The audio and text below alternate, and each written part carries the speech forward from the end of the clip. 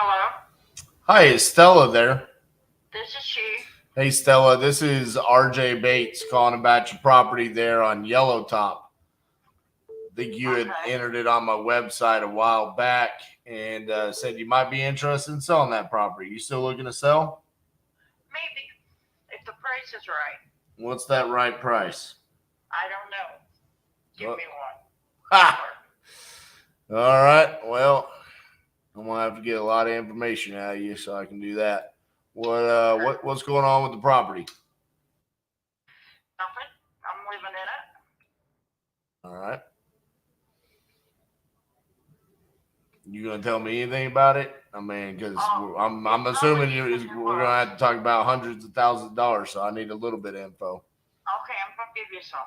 All right. It needs a new roof. Okay. It, the air conditioner's 3 years old, Okay. so I know that's good. The hot water tank's probably 5 years old. Um, and I've got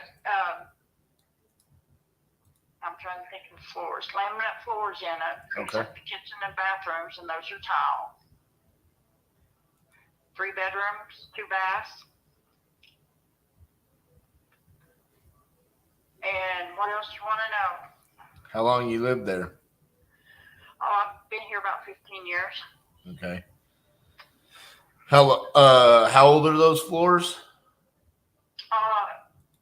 They're probably 8 years old. 8 years old. Yeah. Are they still in pretty good shape, or do you think they might need to be replaced? They're still in pretty good shape. There's a couple of the eaves, I don't know what you call it, but between the doorways, there's a Yep. couple of those things missing. But other than that, they look real good. Okay. What about what about the windows? Because I know that's kind of a big deal in Florida. Are Yeah, they well, the windows are good. I mean, I haven't changed the hurricane-proof windows or anything. They're the windows that were in here when I bought it. gotcha?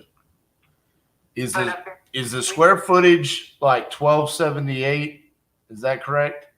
no, I think it's a little bit less than that. Okay.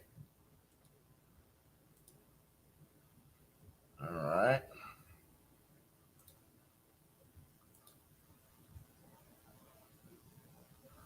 The So if I appliances are pretty new. are they stainless steel, or are they black or white, or what are they? They're stainless steel, and the stove's stainless steel and black, and Okay. it's gas. It's natural gas.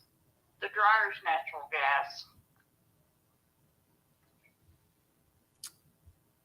If I were to say, hey, here's how much I can give you, and you said, yeah, that's a good number, when would you want to close? Like, what's your timeline look like? 30 to 45 days. Okay. So you have a place to go in 30, 45 days? I will if Okay. the price is right. You're like, I'll find somewhere. Yeah. I got you. All right. But the backyard's in pretty bad shape too. It's just the grass. You're gonna have to sod it or something. So it's just like dirt. There's no grass Yeah, back there. most of it. Yeah. Gotcha. Anything else that would need to be worked on, or Rescreen the patio. gotcha? No pool, right? No. Okay. I wish I wouldn't be talking to you. I gotcha. All right, give me a few seconds here. I'm looking up to see what I can do. So it sounds like it needs a little bit of work, but not like over the top full remodel, right? Right.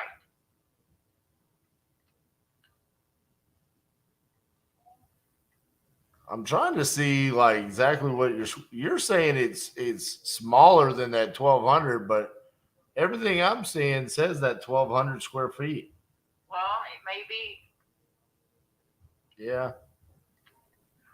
Because even that is a little bit small for the neighborhood, to be honest with you. Yeah. Well, I do have one of the smaller houses. Gotcha. Which, funny enough, is not a terrible thing. It's a lot worse to have the biggest house in the neighborhood than have the smallest. I'll tell you that. Right. It's a good starter home, and it's good for me because I'm here by myself. Gotcha.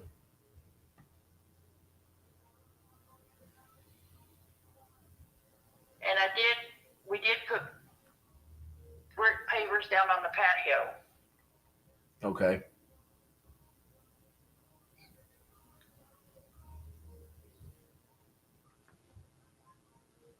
All right. I think I've got an idea of what I can do here.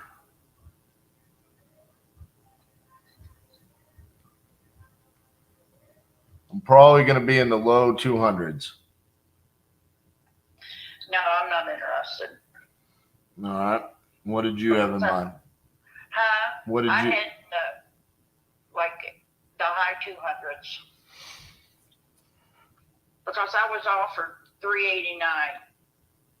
By who? Open door? Did they come out and see it? Nope. So how long ago was that? Because A couple months ago. So then they've got to come out. First they're going to take out their fees, right? Right. And then they got to come out and they've got to do an inspection, and then they're going to deduct. Well, if they decide to buy it, and then they've got to deduct all of the repairs that they're going to say needs to be done to the property. Right. So, could you get the high twos from them? Yeah. And to be honest with you, it's a pretty smooth process because I've sold probably 10 to 15 homes to Open Door. Uh-huh. I sold a lot before COVID to them. Wow. They've kind of changed it up a little bit. I actually have a video on YouTube about how investors should use Open Door. Because all Open Door is another investor. They just have, hedge fund money.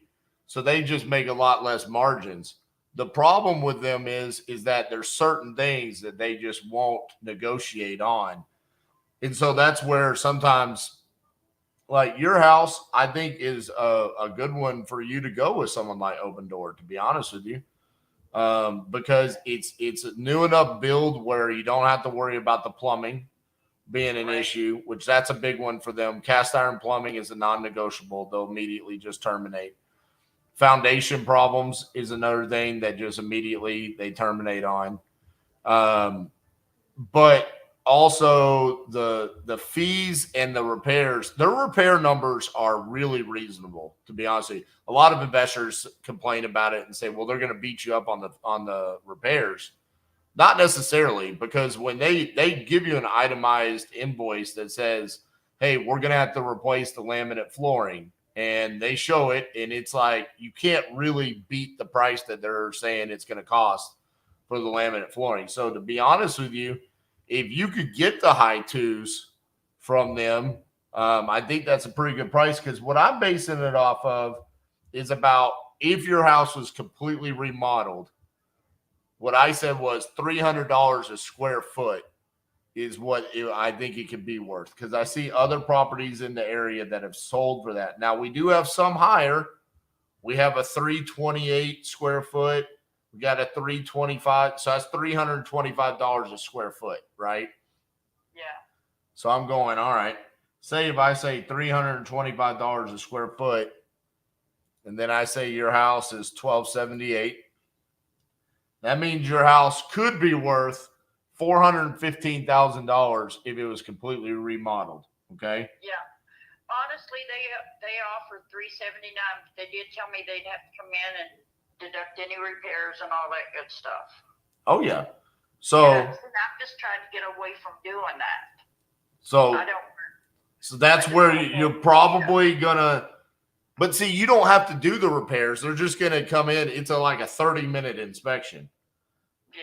So see, if I say your house is worth $415, I've got to then say I've got to deduct the repairs just like they are, and then I've got to build margin. That's where Open Door can beat me. They're willing to come out and do this for a bag of potato chips. I can't take the risk of something going wrong and I lose. And so for you, I would recommend they're probably going to be, they're going to give you more money. It's just going to be a little bit more of a hassle as far as dealing with them than it would be with me. Right. So it comes down to, do you want convenience or do you want money? I'd rather have convenience. I'm bad. I know I am. Then that's me. Yeah. But you take less money. Right. But then you don't deduct fees or anything. I'm just doing it up front. You know what I'm saying? Like, so whatever number I tell you, that's the number you're going to get minus a mortgage or prorated taxes or anything that you owe on the property, right? Right. So if you don't owe anything, then that's what you get. Right. Well, I do owe some, but. So you that would get paid off at closing, and then you would get the difference. Right. Right. I knew that. So, I mean, maybe you 1278, 13. I mean, I could probably come in at 225, 230. Okay. Maybe you end up. I mean, what did they say they would give you? 379. 379. They're probably going to beat you up. Did they tell you the fees up front? No. They told me, I think the closing costs were going to be like $30,000. Yep. So you're down to 349. Right. And then they're going to hit you for the repairs. So so if I'm at, 225, 230, maybe you can walk away with 275, 270 from them.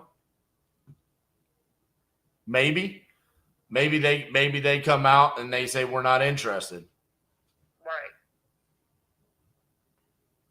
So again, if you want convenience, that's where somebody like us is better to work with. They're going to have a little bit more red tape because, to be honest with you, they're just employees. Right. And the people that come out and inspect your house don't even work for Open Door. They work for a third-party company, so they just come out and they'll just mark you for everything, and then they ship that off to a guy at a desk, and he looks at it and he goes, oh, we need to replace 5 doors. Well, in their little system, a door costs $150. So 5 times 150. They're just going to say, they're going to mark down whatever the inspector tells them to. That's just how it works. Yeah. And for me, sometimes I've been in a position, like I said, I've sold multiple houses to them where I've said, I want to get as much money. So I'm willing to go through the headache, meeting them out there, negotiating, hearing their, the repair addendum and all of that. And then I close with them. You have to close at their title company and you have to fill out all these forms online and stuff. It is a headache. And listen, I work all day, every day on computers, and it is a little bit of a headache, but it was what I was willing to put up with to get the money. So, yeah. So I don't know. I mean, I'm just being as transparent as I possibly can be with you. I mean, letting you know, hey, this is probably where they're going to be. And I'm knowledgeable in this because I've sold to them and I've done deals with them and I know exactly how it works. Right. Now, let me ask you something else. If I make money off this house, which I will, they're going to hit me with capital gains taxes, right? Well, how long have you owned it? Oh, 20 years. Long time. So yeah. I'm not a tax expert, so I don't want to tell you anything that, but I don't believe you're going to get hit with capital gains taxes because of how long you've owned it. Now I think you need to talk to a tax expert about that. Another thing is you can reinvest that money as well. Yes, I could put the money in another house, which Correct. What I would do. Right. There's a lot of different things that you could do there, and there's people a lot more not. Listen, what I do is I buy and sell real estate, and so for me on the tax side of things, I'm a real estate professional. So I just get taxed a flat amount because of the amount of transactions I do. So sometimes when it comes to like an owner occupant in your position, I would say, hey, there's people a lot more knowledgeable about what that means to you. Because to be honest with you, not many people talk about that, just to be honest with you. As strange as that sounds, I think people just know, the only two things that are guaranteed in life are death and taxes, right? Exactly. So can I get back with you in a couple of days? absolutely. What about if I call you on Monday? Does that give you some time to think about it over the weekend, and then I can call you on Monday and we can discuss a little bit further? Yeah, that would work perfect. Let me see what I work Monday. Hang on just 1 second, okay? Okay.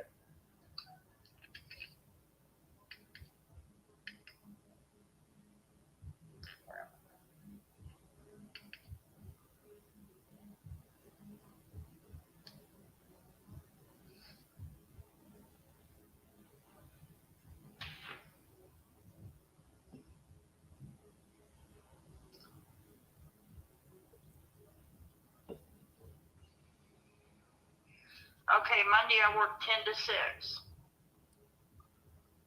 10 to 6, and you're Eastern, so Yeah. what is that my time? That is, I'm Central, so I'm in Texas. 10 o'clock is 9 o'clock here. So 9 to 5. So I can call you after 5 o'clock here. So how about I call you at 5? I'll call you at 6:30 on Monday. Okay. Okay?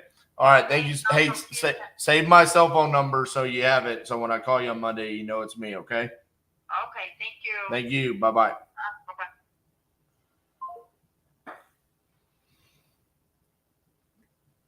I'm just going to let y'all know what you just saw right there was fucking magical. That's my favorite call. The other ones I just had to shut up. That right there was fucking skill. I don't care what anybody says.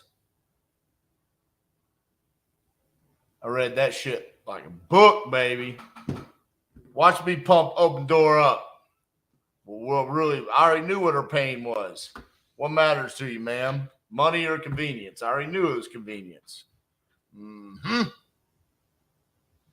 Mm. Notes.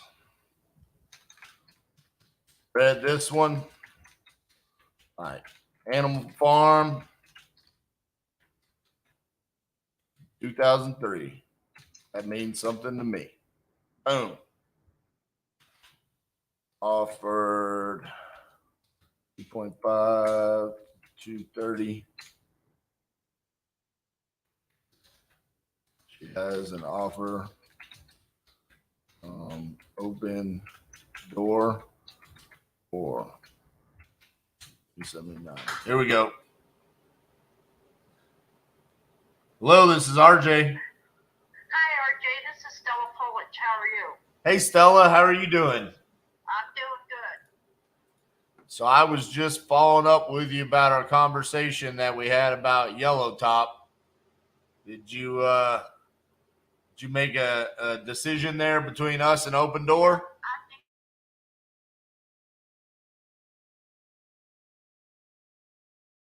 All righty. Well, I'm glad you came to that decision. It was funny. We had such a good conversation, and I felt like you were going to do that, but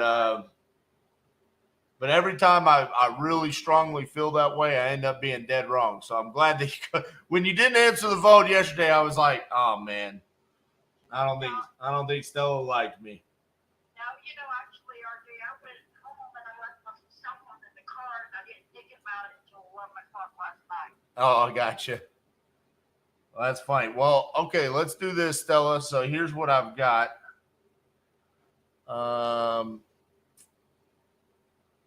I've got your email. It's your name at gmail.com. Right. So what I can do is I can write up a contract. I'll send it over to you in email, and you can sign the contract right there. And then at that point in time, we'll go ahead and we'll open up title. And then you're occupying the property right now, right? Yes, I am. And you've got kind of a funky work schedule, don't you? Yes. So what days are best for us to come out and take a look at the property?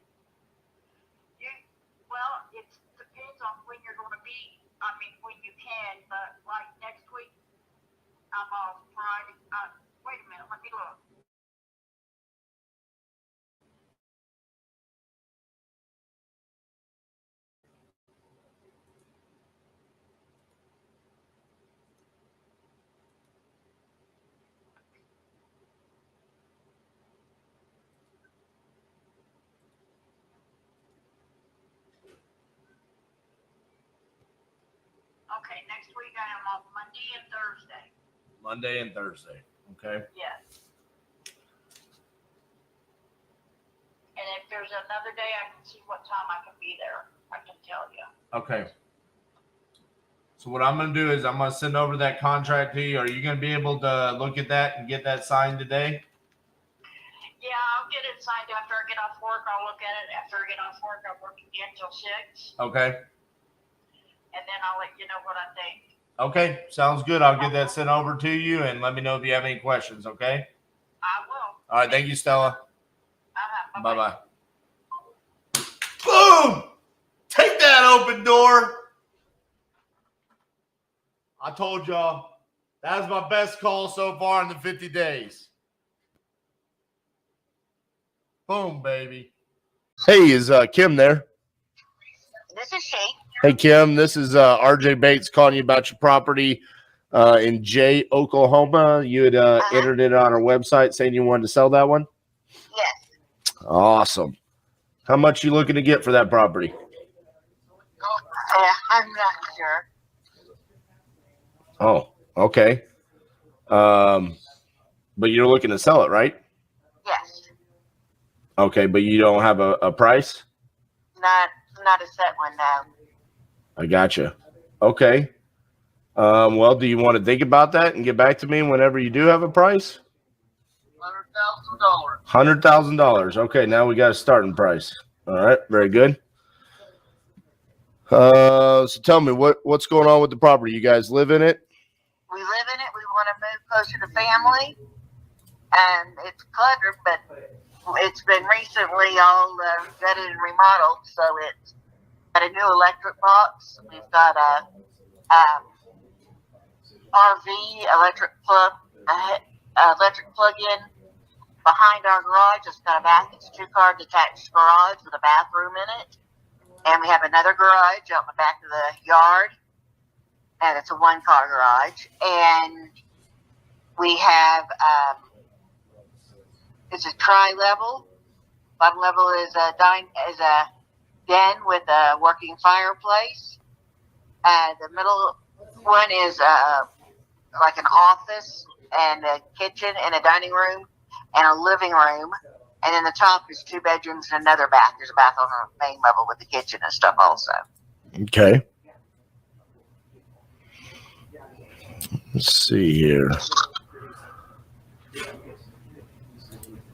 We had gone through this before with a company in Phoenix, and they withdrew their offer because they was having problems with each other. Guy quit, I guess. I see. Anyway, we didn't get any earnest money or anything like that. Nothing. So when we get ready to sell, we're ready now. But depending on the offer and everything, you know, we can move out. We're boxing stuff up right now anyway. Okay. How quickly are you wanting to move? Well, we own the house, so we don't have to move until we get the right price. And 100,000 is the right price, correct? Yes, sir. Houses around here. We got lake view. You can see the lake from our property. As far as getting to the lake, maybe 5 minutes. Only if you're walking, driving, it takes even less. Yeah. You can see it from our house. It's not that far. Right. Let me see if We've I... got older people in this area, you know, and I say older, right around 60 and above. I'm 57, so, you know, we're in the right place. It's kind of, people stay to their own, you know, and it works out. Okay, give me just a few minutes here. I'm trying to figure out the property values around there. Is the lot itself 5,500 square feet? I believe so. Okay. 4 lots. It's 4 lots. You got 3, and then you skip a lot, and then you got 4. Or I just said that kind of back at. We got 3 lots together, and we got 1 lot by itself. Aren't they all joint? I don't know. I'm asking. I think they could all be joined. So you're selling all of that, correct? So your house sits on 1 lot, but there's also 3 separate lots. Well, there's 2 lots that sit with the house, which makes it 3. So the house is on 1 lot, and then we got 1, 2 lots right behind in the backyard, and then we, I guess, have another one where you skip a lot. Then we got one right there. I think it's never. We haven't had anybody do any surveys or anything like that. So whatever's in the abstract is probably correct. And we have the abstract in the bank, so we can sell the property without any help, but we may want to, once we get a final, we may want to get somebody involved, to sell for us. Well, we close through a title company, so it's good that you have the abstract, but we would close through a title company. Okay. So I just give you guys the title then. Right. Okay. Typically, our closing timeline is going to be somewhere in the range of probably 4 weeks, somewhere in that 28 to 30-day range. The title has been slower in Oklahoma. We are a nationwide company, but title has just been running extremely slow in Oklahoma. So we're probably going to be up in that 30-day range to close, which would give you time to get prepared to move out and all of that as well. Right. All right, give me.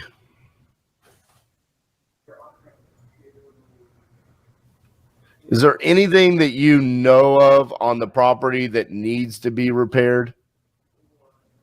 Yeah, the central heat and air has gone out on the property. It still has some power to it, but it'll get the breaker. And I'm not sure if it's a bad breaker. I replaced it from Lowe's. I went to Lowe's and got a breaker, and I may have took the wrong breaker. Oh, and remember we got that new electric box too. Yeah, we do have the new updated 200 amp box in the kitchen. That most of the house feeds off of that, but we have a other small electric panel down in the den that takes care of the heater and a couple other things.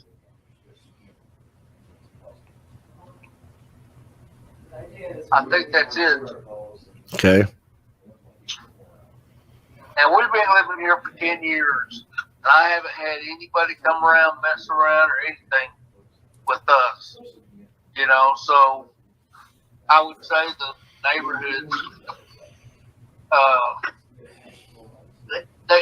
the neighborhood's good. Everybody tends to themselves, but we have people that drive around, older people, they ain't got nothing to do.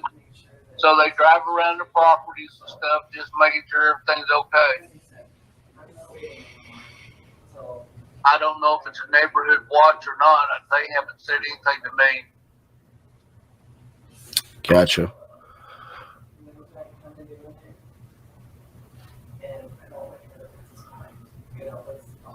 Anything else, Kim? So I would think the only thing that needs to be updated, and if we decide not to sell because we don't get the money, then I'll put a heat and air in here, and the price will go up. Or and that electric box. That's it. We just hadn't done anything because we were waiting to see if anybody's wanting the property. So we went to Zillow and put it in Zillow, and we got with the realtor. We haven't signed no contracts with nobody, including realtors. So, and after that first one, we're not going to do what we did. You know, we didn't get no earnest money or anything. We were taken care of too. When you say you didn't get any earnest money, is that did they put earnest money down at title? No. Okay. No, we still had the title, and we was going through an individual that had partners in where did I say? Phoenix, Arizona. Phoenix, Arizona, yeah.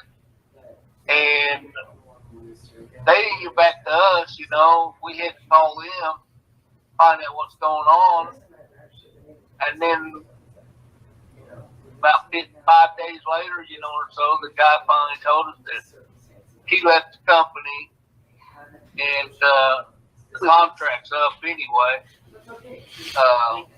We had a 30-day contract, and they didn't fulfill it, so, and we didn't get no earnest money. They said they put down earnest money, but they didn't. I see. So how much earnest money are you wanting me to put down? What's normal is 500 in this area. Okay. Well, I don't have a problem with that. What it sounds to me like is that was probably an investor, like myself, and Right. and they probably just ran across some hard times and just weren't able to perform on the contract, you know. Right. But Yeah, we're open on that 100,000. I will tell you that we're open to of offers.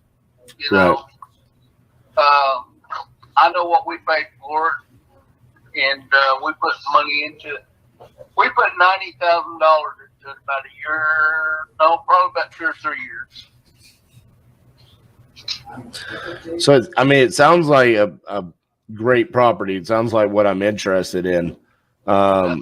You know, for me, what I'm looking at, I'm trying to look at some of the values in the area, and decide if I could come up to that $100,000 number. Right. When they offered you the $100,000, was that covering the closing cost and there was no commissions and everything like that? Right. Gotcha. So I would be making it. So essentially, what we would do is basically sign it over to you guys and let you guys take care of what needs to be done. Correct, but we would be closing at a title company.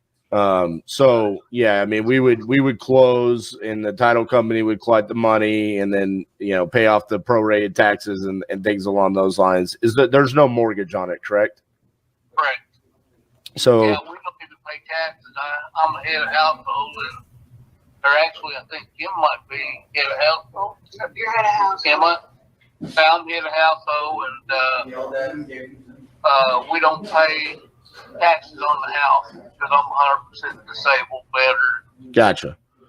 So there you go. I mean, you don't even have property taxes on the property, so you're gonna get 100% of the net proceeds.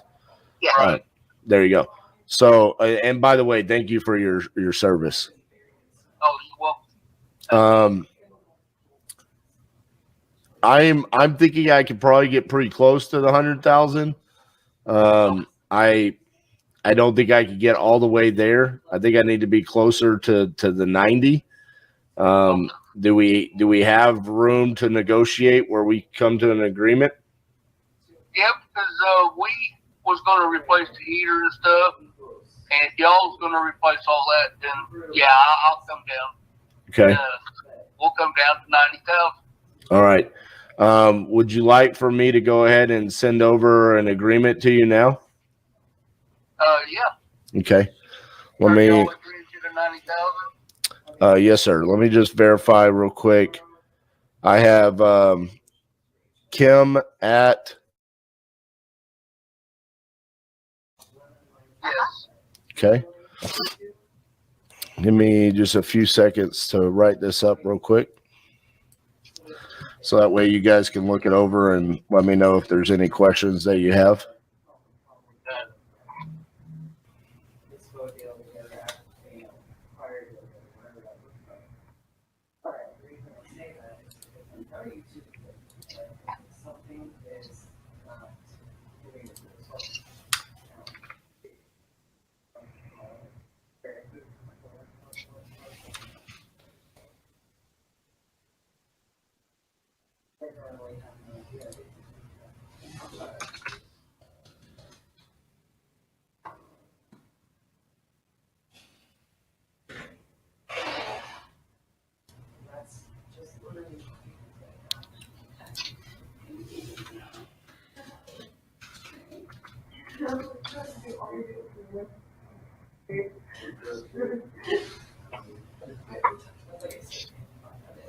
Now, I won't need a realtor. Is that correct? That is correct. Okay. Yeah, there's no commissions or anything like that, and I don't want to deal with the realtor any more than you do. Okay. Sounds good to me. And what we're going to do, we're eventually going to take the money and go get us a house Right. closer to Tulsa, because that's where my family lives. Okay. Me being 100%, she wants me closer to the hospitals. Gotcha. We're Well, heck, you know what? I might be able to find you a property in Tulsa. well, and I was thinking that we could do some swapping. We might do that. Right. So I don't want more Tulsa. I had a realtor that said she'd work with us and find us a house and stuff like that. And the first thing I told her, we don't want North Tulsa. Right. Because I lived in North Tulsa for 15 years when I got out of the service. And that is the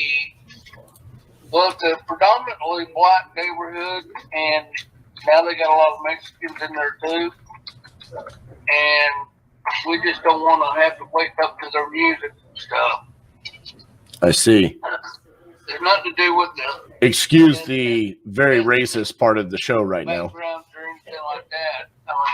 I got black friends, and I know some Mexicans that are good. You know, it's just we don't want to live over there. It's a lower incline. Real quick, Robert. Do you have an email as well? Is it Robert at go?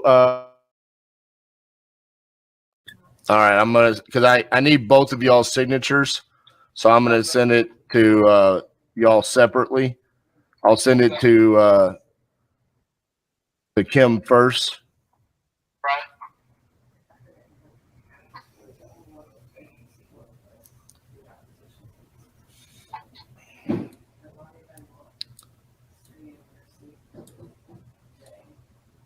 All right, there's Kim, and then drop the signatures for you, and then drop them for me, and it'll be over in your email in about 30 seconds. Okay.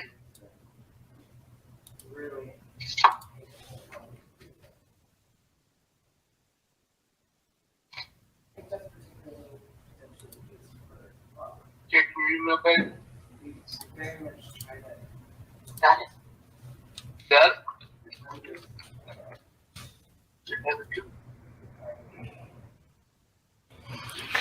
Just verify I wrote everything correctly in there and make sure that we have everything that we need and that there's no questions.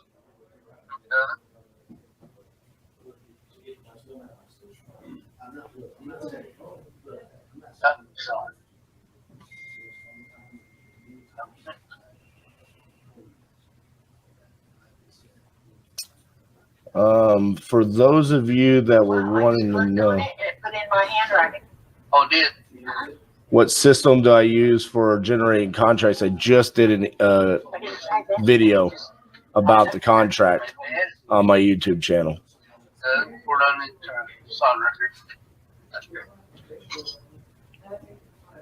Yeah, put my name in there too. Yeah. Seller phone number. We're going to wholesale this. This is a good flip. Or rental. Could be a rental too.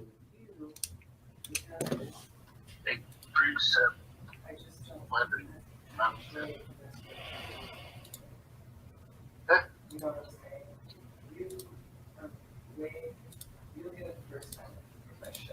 We haven't read it.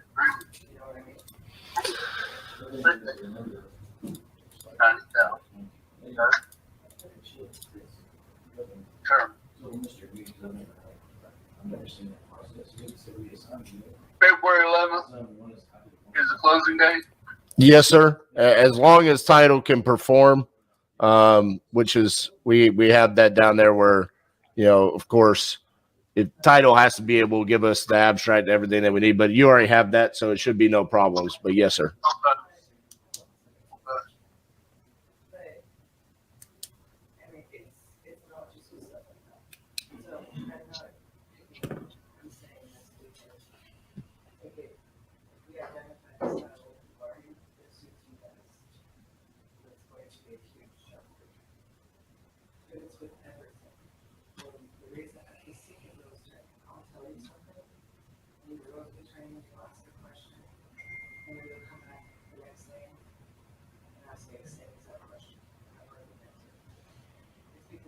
Remember what the password was? No, it's completed. You don't actually have to have the password. I don't know why that's the case, but every time you sign a contract, it just takes you there. You should have an email now that says completed, and then that'll be your copy of the contract. I got it. Okay, so the next steps here would be Miss Cassie will be contacting you guys just to schedule us to come out and take a look at the property. She'll probably contact you sometime tomorrow, and then we'll get everything squared away, get title open, and we'll go from there, okay? Sounds good. All right, guys, y'all have a beautiful evening. We'll talk to you soon, okay? All right, thank you. All right, bye-bye.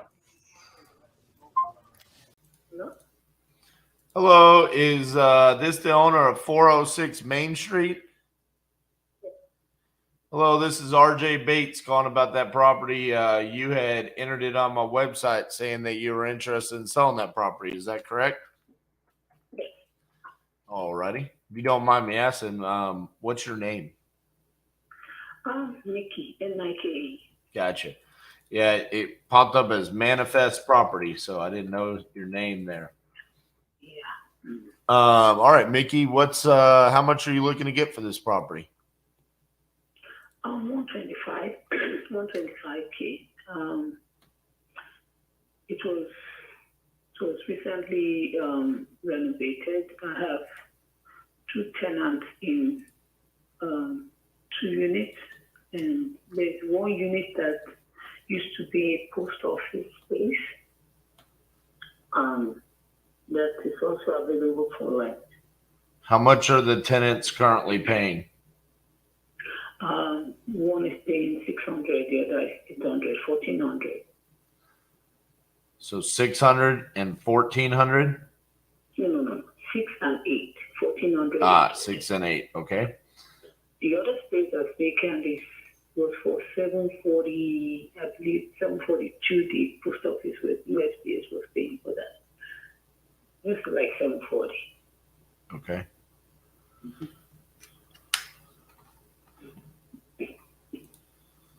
Give me just a few seconds here.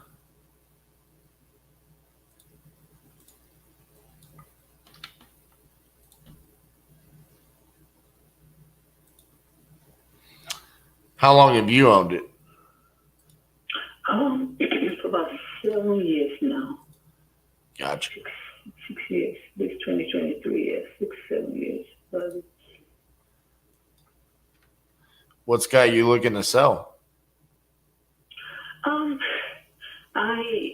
So the property is out of state, and I'm trying to consolidate all my investment in state.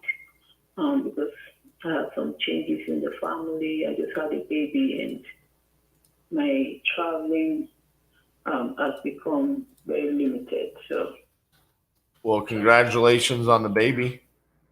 thank you. Thank you. All right, give me just a few minutes here to look this up.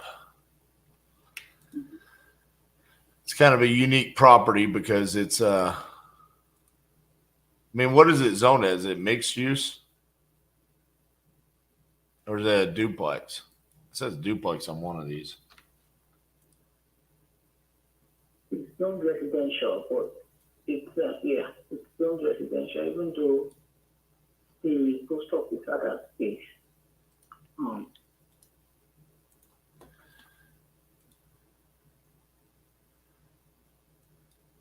I'm trying to I'm trying to see where the post office would be at because I'm looking at this picture on Google Streets. Yeah, it's a big building. I mean, so what the post office was right there in the front? In front, yes. Yeah, You have the 2 units at the back. gotcha.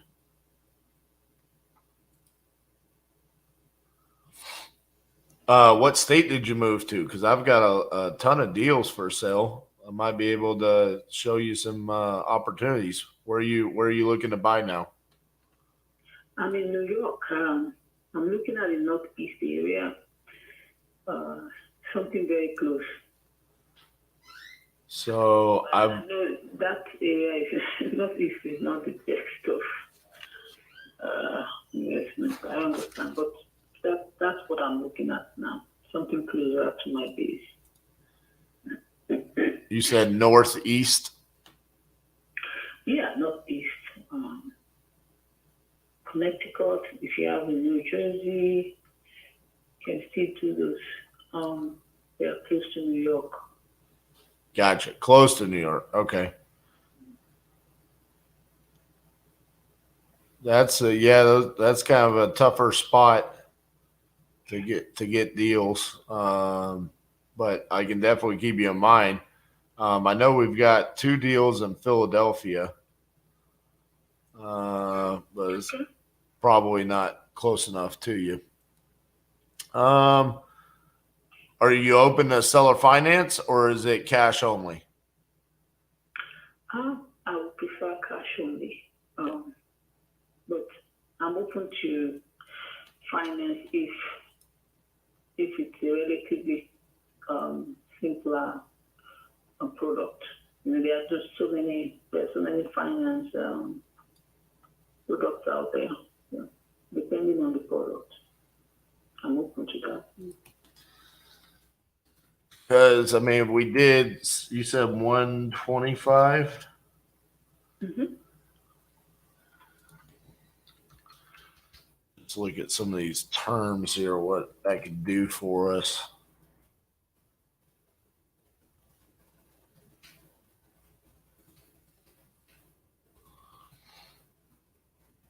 Because you're getting 1,400 right now with the potential to make it 21.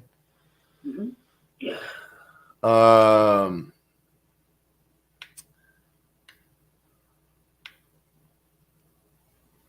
mean, it might be easier for us to take it down seller finance initially and then potentially put like a balloon on there where, we could refi it in a couple of years. Because if we did like 125 over 20 years, monthly payment to you would be like $757 a month. If it went the entire 20 years, you'd walk with like 182,000 and compared to 125. But if you didn't want to wait full 20 years, we could just put a balloon on there whenever you want, so it could be refied or sold at that point. That makes it easier on the acquisition side of things. Because then that way we're not really having to negotiate on the price very much, because it's just more about the terms on the cash flow, since that's what this property is all about, is the cash flow anyways. Mm-hmm. Yeah, so the price that I gave you is a cash price. And I'm open to the finance option. Is there a way that the 20 years can be like 15 years? 15? Mm-hmm. Because the price I gave is a cash offer. It's not Right. It's not for a finance offer. So that's what I was saying. Like if we did it on 20 years, we could put a balloon at like 7 years. But if you change it to 15 years,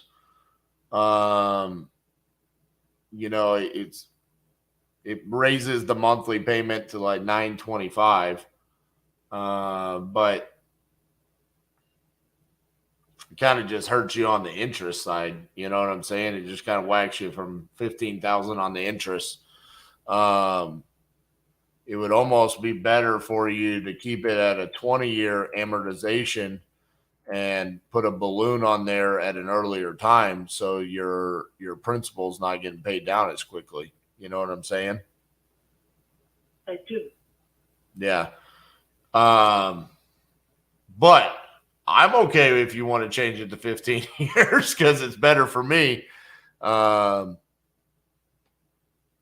but let me just maybe we are not understanding each other. The house, the property does not have any outstanding loans. Right.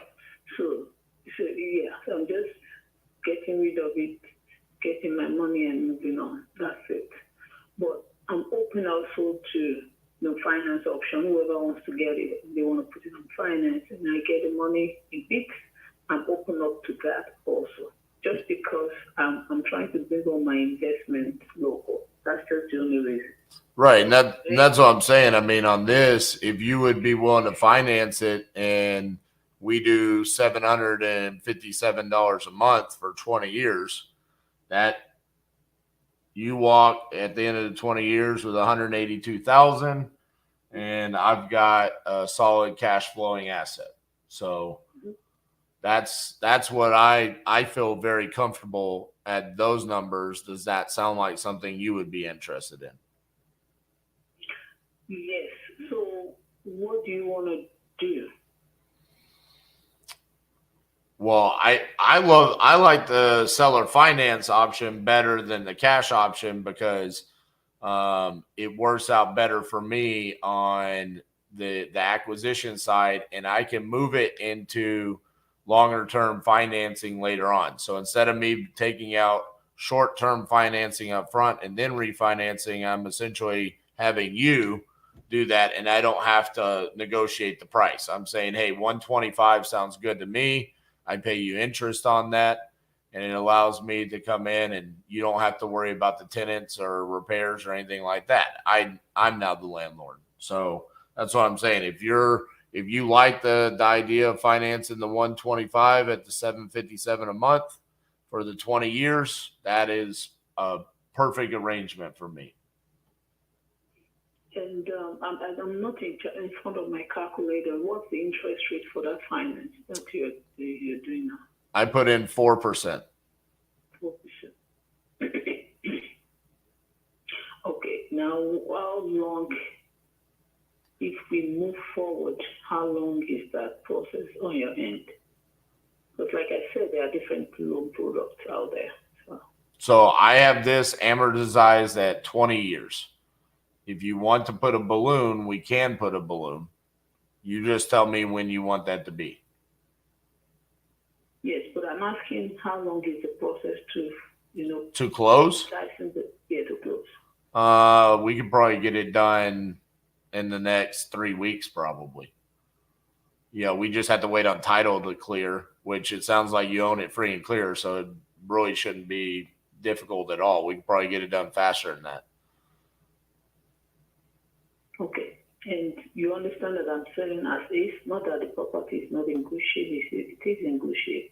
I just did major renovations on it. I'm selling as is. I'm not doing any other thing on it because I don't have the time. Correct. Yeah. So. Well, I mean, it's already cash flowing. I mean, we're already getting the $1,400 a month. We just need to get someone in that commercial space as quickly as possible. But yeah, it's already cash flowing, and I mean, are those tenants, are they under a lease or they're happy? Yes, one is on the 1 year lease, and the other one is on a month-to-month, but it's a long-term loan, month-to-month. Exactly. A very nice guy. Yeah. Very nice. So they don't want to go anywhere. So yeah, I mean, we're in perfect position for this. We come in and we take over and get it sold for you, and you don't have to worry about it anymore.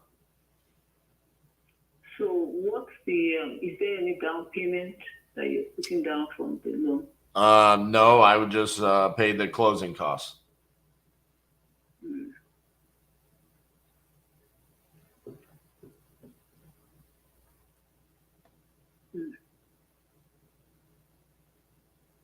Okay, all right. Let me know, how do you want to proceed? Well, what I could do here is let me see what I got here. I've got your email as manifest. Mm-hmm. So what I can do is I can go ahead and write up the contract for the 125 and then put a seller financing addendum on there for the 20 years at the 4% interest, $757.48 a month. Send that over to your email. You sign it. Once you've signed it, at some point in time, probably later this week or early next week, we'd want to come out and just walk the property. I know we need to schedule that with the tenants. So would, just schedule that with the tenants with you and just lay eyes on it. And then in the meantime, we'll open up title. And then, like I said, here in a couple of weeks, we'll get it closed. Okay, all right. Okay, so let me look this up. Let me make sure I've got all of the information correct. This is currently under your LLC, which is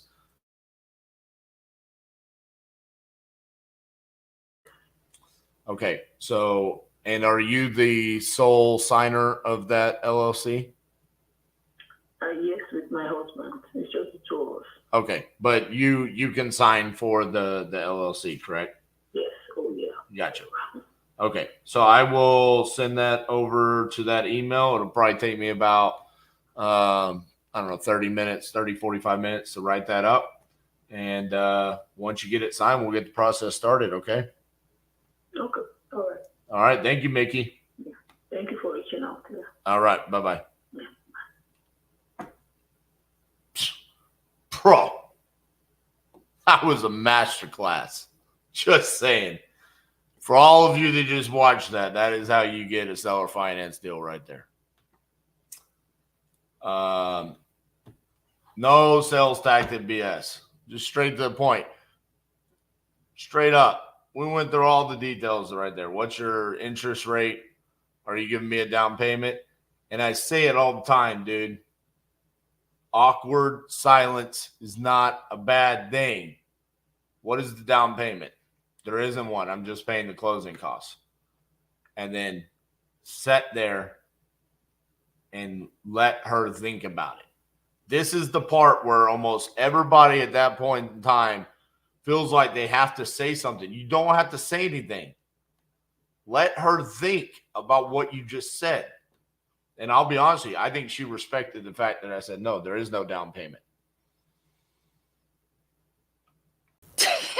And for those of you who's watching, like this is actually real life. And when you're actually doing it, there's nothing sexy. It's just sitting there, pounding the phone, and just calling like what RJ and I are doing right now.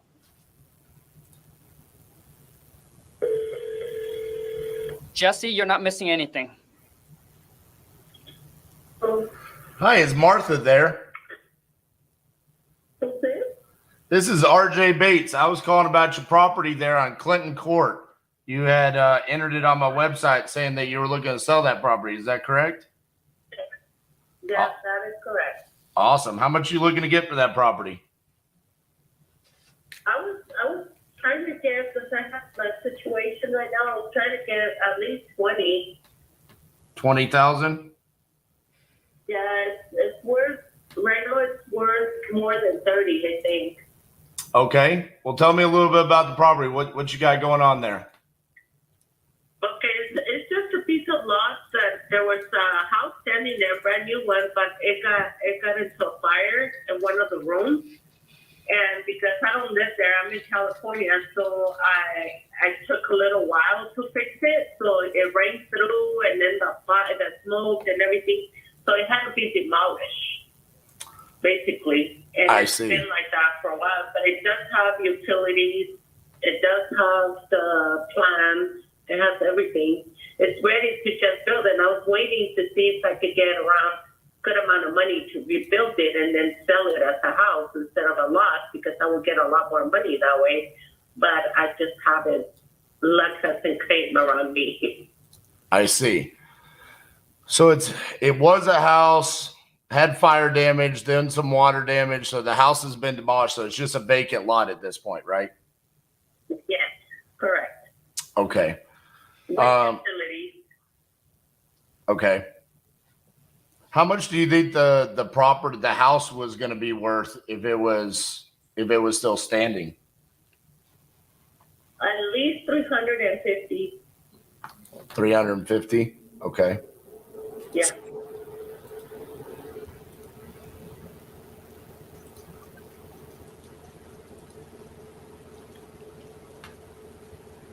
And that it was like what, like a 1700 square foot property? Yes. Gotcha. Was it a rental property for you? Was it something that you lived in? What was the property for you? I actually bought it because I helped my brother get it, but because he actually moved over there, but ended up not working out for him, so he moved back to California, and then I was renting. So it turned out to be like a rental for me, Gotcha. but then it just didn't work out. How much were you getting in rent a month for it? 1,500 at that time.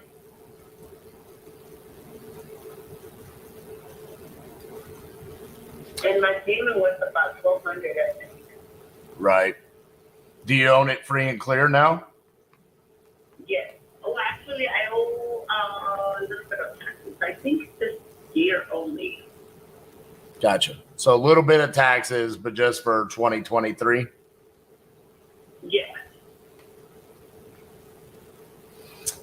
Are you open to seller finance or is it cash only? I would prefer cash only just because I have the situation right now.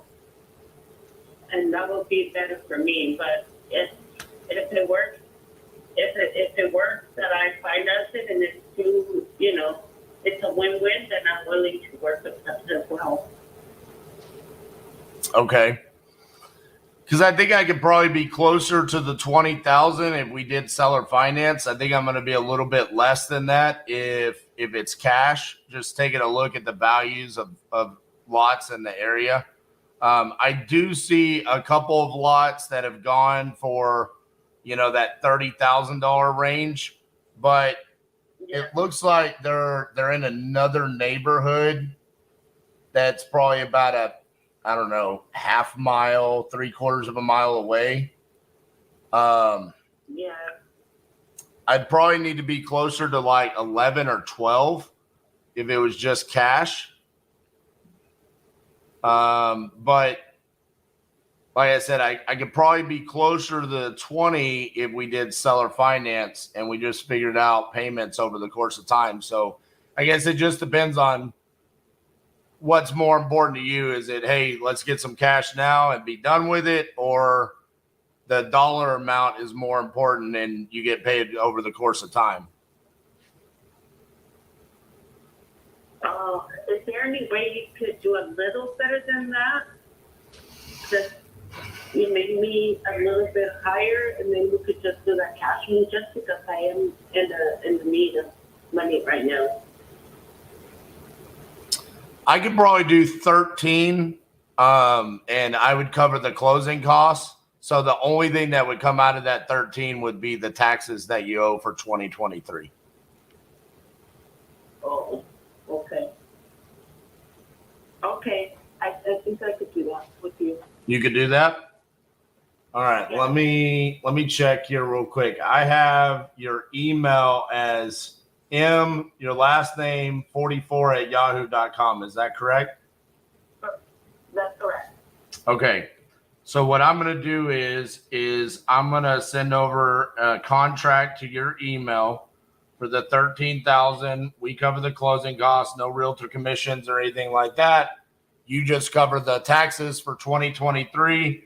We'll open up title and we'll probably get this closed as soon as title clears, which should probably take just a couple of weeks. So hopefully we can get it done before the end of October. Does that work for you? Oh yeah, totally. I was gonna ask you too. Do I have to pay the taxes before we close, or can I do that? No, it comes from the proceeds. So I wire in the money and then they're going to take it out of the proceeds and then just give you a check or a wire for the difference. Oh, okay. All right. All right. All right. Would I have to pay taxes on that money? Well, it depends. How long have you owned the property? It's been since 06. So I'm not a tax professional. There's a lot of different factors that go into that. You will probably have to pay a small amount of taxes on it, but not a significant amount. It really shouldn't make too much of a difference. And there's ways that you can talk to an accountant where you can write certain things off. And so for the sake of me, I'm going to say I'm not a tax professional, but it shouldn't be too costly for you on the tax side of things. Okay. All right. All right. Well, thank you so much for returning my call, and I hope to keep doing business with you. Absolutely, Martha. That'll be over in your email probably here in the next 15, 20 minutes, okay? Okay, sounds good. Thank you. Bye-bye. All right. Bye-bye. Boom. Bro. Easy money, RJ. Easy. Hey, Hey, that was just RJ. a lay down vacant lot deal right Yep. there. I mean, you don't have to heavily negotiate those, you know? How much are you looking to possibly make on this deal? I think we could probably wholesale it for 20. Easy Oh, money. God, hundreds of calls a day. Hi, is Leah there? Hey, Leah, this is RJ Bates. You had filled out a form on my website saying that you were interested in selling a property. Is that correct? Yes. Awesome. How much were you looking to get for that property? We're hoping to get 75. 75. All right. Let me get you pulled up here in my system. Can you tell me what the property address was? Because when it came through, it kind of messed up and it showed up as like a legal description, so I didn't really have the actual address. Oh yeah, it's 10202 Forum Park, that's Forum, Park Drive, Houston, Texas. Got it. Okay. So tell me a little bit about what you got going on with that property.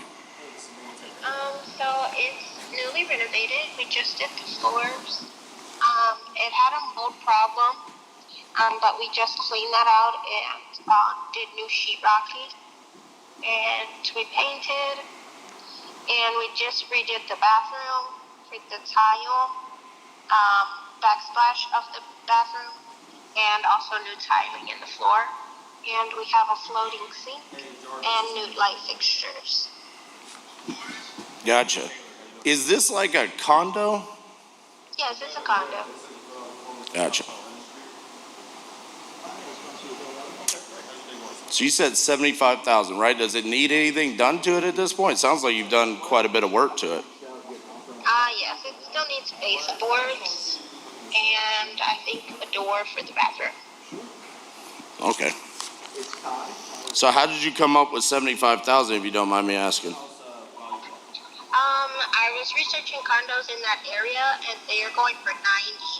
And I figured since it's not fully renovated that I would take off 20,000, so that's how I came to 75. Okay.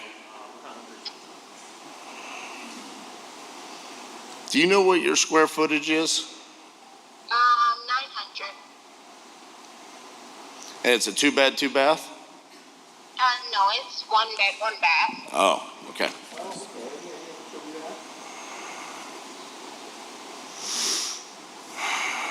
Well, I mean, just taking a look at the properties in the area, I mean, I do see some that are going in that price range, but the majority of those are like the larger ones that are 2-bed, 2-bath. I don't see many that are the 1-bed, 1-bath going at that price range.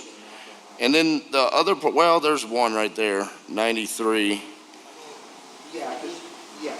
All right.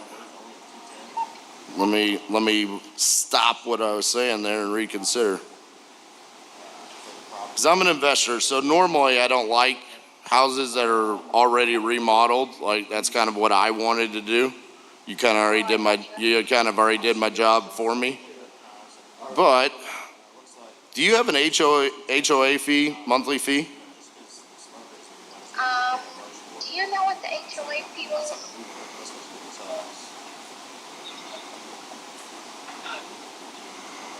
I believe $300. 300.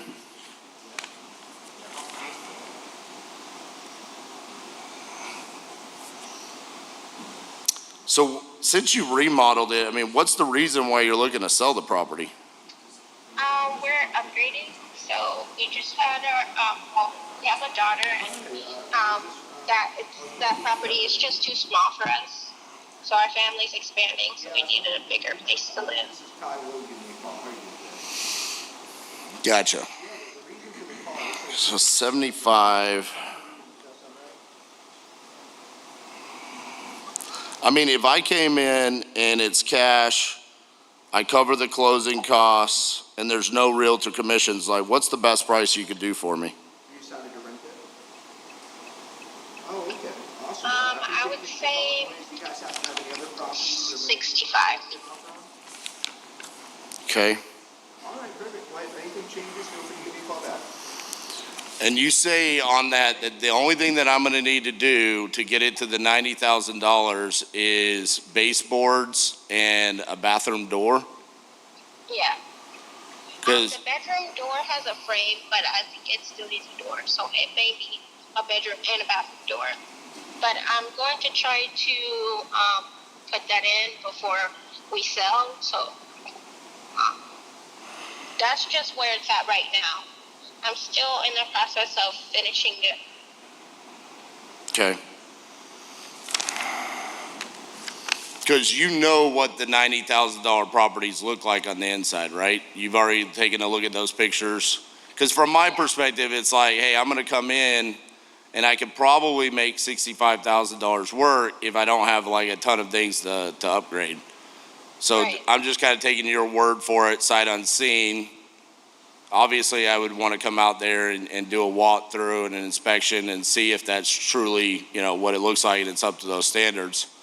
If it is, then I think I'm pretty good at 65,000. But if there's things that need to be upgraded, we would have to have a conversation about that. Okay. So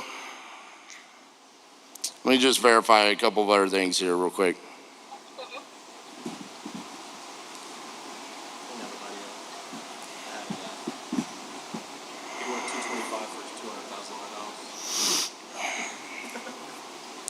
So you said it was 10202 Forum Park Drive. What's the actual number? Like the condo number? It's building A, apartment 9. Apartment 9.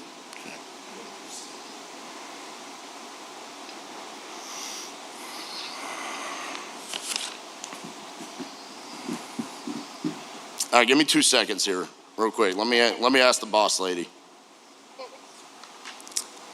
Hey, would you do? Not you, the lender. If it was worth 90,000, would you buy it for 65,000 if all you had to do is a door and baseboards?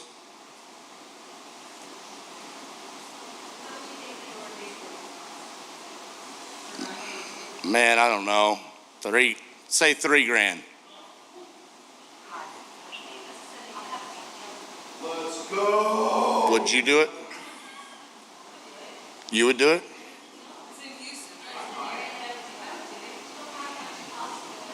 So will you buy it from me? I don't know. I like cool stories. So I might give it to you on the cheap. Get it for 60. All right. So if I get it for 60, what are you buying it for? 65. Okay. All right. So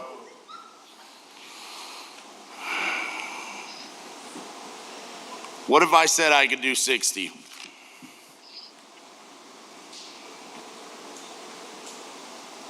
I would have to talk to my husband, but our renovations alone were about 25,000. So you put 25,000 into it. Right. Over time, it wasn't all at once, but Right. yes, in total, it's been about 25. See, that's what I told her, and she said see if she'll do 60, and I didn't like it. I mean, I liked your 65. To be honest with you, I think you're being more than fair. Unfortunately, she's the one that writes the checks. Right. So I tell you what, I'll talk to my husband about it, and then maybe we can schedule a walkthrough. You can come and look at it, and then we'll go from there. But I personally don't think we want to go lower than 65, because like I said, we want 75 for it. right. Well, how about this? Because you said you didn't say anything about needing to talk to your husband at 65. So is that something you guys have already talked about? You were good at that? Yeah, that's our base. We'll break even at 65. Gotcha. So like that's kind of the number that you're not really going to go below that. Right. Because I mean, to be honest with you, I hear you about I could come out there and I could do a walk, then we could talk about it. That's not really how we do things. And the reason why is because I like to come to an agreement here on this call. Because if I wait to come out there, so many times people don't answer the door or they change their mind and now they're at, 85 and things get crazy. So for me, it's like, hey, we're both being reasonable here. I want to come to an agreement, and then I come out, I do my walkthrough, and then we move on. We get it to closing. So if 65 is your baseline, and I think you're being fair there, I say let's get it written up, let's do that deal, and then we can be out there probably early next week to do our walkthrough. So next week is Thanksgiving, and I actually won't be in town to come in. I got you. So how about the week after that? Would that be the beginning of December? The end of the week is, so we have Thanksgiving, and then the next week, oh yeah, well hold on, let me look at this on a calendar. So the beginning of next week would be like the 27th, 28th, 29th. Okay.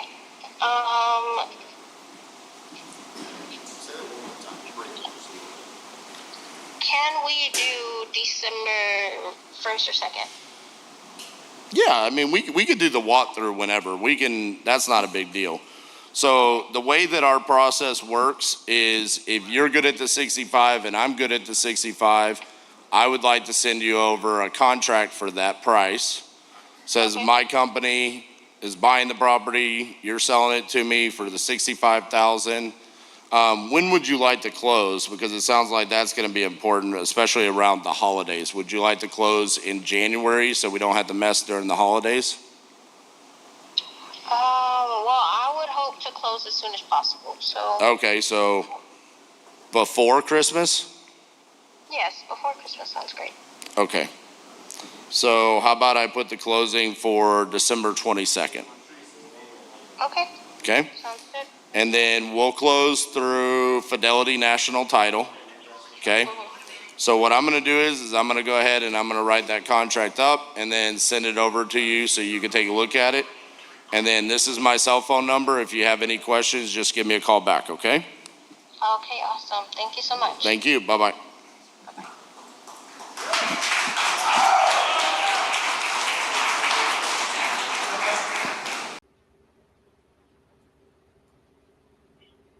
RJ Bates, Yes, ma'am. I am flattered Good to hear you from you. How are you? I'm pretty good. How are you doing? You're something else. I don't even have to meet you to know that much. I wrote your name.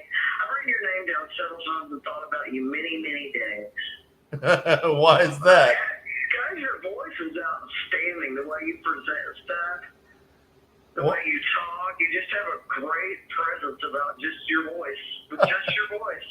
Well, thank you. I appreciate that. Yeah, and I just saw. I never answer my phone, and I just saw, and I was like, "That's RJ Bates right there. I gotta answer this one because he's on his way out the door, right?"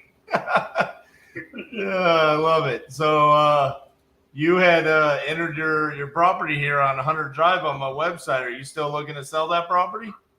I am. Awesome. Well, maybe I can buy it from you. Let's see what. I'm looking to sell it and the lot next door. Alrighty. How much do you want for? Let's just talk about 7,006 first. How much do you want for that? Well, I'm sorry. They're basically attached. Oh, okay. So it's got to be all of it. Yeah, you want both because the boat ramp on the other side. Okay. They're adjacent. What do I want? To be honest, can I tell you what pops up on my phone constantly is put in your address and we'll make you an offer. And I never get an offer. Do you have anything in mind? Well, I haven't really looked at it too much, to be honest with you, just because I always wait until I get a hold of people because sometimes they never answer the phone, you know? I know. That's hard. So what's the condition of the property like? I'd say between 4 and fair, to be honest. All right. Anything structural wrong with it? To be honest with you, a couple of the pilings definitely need replaced. Okay. I mean, my thing is I'm just going to shoot straight. You know what I'm saying? Yeah. Yeah, here's where I'm at. This place, my house is located on 2 canals. Right. They're illegal to build now. Canals. So I moved in here in 2019, and my house is, I'm not kidding, you can look it up. And it's because of the canal and because I'm literally off of Highway 6. 45 is a mile from me, and 146 going to Baytown is about a mile and a half. So I'm in an excellent location. I see that. Yeah. And like I said, I've got water on 2 sides, and it's real water. Like I used to fish like crazy out of it. And you can catch good, I caught redfish, I caught all kinds of stuff. Right. Like I said, some of the pilings being replaced. I'm basically looking at, I mean, I live here, I'm fine. It's got central air. It's got central air, it's got 3 bedrooms, it's got 1 bathroom up here, but I've got a half bath downstairs that needs to be remodeled because it was like full tomato water when Harvey came. Mm-hmm. So I'm thinking about and I can say I've got 1.5 bathrooms. It's got 3 huge storage rooms underneath it. There's an add-on. It was a little bitty house back here where I am, where the bathroom and the bedrooms are. And they added like huge, I don't know. I mean, I guess it would be a warehouse, maybe you could say. There's just one huge open room that encompasses like the dining, living, kitchen. Okay, so when I'm looking on Google Street View, it drops me on like the middle of East Hunter, right? Are you the last one? Are you the last house on Hunter, or are you the next to last? I'm the second to the last. So like kind of a metal roof, light bluish. Exactly. Gotcha. And the metal roof part is the, like I said, the add-on. It's got a full-scale bar. I mean, a bar that seats 6 to 8 people comfortable. How many square feet is it? 1,200 and something, like 1,246 or 1,240. 1248. Okay. So what's got you looking to sell? Seriously, my dad owned the place and he passed away. And I just said, I will try to fix this house and, carry on his legacy and blah, blah, blah, blah. I'm a woman. I didn't look at it correctly. I looked at like a little paint here, a couple of pictures, like that. And so the inside I worked tirelessly on, but I wasn't looking at the pilings. There's a leak in the roof in my kitchen right now, and I've got it all torn down. The structure is good though, which I'm very happy about. But I've got it torn down, and I'm going to have the leak, and I'm going to have the drywall and all that repaired within the next week or two. Other than that, it's got I don't know how brand new, like an 8-year-old water heater that we see in, I think is like 8 or 9 years old, central area.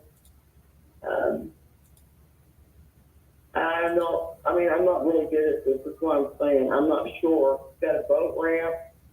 The view is absolutely breathtaking. It's the quietest place I've ever lived in my life, and I'm going to be 60 sooner than anything else.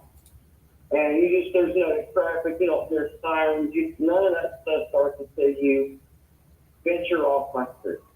Right. Yeah, and I'm down at the end, like my mailbox on Highway 6. I haven't even checked my mail in a week because I can't make it down. It's too hot. So do you have somewhere to go if I end up buying it? Oh, yeah. I mean, I'm going to go stay with friends in Jewel, Texas, over by Mahia and stuff, Mm-hmm. where Anna Nicole used to live or whatever. I'm going to go stay with friends. They've got an RV on their property, and then I'm going to look around while I'm there. She's going to help me with her finding something. All right. Well, so you didn't have any number in mind, right? I do. I mean, I can tell you, I want 140. That's what I want. And everybody can poo-poo me because it needs repairs, and I've got that. I understand that. But my house is crazy. My house, without the property, I'm paying taxes this year on $182,000. And like I said, when I moved in, it was 60-something. And I've been here since May of 2019. So it's been, a little bit over 4 years, and the property value just keeps getting bigger.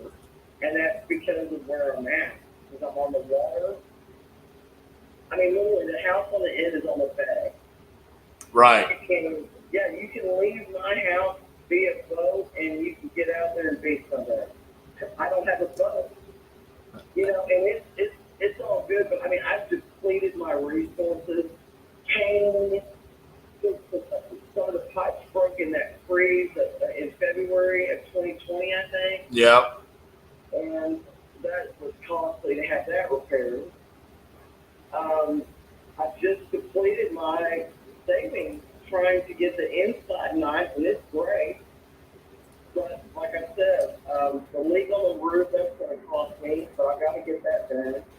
And then the pilings, the bathroom downstairs it's all, the sink works perfect, but there was flood damage, so that bathroom and the sheetrock needs to be cut out and needs to be cleaned up real thoroughly. And, just new sheetrock and stuff like that. And it's got, like I said, the free. This house is just a bizarre house. I was able to be honest with you. You have to come see it to believe it. Like, a free pantry for some reason that I've never really understood. It's got how many? 3 pantries. That's crazy. It's one ongoing pantry. So the whole thing has got 3 doors. And then I'm sitting here on my bed, and I've got this huge recess over my office.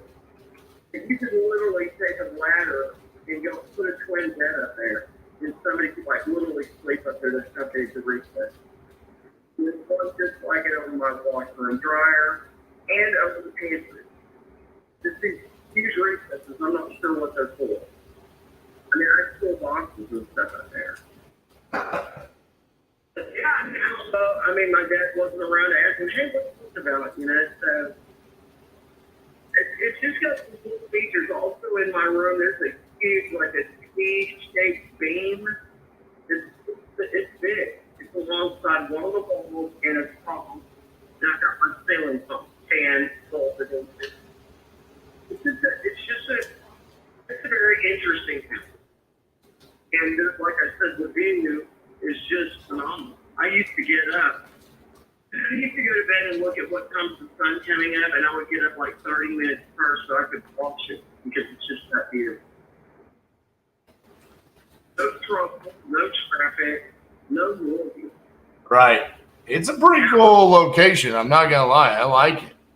It is a good location, and not only that, I don't know what people do, but I'm assuming you're an investor maybe, and this is an investor's dream.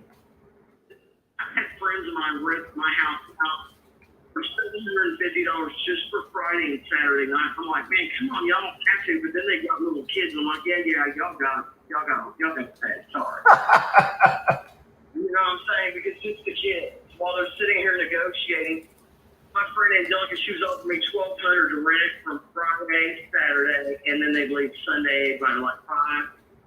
And while she was talking to me, I was watching her little son just go through and just like a whirlwind. And I said, well, I don't want to charge you anything, but watching your child, yeah, the cleanup. But I mean, this is really an investor's dream. And I don't know much about much, but I know that the house, like I said, if you look in what it appraised for 2019, I think it was $60,000 and change. Right.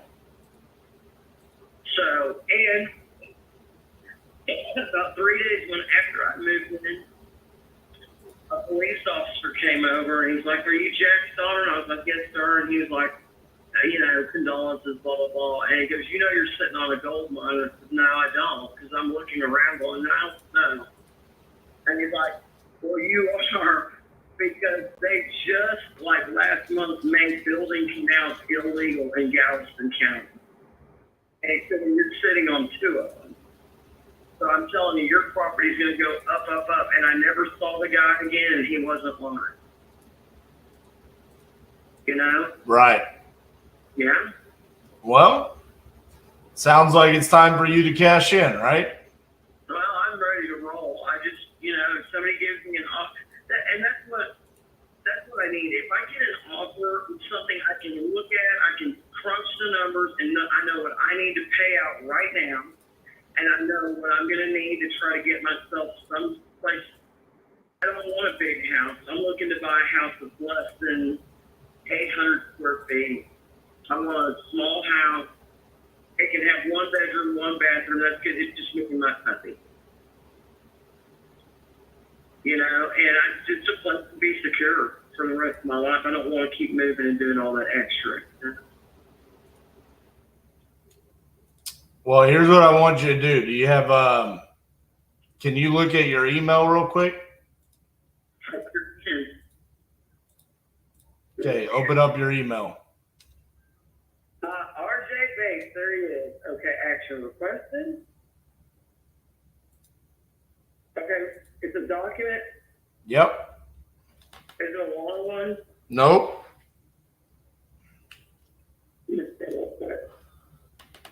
Am I tethering myself to you? Because I don't think that'd be a bad deal necessarily, but just. I think I'm giving you what you want. Titanium, that's you. That's me. Okay, so what do I do? Well, you're going to read that contract. You said if someone gives you 140,000, you'd be happy. So I'm saying I'm going to give you 140,000. Okay, can I ask you a quick question? Yep. Is there any way we can close any sooner? Yeah, that's just the honor before. So I'm putting that just as like worst case scenario. I'll try to get it done before then. I just got to make sure title can get everything done that they need done, and they've been moving slow as molasses lately. So. Okay, so I need you to please, excuse me. So what is it? And I mean, good Lord, excuse me. Because I'm not good at this. This is like a contract for you to buy it. Yep. Are there any stipulations or anything weird? Basically, if you want me to go over the contract, I can, but it's on today's date, July 5th. You, Carol, sell me, Titanium Investments, the property, 7006 East Hunter, and then that's the legal description for the address. I'm giving you 140,000. It's an all cash transaction. The only thing that you're going to pay is whatever you owe on it, prorated taxes for probably 8 months of the year. So, take that out of the proceeds. I pay all the closing costs. You need to accept it by July 9th. Hopefully you accept it in the next 90 seconds. Closing will take place on or before August 2nd. We close at Fidelity National Title. I need to come through. I do a walkthrough. That's what the inspection is. So we'll come out there, walk through. We'll make sure, the house is what you say it is. I'm pretty sure you've pretty much told me what's going on. If I go out there and it's an absolute shit show, and it's worse than what you said, I have the right to say, hey, Carol, I can't give you 140. I need it to be 120. I don't like to do that. You don't want me to do that. So let's try not to do that. And the rest is just a bunch of legal jargon that says, hey, I have the right to terminate. If I go out there and I say, hey, I don't want to buy this house, I have the right to terminate. And then the governing law is Texas, and then you got my little fancy signature there. So yeah, it's pretty straightforward. Okay. I think I signed it. Let's see. Yeah, I think so. Let's see. Am I good? You got to sign it, and then you got to hit finish up at the top right. Did you hit finish? Yeah, it says thank you for submitting your signature. That's it? Hold on. I haven't gotten it back yet. Okay, because look, I've got people that I'm telling There you go. Yep, you've signed it. All right. So here's what you do now on, okay? You tell those other people they can either call me or leave you alone because you're done. Okay, but RJ, what if you walk out and you said, because I told you you had 6 conditions, remember? Yep. Or fair, I'm being honest. Well, I mean, worst case scenario, what's going to happen is if we go out there and it's worse than what I anticipate, I'm either going to tell you where I need to be, and you say, well, I can't do that, RJ. And we figure something out. I'm not going to leave you high and dry. We don't do that to people. Because you need to sell your property, right? You need to get your money so you can go get into your other place and move on with the rest of your life, right? So that's what we do. We help people like you. I mean, to give you an idea, Carol, I've talked to probably, 50 people today. Majority of the people I've told, I'm not your solution because I needed to talk to you because you need an investor to buy your property. So this is why it's easy for me to say, yeah, I could do this. Because I'm going to come in and I'm going to put a shit ton of money to fix the house up and turn it into something beautiful, Yeah, I'm being dead honest with you. I've tried everything because the outside looks like crap. It does, and it means hard to find. This house is this could be a palace. It really could. And if you're doing it on a sling budget like I would be, it would be probably between 35 and 45,000 for me to make this place like a palace according to me. Right. But if you have money to really invest in this place, oh man, there's just no telling. I've had people talk to me about turning this into a brick, a car Airbnb and Oh yeah. charging $12.50 a weekend. I mean, just the possibilities are really endless. And I'm not a salesperson. You know, I was a dental hygienist. I got you. Yeah, I mean, I'm just telling you the truth. I'm not gonna lie. That's why I told you the condition. So I'm excited. I'm really excited, and I'm trying to sell it for $157 right now. But I really like you. You've been so persistent. You've been really nice about following through, and I just love your voice. I do. It's just so attention grabbing. Yeah, I do. Every time I get a voicemail from you, I listen to it a couple of times. I'm like, man, that guy, you know, just your voice is just you got a great voice, you know.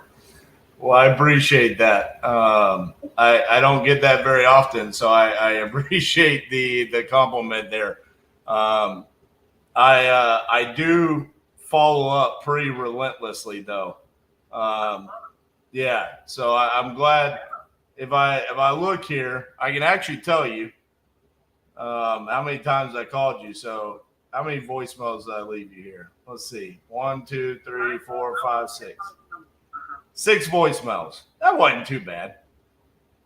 Oh, I thought you left more than that. Oh yes. The titanium. Now I realize you connected to that. Yeah, that's my company. Well, you sound awesome, and I'm telling you, I knocked, 17 grand off just because you've been so persistent, and I feel like, you know, this is really trying to get a stake in this, and so that's why I knocked that money off, and now that I'm signed, I'd be happy to not talk to you today. Well, there you go. If they call you, tell them, actually, what you can do is take down their phone number and let me call them. Because what I can do is I might have either other houses that I could sell them in the area. Like, for example, I've got a property that I'm looking to sell in Port Arthur right now. I've got another one in Jasper. So these people that are calling you, they might be interested in buying that. And if you take those phone calls and you give me their phone number and I end up selling a property to them, then I'll pay you for that.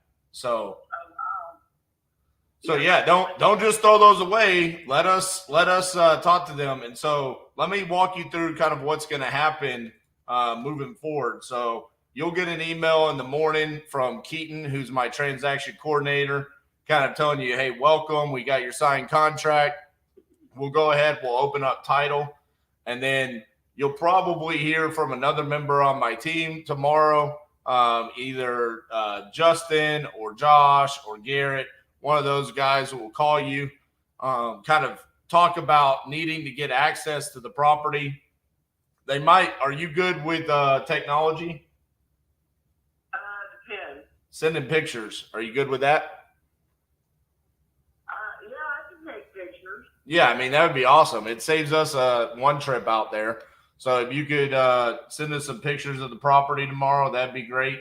And then we'll get the process started and try to get this done as quickly as possible for you. Okay. Okay, that sounds awesome. All right, Carol. Well, you go enjoy the rest of your night, and congratulations. Okay. Okay, thank you. I hope so. I'd love this deal to go down. So Oh, it's going down. It's a done deal. You can consider it done. Okay.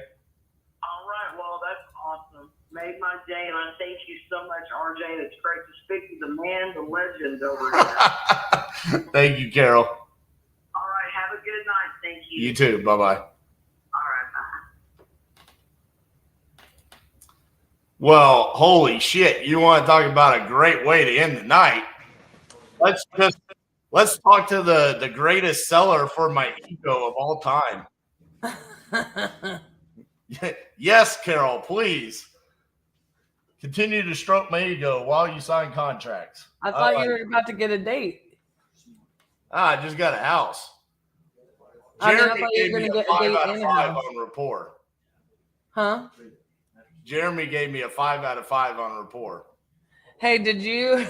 Thanks, Jeremy. Elijah says it's the nasally undertone. I feel like that was a rude comment. I mean, listen, if it's the nasally undertone and it gets me deals like that under contract, then I'm going to deal with it. Okay. This is the one. Boom. Let's go, Brandy. Calling it. This is the one.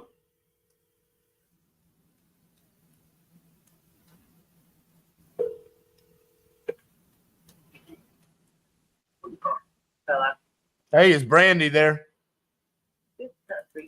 Hey, Brandy, this is RJ Bates calling about your property there on Wall Street. How you doing? Fine, how are you doing? Good. Saw this just come through. Looks like you're wanting to sell that property. Is that correct? Correct. Awesome. How much were you looking to get for that? Hold on 1 second.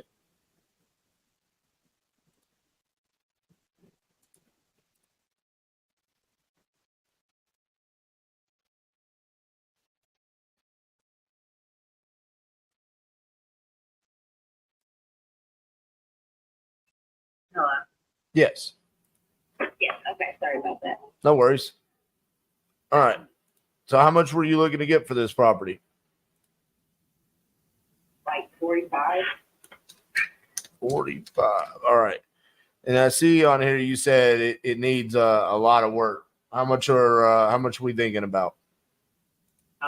If it was mine, I'd tear it down and start over. Woo. All right. What is yours? Huh? You said if it was mine. If I were Stacy, I would get that whole thing. Gut it or tear it down? Probably tear it down. No, it has to be torn down because it has a cracked foundation. Is it slab or is it pier and beam? Is it what? Is it slab or pier and beam? Oh, what's the difference? When you walk on it, does it sound hollow underneath or does it sound like a piece of concrete? It has a basement. Okay. Well, what about down in the basement? I mean, is it cracked down there? No, I see it it's on the outside of the house. I got you. Okay. So you said 45. How'd you come up with 45? Well, because I've been getting things of like, and looking at what the houses have been selling that do that block in that neighborhood too, like right next door and everything. And then I got a appraisal, but I don't know. That's how I end up coming to kind of in between that. You mean you like paid for an appraisal or the tax appraiser? No, my sister paid for one. Gotcha. What'd that come back at? She wouldn't tell me, but I kind of know because, yeah, it came back at 70. All right. Well, I like that. That sounds good. All right. But I got you. Then there's another thing. Okay. Okay. That house was left. Well, that house was my grandparents first. Then my dad. My dad passed away. He only has me and my sister. My sister doesn't want anything to do with the house. So I believe I'm going to have to go to probate court. So your dad passed away. He left it to you and your sister? Well, because he had a house on the west side as well. And when that house sold, me and my sister were the next of kin, so that's how that went. Because there's nobody else. Okay. So yeah, it wasn't passed down to you through a will. So yeah, it would have to be probated. Yeah. Correct. So I'm gonna have to go. Actually, tomorrow I was gonna go down there. Tomorrow's Friday to court and see what all I need to do. Do you know anything about it, or like how that works? I do. I'm actually going through the process myself. It can be painless and it can also be extremely painful. Yeah, it can also be expensive. Now, if everybody is on the same page and there's no arguing over who gets what, then it won't be that big of a deal. It could be pretty painless. Especially if it's just you and your sister. No ex-wives or wives or anything like that. Well, he has an ex-wife, but she got what she wants. She got to say, so she's okay. She doesn't want anything. She knows who, like, you know what I'm saying? She's Right. not like that. Okay. Then it can be pretty painless. I mean, it could take a couple of weeks and then we could get the deal done. I mean, it's something that we deal with quite frequently. Normally the issue is when it's like, there's 6 different heirs or something like that. Then, 3 people don't want to sell and 2 people do. That's when it becomes real big issues. All right. Now, as far as the price goes, I mean, I don't think I'm going to be able to do 40. I do think that's a bit much for me. Yes. Okay, so what would you do? Let's see. Well, I mean, can it be occupied right now? Like, is it livable? Yeah, it could be. Yeah. We lived in remodeled houses my whole life. My daddy built our house out there on the west side. So, yeah, if you want to live in construction. Like, I lived there, but it has too many memories and it's too much work. I'm a single mom, and I just moved out of the house. I don't want to, you know what I'm saying? Oh, so you were living there? Yes, sir. I was living there. Oh, okay. So yeah, it's livable. I mean, yeah, okay.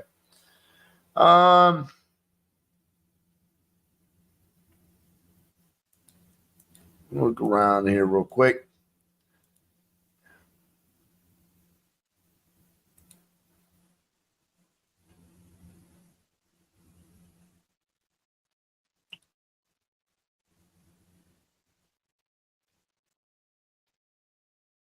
There we go.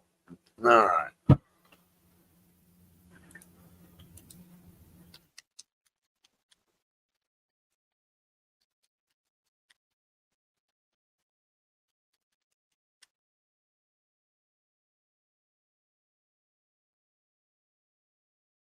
I know you said you want 40, but like, what's the number that you need?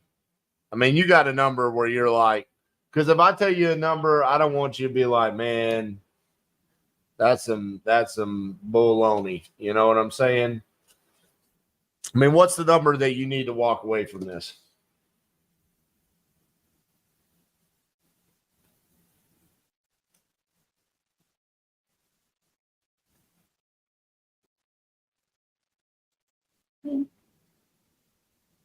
I haven't really thought of it like that. I don't know. What's the number you have? 20.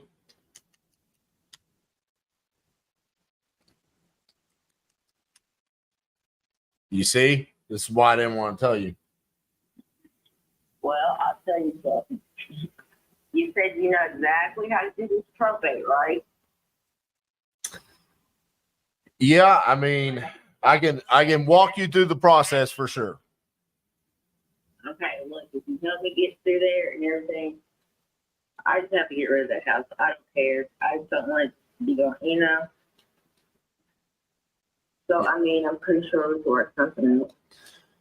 So the way that this would work is I send you a contract, you sign the contract, we send it to the title company. Title company is going to come back and they're going to say, this property needs to go through probate, or they're going to say this is what needs to happen for this property to be sold. At that point in time, whatever they tell us they need to do to be able to ensure the closing, we're going to listen to them and we're going to go through the process, whatever that looks like. Whether it's, it needs to go through probate, they'll probably have people that they can refer to us to go through probate. Whatever that looks like, that's how the however long it takes. I mean, hopefully it takes 30, 40 days. It could take longer. It could take less. I don't know that. But that's pretty much what the process would look like. But that would be the first step, is for us to send the title company a signed contract between my company and you. Okay. So 20, you're gonna help me?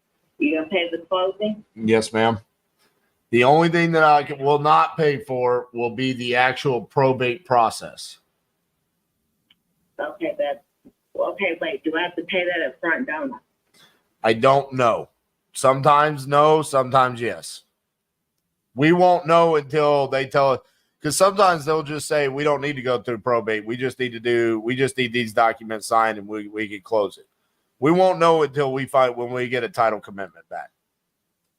Yeah, to see my dad's house, we didn't have to do all that. Right. And this might be the exact same situation. So that's what I'm saying.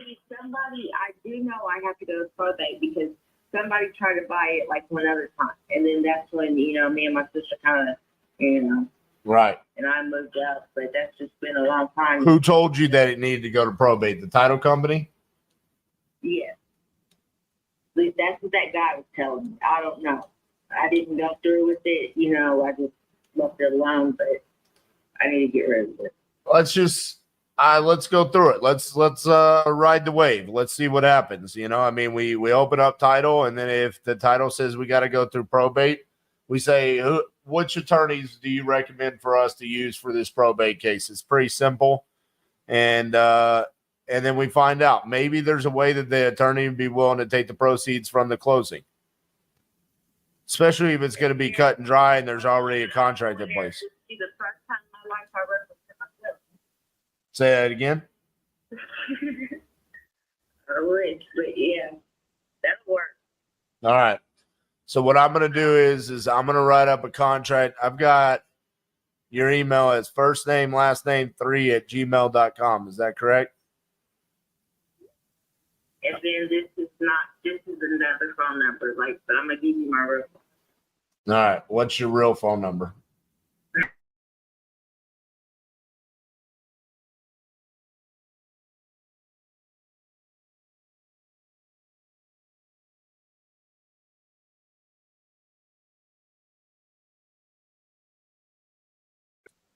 All right. So I'll get that contract sent over to you here shortly. Once you sign it, we'll send that off to the title company. If you sign it tonight, we'll get it over to them tomorrow morning, and then we'll get you connected to them via email. And then once they get that title commitment back, it'll take them probably sometime next week for them to get the title commitment back. And then from there, we'll be able to figure out what we need to do. Okay. Okay. All right, Brandy. I appreciate you. No, I appreciate you. All right. Go have a good night, okay? You too. All right, bye-bye. Speed lead. Comes through. I told you, AJ. Listen. Apologize for the first 2 hours. All right. We let AJ come in the room. We never let anybody in the room with me. This is why. He brought bad luck. I told you. Yeah. I told you. I'll send my ass out there. Thank you. Yeah. Peasants sit out there. Kings only in here. I love my team. I've been doing these lives with Speed of Lead since 2021. Mm-hmm. I have never done one and not gotten at least a verbal agreement or a contract. Yeah. So and we're nearing the 2.5 hour mark. I have to close this next one. I'm letting you know. Okay. So this is going to be a close. Oh, hold on. Somebody got it right. Someone got it right? Oh yeah, look, it's the world is yours. That's what it is. A lot of people think it's the World Cup trophy. Chicago Novelties, Lionel. Yep. That's what it is. Oh yeah, I love it. Someone got it. This Anna right now does not know what's coming her way. Let's close it. Come on.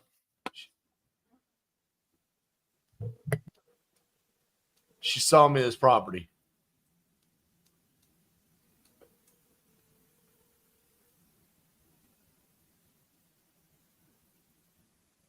Hello. Hey, is Anna there? Hey, Anna, this is RJ Bates. Looks like you were talking to Rachel earlier about your property on School Street. Is that correct? All right. You ready to sell it to me? Well, are you ready to buy it?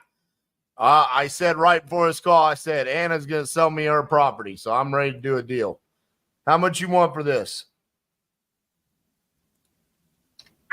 $25,000 and it's negotiable. All right. 25,000. It needs work, doesn't it? It's very old house. Tell me how bad, how much work do you think it needs? It needs total renovation, except that we paid to have some professional blowing insulation done for the whole thing, part of the building. And it has a relatively new roof. Okay. So insulation, and you said you did do a new roof? No, the roof was new when we purchased it 6 years ago. Oh, okay. So you bought it 6 years ago and it's just kind of been sitting there, or did you guys live there, or what's been going on? We spent some time there and less than a year ago and came back to Washington to be closer to family. The family that have been a couple deaths in the family and realized it was really important to raise our kids in our family. So never going back out. Gotcha. When you say Washington, you mean Washington State or Washington, D.C.? Washington State. Oh, geez, you're on the other side of the world. Yeah. Oh, man. Yeah. All right. So you just want to be done with this. You got to get it gone, right? That's right. All right. Well, here's what I'll do for you. They wouldn't call me a good sales guy if I didn't, try to beat you up a little bit, because you said you're negotiable at the 25. So I have to hit you for a little bit below the 25. But I'm going to tell you a story as to why it's a good number. Okay. You ready for it? Okay. All right. So my company is called Titanium Investments. The reason why we're called Titanium Investments is because my favorite number growing up was 22. It was my sports number, and my partner, Cassie, was born on February 22nd. And so the 22nd element is titanium. So anytime I'm anywhere close to someone wanting somewhere around 22,000, I always like to offer $22,222.22. So what do you say? That sounds doable. Let's do it. All right. $22,222.22. Let me see if I have your email. I do not have your email. What's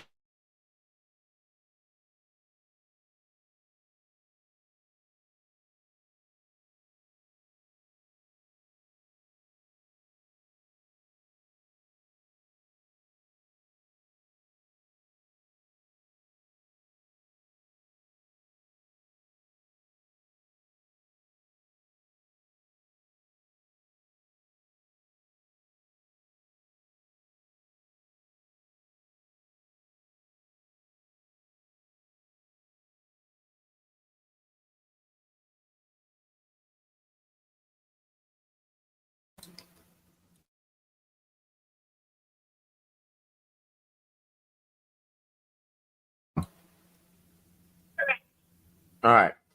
Let me make sure one thing real quick. I have this also in Joseph's name. I'm assuming that's your husband. That's correct. I would also need to get his signature at some point in time. I don't need it necessarily to open title, but I would need it pretty quickly. Do you want to go ahead and give me his email so I could send it to him to sign as well? Yeah, I can give you his email. Okay, what is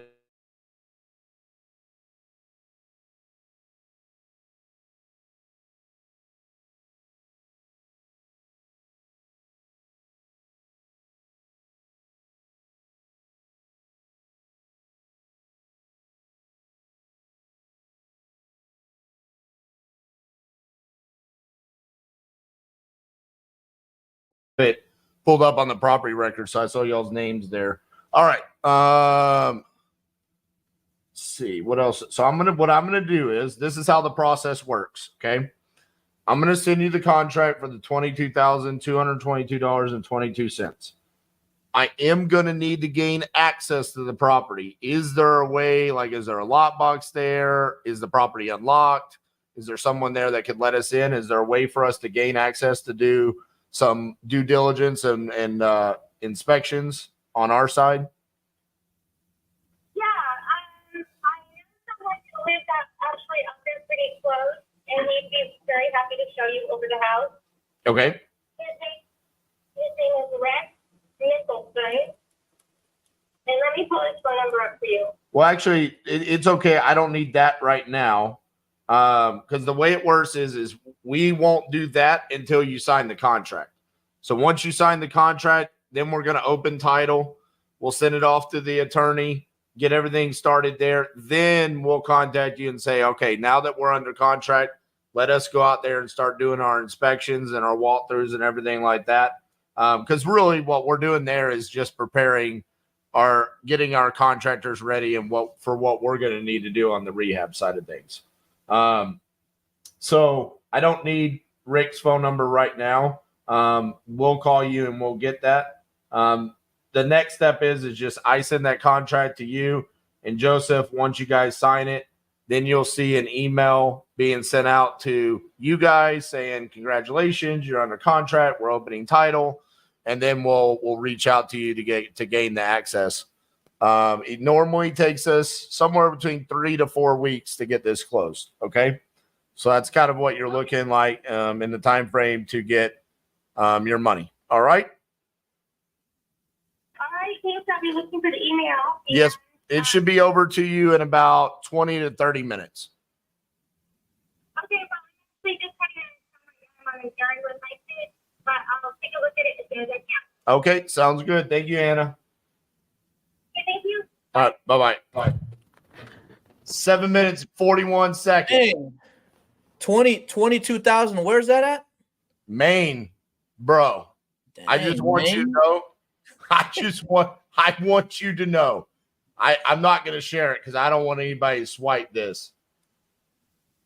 My closest comp is 375,000. Oof. That's why when she said 25,000, I don't know. 25,000. I was like, oh, dang.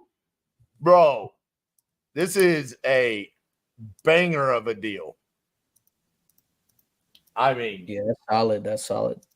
I felt it because when I looked at it, it's like it's in a good location. I like Maine. It's not like we do a lot of deals there, but it's also just not very populated. But when we get deals there, I mean, they're good.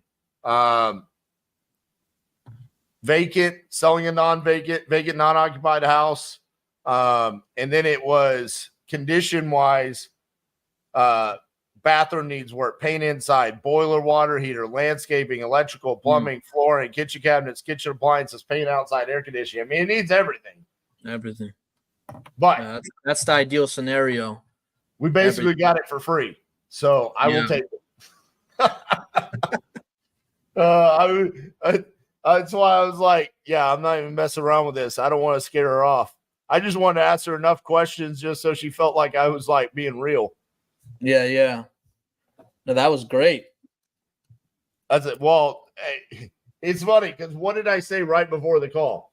I said, I hope you guys are paying attention. These have been masterful calls. We just haven't gotten the motivated seller. It wasn't when you get that, it's like Steve said last week. It's the greatest thing Steve Train's ever said. A great closer just stays out of the way. Like, just don't mess that up. Don't. 25K, you said the comps were 300s, huh? 375. Sheesh. That's on a silver platter, man. Bro, what is that? What did I just buy that at? That's at like 7% of ARV. I mean, that's insane. I mean, and I negotiated her down $2,800 just because. I mean, realistically, it didn't even need to. I mean, 25K, but the motivation was there. You know, I had pictures of the property too when she bought it. I mean, so there was pictures where I could see, I mean, it needs love, but I mean, it's not like not livable. She said she was living there. She just moved out. She moved to Washington State. So it's like, this isn't even like tear down. It's just ugly. So it's a great deal. All right. You want to do another one or you want to call it? I'll do another one. All right. I'll let you. We're going to be here all night, man. I need a motivated seller like that's that. What I'm saying. You're probably feeling it now. You're 22K? Shoot. 22K? That was crazy. Hello, this is RJ. Yeah. Got some information about that. Look at the house. There's the deal. She's dead. She never talked to you. Fucking you're an ignorant motherfucker.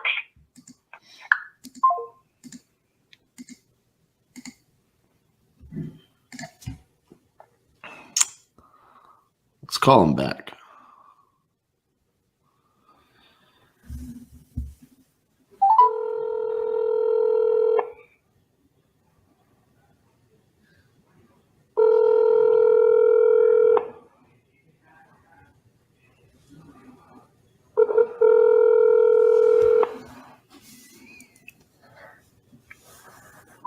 Hello, you have reached Henry Kotwicki. I'm unavailable right now, and I'll call you back as soon as possible.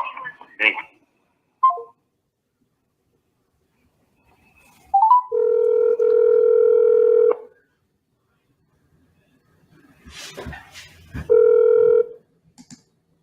Cool.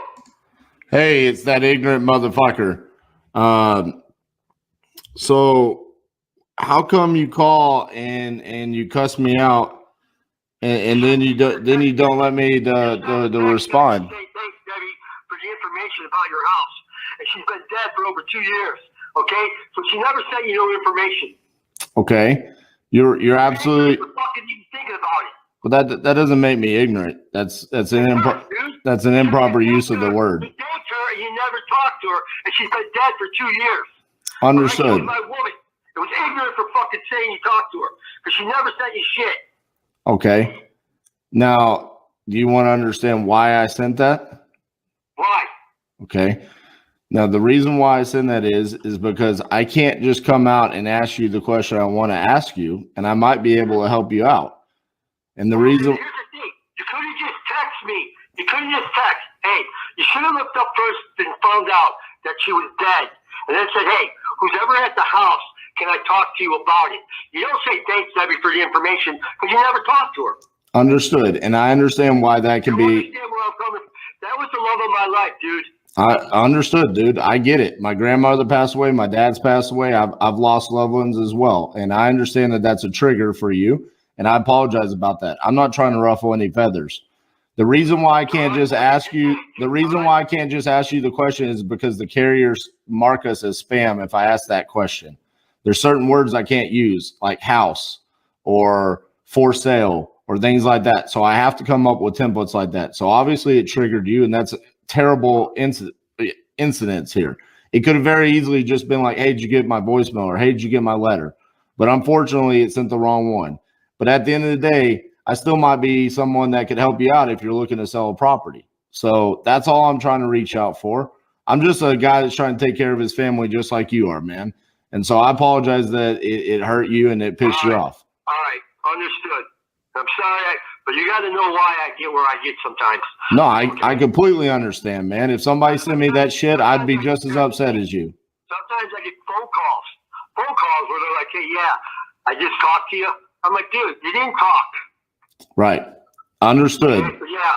When I get shit like that, yeah, I lose it, and I'm sorry, man. That girl was my love of my life. I had her for 30 years. I apologize, man. I'm sorry for your loss. All right, thanks, man. It's not your fault. God needed me more than I did, but I got you, man. Well, but real talk. I mean, do you have a property that you're wanting to sell? Well, here's the thing. I've been here for 30 years, all right? And the thing is, I tried. So she had 2 mortgages on it. It was $2,500 a month. I can't afford that myself, and I haven't paid fucking in over a year. So I was actually waiting for it to go into foreclosure. And then I was thinking about buying it. My daughter was going to buy it back for me, and I was just, I can't afford $2,500, dude. It's crazy. This is a big house. I don't know if you've ever seen it. No, I haven't seen it in person, but you showed up on my list as someone. It's Romaville Ranch, right? Okay. It's a ranch. I got 5 bedrooms in it. It's the same amount of living. I put a whole addition across the back of my house. I was a union carpenter. I put a whole addition across the back of my house. My living room is the size of a living room and kitchen. It's got the same amount of living space as a 2-story house. It's a badass house. So let me ask you this, because you're obviously in foreclosure, right? I mean, well, it's going to be sooner or later. I'm surprised it ain't yet, but they never sent me a letter. So are you open to selling the property? Yeah, so they is. Okay. If you were to sell it today, what price would you want to sell it at? And you know what? Here's the deal. I have to talk to my daughter. I got your number. What's your name? My name's RJ Bates. But real quick, before, I just want to make sure I'm even like an option for you. You know what I'm saying? Because I'm yeah, here's the deal. My name's Butch, right? Right. And I'm going to have to talk to my daughter. RJ, how about I get back to you, man, within a couple days? All right, buddy. Sounds good, Butch. I'll save your phone number, okay? Yeah, and I will get a hold of you. I just got to talk to my daughter. We'll see what's up. All right, man. Talk to you soon. All right, man. Hey, sorry I lost control of myself, bud. No worries, man. Hey, maybe it'll be a cool story where we can tell everybody how we first met. Right, yeah. Guy cuts me off in the shop. You can forevermore just call me ignorant motherfucker, okay? Nah, dude. I'm not, bro. Here's the thing. I used to be trouble. I used to cause all kinds of shit. And here's the funny part. When she left me, I hooked up with a redhead. All right? And I don't know you about redheads. Redheads are fucking hard to find, but they're even harder to fucking get rid of. All right? And I got in some trouble, but finally, I went to jail. When I kicked her out, she took everything I had. Everything. But it was all right. I had no clothes enough. But, yeah, bro. So I'm sort of losing. I'm sorry. But I'll get a hold of you in a couple of days. All right, Butch. Talk to you soon. All right, man. Have a good day. Bye-bye. Bye.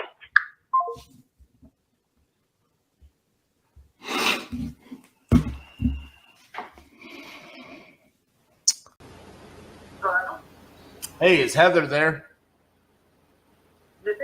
Hey, Heather, this is RJ Bates calling about your property there on New Jerusalem Road. How are you doing?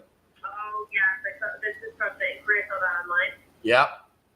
Okay. Your phone number is coming up as titanium, and I didn't know what that was. And then I got your voicemail the other day, so I didn't answer it before. I got you. My company's called Titanium Investments. Oh, okay. All right. Yeah. So I guess, so basically, what do you need to know? Well, let's start with the most fun question. How much do you want for it? I mean, I don't know how accurate the Zillow is. The Zillow says $225, but the condition for the house is not amazing, but it's on 3 acres, and 3 acres is pretty desirable, especially where we live. When you say it's not in good condition, what do you mean by that? The what do you call it? Foundation has shifted over the years. Probably was like that when we bought it. I don't even know, but we've noticed it. It's not terrible, but if you stare at a doorway, sometimes they're crooked. Other than that, everything is actually fine. That's the only thing I'm concerned about. The floors are not brand new, but everything's functioning. Everything works. We live here daily. Everything's been fine. But I did want to, full disclosure that it's sinking. Is your mailbox the little wooden one that looks like a little house? Yeah. So you're up that driveway with like the brown roof? Yeah. Yes. Gotcha. Okay. Are you looking at it online? Yep. Okay. 1320 square feet, 2-bed, 1-bath. That is correct. The upstairs has like a loft with, there's so much storage in this place. It's insane. What do you look at? Alrighty, let's see. Why do you want to sell? Well, honestly, the property is gigantic, and it's a lot of upkeep. But we know that there are a few people that have told us they're interested in building additional, buildings on this property. I have no idea. But we're just ready. I mean, we live in Eden, and I work in Williamsville, which is a 40-minute drive every day, so that's kind of tedious. And my fiance just retired from the military, so we're just kind of looking for, I guess, something a little closer to where I am. He's not working anymore. Gotcha. All right. We hate the house. What's that? It's not because we hate the house. We do love the house. I gotcha. And it has all brand new windows too. And the whole entire bathroom's been redone. If that matters. It does. Okay. They're beautiful picture windows, actually. So let's see. How long have you owned it? I don't own it. My fiance does, but he take care of this thing. I think he bought it in 2015. Gotcha. Because there's actual old pictures from the listing, so I can kind of see. They must be old. Are you looking at something specific, or? It's realtor.com. Okay, hold on. I'm going to look down there too. So I can kind of see what you're looking at. It's got 18 pictures. It looks like they were taken with a cell phone from 2008, but they're definitely old. Okay, let me pop on here and see what you're looking at. well, the good news is I can already see the crooked doors and the pantry and the kitchen, because you got a big old tiny gap in one corner and a big old gap on another one. So yeah, it was probably already starting back then. Probably starting. Oh God, the house looks nothing like this anymore. Okay, that porch is not there in the first picture. The garage is still there. Let me see. Yep, there's the property. Okay. Oh my goodness. Okay. The window is completely different. Like the window in the living room is a pop-out picture window with cranks on either side. Right. And then, that's totally different. And then let me see what else is going on in this picture. Are you on picture 8? Yeah, I don't even know. These aren't really numbers. Hang on a minute.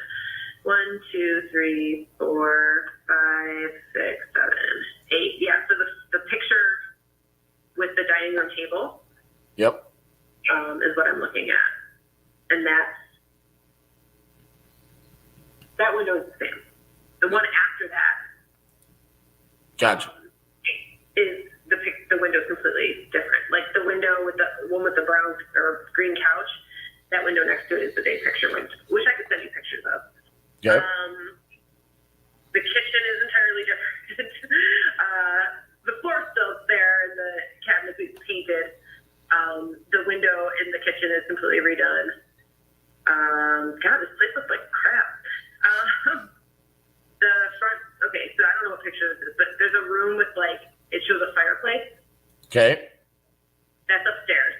So it's not that color. The whole thing is painted blue. And then you see that there's 2 closets, and on the other side, behind where the couch is in the picture, there's a huge closet. Okay. Okay, and there's the bedroom, there's downstairs. The downstairs bedroom is huge. It doesn't look like it in the picture, but it is. And then there's the bottom, it shows like a sunroom. Yep. Yeah, that's completely the same. The windows are the same in there. Okay. And the bathroom is completely redone. The bathroom, shower is it's beautiful. Probably prettier than the rest of the house. So Gotcha. What about the outside? Has any work been done, like paint or anything like that? I don't think so. Hey, babe. I don't know where he went. No, I don't think so. I don't think anything has been done. I got you. Okay.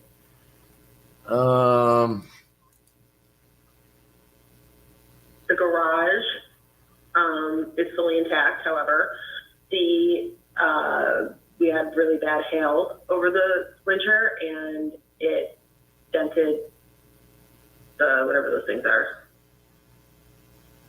Like the roof? Like not the roof, but like the metal where it touches the water. I got you. Sorry, I can't think of the word. The gutters. The gutter. Thank you, gutter. I couldn't think of that word. Yeah.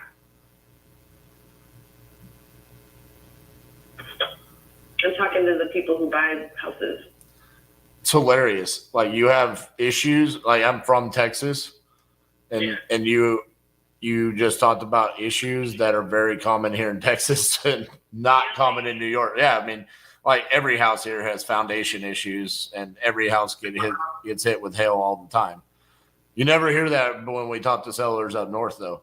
That's so funny. Well, we live in a wooded area. I don't know if that really makes a difference, but you know, it's more like the foundation is more about like soil. That's why it's common here because we have sandy soil. So it's kind of strange. Okay, so this is your property is kind of a unicorn. Because it's got land. So it's not really comparable to a lot of other properties. So give me a second here. Mm-hmm. So the price of $225, you were just basing that because that's what Zillow says? Yes. Gotcha. I mean, I sold my last house in 2020. Bad time to sell. And I mean, we bought it for $189 and we sold it for $333. It was crazy. But then we also redid the kitchen. But yeah.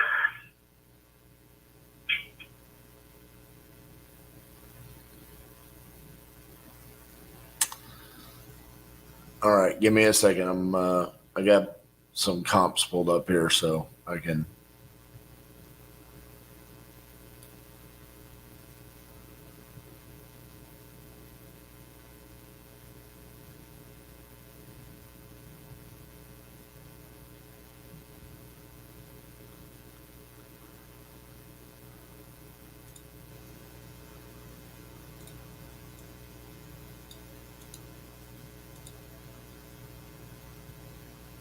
Found a property that could potentially be comparable to yours.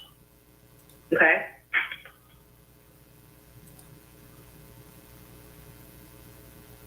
Holy cow. The pictures they put on this property is like, I don't even know if this is part of the property or if they just pulled this from like Google Images. It's like a cheesy winter picture that you would see at like Kirkland's or something. It's like it's got like a freaking barn with a old 1920s looking bicycle leaning across it with snow all over the trees, and then a cardinal sitting on the tree branch, like right in the perfect center of it. Like, how is it? It's like, how is this a listing photo? Like, come on, what? That's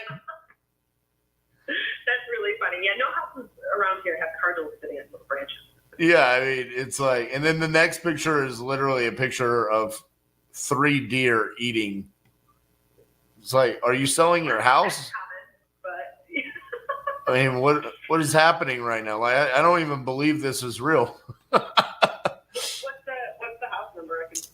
It's 9881. Oh, that's way far It's from us. Okay. Gowanda State Road. Gowanda State Road. Oh, okay. Yeah. But I mean, we drive down that every day. But can you go look at the picture with the cardinal, please? Yeah, hold on. Just so you can realize, like, oh my, how cheesy this is. It's really funny. All right, let me check on realtor.com again. Okay, what was the address again? Not well. I'm looking on Zillow right now, but it's 9881 Gowanda State.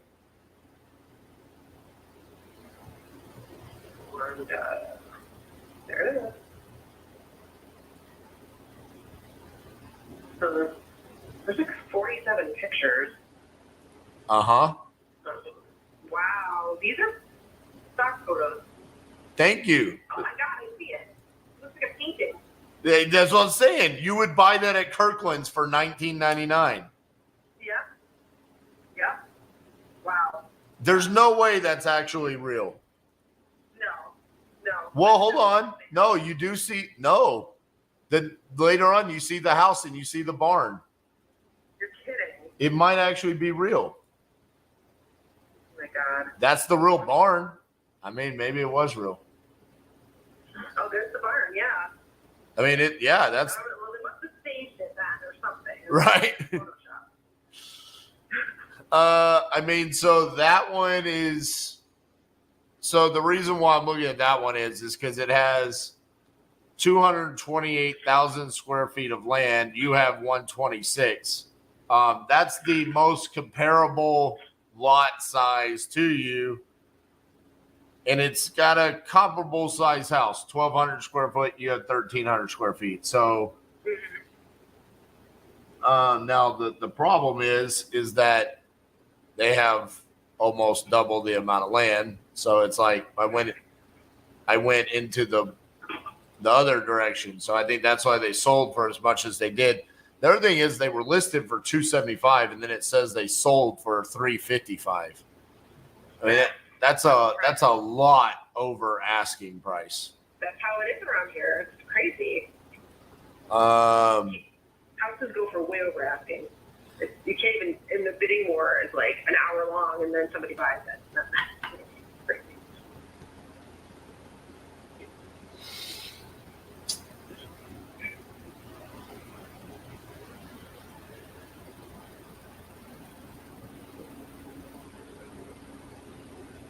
You guys have a mortgage on it, right? Say it again. I'm sorry. You have a mortgage on it right now? Yeah. Yes.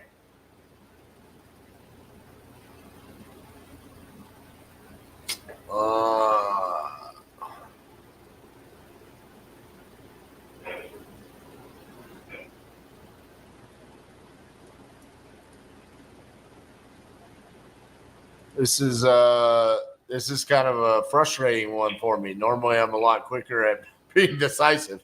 14 minutes, and I still don't have the answer. So, a couple different options, and maybe I'll start throwing them out there, and you tell me, hey, if this is something that sounds remotely enticing. One of the ways that we could potentially give you more money is by buying the property subject to the existing mortgage. So what that would be is we take over the mortgage that you currently have in place, and we give you cash for the difference. You take over the mortgage. Okay, got it. So that's one way that an investor can essentially pay more for the property because we're not having to come in and pay for our loan and things like that, right? So it's kind of leveraging the mortgage they have in place. Now, that being said, the next question I'd have is when you move, are you going to want to be buying a new property? Not right away. Okay, so that makes it easier for us to do sub 2. Because then you're not, it doesn't necessarily matter that you have that mortgage still in place. The other option is a cash offer. The reality of the cash offer is that you're not going to get as much as you would get listing on the open market. Okay. Now, we'll say that might be a better solution because we do real estate all across the country. So I understand how people are about certain things. If this is a house in Texas, you could literally call up one of the thousands of foundation companies and say, hey, come look at my foundation. Tell me what's wrong with it. And they'd probably fix it for not a whole lot. Whereas up north and other places, foundation companies are few and far between. It's not as common, and it's a lot scarier to buyers. So that's where, if that is really, I mean, the house, like you said, you've improved the house, but there still are some things cosmetically that can be updated. And then on top of that, the foundation. So it's like, I'm looking at the Zillow for your property right now. It says 219. Oh, okay. And then when I have comps pulled up, just to give you an idea of what I'm looking at here. Mm-hmm. These are just similar square foot house, not lot size, right? Okay. Okay. So I've got 190, 237, 229, 187, 224, 225, 185, 203. So this is like, and then you've got obviously that one for 355 with the large amount of land. So they're kind of all over the place. Yeah, it's like ranging from 187 to 237. I think is what you said. Right. And also keep in mind, I don't know what the city of or the town of Eden looks like, but they're all in kind of a cluster in what appears to be what is considered downtown Eden. Like, or yeah, and we're not right over there. Like where we live is rural. I mean, there's like, we can see the neighbor, but not really. Not really, right. Your trees kind of block it, right. It's more private, yeah. So, and like, to give you an idea, there's a property that's more further out there on Sandrock Road that sold for $265 last October, and it was 1,900 square feet. Oh, how was the land? 56,000, so like half of your land. Okay, wow. So this is where like I start, like I get concerned about what value to put here, because everything that I do is just a mathematical equation, and it all starts with what could the house be worth when it's completely fixed up, right? And to your point, and you said it when we first started talking, was, well, Zillow says, 225, but I don't know if it's taken into consideration the condition. And well, it's taken into consideration the land because it knows the land, but it doesn't know the condition of the property, right? It just, that all that Zestimate is an algorithm, I mean, it's saying, here's what properties are selling for here. So, we estimate that that's what your house could be worth. And because like I have a system, it's called batch leads that I use. Well, I have multiple systems, Privy, PropStream, batch leads. Those are the systems I use to comp properties. Like, I would assume if I come in here to batch, they have like their own little algorithm. Let's see what it gives you. It gives you a value of 215,855. Okay. Right. So here's my thing. That is, I think your house can be worth a little bit more fixed up, but not a lot. And so then I start coming back down from there. So, but the question that I have for you is one, how motivated are you guys to sell? Is there a specific cash in hand dollar amount that you need, or is it just like, we want the most that we can possibly get? Tell me the difference. Like, if in other words, like, if we had cash in hand, literally, versus taking over the mortgage and paying the difference, like, what's the difference? Well, the difference there is like, if I buy the house cash, that's where you get the lowest amount. So we're talking about, like, if I sit here and I say, this is just rough numbers, okay? if I say the house completely fixed up could be worth $250,000, and I say, I don't know, I want to put 35,000 into it. Mm-hmm.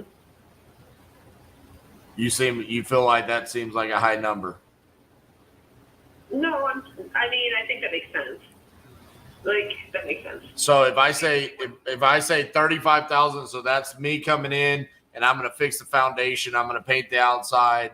I'm going to probably tear out those cabinets in the kitchen, put new cabinets, put new countertops, say thank you for the bathroom, but I'm going to tear out the wallpaper and all the other stuff, fix the doors, right? New light fixtures, all of that. Then cash offer is going to be like 140. Okay. Right. And so from that perspective, it's like you have some money, but you might be able to get more. Because I'm assuming you owe somewhere in the range of like 105,000. Does that sound right? I think it's 100. Yeah, 105, 112. I think it's something. Gotcha. So let's just call it 110. So in that case, you walk away with like $30,000. Now, if we say sub 2, and in that case, because we already have a long-term loan in place, there's an opportunity where we could turn this into, instead of it being like a fix and flip, it could be more of like we're going to hold it for cash flow. Do you think there's a market out there where people would want to live there as a rental unit? Possibly. I think most of these are single-family homes. We're not near a university or anything. Right. So I would say that it would be somebody would purchase it. Gotcha. So, but there's also opportunities for us to do several different exit strategies there. We could sell it finance. There's different things that we could do. So, on the sub 2 route, you walk in with 30,000 on the cash. If you said, hey, I want more money than $30,000, that's where we could potentially look at doing that. The other thing that you could do is potentially, no, you need the cash. Yeah. No, those are pretty much the two options. So it's like, and that's if I think I can build a bridge to saying I could get 250 if I fix it all the way up, which is one of my concerns. Is like, I need something that shows me that proof. PropStream's giving me the best numbers here. Because the other problem is you got a 1929 build. So we got a couple of other 1920 builds.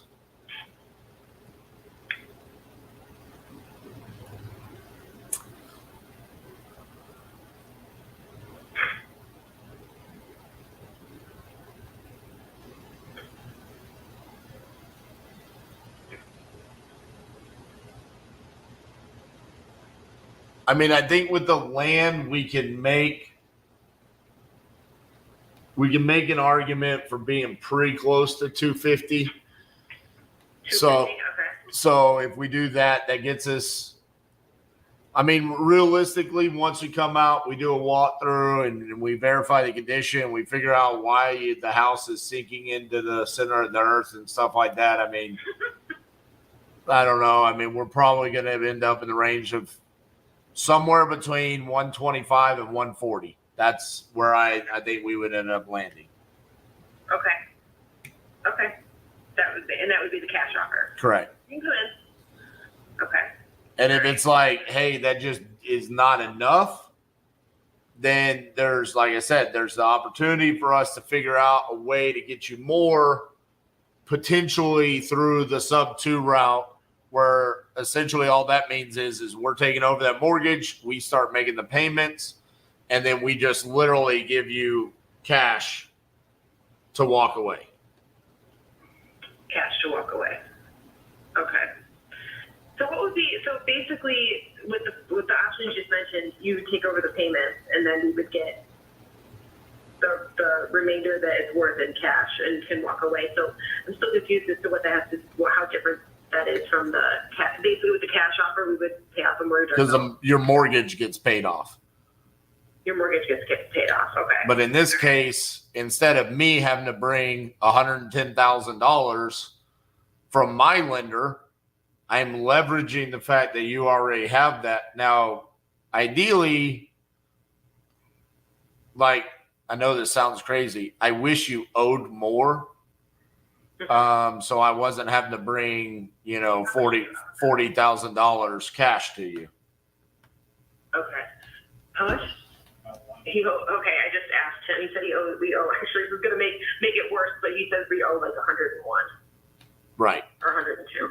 So I was a little off on my estimate. But again, same difference. I mean, at some point in time, the gap becomes so big that it eliminates the benefit for us to buy it sub 2. Where if it's like, hey, I want $60,000 cash, it's like, well, damn, I'll just go get my own loan for the full amount. It's eliminating the point of me having your loan there. You following what I'm saying? So those are kind of the options there. I don't know if you guys have kind of talked about what you thought or what you were thinking, but that's from an investor standpoint, like that's how we look at deals, and that's what we're looking at. And so if we come in and we say, like in this case, we can sell it for $250 and we do 35,000 repairs and we pay you $140 to give you an idea of what that looks like and how quickly kind of across the board the money evaporates. We have a profit calculator here that we run.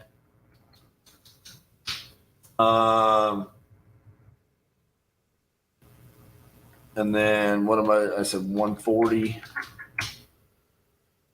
That puts us at about $40,000 profit, which puts us at about a 16% profit percentage. Which I mean is like, it's not bad, but that's like if everything goes perfect, right? 35,000 in repairs and it closes at 250 and we don't have anything else. So, real quickly that can start evaporating, getting us further down. Now, what is the reason why? Let me think about this. Because to move, if you're going to go rent,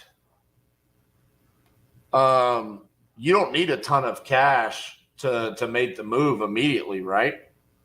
Right.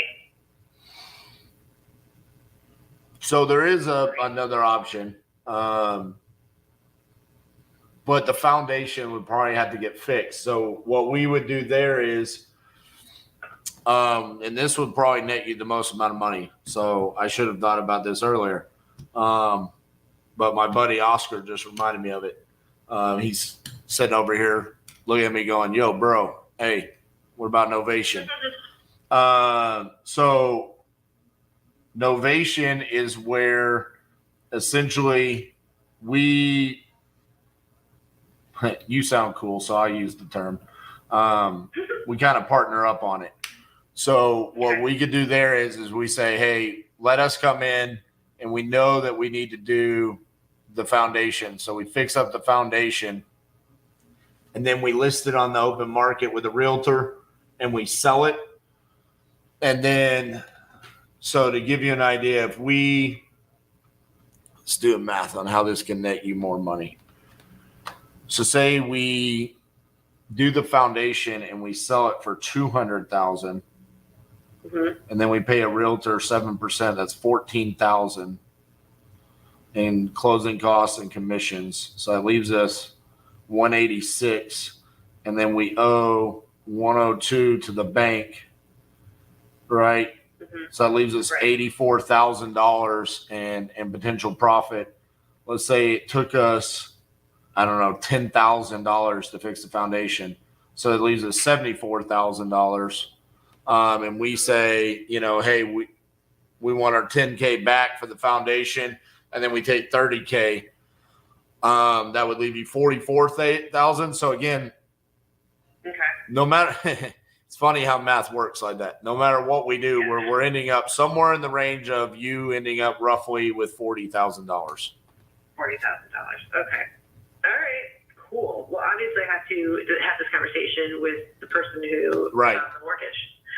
So, but I think that answers all my questions. You gave me a lot of information. So basically, when do we get paid? Is it after the house is flipped? So in the cash way, you get paid the fastest. You get paid like inside of June. Okay. Sub 2, which now I'm leaning to is potentially the worst way for me, inside of June. Novation, which is where you'll probably end up getting the most amount of money, is when the house sells. I see. Okay. Makes sense. When the house sells. Okay. I mean, obviously that makes sense. All right. House. Okay. And that would be after the foundation was fixed. And Correct. So. And preferably after you guys move out. But if you didn't want to move out, you could stay there as long as you're completely okay with showings. Yep. I get it. Okay. Yeah, I did that with my last house. I still lived there. Right. It is what it is. And we staged it really nice too. Honestly, we like it when people stay there because then we're not worried about people breaking in and damaging the property and stuff like that. So it's kind of a cool little process. If you do stay there, it kind of helps us out a little bit. Yeah, that makes sense. Yeah. All right. Well, is there anything else I should know? Because I'm going to talk to him this evening. Realistically, the only thing that you need to realize is I kind of just gave you a PhD in creative finance for real estate investing, and I charge a lot of money to teach people that. So I've already emailed you an invoice. I know you didn't know it, but I expect that to get paid later today. What's that? No, I'm just playing. I'm just joking with you. Listen, I'm not going to start flipping houses. No, you were actually fun to listen to because you followed along, and I don't know if you followed anything I said, but at least you acted like you did. So it was like, all right, okay, this is, yeah, I was like, hey, this is kind of cool. I mean, either you're really good at faking it, or you're following along. That's hilarious. All right, well, I will let you go. I'm gonna talk to him tonight, and then how do I get back in touch with you? Is it the number you called from? Yeah, so this is my office phone. So it rings and the entire office is here. If someone else answers, my name's RJ Bates. So you can call me back. All right. Well, thank you so much. You're welcome, Heather. Talk to you later. Have a good night. Bye-bye. Hello? Hey, Chastity, it's RJ Bates. How are you doing? Hello? Hello, can you hear me? Yes. Hey, this is RJ Bates from Titanium Investments. How are you doing? I'm good. I'm currently driving, though. So. Well, I really want to buy that property on Carl Street. Okay. I sent you a text the other day. I said I'm willing to give you the 30,000. You said I just wanted to know if there's anything that I need to know about. You know, I mean, it's still like a standing structure, right? Oh yeah, no, absolutely. We currently live in it, so yeah. Got you. No, it's definitely I just wanted to make like I know you were busy the other day. I'm like, man, like that's exactly what I'm looking for. So. I don't know what your timeline is or anything like that, but I'd love to be the person that you sell that house to. Okay. Yeah, we're not in any kind of a crunch. We're not in any we have another house that we bought in Muncie. Okay. And we're actually thinking about selling that one too because we're thinking about moving 2 hours away. So. Hey. I kind of like Ball State's football uniform, so I'm not opposed to buying a deal in Muncie. Well, that one we're asking, if we do decide to sell it, that one is an 80,000 firm. Okay. Well, I wouldn't have a problem with taking a look at that one and seeing what's going on there. What's the timeline of when you would want to sell Carl Street? I don't really have like a time frame, honestly. That's something I probably have to go over with my husband to try to figure out like what he wants to, like how he wants to go about it and everything else. Oh my gosh, come on. There we go. Oh, sorry, I'm trying to pull into a parking spot. Yeah, that would have to be, and I'm obviously currently not at home. So Yeah, I would got have you. to ask him when I got back home, to see like what his time frame is. Because I mean, if you say it's like 30 days, that's perfect. That's minimum what it takes anyways. If you say it's 90 days, that's okay. We can work around that. So realistically, it's just whenever you guys say like, hey, this is when we really want to sell the house, that's what I can put down as the closing date. So yeah, I just realistically, our process is pretty simple. We send you over a contract, you sign it, we come out, we walk the property, just verify some, what it looks like on the inside. We make our plans for what we're going to do to the property. And then, whenever you're set to close, that's when we close. So realistically, the only couple of things I need from you is when you want to close on Carl Street. So then I can send you a contract on that. And then I just need the address for the Muncie house so I can take a look at that. That one, the one in Muncie is 713 South Catalpa Drive. How do you spell that? Catalpa. Gotcha. And is that vacant or is it occupied? No, it is vacant currently. And does it need any work to it? It does. The owners that we bought it from went through, like the house is set up kind of funny. I think originally, or well, not originally, at some point in time, it was set up as two separate properties, like two separate houses. The original owners didn't have it set up that way, but at some point after the original owner sold it, it was turned into two separate properties. There's two separate meters, there's two everything. And so although the whole house runs off of one meter, there are two meters there. And now it's the back half of the house, they went through and I don't want to say completely gutted it, but almost completely gutted the whole back half of the house. It looks huge. Is it? It is. It's massive. Like, it's absolutely massive. Is it 3,800 square feet? Yes. Jeez. Yeah, it's a massive house. It's a beautiful, once it gets done, it'll be an absolutely beautiful, beautiful house. And there's a pond right out behind it that everybody that lives around that pond has access to. There's a pool. There's an in-ground pool that is fenced in that belongs to that house. Like, it's an absolutely gorgeous house. Is the pool in good shape? As far as we can tell, it is. We took the cover off, and there's still quite a bit of standing water. I would say there's at least 4 foot of standing water in it. Okay. It would have to be drained to make sure there aren't any issues with it, but we haven't done that yet. Just because we're not there, so we're not, really gonna mess with it right now. It wasn't one of our top priorities. But as far as like what the owners that we bought it from said, she said they had someone come out and look at it, and they told her that because there was standing water in it, and I think the highest it goes is like 5 foot, so it's not like super, super deep.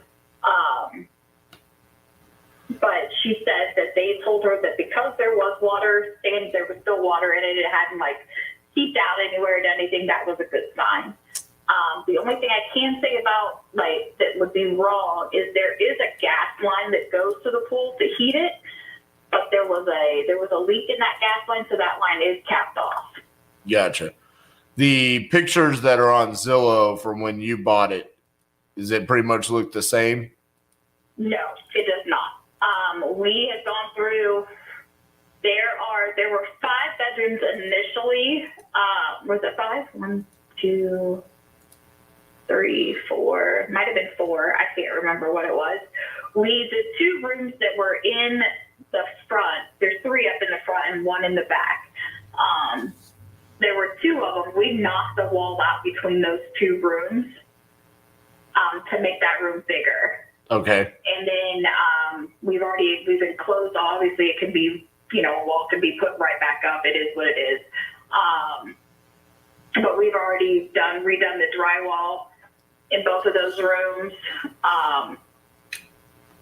The bathroom, the one bathroom that you see with the stand-up shower, that has been knocked out, the tile, everything, and that was absolutely horrible.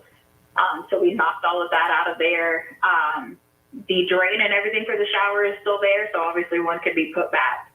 But it would have had to have been redone anyway because the tiles were coming off the walls, and it was just that whole bathroom was completely full of mold that we've went through and redone.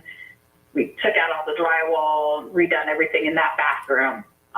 The one bathroom that you can see that is completely gutted has been rewired. I'm trying to think.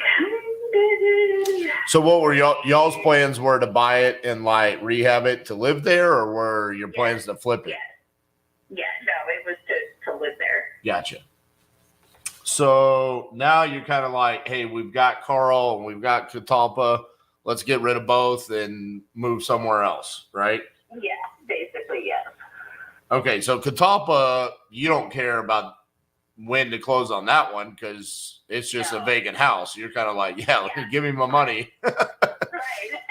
I got you. Okay, and then so I could do research on Catalpa. I had already looked at Carl Street.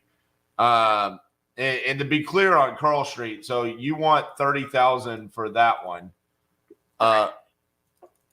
You just need time to essentially figure out where you're going to go and when your husband wants to do that.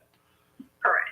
Gotcha. Well, and on Carl Street, what is there anything that like I need to know about rehab wise on that one that needs to be done? There are, so I will tell you in the back of the house, there is it's where our washer and dryer sits, and in the back bathroom, the floor is not very good. So that the whole flooring will probably need to be replaced. All right. The roof, I don't know how old it is. So that is probably something that will have to be replaced eventually. Right. It is a metal roof. So that is a possibility to just fix it. We don't have any leaks. There's no leaks or anything like that you can definitely see where prior owners had patched a small section in it. You may be able to just seal it and be done with it. It may be something as simple as that. As far as, like I said, there's no leaks, there's nothing like that. The problem is it's one of those metal roofs that it's very easy to see that if there is damage, the damage stands out, I mean, it's just that flat standing seam and it's red, so it kind of, it really stands out like, hey, look at this huge dent right here, Right. Yeah. Again, we've owned that house for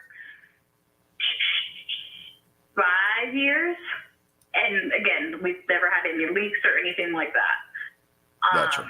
There was a fire. I will tell you, there was a fire about 3 years ago in the kitchen, but that's all been redone. Everything's been rewired. Everything's been redone completely. It says there's I believe it says there's 2.5 baths. Like when you look it up, there are 2.5 baths. The one bathroom was this little bitty bathroom off of the kitchen, and we've actually moved that. So now it's 3. No, it still is actually 5 bedrooms. There were 6 bedrooms total, but now there's 5.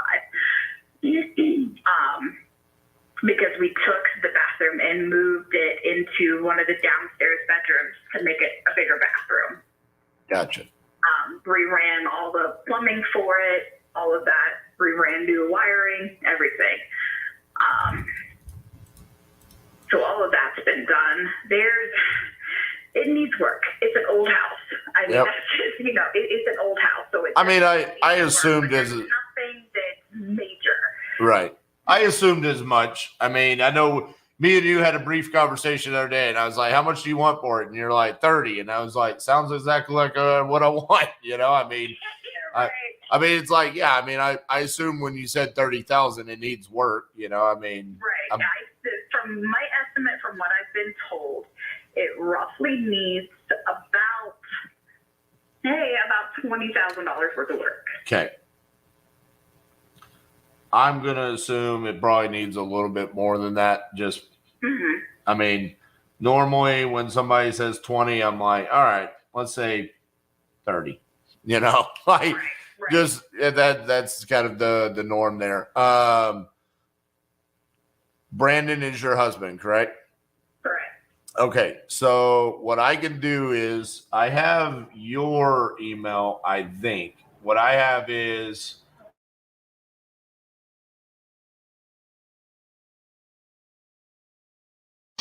what I do need is I need Brandon's email. Can you give that to me?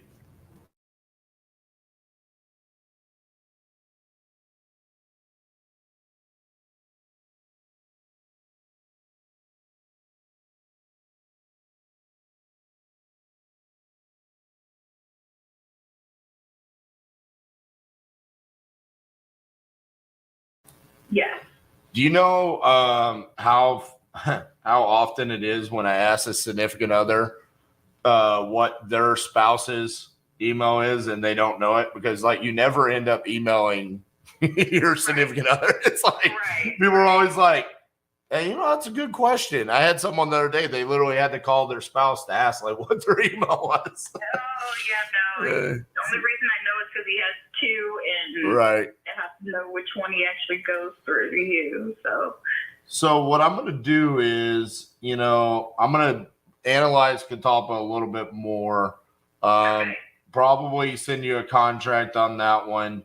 And then on Carl Street, let me ask you, what would you think about if I sent you the contract for the 30 and I put on the closing date to be determined when the sellers find their new property to move into? So that way we're not putting like a firm date where it's like, hey, you've got it. Because honestly, it's going to be, we're going to work with you regardless. So it's like, I don't even care if it's like 6 months from now, to be honest with you. Right. And that's fine with me. That should be perfectly fine. My question is because I do buy a lot of houses. What city are you wanting to move to? Lebanon. Close to it anyway. Pennsylvania? No, Indiana. Oh, ha! I was about to say, no way. I have a lead in Lebanon, Pennsylvania. Yeah, no, this is in Indiana. This is so like Lebanon, Noblesville, right in that, which I know Noblesville is like 35, 40 minutes away from Lebanon, but like in that general area, Brownsburg. All right, let me see my system here, because that would be cool if I bought two houses and sold you one. I got Lebanon, New Jersey, and Pennsylvania, but not Indiana. You said Noblesville? Correct. I have 1, 2, 3. I have 3 leads in Noblesville, Indiana. Okay. 2 of those I put in dead leads, which means they probably wanted, it probably wasn't a good investment. It was probably they wanted close to retail. So what are you guys looking for? Are you looking for retail, or you sound like the kind of people that kind of want to buy a fixer-upper? We do, and it's just because my dad is a licensed electrician, and my husband does mostly, both of us actually could go in and do I'm like, we don't need something that's like perfect to move. You know what I mean? Right. Like that's just not. We don't need that. Gotcha. Would it be nice? Would it be nice? Sure, to not have to move in and not have to do anything. Absolutely, but we don't mind that not having it not being perfect. Well, I will obviously follow up with both of those or all three of those sellers, and just see like, hey, are you guys still interested in selling? Where are you at? And just see if there's some interest there. But in the meantime, like I said, I'll probably send you those 2 contracts. I'll just put Catalpa for probably 30 days from now. So probably, late July. And then Carl, I'll just keep it like to be determined whenever you guys find a place. So that way there's no pressure on y'all. And then the only thing I ask is like when y'all do find a place, just give me like a couple weeks notice, Okay, yeah, sure. Not one of those days where it's like, hey, we got that place. Can you close tomorrow? It's like, oh, nice to see you guys again. Right, yeah, that's understandable. That's absolutely understandable. Yeah. So yeah, we should be good on both of those. So yeah, I'll get those sent over to you guys today. And yeah, let me also give you my. Well, actually, did you get my text message that I sent you the other day? I did. Okay, so that's my cell phone number, and then this is the office line. So if you ever need anything here, anybody can help you on my team. You'll actually, after you sign the contract, you'll be hearing more from other people on my team. Because they'll be the ones that are like we have a transaction coordinator. He's the one that makes sure that he coordinates all of the closing and the title work and all of that. And then we've got other people that schedule the appointments for the walkthroughs and stuff like that. So I gotcha. Okay. So yeah, you'll hear from them. But if you ever need me, just whenever you call the office line, just ask for RJ. Okay. All right. Perfect. All right. Well, I'll get that stuff sent over to you today, and look forward to doing some business with you guys. Thank you. All right. Bye-bye. All right. Bye-bye. Yeah, go ahead.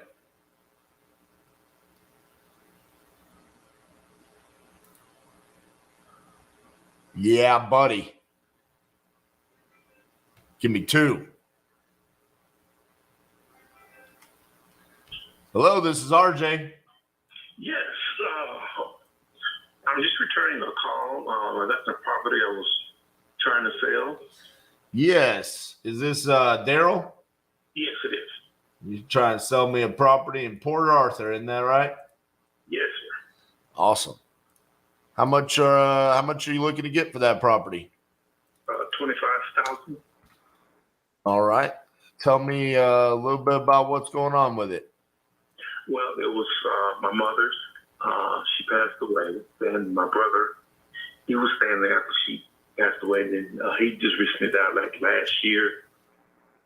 Oh man. And so I'm over here in Dallas, Fort Worth area, and I'm not going to be down there. And like I said, the apartment, the place it's been a year since I've been over there again. It just sitting there, so I just need to get it out of my name. Understood. Yeah. I am looking at a picture, the Google Street View of the property. It looks like it's like boarded up. Is that correct? Yeah. Someone tried to break into it. So we had some friends. My nephew had some of his friends to go by there and nail up the windows, and he had boarded up. From my understanding. What is okay? So, what is that in the front yard? Is that a shed or? It was a storage house, and it's been there since when my mother bought it back in the 70s when she bought it. It's been there, so they just been using it for a storage shed. Gotcha. That is very unique. I have looked at thousands of houses, and I don't think I actually thought, like, when I initially pulled it up, I thought that was the house. And then when I moved to the side, I was like, wait, there's a house back there. Like, I've never seen that before, where they put like a shed in the front yard right there in front of the house. Okay. When was the last time the property was occupied? Like a year ago? Yeah, I would say maybe even 2 years ago. Gotcha. We had some other people looking at it, some other investment, and they went around there, took pictures and stuff like that. Then they were no longer interested. Right. Buying the property. So. Yeah, it looks like the condition is pretty rough. Just from what I'm seeing here, this is the Google Street View was taken in December of 2021. Mm-hmm. I mean, when was the last time you were on the inside of the house? Oh, I said around the time when my brother passed away, I was there. It was, I know the outside looks really bad, but right. The inside is much stabler. It just like needed, repainting. The floors are kind of weak. I noticed that when I was walking through, the floors were real weak. So like subfloor issues? Yeah. Gotcha. Yeah. It's a new roof on there. Okay. And like I said, one guy talked to me and said, well, he was talking about this, refurbishing it and selling like that right there. So I said, okay, well. Yeah, I mean, ideally, it would be that you could just rehab it and not have to tear it down. What is this parking lot next to it? What is that to? That was a small grocery store, mom and pop grocery store next to it. That was the parking lot. And then they tore that down? Yeah. Yes, sir. Gotcha. All right, let me see here what we got going on. Okay. Around the area. I'm almost wondering if it would be better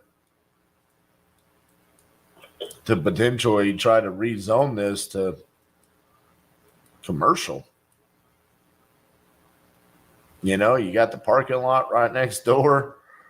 I don't know. This is it's kind of a unique type property. It says this. What is the square footage of the building? Do you know that? No, I don't. All right, let me. Yeah, it's I don't know, it was a 2-bedroom, 1 bath, and I had a living room, dining room, and a den, and a kitchen up to the back. Looks like it's 1424. It's 1,400 square feet, which is good.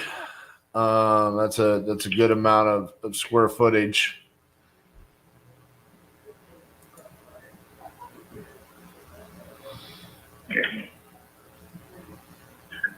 And the backyard, a small front yard, and a decent sized backyard, which there was a garage on the side of the house. I think they tore that down, if I'm not mistaken.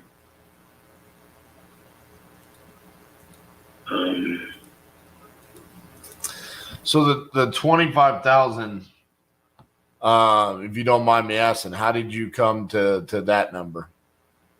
Well, like I said, we've been once before we tried to sell it, and that right there was like maybe the guesstimate of we called and the value of the house, and it came around to that 25. Yeah, give or take a little. So like I said, we've been trying to get rid of the house before. And they just backed out of the deal. Right. And I'm like, wow. And they say it was within their inspection period. I said, okay, cool. Yeah, and I understand that, and I don't want to do that to you again. The reality of it is I think probably what happened, if I had to estimate what I think was happening there, is they were probably trying to wholesale it. And all of their buyers came back and said, we're not interested due to the location or the amount of work or the price. You know, that's normally what happens in those cases. Which, I mean, I'm not going to lie to you. I mean, we wholesale a lot of properties. I've got a couple of guys down in this neck of the woods near Port Arthur that I'd love to call about this property.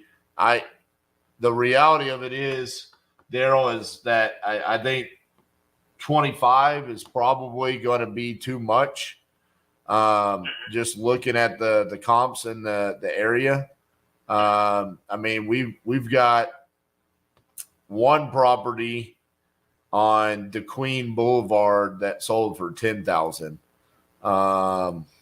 And I mean, looking at it, I mean, it's not like that property was in worse condition. It was a little bit smaller, so there's value there. But just looking at within a half mile of your property, we've got seven sold properties. Okay. Mm-hmm. We've got two that were built in 2013 and 2012. So you got to throw those out. So you've got everything else is built in 1962. The prices of those properties were $40,000, $64,000, $80,000, $1,000, and $10,000. To give you an idea, I mean, if I just picked the highest price one, $80,000, and then, you know, it's 1400 8th Street. So you can look that one up and see. I go and I look at the pictures of that one to see what it looked like. Mm-hmm. If we have pictures, it is not showing any pictures. It just sold. Come on.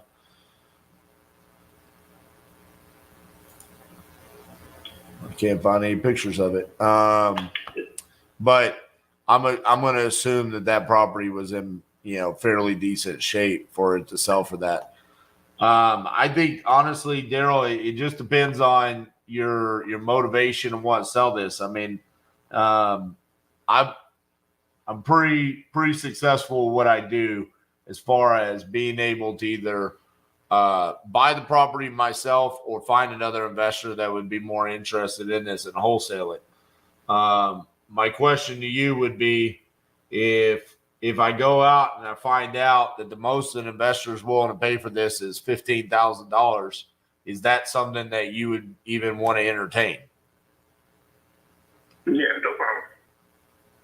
I mean, because the reality of it is like that could very easily happen, you know?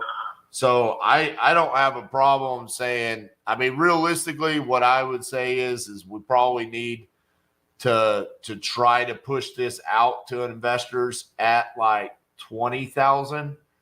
Because most investors, what they like to do is feel like they're getting a deal. And most of the time investors say, well, if you're asking 20 and I get it at 15, then that means I got a deal because they negotiated you down 5,000. Right.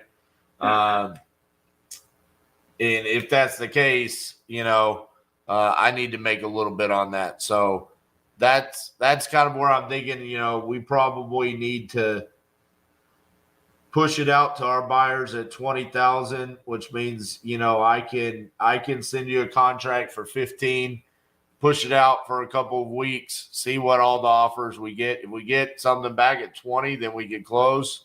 But if I come back and I say, hey man, the highest offer we got is, you know, this number, I just want to make sure that you're willing to work with me because I don't have a lot of confidence. That's just me being brutally honest with you, just due to what I'm seeing as far as the location. The parking lot being next door is not good. It's a vacant parking lot. You know what I'm saying? That breeds vandalism and just not good stuff. And then the shed being in the front yard is a little bit unique. And then also just the condition itself. So those are my concerns, and I'm just telling you what I think I can do for you. And if you're willing to march down that path, I think I can probably get this off of your hands here in the next month or so. Okay. So, all right. What I have for you as far as an email is That's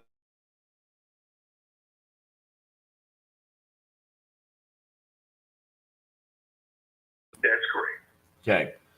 And let me verify something real quick before I let you go.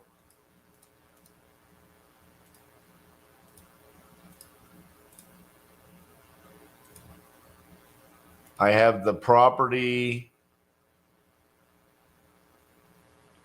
It says the owner's name is C. Green. Yes, that was my mom. Has this gone through probate? Yes, it is. And whose name is it in now? Is it in an estate name? Let's see. From what the other company did, they opened a probate on the last living heir for my mother was I have a brother and a sister. My brother didn't have any kids. My sister had 2 kids, and it was me, and I have a son. The sister's 2 kids would have rights to this. Are they willing to sign those rights away, or what's their position?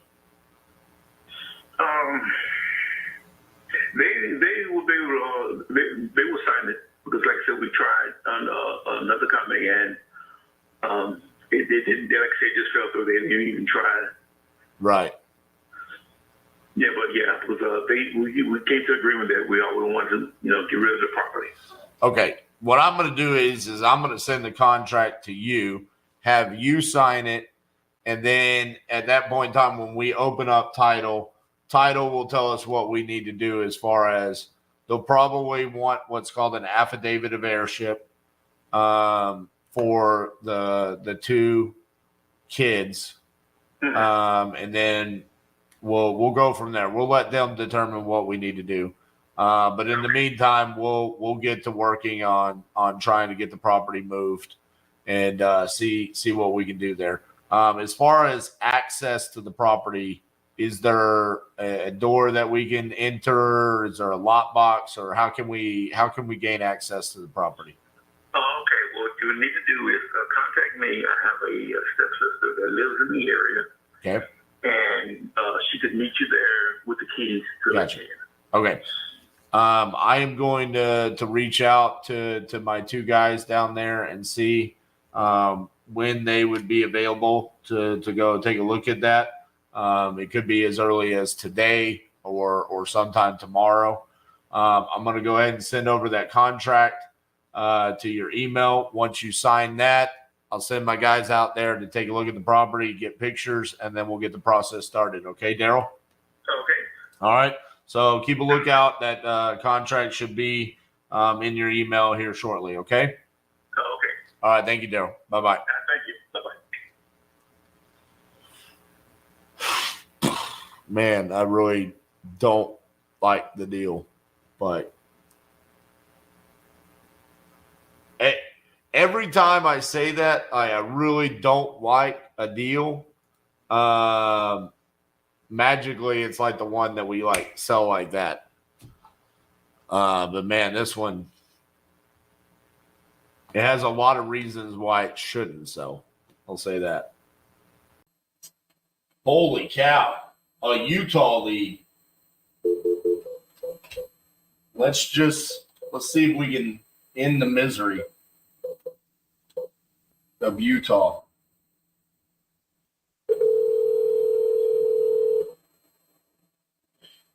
Hello? Hello, is this the owner of North Marjay Trail? Yes. Hello, this is RJ Bates. You had entered this on my website saying that you were interested in selling that property. You still looking to sell? Depending on the price, yeah. Awesome. What's the right price? I don't know. You tell me what you could offer. Well, I don't know much about the property, so we're going to have to kind of go through it a little bit. I got some information off the internet, but tell me a little bit about what's going on with it. Well, it's not a house. It's a cabin. It's in a very highly desirable area, but it's obviously it's something that's going to have to be flipped. Okay. So if I wanted to take the time to do it, you know, and I did it, you're looking at probably $500,000. Given that it's on 2 half acres, you're going to be looking at a full acre, and nobody's going to have that right on that prime lot right now. But being that I'm not going to, it's just too much for me to try to do. Gotcha. I could, sorry, I'm working something.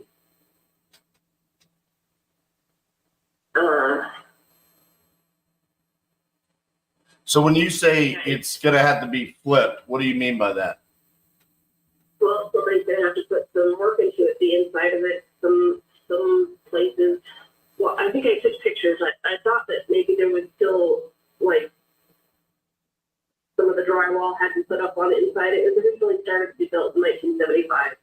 My dad did some stuff to it and some stuff he didn't. I'm trying to haul all the crap out there that he took up there over all the years right now, and that's overwhelming. Being that it's out in the middle of the forest, 6 miles back on a dirt road, everything I do there is draining for me. You know, you're gonna want to put a new deck on it. You're gonna want to put new paint on it. You're gonna want to finish the interior of it. You're going to want to make it something that somebody's going to want glamorous up there, not something that somebody built in 1975. Right. So when I pulled it up, I see that it's like just slightly over 1,100 square feet. What's the bed and bath count on it? Got 2 bedrooms downstairs with 1 bathroom. Upstairs is a great big loft. One side we could put 2 beds. No, one side there's not 2 beds. There's 1 bed upstairs on one side and 1 bed upstairs. So there's 2 beds upstairs, but not a bedroom. It's like a pretty big loft. Gotcha. And with it being a log cabin and it being kind of older, what's the condition of the exterior, like the wood? Would it need any retreatment to it? It probably would. I'm going to be honest, it probably would. There's probably just a lot that needs to be done that I can't.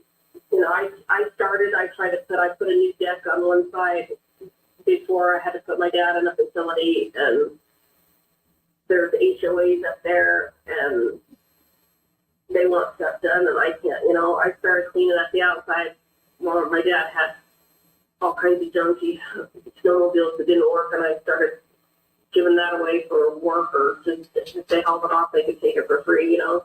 Right. It's plumbed. It's got electricity. It's got a septic tank. To my knowledge, there's 3 water tanks underneath of the cabin in the basement. Somebody could take those out and sell them, or you don't need them anymore. That was how we got water back in the early days. So you put in 98 North Marjay. 98. There's part of it. I don't know if it sits on 98 or 100 because there's 2 lots: 98 Marjay and 100 Marjay. Gotcha. Okay, let me punch in 100.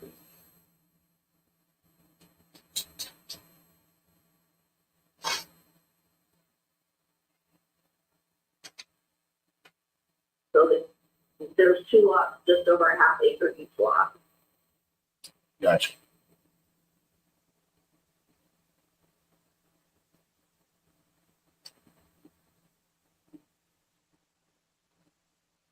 And so you think if it was completely fixed up because of the lot size and the location, it could go for like over 500? Well, if I let you have full blocks, yeah. If it's just a lot below them, are worth, they're worth money.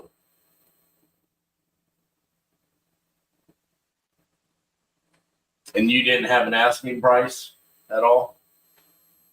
No, I want to see what somebody wants to offer before I start asking around up there and see what somebody wants to do. And there's people all over the place up there, but I just don't, this is driving me into the ground. I already said a million, but I just can't do it.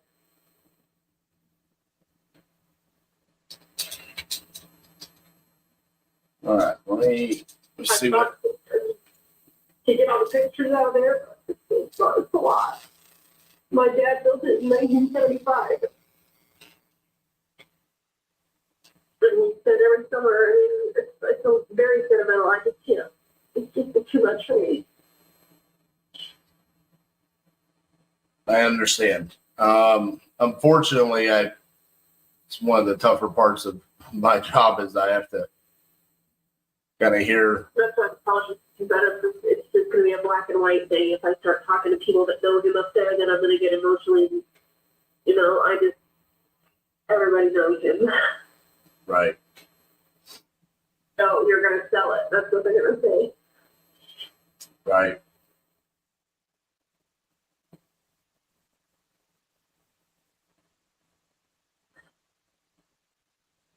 I mean, assuming with 1,100 square feet,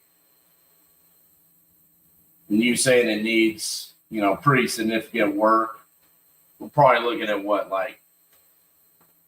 because also the location is going to help or hurt us with getting contractors. Sounds like that's kind of a pain point for you as well, as finding people that can go up there and actually do the work. You've got people that work up there all the time. I don't have, for me to go up there and start getting it to the point where I can't get up in there and haul stuff out. I just had that surgery. I can't get in there and start hauling stuff out. I've got a guy up there right now that's ready to go work on it. If I pull the trigger. Any idea of what it would cost? I'm guessing in my mind we're somewhere in the $70,000 to $75,000 range. Does that sound somewhat reasonable? No, you're at about $100,000 range because you are up there in the mountains, but you are going to pay for the way where you're sitting up there. You've got to go 50 miles to the nearest town for materials, and so you're going to pay for that. Right. Okay, so closer to 100,000. All right.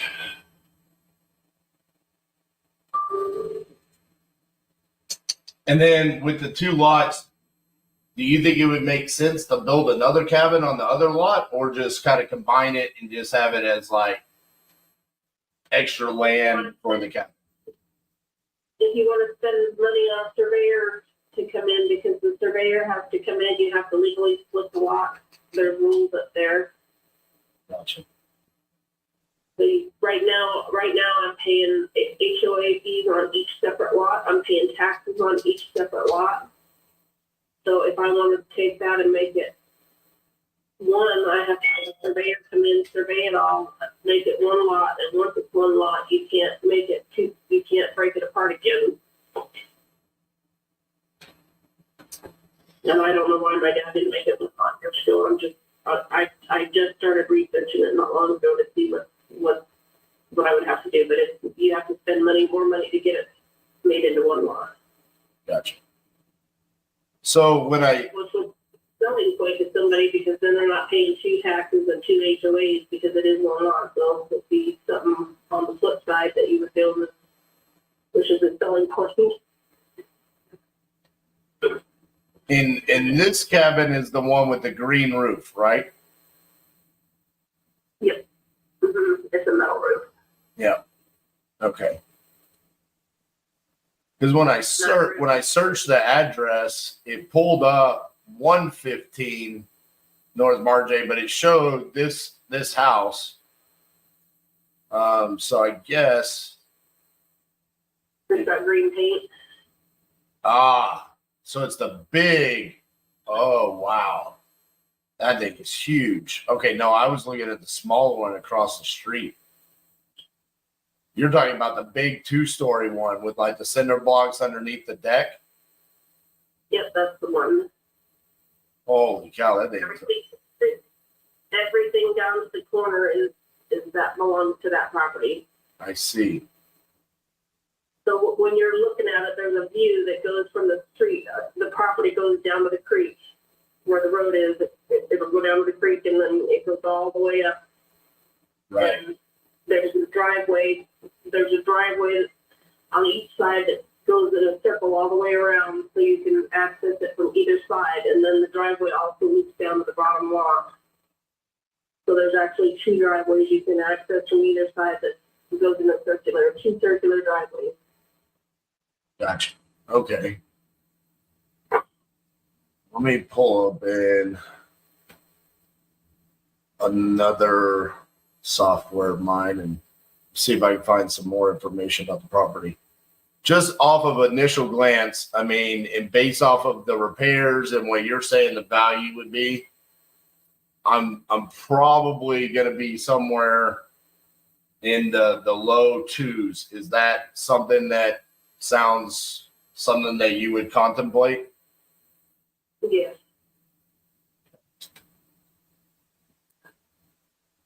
Man, the only problem sometimes when I run into when it's properties like this, kind of in the middle of nowhere, is can't find information about it. I've got 3 different softwares I'm using, and I'm gonna tell you that the plans to it were written on a brown paper bag. I mean, there's not a lot you're gonna find on this cabin.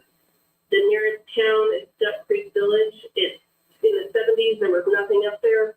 Now it's just jam packed, full of people and those side by side. You know, one of those things called the buggies that go up there and ride all over. And, right. And now they're making a side to Swing. It's called Swing Creek, and they're making a side to it. Everybody's mad, but it's gonna increase the property value. It's gonna piss a lot of people off because it's gonna bring in more people. But they're gonna put a brewery. They're going to put a gas station. They're going to put single property residences or condominiums, which is we've never been able to do a lot of these things, and now they're putting it in up there. This guy came in with a bunch of money, and so it's going to drive the property value up even more. So a lot of people are going to be pissed and will move out, but the other people that will be up there will move right in. And the property is vacant, right? You're not living in it? No, I'm not living in it. I'd have to wait till the spring to go up and to clean the inside out. I mean, unless you want to take it as is, but there's all of his belongings are in it. I mean, I've gone and taken all the pictures that I want out of there.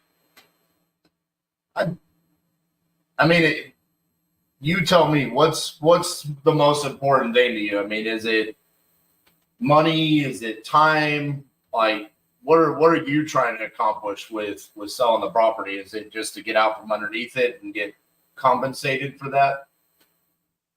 Well, I mean, number one, financially, it's draining me because I have my own home here. Now I'm paying taxes on that, and I'm paying HOA fees on that. I'm trying to keep up with what the HOA wants. He had a bunch of like crap outside, and I've had to go up there and clean all that up. I've got to get in there and clean everything else that's on the inside. If I decide that I'm going to go ahead and go through with it, I'm going to end up going in there and cleaning it out because I'm not going to be able to afford to pay somebody to do it. And then I'll have to hire somebody when it comes down to the nitty gritty. I'll have to take out a loan, which is going to put me further in.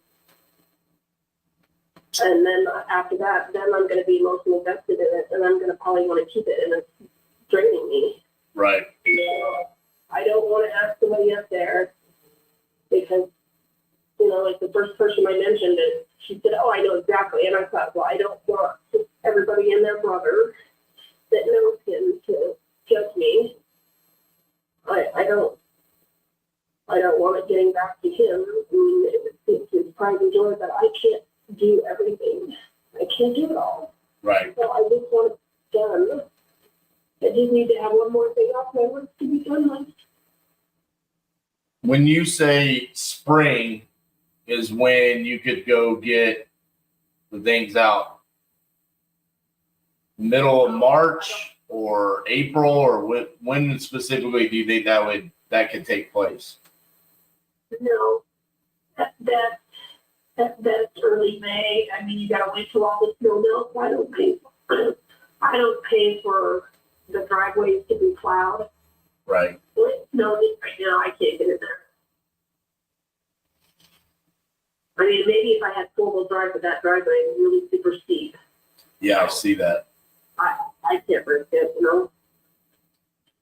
I mean, would that be okay to wait until early May to close, or is that too long for you? No, that's fine. If you want to take the stuff in there, you can keep it. Either way. The reason why I say it is because I always feel weird when I buy a house and people leave stuff, because for us, most of the time we just throw that stuff away, right? Because we're going to come in and remodel the house and everything, and I'm assuming there's stuff in there that you might want to keep, or I don't know, just discard, more politely than the way that we would, is I guess the most appropriate way for me to say that. So, and the other thing is it's beneficial for us if we don't close until May, because we're going to have struggles as well with getting contractors up there and everything with the snow and the winter and everything like that. So it's kind of if you're okay with waiting till May, it's more beneficial for us if we do it that way. Well, what you'll want to do, I'm fine until May. I'm sorry, I'm working at the same time. It's okay. What did I just do?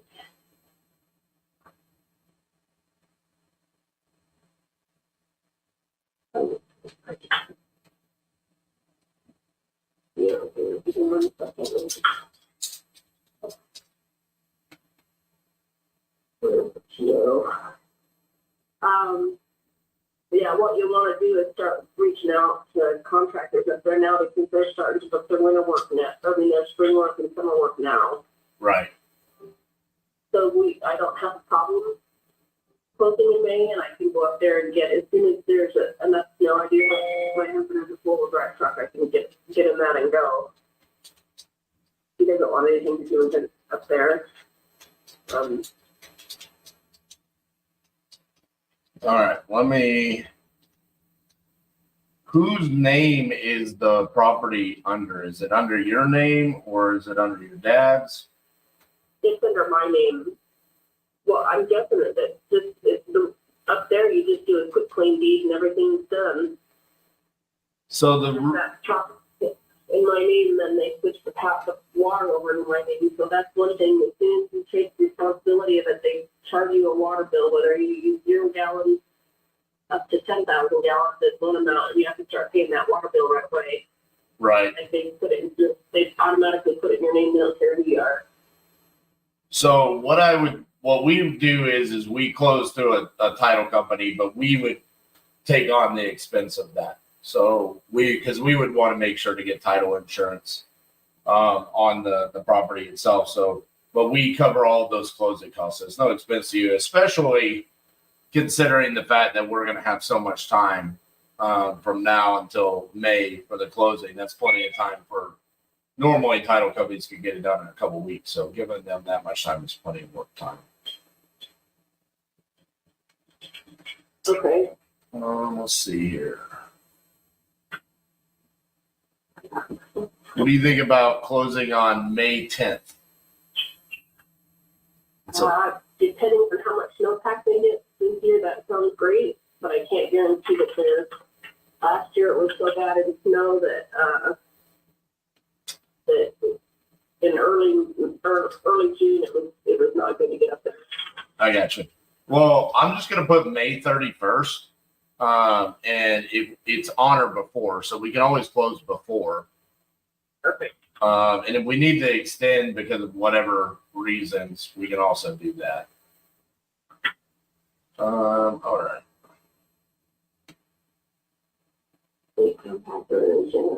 And when you filled out my form, I don't know if you purposely didn't put in your name or if it just didn't come across. I didn't catch your name. What is your name?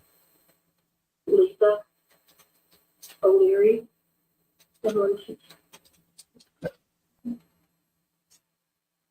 So I've got Lisa O'Leary, and then the subject property, I've got 98 North Marjay Trail.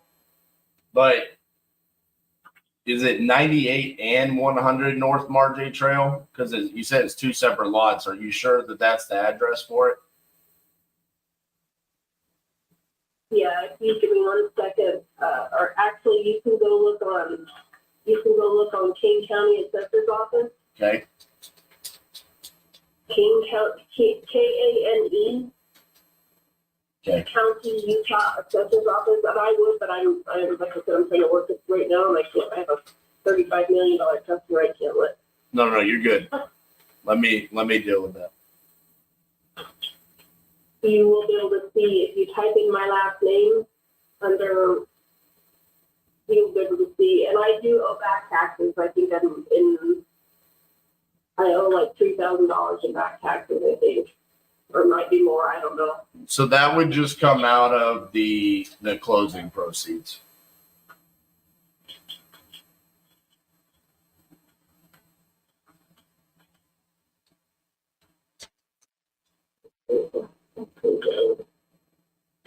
Yep, there it is. All right.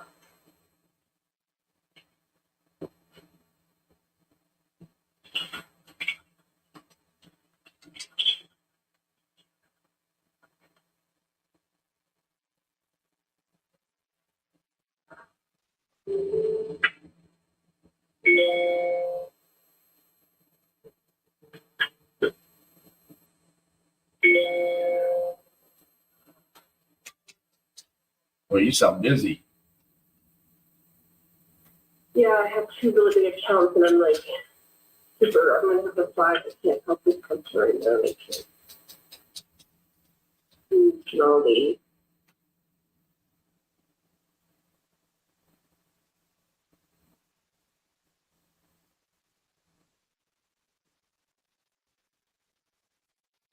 This customer cannot be sitting.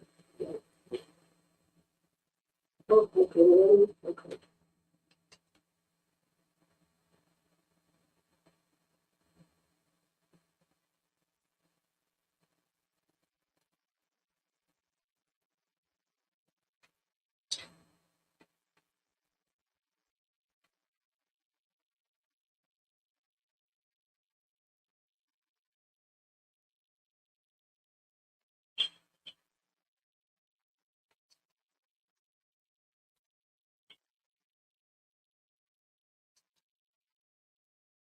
Yeah, it was like $10,000 in back taxes, and I got them all paid up and down. And then now the last couple of years since my dad fell, now I'm out of control again with the taxes. But it was all under his name, and all the taxes were like that. And then I took over, and now I've got it screwed up.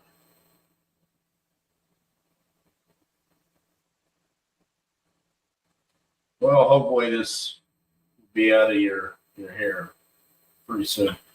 The AOL email, is that a good one for you? Yeah. Okay.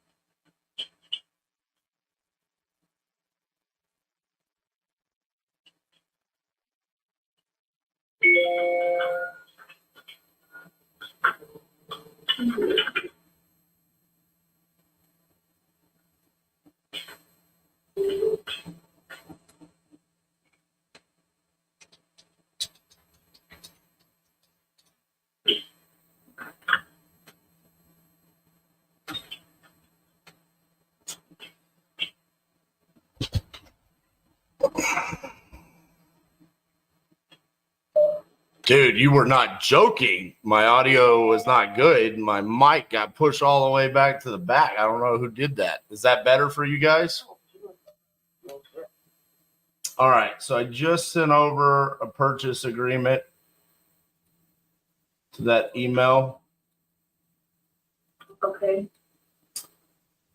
It's pretty basic. This allows us to open up title with the title company. I'm going to have to find a local one that works inside of King County. Probably take us about a day just to call and make sure that they can do everything that we need them to do. But once you sign this, we would send this off to the title company, open up title. We'll wait on the title commitment to come back from the title company just to make sure that everything's good. That'll also get us exactly how much you owe on those back taxes. And then once we start getting a little bit of better weather, we'll want to go up there, just do a simple walkthrough, just verify that it's you were pretty transparent about it, and we do this a lot, so kind of understand the situation. You can go up there. They plow the road. If you want to put snowshoes on or snow boots and walk up the hill and go up there, you can probably still get in the back door. Neither of the doors are locked. Gotcha. So yeah, we'll probably get up there pretty quickly. Just do, walk through, and then we'll want to do another one right before closing. But yeah, if you want to take a look at that real quick, just let me know if you have any questions about it. It's pretty simple. It's like 2 pages, not a whole lot to it. So. Okay. All right. So can I look at this sale thing when I'm not working? Absolutely. Take your time. This number that I called you from is my office line. If you call in, someone else will probably answer. Anyone here can answer any questions. My name's RJ Bates. I am the owner of the company. So if you have any questions, just feel free to call back. If you need to talk to me specifically, just ask for RJ. But anyone here can help you besides Kristen. She's just a bookkeeper, so she can't help you with buying and selling real estate, but anyone else can. And like I said, we'll try to make this a smooth transaction for you and get this out of your hair. Okay. Thank you so much. Thank you, Lisa. Talk to you soon. All right. Bye. Bye-bye. Oh man, that was hard for her. I felt you could hear the emotion there at the end. I am so sorry about the audio. I hope y'all could hear her through the majority of that. I somehow, with the new backdrop and everything, my microphone just got jacked and was basically pointed the opposite direction. So hopefully you guys could hear her. But this is what I am looking at here on the profit calculator. So ARV, I think we're being very conservative with the 500,000. Once I got some more information there on Privy, I was able to find a sold newer construction, 1994, not 1975, but similar lot size, similar size house for 645. And then we have an active at similar square foot, smaller lot built in 2005 at 793. So I feel like we're being very conservative at 500,000. She sounded like she knew what she was talking about with the 100,000. I mean, I hit her with the 70 to 75,000. Now that's when I thought the property was 1,100 square feet. When I actually found the property itself, it was the one twice as big on the other side of the road there. So 100,000 on the repairs. I sent her the contract for 200,000, put in a $25,000 assignment fee. So we sell it to our end buyer for 225. Their potential profit would be 115,000 after the holding costs and closing costs, and leaves them with a profit percent of 23%. So a really good deal for our end buyer. And of course, I would love it because it would end the nightmare of Utah. Now, I have gotten properties under contract in Utah.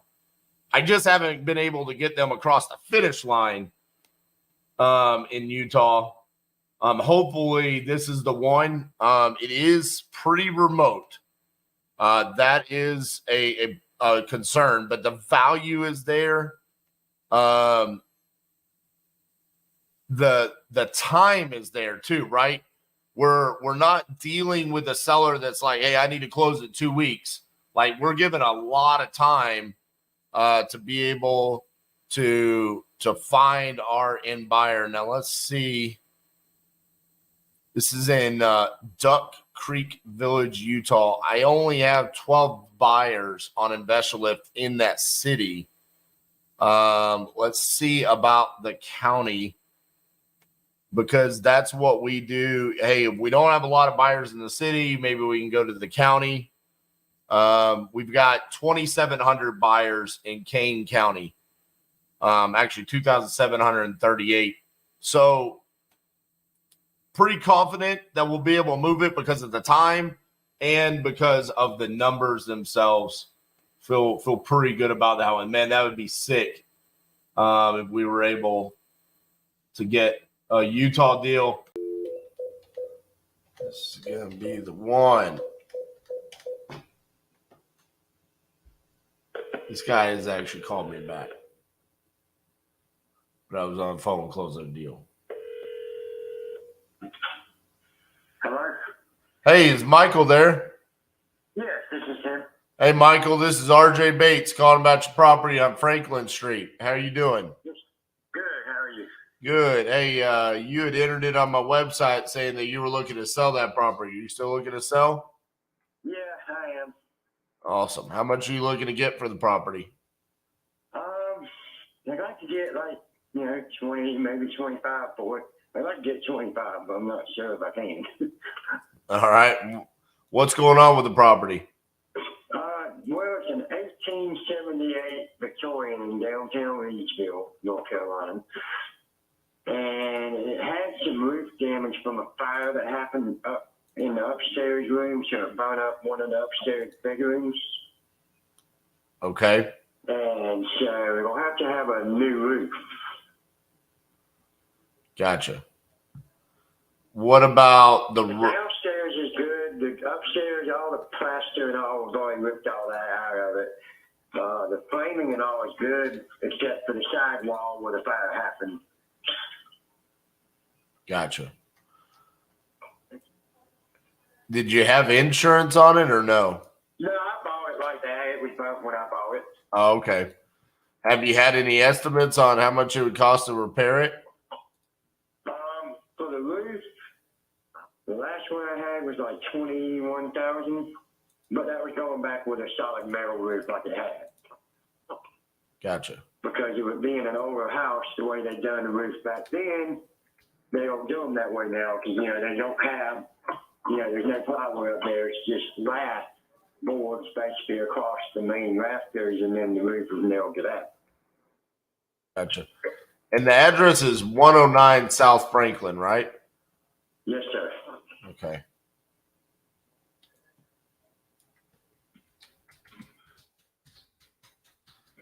Give me a Like I sec. said, the downstairs is good. There wasn't any other than just little smoke damage downstairs.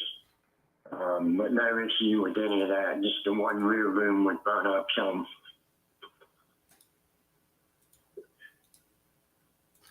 And so what was your plan with the property? What were you going to do with it? Well, I was going to fix it and move into it. That was my plan.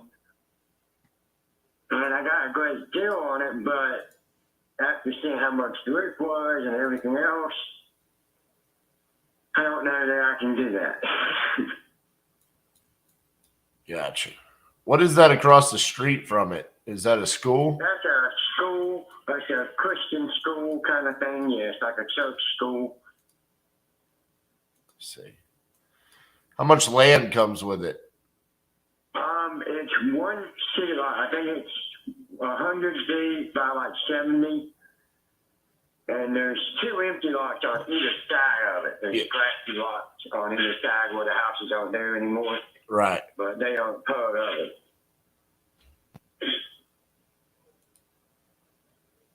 Gotcha. But it doesn't make it look that way. If you know, my plan was to actually buy one of those lots and add to my property, possibly. Right. That's why I was asking, because, you know, looking at it, it's like, man, there's a lot of land on each side of the property, but there's not a, I mean, what is that behind you? Because there's just trees directly behind the house. So what is, what's going on there? A dip back there that's like a ravine, you know, kind of like a deep ravine that goes down and drops down below there. Uh-huh. And that, I think, belongs to the city. I'm not sure. Gotcha. Okay. But it has a good, like I said, it has a nice sized backyard, fenced in.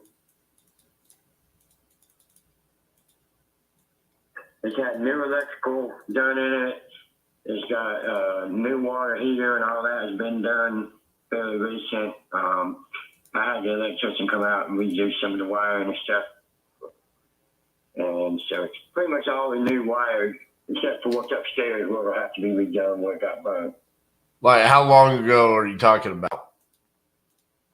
That was last year, probably close to the beginning of last year. Okay.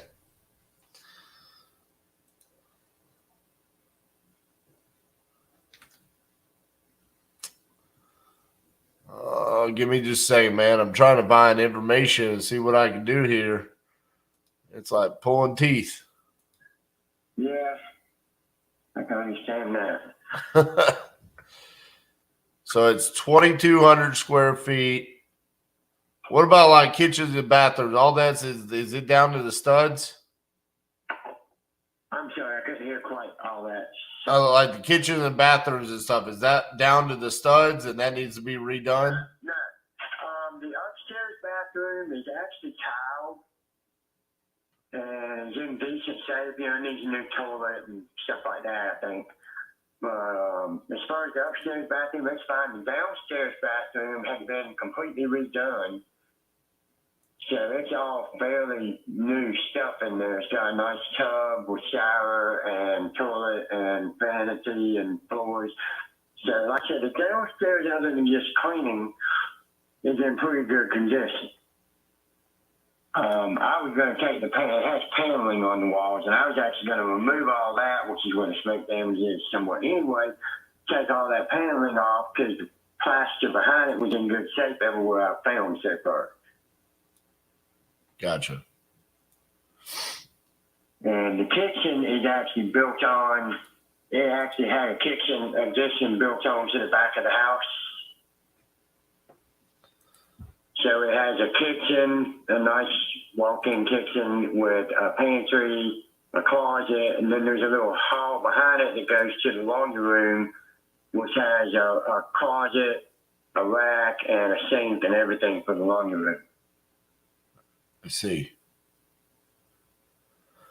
All right. What if I said I could do 20,000 cash? I cover the closing costs, no commissions, nothing like that. Just 20,000 to your pocket, and if you owe anything on it, it comes out of that 20,000. But I'll pay for everything else. Yeah, that'd be fine. All right. Let's do it. Let me see if I got your information. I got your email as. Yes, sir. All right. So what I'm going to do is I'm going to write up a contract. I'm going to send it over to you. Okay. Would you like for me to do that now and just send it over so you can ask any questions? Yeah, that's fine. All right. Give me just a few minutes here. Yeah, wherever you want to get something. If you got stuff to do, I mean, because I'm at work right now, get ready to head to lunch here in a few minutes. Okay. Well, then how about this? I'll just get it written up, and then you can look at it while you're at lunch, and you can just call me back if you got any questions, okay? Okay, sounds good. All right. Appreciate it, Mike. All right, yes, sir. Thank you. All right. Bye-bye. All right, bye-bye. Just need these people to answer the phone. Answer the phone, we get it closed. Lead Zolo, baby. $100 lead. How many times do I have to call him? I don't know. That's probably the 6th time I've called him. Hey, is William there? Speaking. Hey, William, this is RJ Bates calling you about your property on Overlook Drive. You it entered it on our website saying you're looking to sell that property? Yes. Excellent. How much you looking to get for that one? Well, I owe around 46 on it, and I got a couple offers like around 80 on it. But it needs a kitchen and wiring needs done in the basement, and the bathroom needs like updated. It's done, but my uncle screwed it up. Gotcha. How come you didn't accept those $80,000 offers? I was just looking around. That was like 6 months ago when they offered me that. I had the real estate about a year ago. She told me I could put it up for like 95 and, see if somebody could get it. Right. But I'm just getting, because my ex left me for a black dude 5 years ago, and she won't leave the area. She's like 2 blocks from me. And she's just causing me problems, and I'm just sick of it. I see. I just want to sell it, and I just want to go. All right. So how much would you be willing to accept today? Well, I'm not sure what this damn place is worth. But the real estate said if I do the kitchen and the wiring myself and just do the odds and ends in the bathroom, I'd probably get 140 for it. Because I remodel the whole house myself between the drywall, flooring, wiring. It's just the only thing that's not new in this house is the hot water thing. Yeah, but you said you wanted to be done. So I'm saying it just to be done, and I'll send you a contract and you can get the hell out of there in 3-4 weeks. You don't do anything. What do you think? I just 80,000. I'm guessing. I gotta make sure I have enough left over on the bone. I can at least buy another house. That's what I'm worried about. I gotcha. Well, the way that we work is there's no commissions, there's no closing costs, there's none of that. We're a cash offer. So we're saving you right there on the fact that there's no commissions or anything like that. The only thing that you would have to pay is, your mortgage, any liens on the property, which I doubt there are any, and then whatever your prorated taxes are for this year. So pretty much we're going to make you a fair offer that you can just walk away from the property as quickly as possible and then try to make it as easy as possible. The problem with 80 is that, like you said, you got to make sure there's meat on the bone, right? So yes. I got to make sure the same thing. So tell me again, it needs a kitchen. Does it need the cabinets and the countertops and the appliances and everything? Yes. Okay. And then the bathroom, we're talking about we're doing a new tub, vanity. Oh no, the bathroom's done. It just my uncle put the drywall up wrong. He forgot to tape it and mud it and everything else. I could rip that drywall back out there and redo it myself. But I just don't have time, man. I just don't want to do it anymore. And then when you said wiring, what needs to be done with the wiring? In the basement. It needs rewired in the basement. There's wire already down there, like all new wiring already been set up. I Gotcha. just got to, run them to the lights and just hook them. And then what kind of flooring does the property have? I put that laminate flooring down, which was my first time doing it, and it's pretty much it. I screwed it up. Okay, so the flooring's going to have to get fixed, right? Yes. Gotcha. And then what about the drywall throughout the rest of the property? Is it in okay shape, or does it need to be fixed as well? No, that's all done. That's all been up, mud, painted, and everything else. It just the living room needs repainted because I resanded a little bit more of it because it was still rough spots here and there, so I resanded it. So the house probably needs repainted. Okay. The roof. I got that put on between 2014 or 13, one of those years. the same thing with the central air. The only thing that's not really updated in there is the furnace. Not the furnace, the hot water tank. That's like almost 10 years, I think. Gotcha. And like the best I could tell you is just come out, take a look at it, and see what you guys think. I'm about to tell you what I think I can do. It's 936 square feet, right? Yes.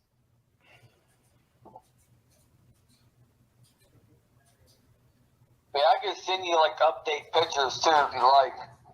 Yeah, I'll probably get those for you here in a second, but I'm going to give you a pretty general idea. I mean, I do this all day, every day, so I pretty much know where I need to be just based off the information you just gave me.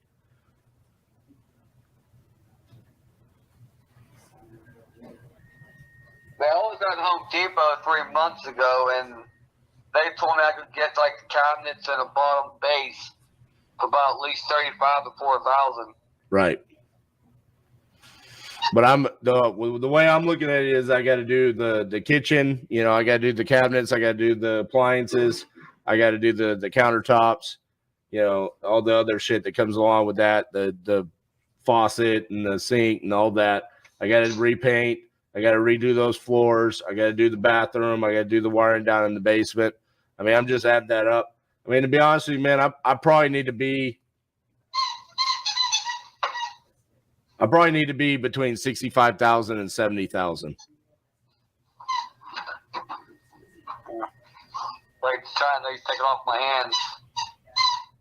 That means you don't have to do anything that's as is, and we get it done in the next 3 to 4 weeks.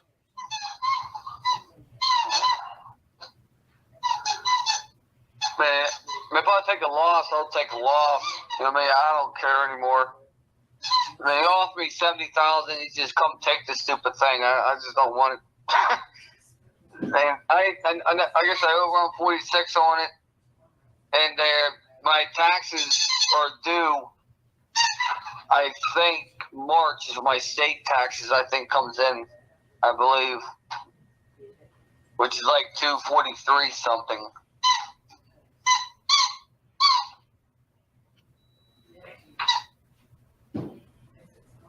You still there? Yep. So what do you think? And if I set 70,000, will you guys will come out or give me a different offer if it's something doesn't add up? I mean, we're gonna come out. We're gonna look at it. But I mean, we're gonna have to walk the property and verify all the conditions and what you told me. But I would say, 95% of the time, the offer that I'm giving you right now is going to be the offer that we are going to move forward with. All right. Like I said, I mean, I'm an honest person. Like I said, you guys come in and look at it. Well, I mean, that's why I feel confident in the offer, because you told me that there's shit wrong with the house. I mean, majority of the time, what I get told from people is everything's great. There's nothing needs to be done. And then we come out and we're like, hey, what about this kitchen? What about this bathroom? What about this wiring? You told me already. That's why, I told you, heads up what's wrong with it. Right. Man, I'm still living here. I've been living here since 2013. Right. Yeah, I put a brand new front door in, which is like that big glass oval thing. Brand new back door. There's like brand new windows all out through the house. Is all brand new. I got it from Home Depot. So whoever buys it, the life warranty will fall to the new owner. Okay. But like I said, when you come out, you can see all the brand new windows, brand new doors. You'll see all that. Well, would you like for me to send over an agreement for the 70,000? Yes. Okay. Let me verify I've got your email correct here. It's at gmail.com. Yes, sir. Okay. Give me just a couple minutes here and I'll get this sent over to you. You mind hanging out on the phone while I write this up? So if you have any questions, you can take a look at it. Yes. All right, give me just a few seconds.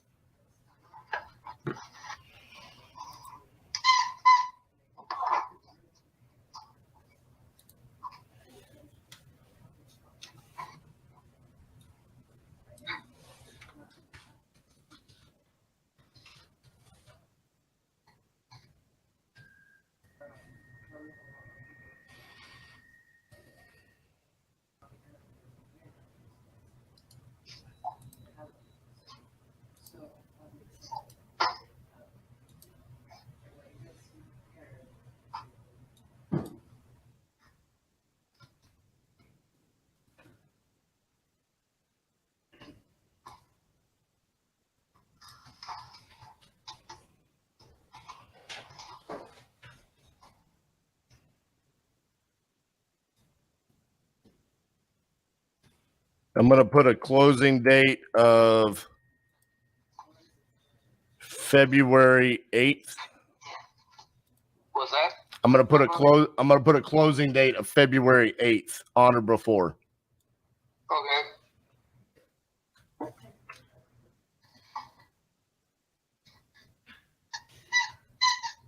Do you guys have time to come out sometime tomorrow, like in the evening, to take a glance at it? Possibly, yes. I can see if I can make that work.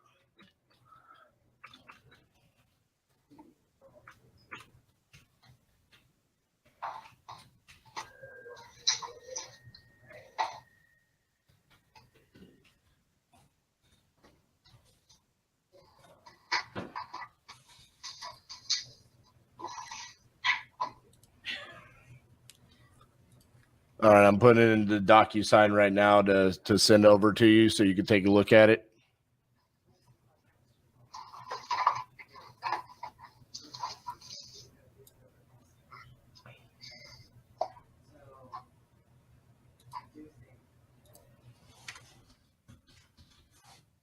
Yeah, I'm still waiting for it to come through my email. Yeah, I'm uploading it right now.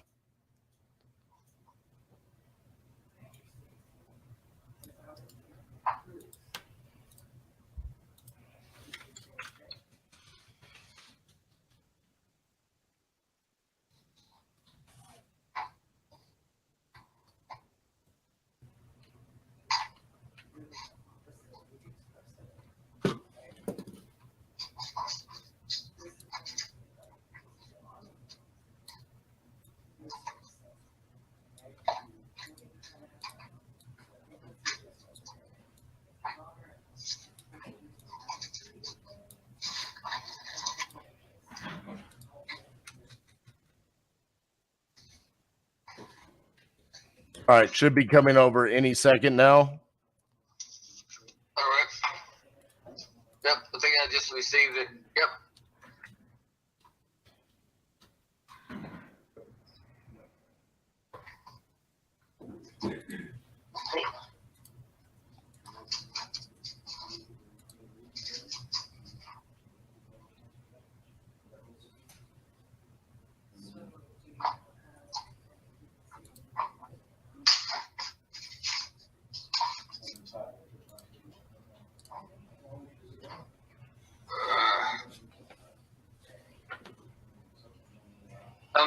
I'm just reading it too. Yeah, let me know if you have any questions.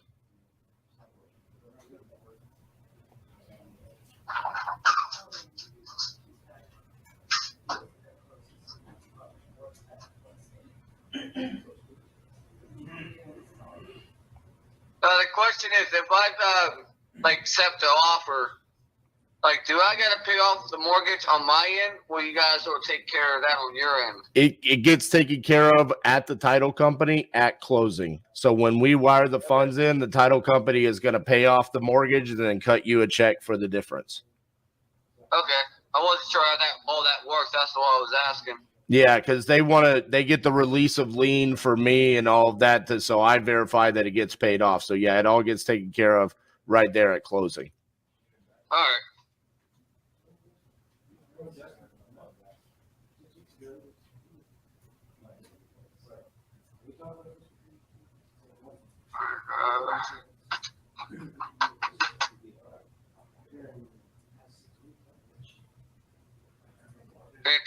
gotta be paid up also for the whole year, correct?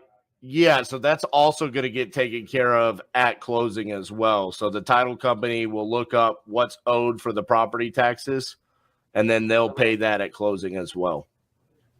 All right, because like I said, all my taxes are paid up last year. Right. So then for this year, you would only pay for however long you own it. So for this, it would be through February 8th. So you'd pay a month and 8 days worth of taxes. Okay, that's the next question I was about to ask, because I know my state's coming in, I think March, I believe it is. Right.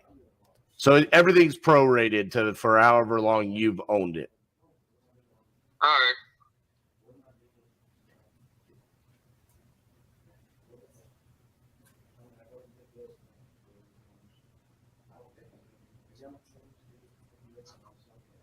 So once I do sell it, like everything, when you guys come look at it, if you guys like what you see, if you guys find something else wrong that, like, down the road, will that fall back on me, or it's just like, No. take care of it? No, once we close on it and it's sold, then you have no liabilities. All right, because man, like I said, I'm just being honest with you. What I did when it's property. So Yeah, no. Once we buy it, it's our problem, not yours. all right, that's the question I was kind of worried about. All right, so all I gotta do is just sign this thing, and then you guys will be out tomorrow. Yep, just go ahead and sign it down there, and then Cassie, who is my partner / transaction coordinator, she'll call you. She'll schedule our showings and come out, and we'll do our thing. That's the next step in the process. All right.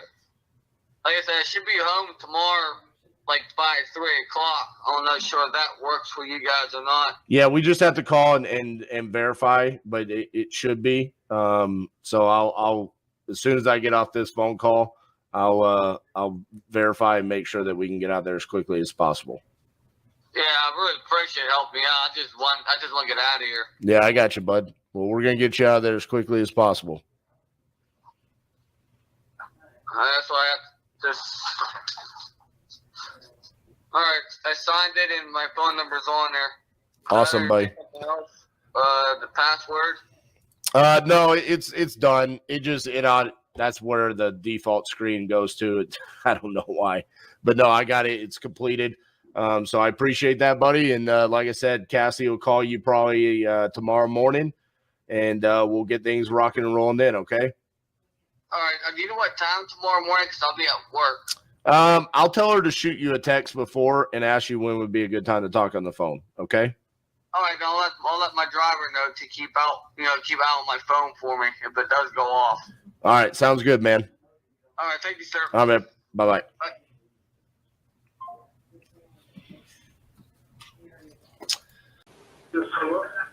Hey, is William there? Yes, William. Hey, William, this is RJ Bates. How are you? I'm doing pretty good, man. Hey, I think you talked to Garrett earlier this morning. You called in about a property you got over there in Pittsburgh that you want to sell? Yeah. Is it Grand View? No, it's Broadhead. Broadhead. Okay, sorry. He writes like a 3-year-old, so I'm trying to decipher what this handwriting is over here. I was like, Grand View. I can't find any property like it's a Broad View. Okay. How much were you looking to get for that? I don't know, man. You guys got to give me a price. I don't know what to say, man.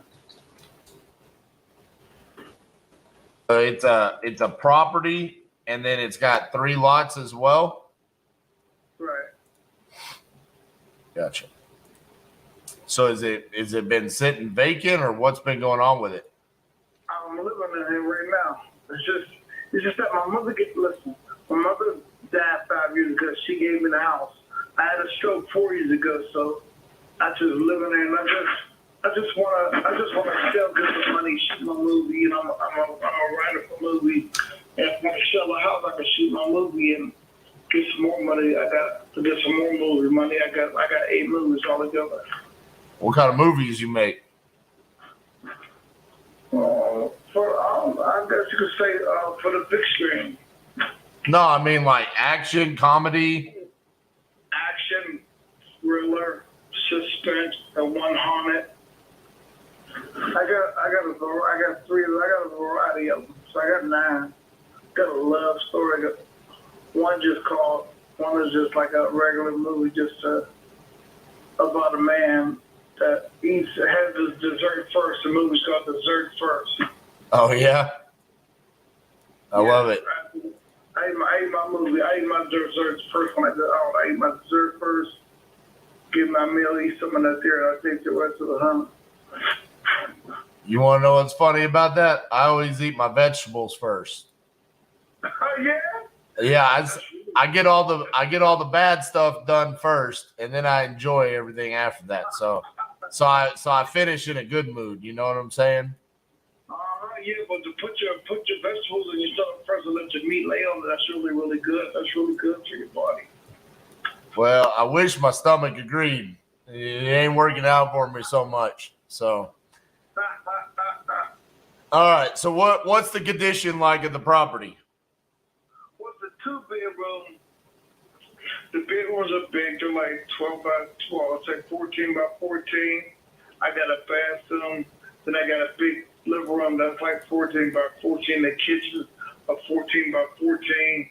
I got a back porch and I got a basement with basically a small apartment in the basement. We never use it because my mother didn't want nobody living in the house, so we just use it for storage. Other than that, that's it. It's made in 1930. You know, so it's one of the old houses. But like, when was the last time it was like painted or floors or stuff like that? When was that last done? Okay, I painted my mother's bedroom. I put a wood floor down from her room to the bathroom.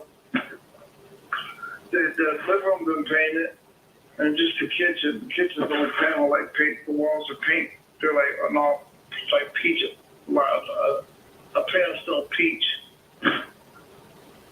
Okay. You know, this house is basically 90 years old now. You know, it's made in 1930, so it's 90 years.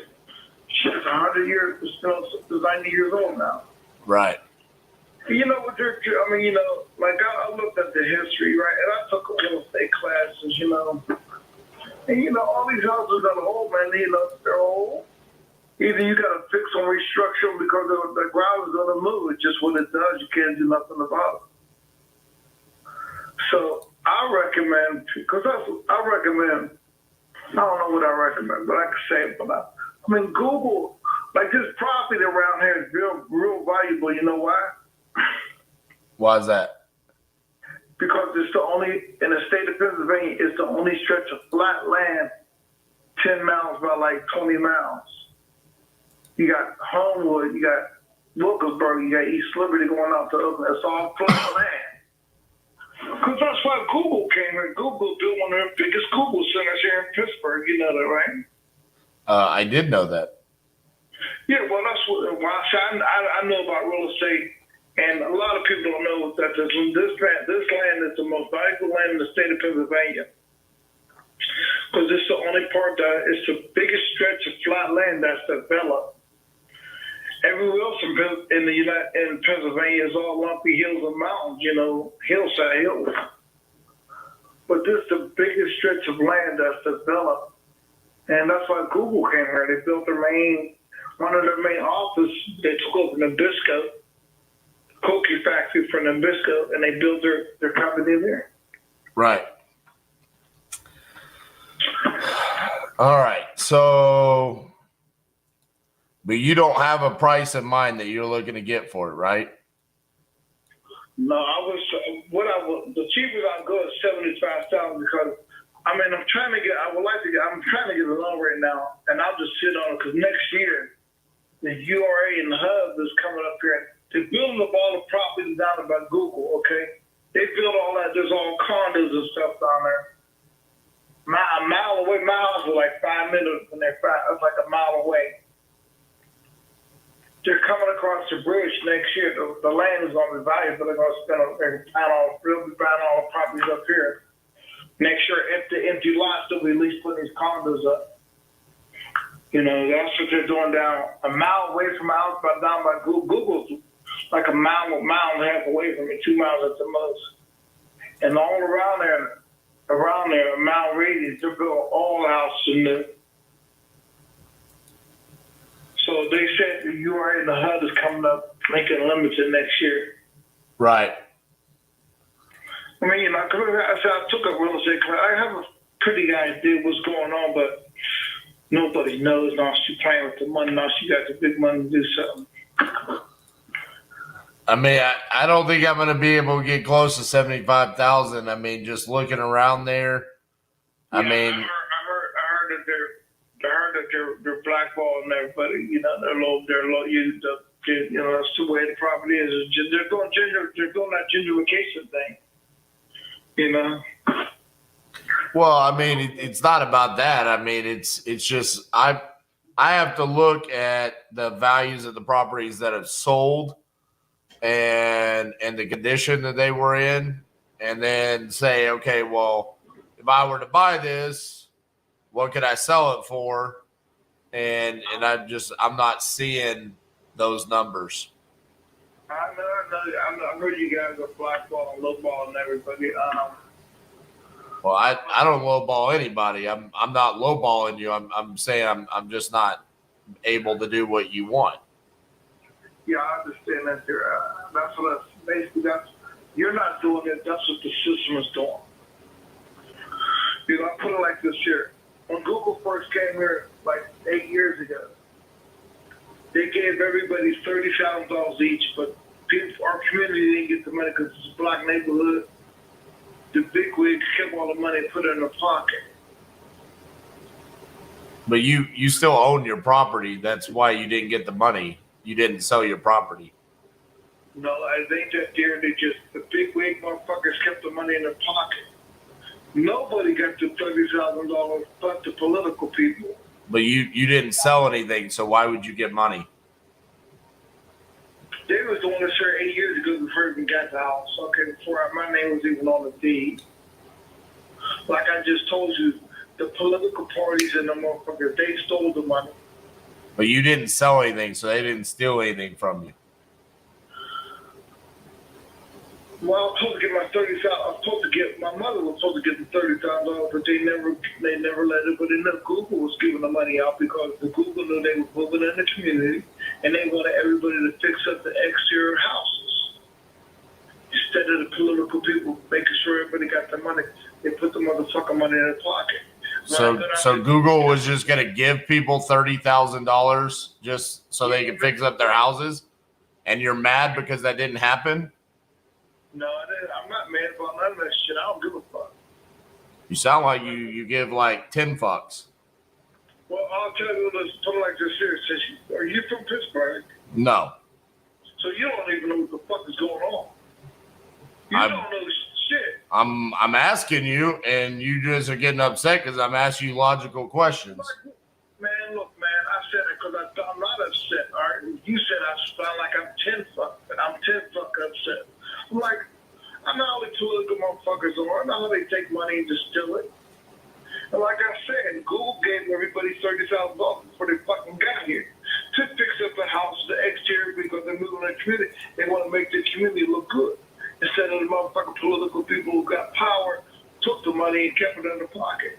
Now, when I used to go downtown to the city county meetings, I used to bust their fucking brain about their bullshit.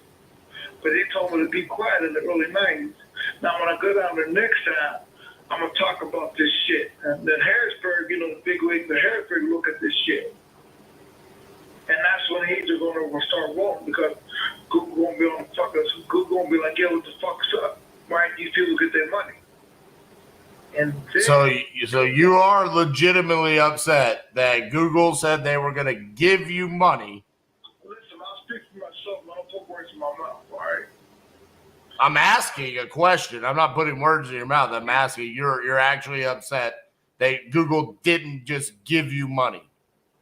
No, I didn't say I'm upset with Google. Google gave the money. I said the people in political power, if you're listening, they took the money. They took the money. Man, listen, man, I'm not going to explain to you. Where you from, man? I'm from Texas. Yeah, well, we're going to sometimes I'm texting fuck the bullshit, man. You like the banking, fuck the bank shit. Y'all motherfuckers don't all live with that bullshit, man. I will work on Wall Street and everything else. Fuck all that dumb shit.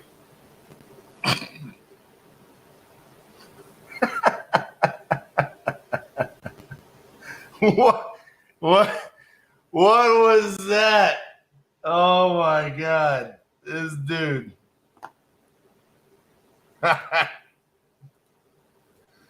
Yeah, that was awesome. I am barely. That was not a lead that that came in from any lead source. He just called us today, probably because he Googled us.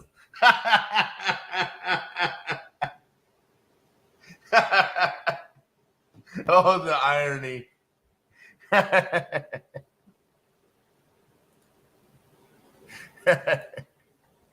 Oh man, that's too righteous. Oh man, what was he talking about? Like, what are we doing? You're mad because you just didn't get money? A particular number in mind. I know that it needs some work to it, you know, and obviously it's kind of a unique situation because you're kind of what I consider in the family because with Lauren and you know her family and things like that. So I want to, you know, I have a number in my head, but I want to see, you know, did you have a number in mind that you're trying to get from the property? Well, yeah, it has. I mean, like it needs to be at least 275. Just because of other things that I've recently sold.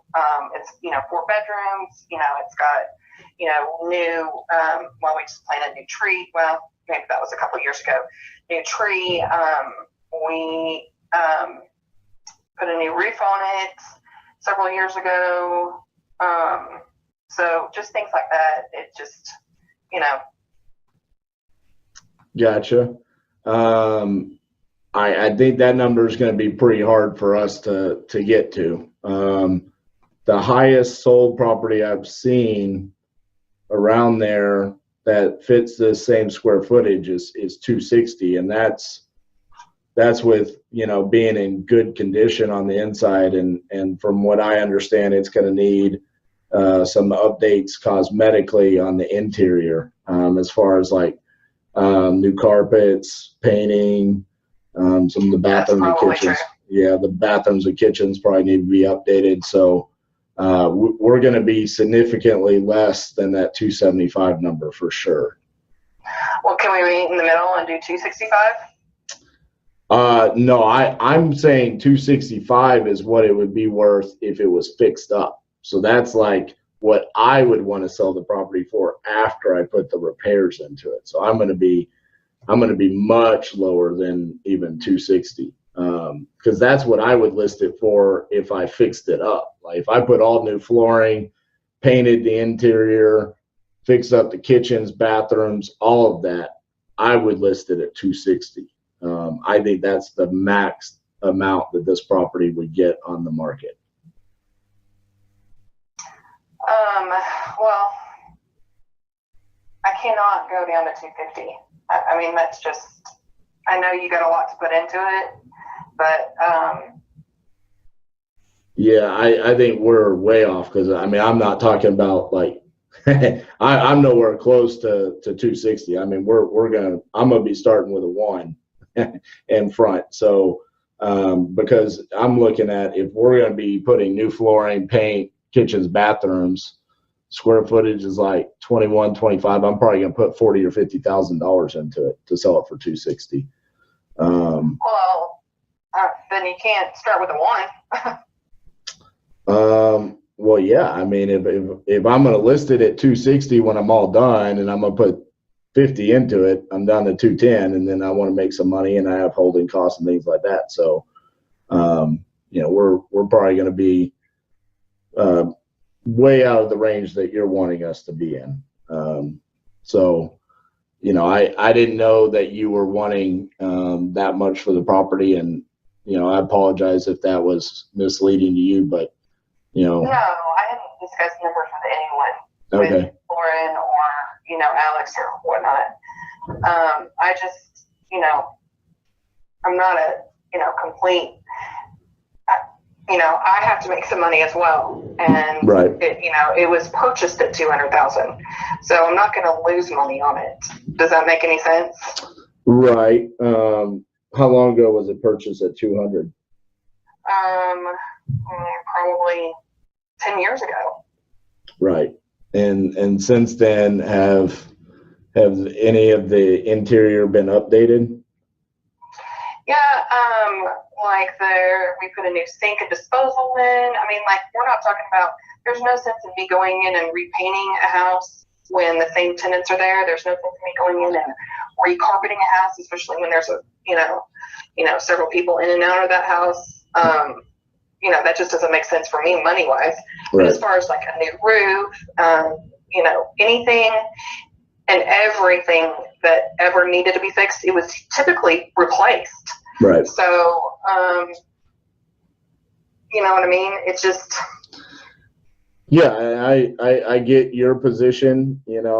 Unfortunately, as landlords, because I'm a landlord. I mean, I own quite a bit of properties, and when you get into the situation of, I bought it for X amount, I've owned it for, a decade, and if you've had tenants in it for that decade, I mean, they've done a lot of wear and tear to it. So that's where that comes into consideration on, yeah, there's a new roof, but that doesn't fix the issues with having an outdated kitchen or outdated bathrooms, or even bathrooms that have just, had wear and tear on them with tenants.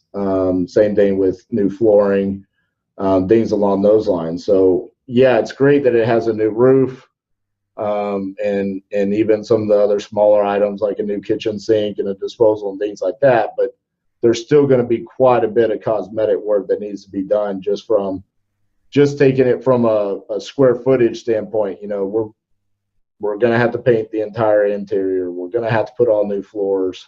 There sounds like there's going to be some drywall work to remove some of the wallpaper that's, in the kitchen and things like that. So all of those things we have to take into consideration. Also the age of the appliances and just all of those things that adds up to a significant amount of money. So that's where I'm coming from. Just looking at it as like, where I feel like the top dollar is 260,000. What I have to do to get to that number, I have to take that into consideration. And just based off of 2,100 square feet, we're looking at somewhere between $20 to $25 a square foot for all those repairs to get that fixed. So that's where, I can give you a baseline number.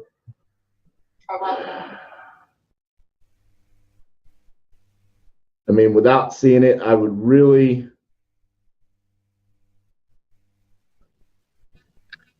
say it's $20 a square foot. So that puts us at what, 42,000.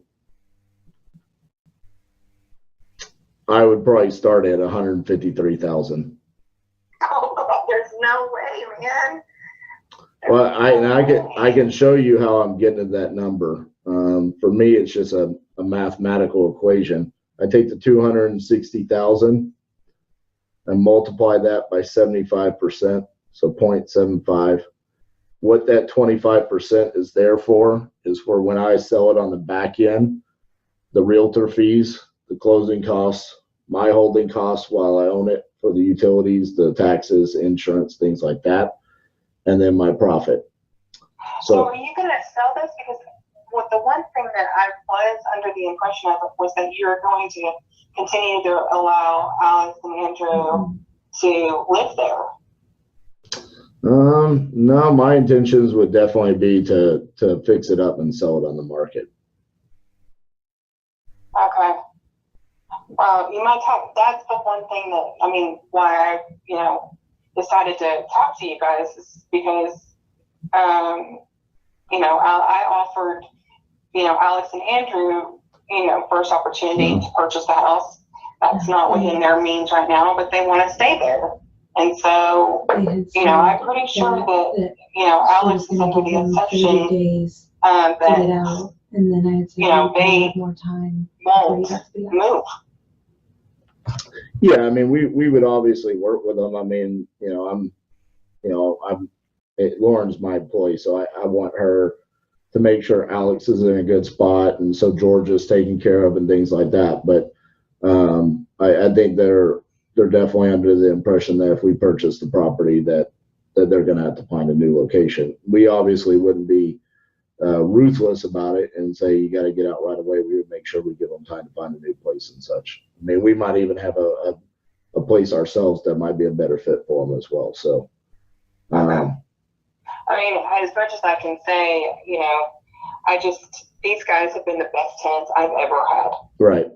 And that says a lot because I own a lot of properties. Right. So, you know, from, you know, just a 5th grade teacher that lives by herself, to these guys are hands down 1,000 times better. Right. And that's, you know, a lot.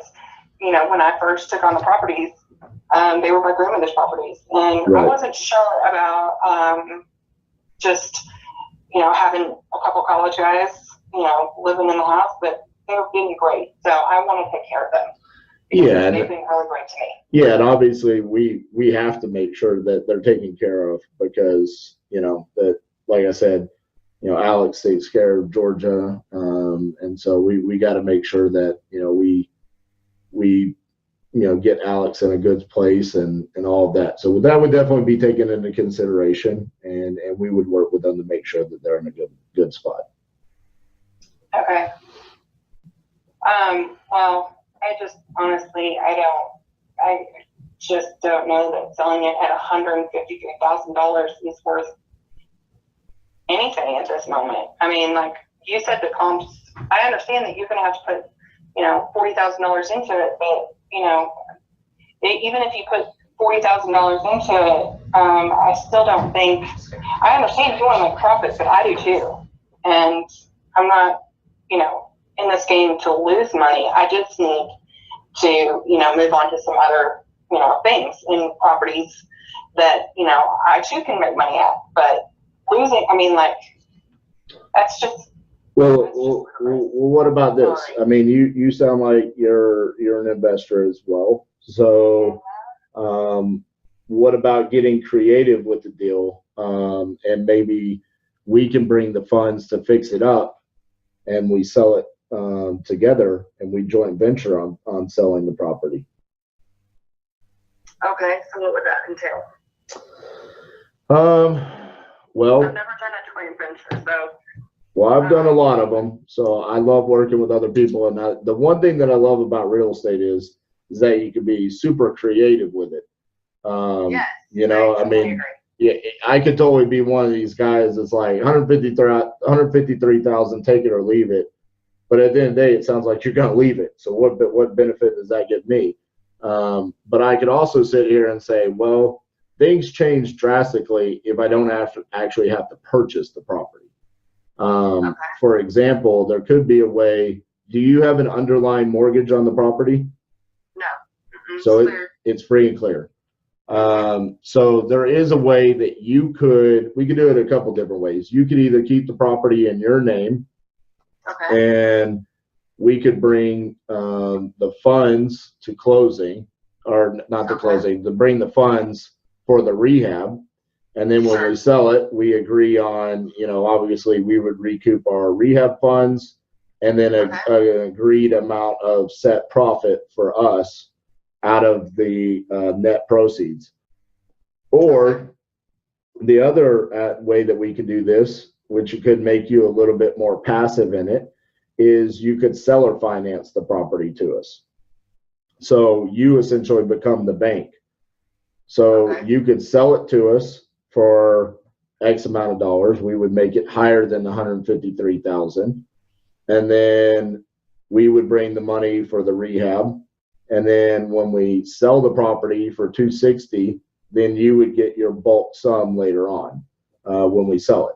So you would essentially become like a mortgage company where you would actually be the bank, and then you get paid off when we sell the property at 260. And in the meantime, you would make interest on your money. Okay, so like interest on the on the 260. Is that what you're talking about? Or Well, we would. Interest on just the, like what you were talking Well, about? we could go higher than 153. So because you got to think when I purchased the property, there's expenses that are associated with that. So if I don't have to actually purchase the property, I would be willing to pay you more, where you could profit that compared to, a lender or, title companies and all these things that take, funds from closing on the property itself. I could funnel those through to you. So those are the two different ways just off the top of my head that we could do it. I mean, personally for me, I like the idea of the joint venture. It would just depend on how much of, say if we sold it for 260 and we put 40 into it, that leaves us roughly 220,000. We're gonna have to pay a real, well, let's say 260,000. We got to pay a realtor. You've got a property listed right now. How much are you paying that broker to list that property? Honestly, that's not my property. It's my sister's, so I have no idea. Gotcha. But I do have a real estate agent that I would prefer to use, if at all possible. I just, I'm friends with a lot of people in Benton, and a lot of realtors. My best friend's a realtor, and I just don't want to hurt anyone's feelings. So this guy is fantastic at what he does, but he's outside, and no one gets their feelings hurt. Right. So one person over the other. Does that make sense? yeah. So do you think it's like, would they charge you 1%, 2%, 3%? Just off the top of your head, I mean, just so I can run some numbers. He would probably charge me, maybe 2% at the most. He would definitely not charge me 3%. Okay. I could probably even, get him to do, 1.5%. So let's call it 2 for the sake of doing this, and then we got to pay the buyer's agent 3. So 5%, that costs 13,000. So 260,000 minus 13,000 equals 247,000. Then we subtract the 42,000 for repairs. That's 205. How much are taxes? That doesn't seem, I understand that you're, I'm not going to take exactly half of it, but, it seems like we're getting real close to that same 153 number. Well, I'm just trying to get down to what it's going to look like. Minus 54, 51. So we're going to be right around,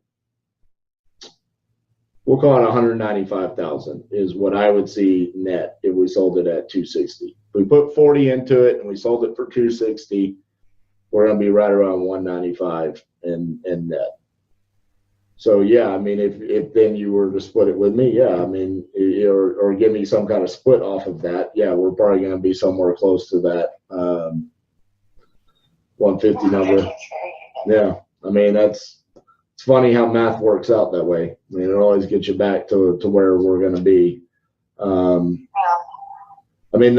only other thing that I can think is if you wanted to do it yourself, you could do that, but that's part of what I thought the motivation was there, is that you didn't want to do the work yourself.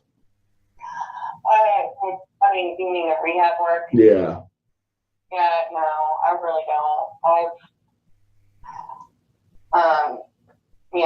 No, I cannot. I'm sorry. When was the last time you saw the inside of the property? It's been a whole minute. Yeah, because when I was talking to Lauren, it sounds like it's a bit gnarly on the inside. I'm sure they're great tenants, but they've been there for what, like 5 years at this point? Yeah. Mm-hmm. Yeah, it sounds like it's in pretty rough shape on the interior. So God bless. I mean, that's just part of the issue. And I mean, I would be fine with going out and like walking the property with you and kind of showing you what we see. Yeah, let's do that. I mean, there's no harm in that. Yeah. You know, we're not, binding contract if we do that. Right. I know that's, time out of your day, but at this point, that's, the best I can do. I can't comfortably say, okay, let's do it for 103. I'm sorry, I just can't. I would be silly just to accept that. I understand you working through the math, and I've done, the math on my end. But I don't know, man. If you're willing to do that, I'm willing to do that. And then what we can, what we can do in the middle. Let's just see. I mean, I'm willing to work with you. I'm willing to, just, figure out different options that the both of us could, have doing that. I would be a dumb businesswoman if I just accepted 153 over the phone for the first time we talked to each other. Yeah, no, I can't disagree with that. The only way I would kind of combat it is, I mean, have you had anybody pull comps for you and tell you what they thought it would sell for if it was fixed up? They suggested 210 to 250. Fixed up or as is? As is. So I think that might work if you were to list it on the market as is. I think it's going to be much closer to the lower number. But even if you were to get 220 on it, and then you pay the 5,000 and realtor commissions, that's 11,000. You're down to 209, and then you're going to have the property taxes for this year plus the closing costs, because when you're the seller, you pay the closing costs when you're on the retail market. So, I mean, you might be able to net more that way. I will also say that there's a strong possibility that you could list it. I've got 2 properties on the market in Denton right now that we fixed up over in what is that place called? I want to call it Con Plantation. That's not right. It's over off of Lantana is the street. Let me look up this stupid subdivision. I can't remember. Oh, Preserve at Pecan Creek. Do you know where that's at? Yeah. Remind me though. It's over off. Lantana, I know, is in Lantana. It's east of 35, right over by Buc-ee's. Oh, okay. And it's how big is that house? I've got 2 on the same street, 6602 Lantana and 6501 Lantana. I don't know what I was thinking, buying 2 houses on the same street. That was dumb. But the one's yeah, right. One's 3,400, one's 3,200. And I've got both of them listed at 350. Actually, one of them I just lowered to 340. And those properties have just been sitting. I got this one that's been on the market for 146 days. And I mean, honestly, we're not getting showings, and it's a beautiful house. Like I've gone and been like, okay, I'm going to critique like what's going on here. And, there's nothing wrong with the house. And so that would be another concern of mine, is that, days on market could be, a little bit long on this property. But and I'll be honest with you, that does worry me as well. Yeah. I don't have the patience right now to deal with stuff like that. I've just had some health issues, and just don't want. I'm at the point in my life I just don't want to have to worry about shit like that. Right. In the past, I had rehab, I had peanut, I had bone scrub, I have done whatever I've needed to do to save costs. But in today's mindset, I don't want to do that shit. Right. I can do some of it, maybe. I hear that coming out of my mouth. I'm like, maybe not. But I just, you know.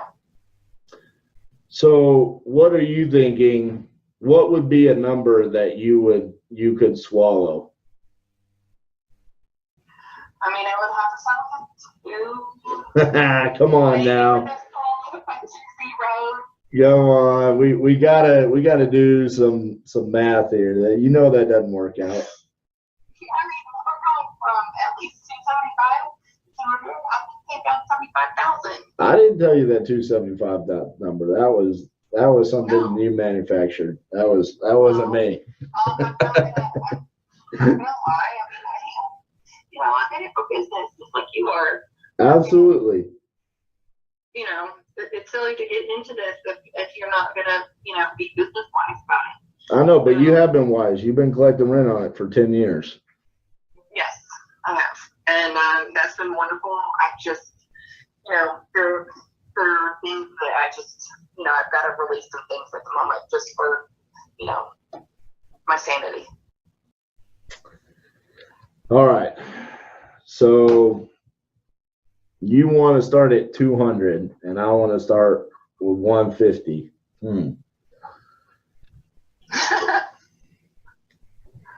Let me see. Let me burn this calculator real quick and see how high I can get. 260. I'll go to 80%, which is like I can barely feed my kids when this is over with. Oh, come on, man. And 42,000. The only person making money on this is the contractor. You flipped the script on me. See, 6 years ago when I was a contractor, I would have made money on this. You can go back and contract it and rehab it?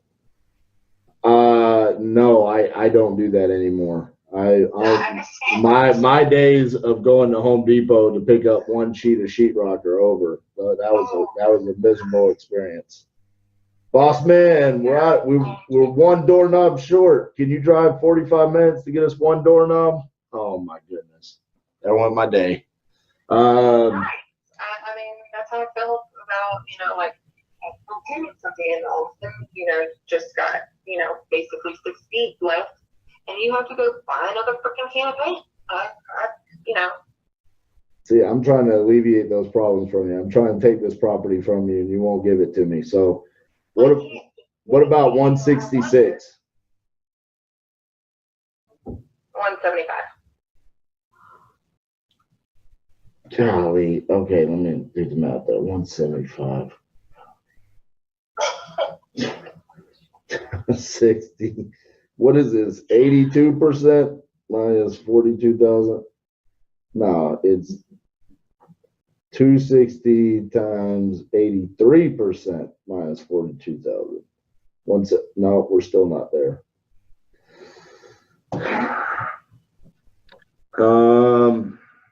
175 is really hard. I mean, golly. Okay. You've given 153. Give me your best offer. Come on. I'm family. You said so very beginning. You're right. I did say your family. Hold on. 260 times the family discount of that.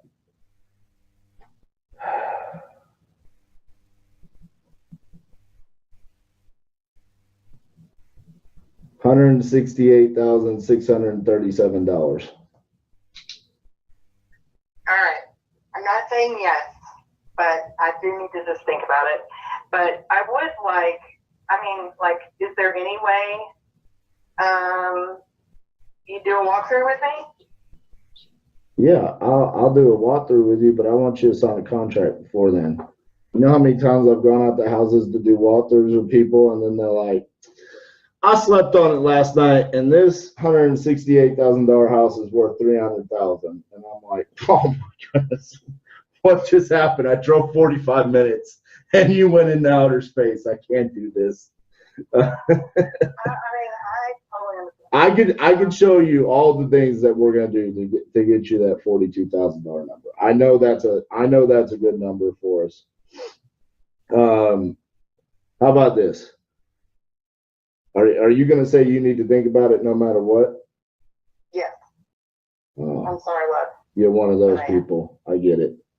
I'm not one of See, those I didn't people. get where I am today, just throwing out crazy answers. Oh, I did. I'm definitely not one of those people. See, I was willing to come up. Look at that. You got me up $15,637. And you know what? I appreciate that so much. I really, and I'm not being sarcastic. I really do appreciate it. All right. How long do you need to think about this before I start blowing you up? Just give me 24 hours. I mean, like, not even 24 hours. Just call me tomorrow afternoon. Okay. Anytime. Sounds good. I'll call you then. All right. All right. Thanks, Olivia. Bye. All right. Bye-bye. Hello. Jason, it's RJ. How are you? Good. It's a long 5 minutes. Oh, sorry, dude. I got caught on the phone with another seller, and it was kind of a weird property. I got stuck analyzing. I'm sorry about that. So, you were looking to sell your property here on West Paradise, correct? Possibly, yeah. All right. And I think that you had spoken to someone on the team. I think it was Josh you were talking about. You wanted like $310,000 for it. Is that correct? Yeah, I think it's at like 355 right now. So I figured, that'd be fair. Everybody makes money and win-win-win. All right. So tell me a little bit about like the condition itself. I mean, is it going to need any work to get that 355 for me, or? It's probably definitely going to need new carpet, but other than that, I mean, it's just a plain house. There's really nothing special about it. Honestly, in my personal opinion, I don't think those houses are worth that much, but apparently that's the market now. So, well, it's partially just due to the location. That market's been crazy for. Well, and that area right now is just exploding. They keep building new businesses and everything there. So I guess it's going to be a good location. Right. You guess. That's funny. I mean, it's walking distance from the high school. It's right around the corner from the elementary school. Businesses are going up like crazy. So, I mean, I'm not like in the business, so I don't know all the factors involved. But I mean, to the layman, that's what it would appear. Yeah. I mean, there's a lot of good factors about it. It's a nice little neighborhood. Been there 6 years, never had a single issue. That's awesome. So what's the situation there? Are you still occupying the property? Is it vacant? What's the deal there? It's vacant. I moved out of it a couple months ago, but I still have some stuff in there. I'll be back in the area in a couple weeks to have everything packed up and moved out. And that's pretty much it. I've been rolling around the idea of either hiring a management company and rent it out. It'd be, free income basically. There's no mortgage on the house. It's already paid off. So right now, the only thing I'm paying on it is about a $25 electric bill monthly. Right. Looks like you get about $1,900, $1,850, $1,900 a month. I guess. I don't know what the rental market is like too. That's from other people, friends at work and things like that. Apparently that's about the going rate, maybe a little bit more for a house that size. Don't know if I want to deal with the hassle of renting though, even if I just hire a management company. Got a couple of friends at work that have rented out, and they have some suggestions for different management companies to use. But either that or just sell it and be done with it. Have you ever I don't really see myself moving back into the area, so. Right. Have you ever thought about seller financing? No. So that's where you become the bank. So instead of renting it and having to hire a property management company and worry about, the tenants paying and all of that, you sell it to an investor where you charge interest on it. So you can get your price, you get monthly income off of it, and you're going to get interest. So, loosely using some of the numbers we're talking about here, Let's see what this will do. Because if that were the case, you would have to leave a little bit of a margin in there for the investor to be able to cash flow. I'm probably not interested in that. If I'm going to sell it, I just want to sell it and be done with it. Gotcha. If I'm going to hold on to it, then I'll just, hold on to it and rent it out traditionally, or who knows. I mean, the market, I guess if interest rates come back down even just a smidgen, because it topped out at like 425, and I thought that was absolutely ridiculous. But once again, I'm not in the real estate market, so I don't think, like I said, I don't think these houses are worth that or what they are now at 350. But at 425, I really thought about selling when it hit 425, but I was still in the area at the time, and I still would have had to live somewhere. So that's why I didn't. Now I kind of wish I would have. Right. I think you're with a lot of people like that. I mean, a lot of us made that decision where, well, part of it is there was not a whole lot of indications that it wasn't going to keep going up. I mean, outside of the fact that it had just been going up for, well over a decade. So at some point in time, it has to come back down. Well, and then that last year and a half, it just got ridiculous. I mean, all of the people that I work with that were moving or PCSing away put their house up for sale, and it was sold for cash offers, $20,000, $30,000, $40,000 above asking, and it wasn't even on the market for like a day or two. It was just ridiculous. Right. Like I said, had I known, but should have, would have, could have. Yeah. Let me ask you this: seeing that, I mean, does it need paint on the inside? Not really. I mean, I'm not there right now, so it's not like I can look at it. But to the best of my memory, no, it's nothing that was, like, oh, this thing needs a new coat of paint or this or that. I live alone. Right. So I lived a pretty simple life. It's pretty much in the exact same condition as when I first moved in. And the person I bought it from was flipping it. So they did a lot of, touching up, I guess you would say. Gotcha. Yeah, so to the best of my memory, there's nothing major that's needed for, like I said, the carpet upstairs. The stairs and the second floor are carpeted, and that definitely that needed replacement when I moved in, but I wasn't too worried about it. I didn't really use the upstairs a whole lot for anything, so. Would you be open to doing 300 cash, no commissions? I cover the closing costs.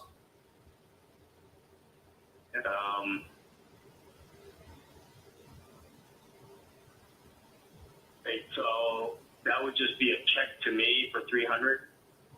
No additional fees or. The only thing that you would pay out of that would be two things. One thing I can't pay for. It's the escrow fee. It's like $250. And I just say that because I have had people freak out about it before. And then prorated property taxes for this year. And if there's any liens or anything on the property, which you're free and clear, so there's no mortgage to pay off. But every now and then, people will have a city lien for not mowing or trash or something like that. But if you don't have any of that, then it's just. I gotta have some weeds taken up when I go back in a couple of weeks. Right. So outside of that, it would just be the prorated property taxes. So you want me to cover the property taxes? Correct. For however long you've owned it this year. So, for example, if we close it. Do you have that information in front of you as far as what the property taxes would be? Because I'll be honest. Yeah. The last few months have been a blur, so. Yeah, let me look. I know the property taxes there aren't much. Not as much as I was paying in Texas, and definitely not as much as I'm paying now in Florida. So. Oh, bro, here in Texas, we're insane. Yeah, tell me about it. It looks like right around $1,000. So prorated be about a couple $100. Like 500. So yeah, you're talking about you're walking away with roughly $299,000.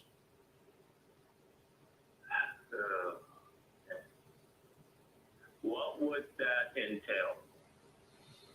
How would we proceed? I send you a contract, you sign the contract. I need to be able to gain access probably 1 or 2 times. So I know you're not there. So however we figure out how to make that work. I'm going to be back there packing up the rest of my stuff or having it packed up in 2 weeks. So on the 24th and 25th, I'll be there. So there you go. We come and we meet you on the 24th. So we can see it. And then after that, well, in the meantime, we open up title, right? And then they get the title commitment back. And then after we've done our walkthrough and we close. Can you do this just because, and I know this is absolutely stupid because the numbers end up being the same, but whatever those fees end up being, like a couple $100 plus another, $400 or whatever, that total amount, whatever it ends up being, $600-700. Can you write up the contract so that I pay that cash and then you just cut a check for the $300, or would it be easier to just take it out of the $300? It comes out of the proceeds. So it like on the settle, like you don't bring any money on the settlement statement. Like I wire in the funds and then the title company says, okay, we pay the taxes. Okay, we pay. And then the escrow fee is their money. So they take their money and then they wire you the difference. So it'll be $299 and change. Correct. You know what? For the just for the sake of ease,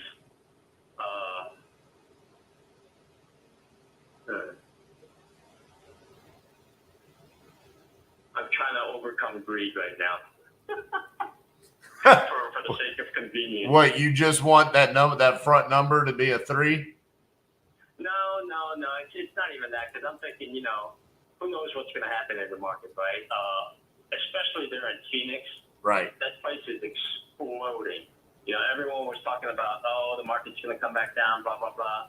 But the entire West Valley of Phoenix is just exploding with business. Like major corporations are moving into the area. They're expanding highways. The entire city infrastructure is growing. So there's a lot of, positive outlook. But at the same time, you never know what's going to happen, And I could say, I'll take my chances and I'll wait, and I could make an extra $50,000.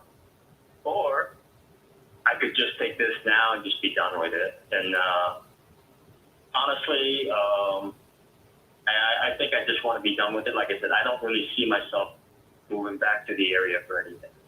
So, let's go ahead and do that. All right. So I've got your email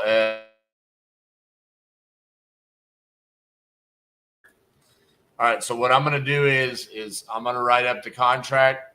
We'll send it over to you. It comes through what's called Dropbox sign, similar to DocuSign. So you can read the contract on there. When you're ready to sign, it's just a signature at the bottom. It's a 2.5-page contract. Pretty simple. And like I said, on the contract, it talks about us gaining access to the property. We'll just meet you out there sometime on the 24th. If you can coordinate the timing, that'd be fantastic. Yeah, it makes it really easy. So we'll be able to meet you out there on the 24th. And then, like I said, we'll open up title and we'll get this taken care of. This will be a real easy process here. Easy sounds great to me. All right, Jason. Well, I appreciate you returning my phone call there, and I'm sorry that I didn't get back to you. I wasn't available, but Josh said, let me look up some numbers. I'll give you a call back in 5 minutes.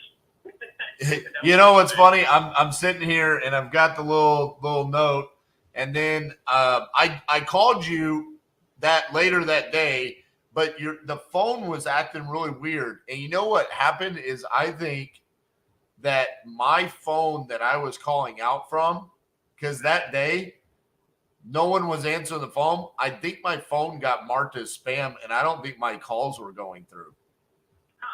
That's weird. Yeah. The call earlier came over fine, but and it for me, I can't speak for your other calls, but I get next to no reception at work. It's like the building's made of kryptonite or something. Then maybe that's what happened, because when I called you, it was like I don't know what happened. It was just going to nothingness. So it was like, all right. Because I'm looking at my note. It was like called, acted like phone disconnected. So, that's weird. Which is also not uncommon for us because we deal with a lot of people in financial distress. And so sometimes it's like, yeah, I need to talk to you right now. And then we call them and their phone's disconnected. And it's like, uh-oh. Oh, you're kidding me. Wow. Yeah, well, I mean, dude, you got to think about it. I mean, there's people out there. A lot of times the people we deal with are people like you where it's like, hey, I've got this house. I've already moved. Like, I just kind of want to be done with it and make it easy. Yeah.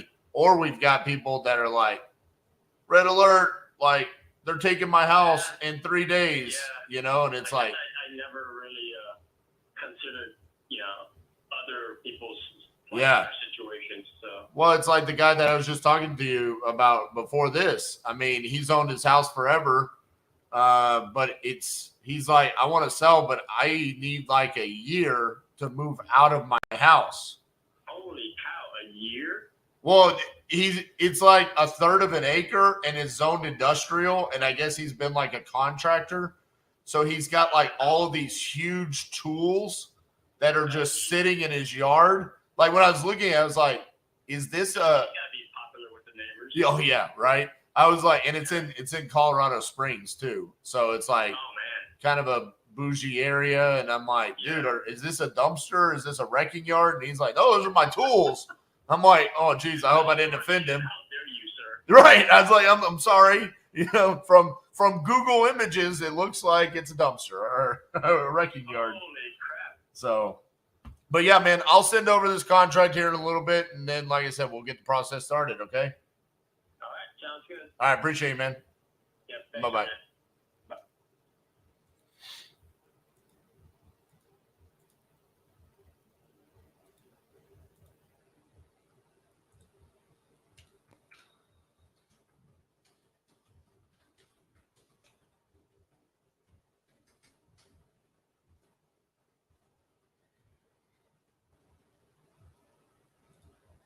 So, Randy, great question. There's a couple of different things. There is the easy wholesale to we've got a great network of people in Phoenix. So much so that it's almost kind of borderline, like I want to keep this one quiet because whoever's the first person we call, it's going to offend like 4 or 5 other people. So there's like the easy wholesale to them. And then there's also the potential that we could just take it down and wholesale it.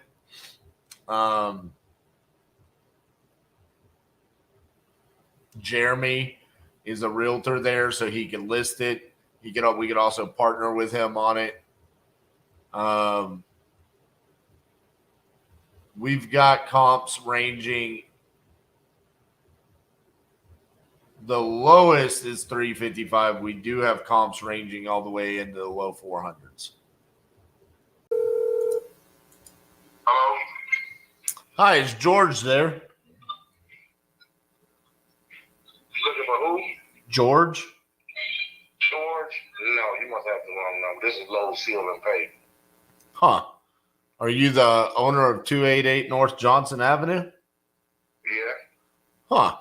Okay. I guess we just got the wrong name then. I think you spoke to Nell the other day about potentially selling that property. Is that correct? Yep, I had told her that's a lot now. That's a vacant lot. Oh. Okay. So how much are you looking to get for just the lot? Yeah, the house that was was on that burnt down probably about 3-4 years ago. Okay. Are you wanting to sell the lot then? Yeah, I got a few offers on the lot. Like I said, I want like $6,000 for the lot. Okay. That is crazy. So what's your name? I'm Charles. Charles? Yeah. Okay. Change that so I'm not calling the wrong person if I gotta call you back. All right. So you said like $6,000, right?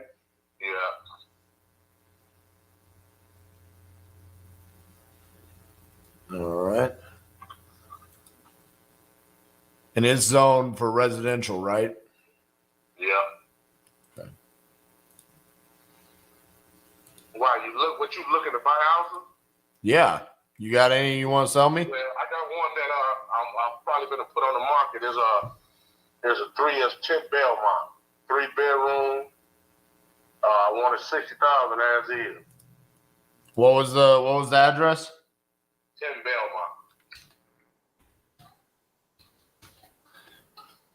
And that's in Pontiac as well? Yes. 60,000 as is. What needs to be done to it? Nothing. There's a rental. I have tenants in there right now. Everything was probably updated probably about 5 or 6 years ago. Wait. How much are the tenants paying? The tenant is paying $950 a month now. Actually, we haven't raised the rent. We was at the beginning of the year, we was gonna raise the rent up. But like they've been paying that same price probably about 5 or 6 years.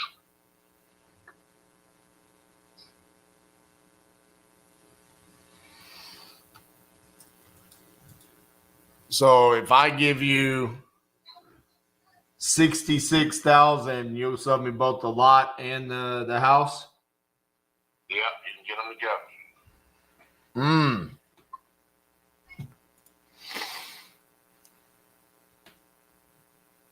You make it 65, so it's a nice round number. Man, I gotta have the 66. Oh man. Go on now. I'm over here working on Memorial Day. You couldn't give me $1,000? Man, hey, man, right now, everything I'm trying to, like I said, I wasn't going to get rid of them, but like I said, I wanted to liquidate a little cash, so right. that's the only reason I decided to do it. I got you. All right, so let me see here. What's a good email for you?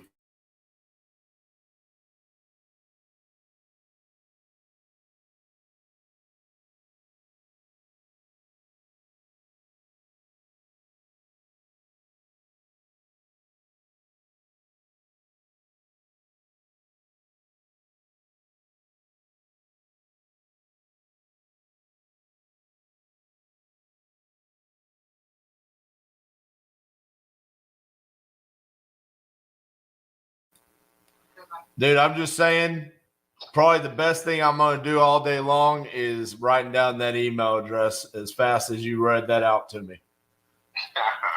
All right. So what I'm going to do is I'm going to send you over a contract. Oh, actually, I'm going to send you 2 contracts because they're 2 different properties. So I just want to make sure I'm right. 10 Belmont, I'm sending over for 60,000. We're going to take those tenants paying $950. And then 288 North Johnson, I'm going to send over for 6,000. And I'm going to take over the tenants, which is the bad weeds that are growing in that dirt. Right. All right. I'm going to send those over to you right now.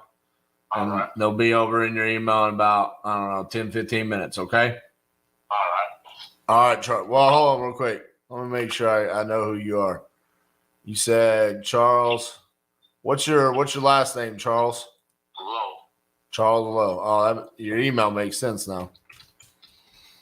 All right, Charles. Well, I'll get that sent over to you right now, okay? All right, Charles. Bye-bye.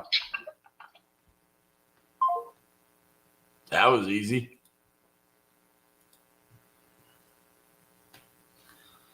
I mean, The vacant lot. I don't even know if that counts. That was too easy. That was too easy. That was too easy. I mean, bro, It looks good. ran for $950. I mean, how can we? I mean, that's cash flowing good. It's a good price. That'll go move that. You got comps in the. I mean, look, you got this at less square foot at 148. Right. But even if not, I mean, we got 137 there, 136. I mean, even if you said the ARV is 100,000. Right. Even if you said it was 90 or 100, you're still good. Right. Cool. Cool. I like it.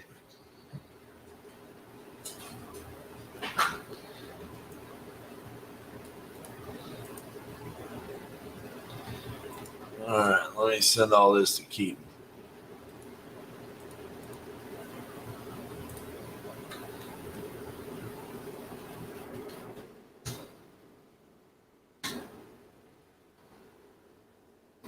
I'm surprised he wouldn't do the $1,000 off either.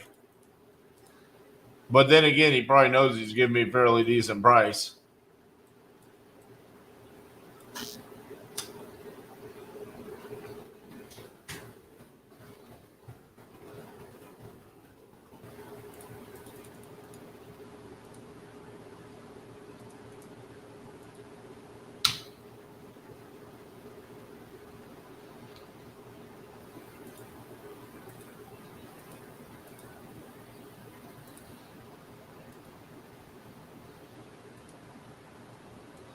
All right. I got to update the KPIs now. So those came from Batch Dialer.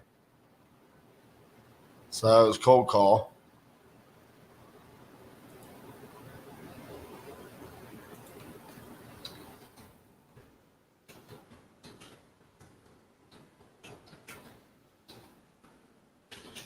Both in Michigan.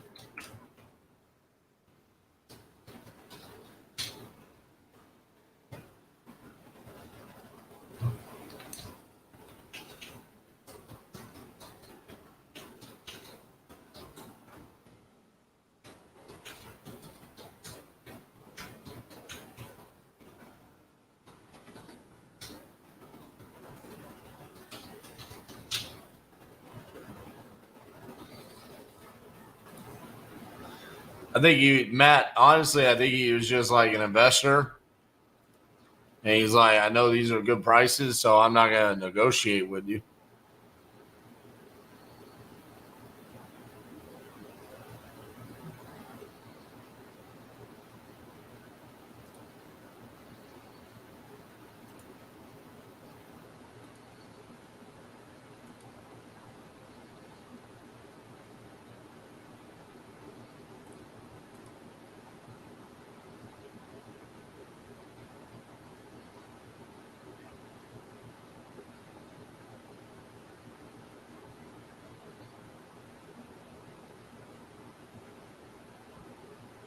Your call has been forwarded to an automated voice messaging system.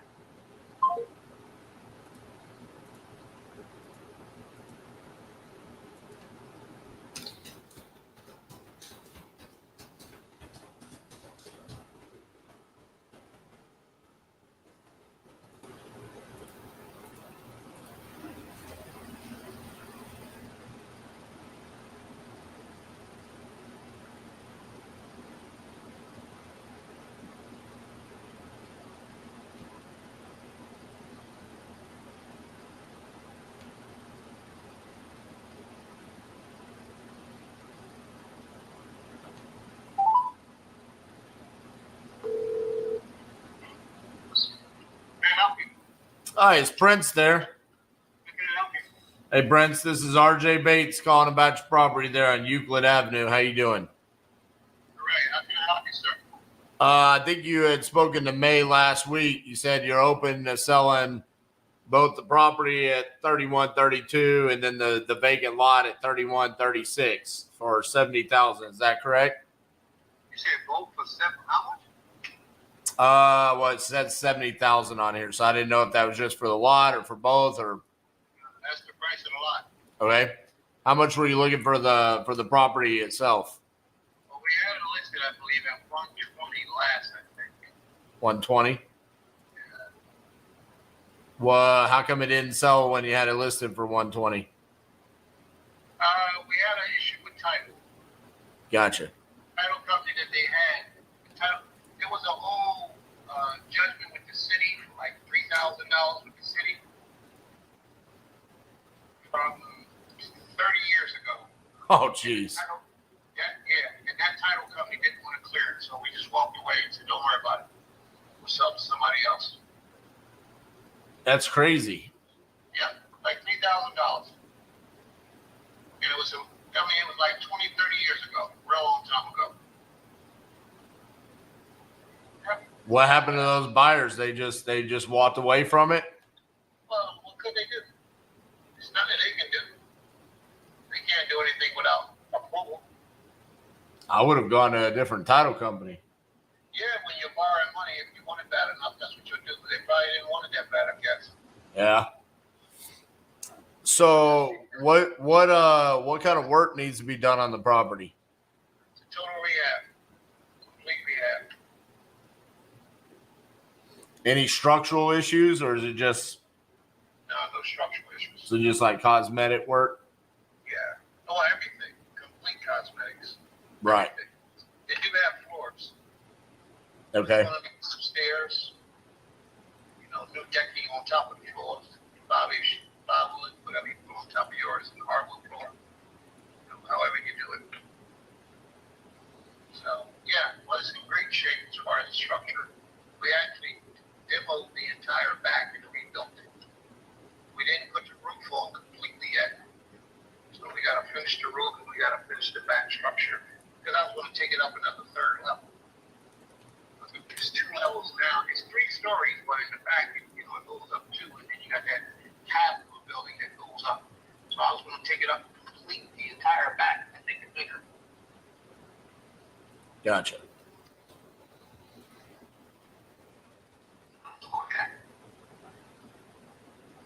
If you had to guess how much, like dollars and cents wise, how much would you think it needs? Me, myself, I know I can do the work about 125, 130. Complete, brand new, everything top to bottom. All right. 120. And then you want 120. So altogether we're like 240 in. Building is worth about 500 once it's done. One right around the corner sold already for 5.25. And that was about a year ago. Or a little less than a year. But it worked. I mean, even if you only got 400 for it, you still dig it out. Right. Say we're at 400 and we're putting 120 in it. We're buying for 120. Yeah, I mean, it's still a good deal. I can't believe those people did. I mean, so has the title situation been resolved, or are we going to have to deal with that once we go to open title? And it still needs to be resolved, but it's only a payment. Can we just pay it? No, nobody paid it. No, I'm saying, can we just pay it at closing? Yeah, that's what I'm saying. It's not a big They wouldn't pay the $3 damn grand. What's wrong with them? That's why I say they probably didn't want to go through. They probably, people do things for strange reasons. Seriously. And the bad thing about it, the guy's dead. The guy who it was 2 owners ago. That guy's dead. He's not even alive anymore. Right. And then the lot next door, you want 70 for that. Yeah, that would be a complete build everything. Right.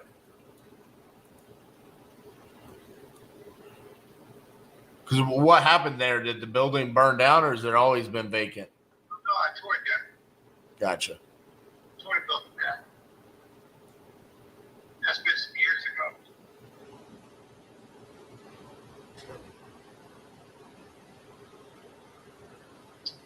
That's just been life. So if you're interested, man, put some numbers together and give me a call. I mean, I'm interested in the house. I want to send you over a contract for that. I'm trying to decide if I want to send over a contract for the land. I don't know. I feel like you're giving me a better deal on the house than I'm getting for the land. And make a reasonable offer.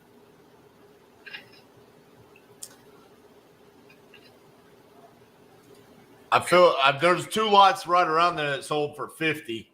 So I feel like that's kind of where Where's the lot located that sold for 50? they're inside of a quarter mile. Let me see. Pull open the. You check the size of the lots, make sure the size. So they were both on 33rd Street, and they were 7,900 square feet. 1600 block of 33rd? 1900. 1901 and 1911. Lots on 33rd Street. And when did they sell? When? Yeah. One sold on September 20th, and the other one sold on October 20th. I'm going to go right up there right now. I'm right down the street. They just described 1901 and 1911. 1901 and 1911. And did the same person own both lots? Let me see. I don't know why you gonna go try to sell my dirt to them. It says Mosaic Burks LP for one, and then the other one sold to Mosaic Burks. Yeah, same person.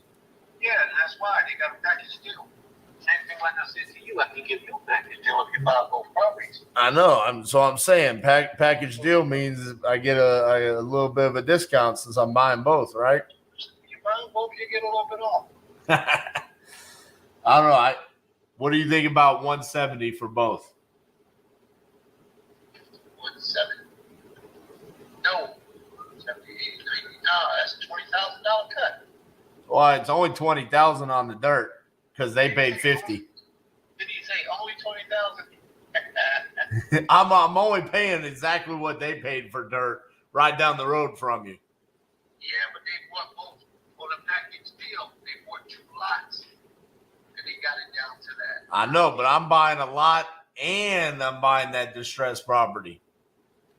What distress? 19. Oh yeah, there's 2 lots here. Somebody, yeah, that's a lot. This lot is smaller than what we have. It says it's 7,900 square feet. How big is yours? I don't know. This lot is small. It's shorter than ours.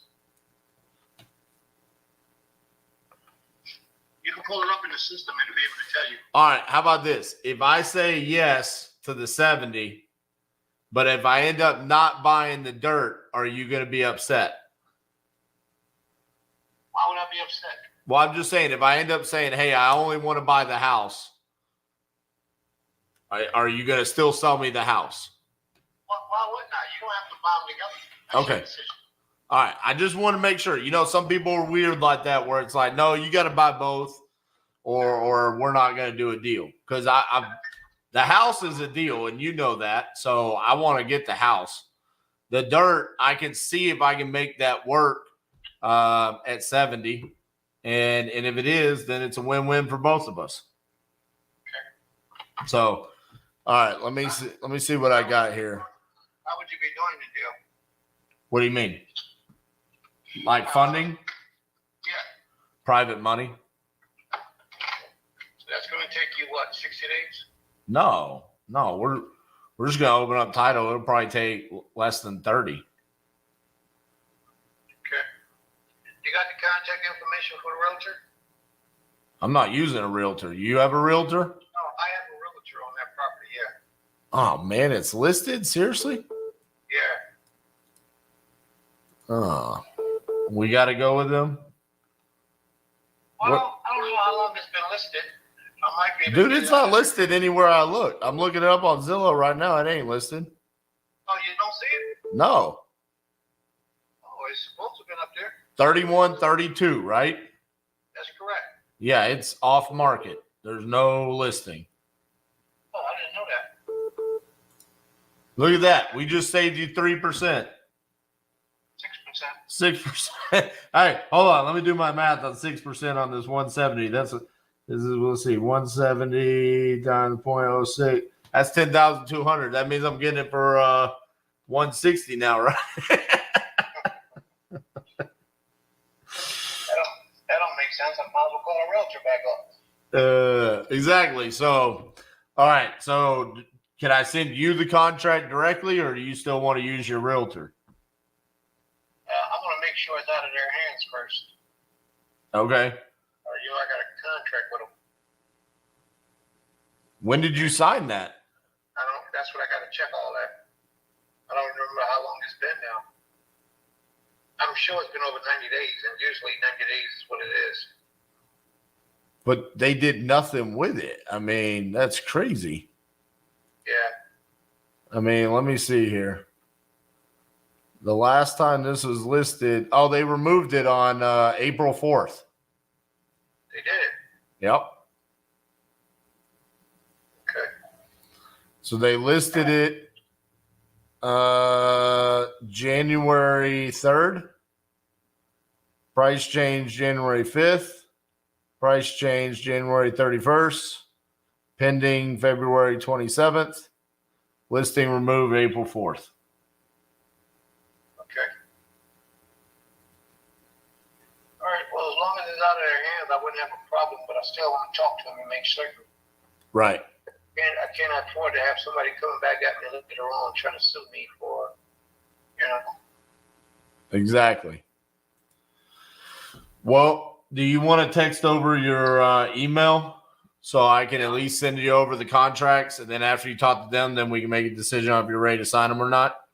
All right. Talk to me about the contract. We're looking for 30 days, no contingencies? Correct. As is. All right. I'll send you an email. Okay. I'll get it sent over to you. All right. Thank you, sir. Bye-bye.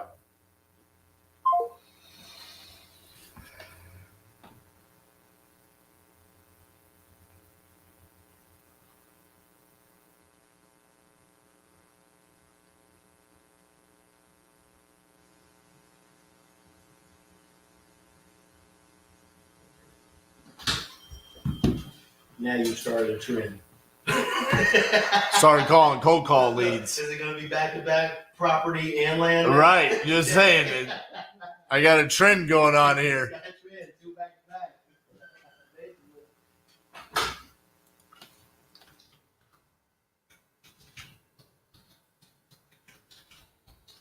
It is so funny how that happens in this industry, though.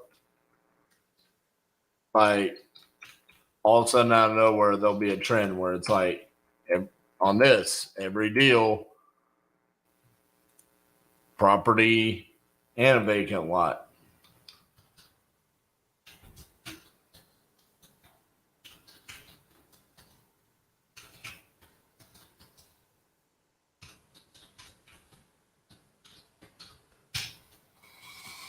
Dilo Watt says, I was looking at a property to contract but found out it has foundation issues. Is this something I should drop, or should I set up a contingency upon an expert to look at? Well, first, Dilo, that's going to depend on what market is this in. So, like, for example, foundation issues are extremely common here in Texas. So that definitely wouldn't be something that you would drop here. So, hello, this is RJ.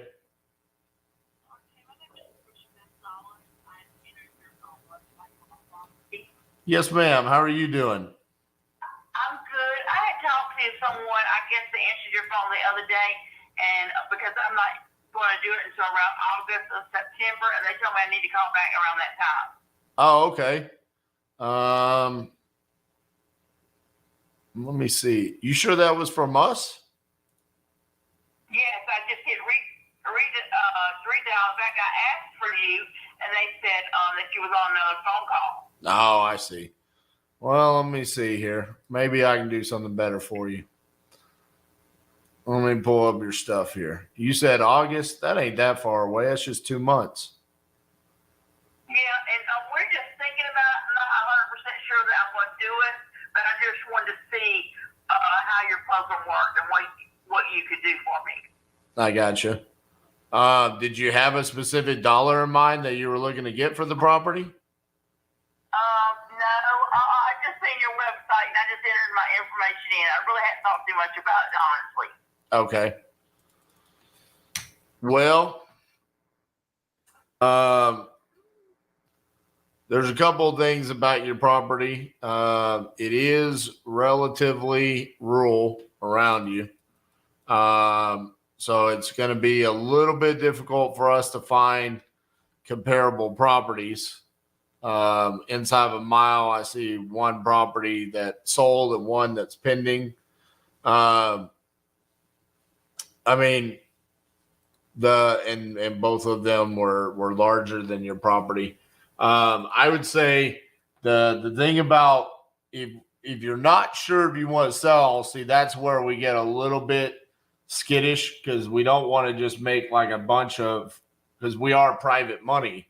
So we don't want to make a bunch of offers where it's like, yeah, we could give you, $100,000 for your house. And then you're like, okay, well, let me think about it. And then you make plans based off of that and then call us back. And it's like, well, that was 100,000 2 months ago. You know what I'm saying? Like we're not in a position to buy it anymore. So that's probably why they said that when you talk to them. But I mean, if you do get more serious about like, yeah, I do want to sell. I would like to know how much my house can go for. And then we could talk about the condition and the time frame and stuff like that. You have our contact information. I'm sorry that they didn't move it in my system, so I didn't call you back today. But that would be the reason why they kind of told you that. It's because we just don't want to make you an offer and then you think, hey, that's good for the next 2 months. Okay, I understand. So I'll call you back once I'm more serious with it. Exactly. Okay, yes, sir. Thank you so much. Thank you. Bye-bye. Bye.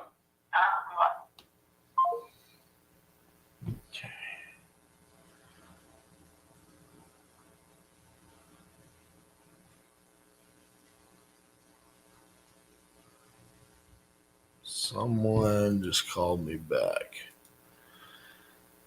Who was this person?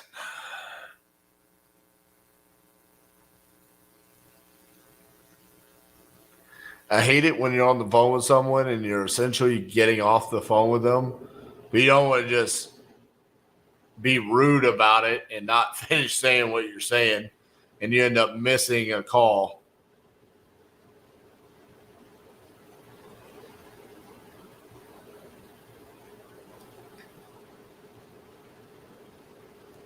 There we go. Belinda.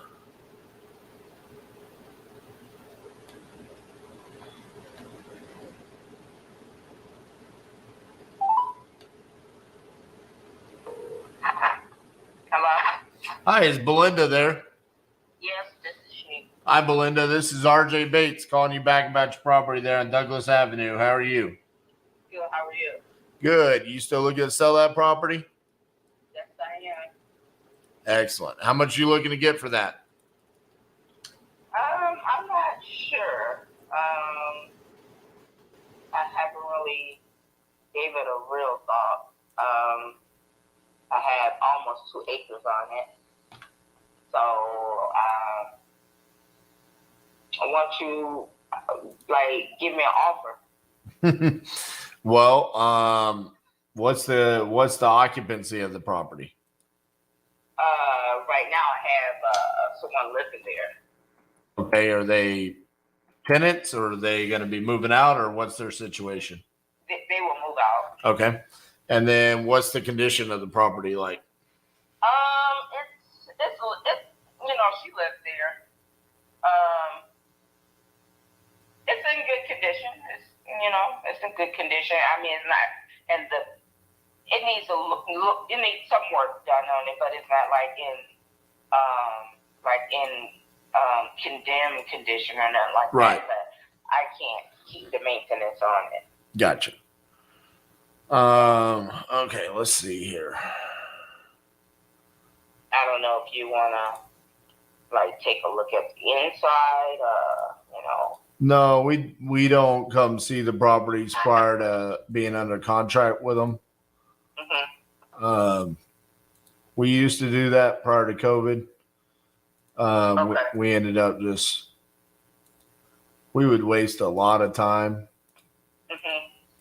coming out and seeing properties and then being like, never mind.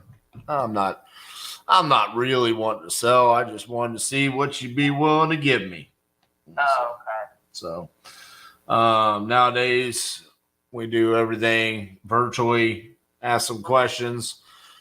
We have a pretty good idea based off of what people tell us. The more they tell us, the better. But let's see here. So it's 1,621 square feet, and it has like a 700 square foot basement. Is that correct? Yeah. And how many bedrooms does it have? When I bought it, it was 4, but we turned it into 3, and 2 bathrooms, 1 pool, so it's like 1.5. Okay. Yeah.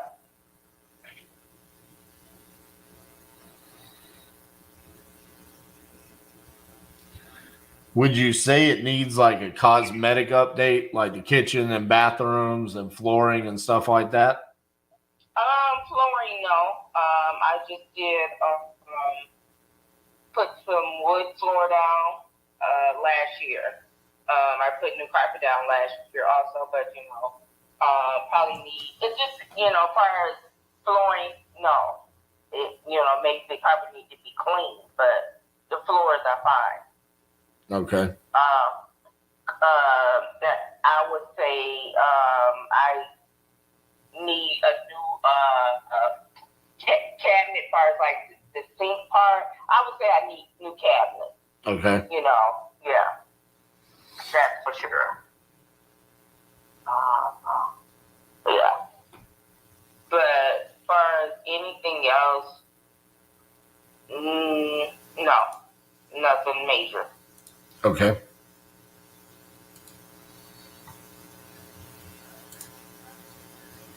I mean, when I say cabinets, I mean kitchen cabinets.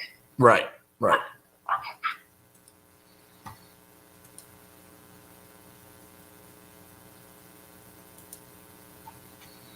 Just give me a few more seconds here.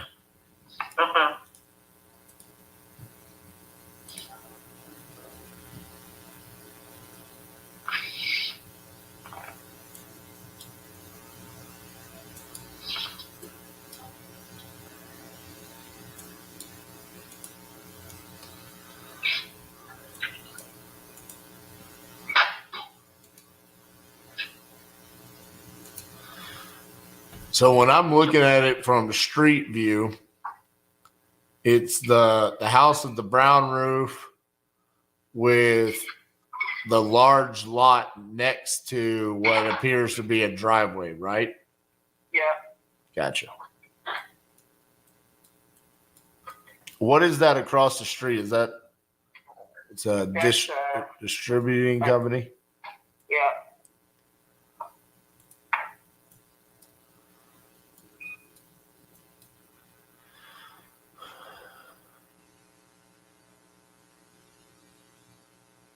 Has the exterior been painted, or does it still look like this picture on Google Maps? It still looks the same. Okay.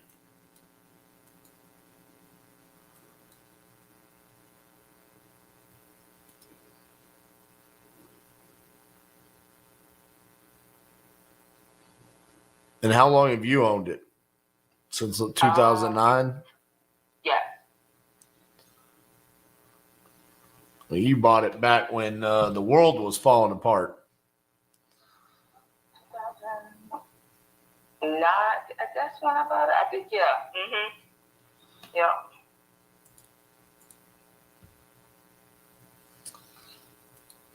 I mean, realistically, based off of what you're telling me, I mean, I'm assuming, like you said, the maintenance, I'm probably going to have to come in and put money into it to increase the value, which is okay. I mean, that's what we're looking for. like you said, the cabinets, the countertops, probably some of the bathroom stuff probably need to be fixed up. Some of the exterior is probably going to need to be painted and stuff like that. So based off of that, I'm thinking cash probably somewhere in the range of like 90 to 95,000. That sounds about right. I mean, that's based off of what I'm seeing there. If I came in and I did all that work, you know, it would be worth my while.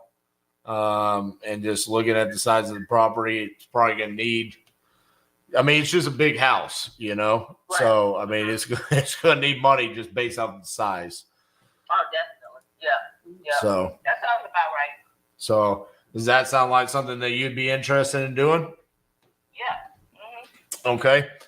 Well, here's how our process works. So we send over the contract. Once you sign the contract, now I know you said you have got somebody living there.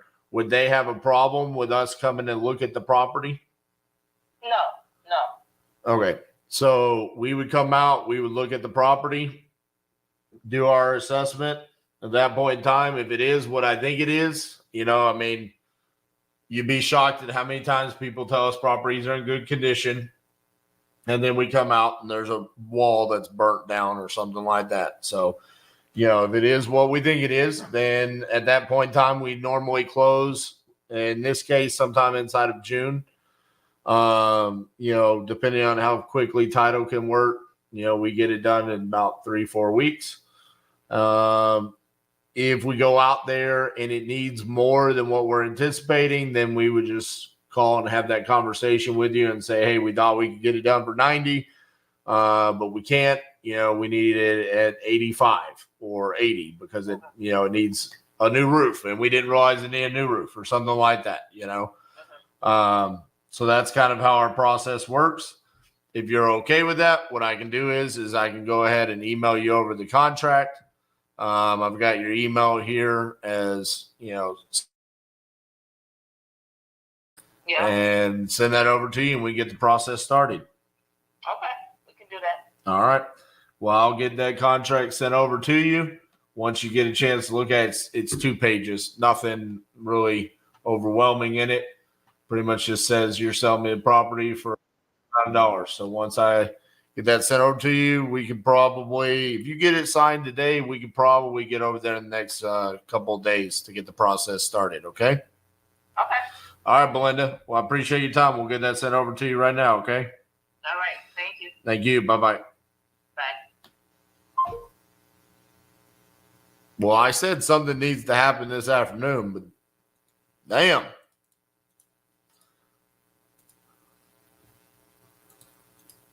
We just slinging shit.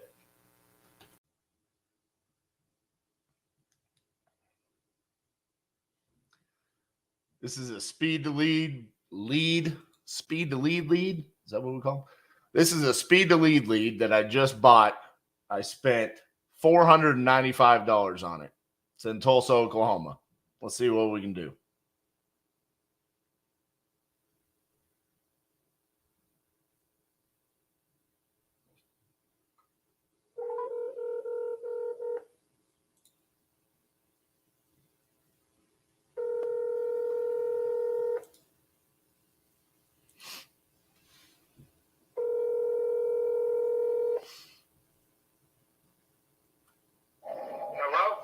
Hi, is Sydney there? This is Sydney. Hey, Sydney, this is RJ Bates calling you about your property there on Vancouver that you had entered on my website. Are you still looking to sell that property? I'm looking to sell it. All right. How much are you looking to get for it? Well, around 100. Around 100? Okay. Tell me a little bit about what's going on with the property. Well, I got behind on the payments, and I got laid off, and now I'm working out in Claremore. Okay. So I'm wanting to sell it and move out to Claremore. Gotcha. How many months behind on payments are you? Well, I had a for grievance, and then I had coronavirus, and then I got it the second time. Right. Then I had a car wreck. So yeah, I'm behind about a year. Gotcha. Do you know how much it would be to catch up the note? Do you know how much that total amount is? It's 12,000. 12,000. Okay. And how much do you owe total on the mortgage? Total? Yeah. I'm thinking it's like 67. 67. Okay. All right. Let me look here real quick at a couple of things. What's the condition like? Well, when I bought the place 4 years ago, they put in a new heat and air. They remodeled the inside, and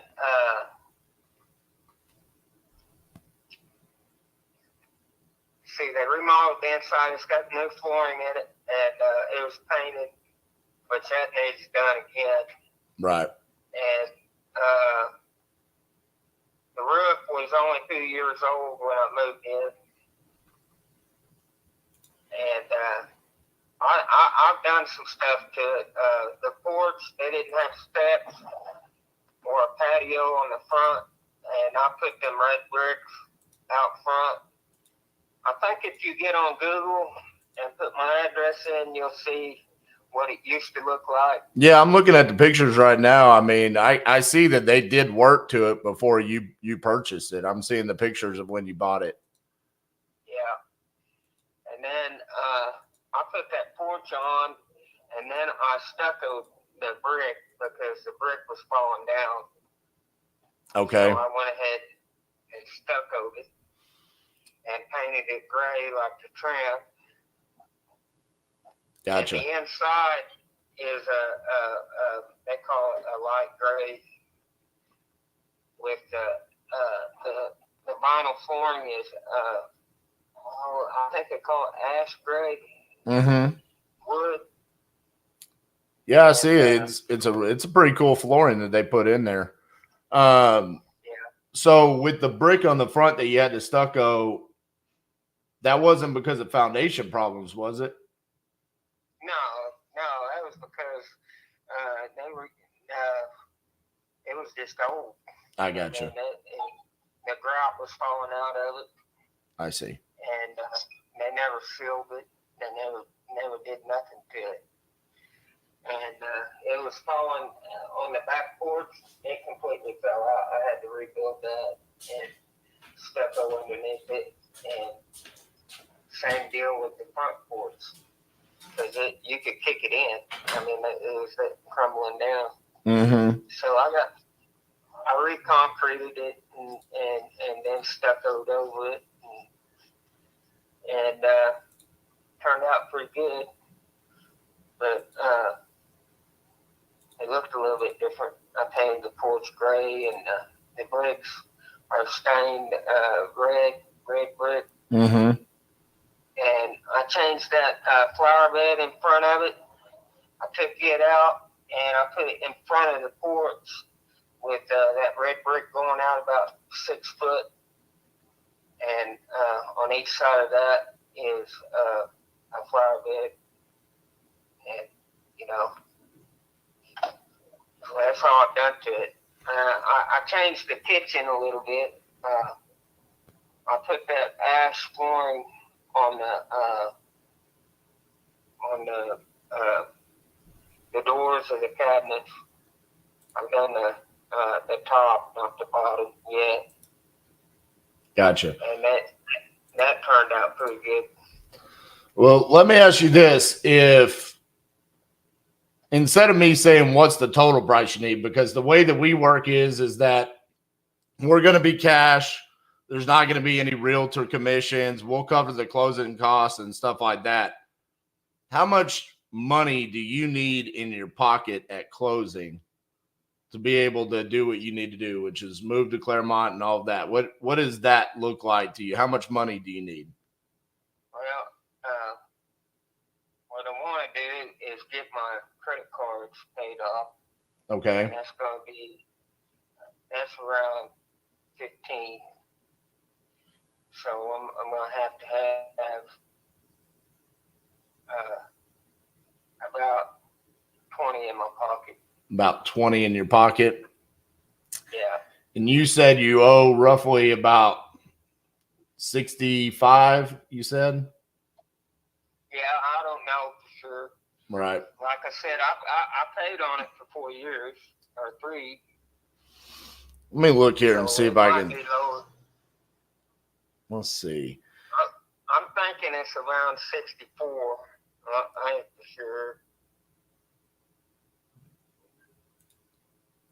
Yeah, so when you took it out, it was for 68,000. So yeah, you're probably estimated about 63 to 64, but then with the year of non-payment, they're probably gonna tack on some fees, So yeah, if we said we were at 65, so you need to be net 85, so you have your 20 to walk away to pay off your credit card and have a little bit of money in your pocket. That'll make my credit right, and in a year or so, I'll just buy me a house out there. Right. Well, I mean, you said, okay, it needs paint on the inside, but outside of that, I mean, air conditioner, roof, all that, you said is pretty good, right? Well, the AC was all new AC and heat was put in when I moved in. Okay. Brand new. So that's fine. Bathroom, like toilet and plumbing and electrical and stuff like that, there's no issues?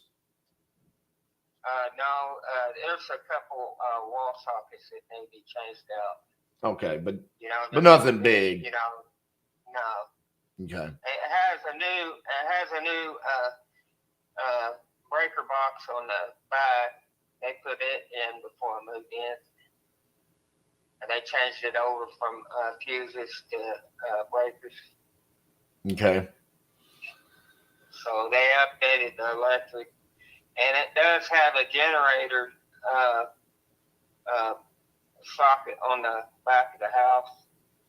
You plug the generator into it. Okay. Well, if I told you right now that I'd be willing to do 85,000 cash, which should give you the 20,000, would you be ready to sign a contract for that?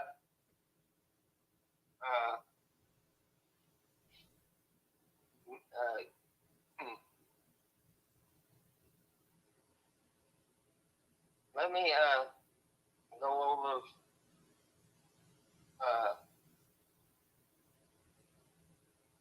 Let me find out definite what I owe on it, and I'll get back with you. Okay. Is that all right? Yeah, I mean, my thing is this is what I do all day, every day. So I only got so much money to spend, and I want to be the solution for you.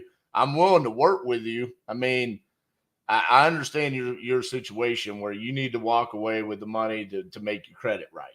So, I mean, I'm not gonna bamboozle you. If they come back and they say you owe 80,000, I mean, we could work around that at that point in time. You know what I'm saying? I mean, you took out 68,000 in 2018. You're probably going to be around that $63,000 to $64,000 mark. There's probably going to be some fees, like I said. So I think we're going to be relatively close. I want to listen. You reached out to me. I understand your position. I do this all day, every day. So I talk to people in very similar positions to you on a daily basis. And so I've been doing this. I've been in business for 13 years. And so I'm not in the business of wanting to screw people over or put them in a bad position. But I do want to I have to be a good steward for my money. And so I want to say, hey, you know, I want to get something down so I know, hey, I'm buying this property on Vancouver Avenue and we're going to start moving forward. Because the way that we work is I'm going to send you a contract for the $85,000, and then we're going to need to come out. We're going to have to walk the property. We're going to have to verify the condition just to make sure it's everything that we think it is. You know, obviously we've got to see it. And then we're going to have to open title, and it's in Oklahoma, and Oklahoma is slow. It's an abstract state. And so it just takes 30 to 40 days to get this thing closed. So we're going to have time to figure things out along the way. We're going to get a payoff from the mortgage company and everything like that. So I don't want to pressure you, but I also want to just let you know, like, hey, I'm willing to work with you, and I just want to find a way to make this work. My experience is that if I get off the phone with you, then there's a good chance I might not ever hear from you again. Oh no, you're gonna hear from me. In fact, is this your number? Yes, sir. This is my cell phone. You'll hear from me by the end of the day.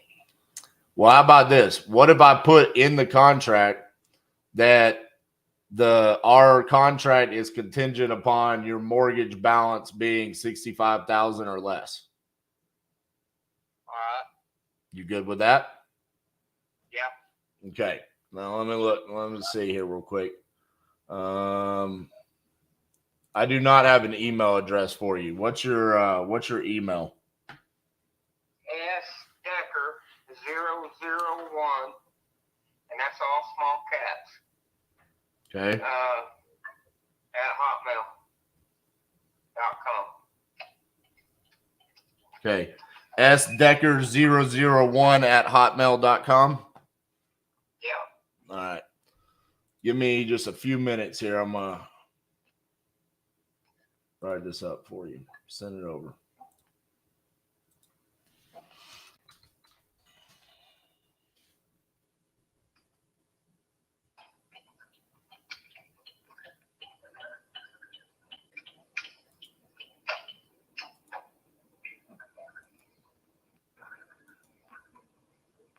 You working today? Or what are you doing? I got off early. We got slow. We're waiting on the plate. I'm a welder. I'm a fitter welder, and the overflow shops are slow for some reason. Gotcha. You gonna be in a better spot with your new position down there?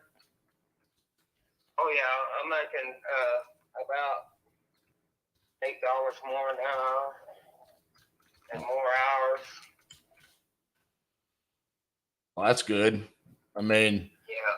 so you said was it COVID that kind of impacted you there?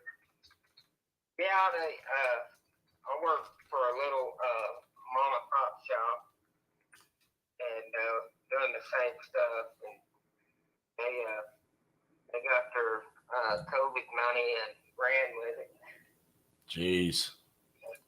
They laid everybody off. They waited until they got all their COVID money and laid everybody off.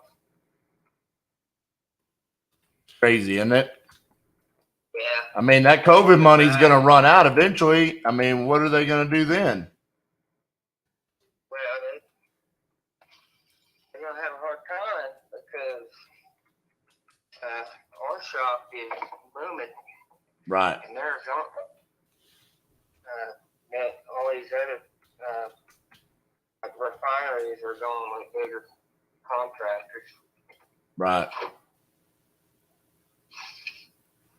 All right, let me see here. Closing, I'm going to put May 5th, but like I said, that's going to depend on the title company on how quickly they can move or not. We'll try to get it done before then if they can. How long are you going to get me to move out of it? How long do you need?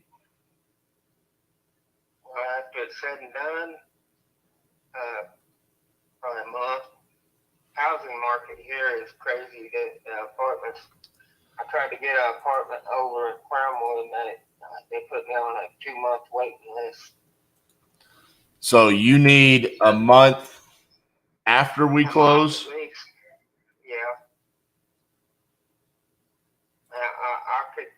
I might not need that long.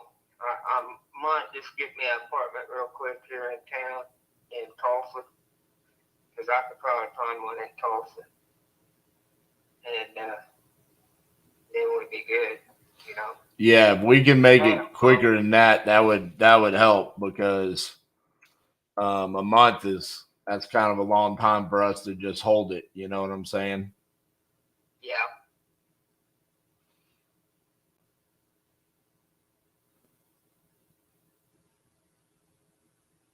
Almost done here. Just bear with me.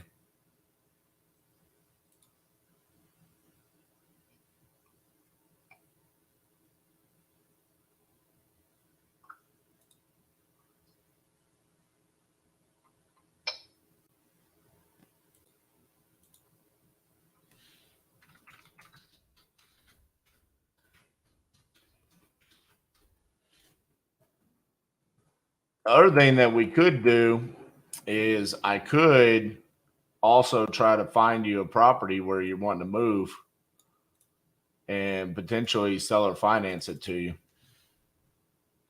Oh, sell it finance? Yeah. And then you could just refinance it after you get your credit right. All my credit, right? Well, it's Claremore, Oklahoma is where I'm moving, or surrounding. Right. So About just the only surrounding towns are Pryor, Wasso, Coyle, right. Chelsea. Are you from Oklahoma? No, I'm from Fort Worth, Texas. Fort Worth? Yeah, but we've done a lot of business in Tulsa, man. It's probably one of my favorite markets. Oh, yeah. Well, you guys had some bad weather down there, didn't you? Yeah, Tornadoes? yeah, but it wasn't as bad as like other places. You know, some of these places like Little Rock and Mississippi, I mean, those places got destroyed. Ours was not different than a normal, spring thunderstorm. Yeah. We're like Oklahoma, just like you guys. We always have tornadoes in the spring. So it's kind of like, well, yeah, it made the news, but it wasn't as bad as what they made it out to seem. All right, so I'm emailing you this contract now so you can take a look at it, see if you got any questions for me.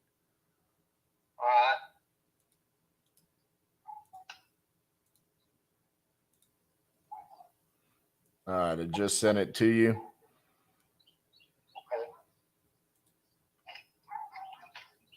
I'll look it over.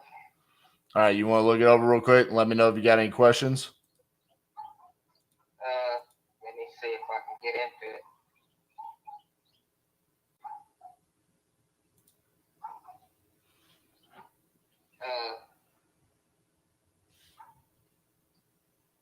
RJ Bates. Yes, sir. See if I can bring this up. Review. Sign.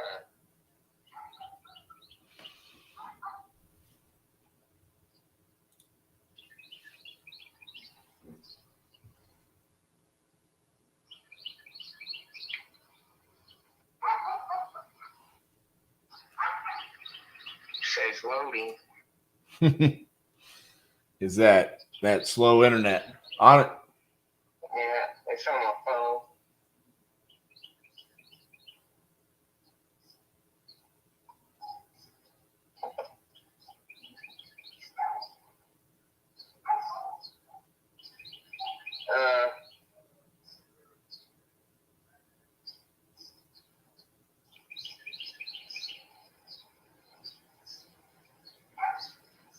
Buyer pays closing.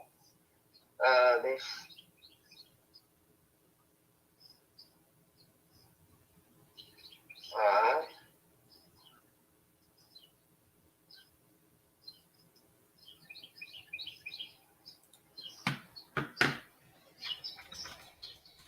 and I'm on my phone. I'm not on a computer.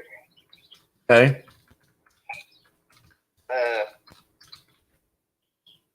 I'm gonna print some of this off. Okay. I've got a printer at home. I'm not at home yet.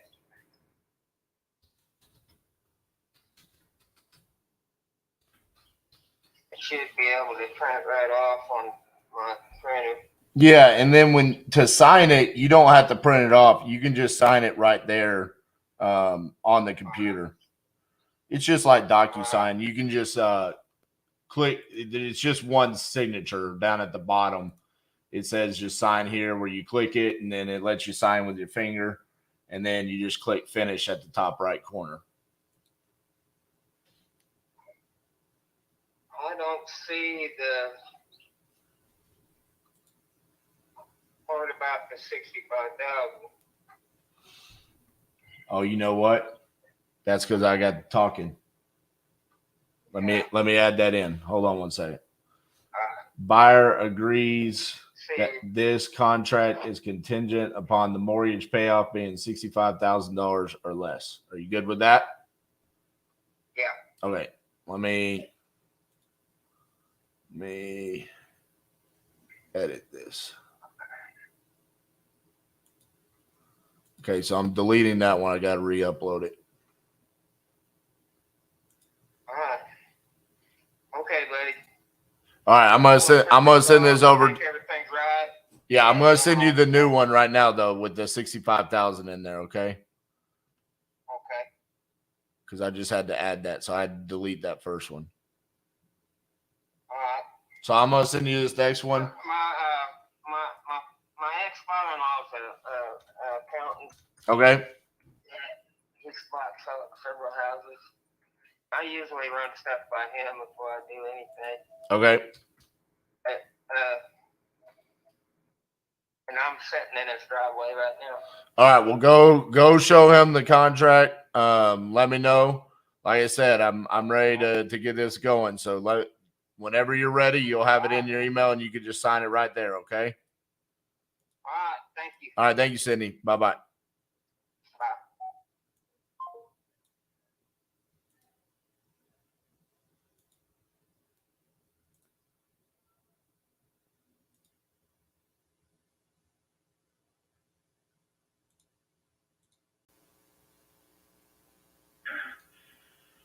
Hello. Hey, is Sammy there? Yeah. Hey, Sammy, this is RJ Bates calling about your property there on Richard Street that you had entered on my website saying that you're looking to sell. Yeah. How much you looking to get for that property? I don't know. I figured y'all said y'all would give me a cash offer on it. Yeah. I don't know much about the property, so I might do some digging here. So tell me a little bit about what's going on with it.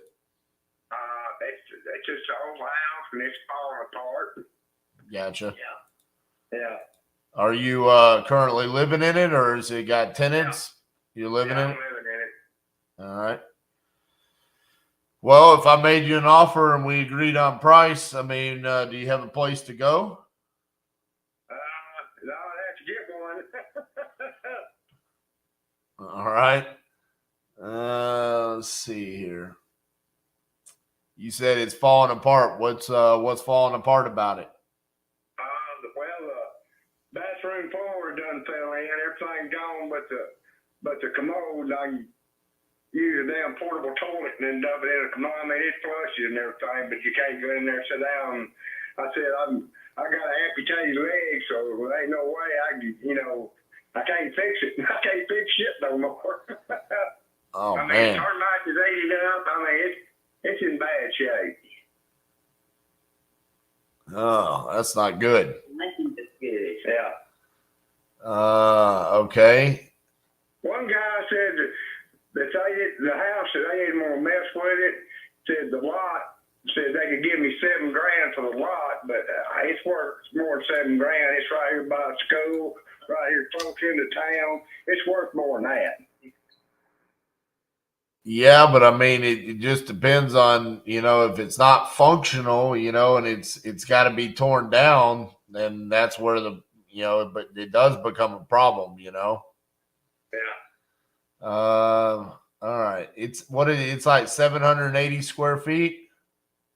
Something like that, yeah. All right. 2-bedroom, 1 bath, or whatever that's a bathroom.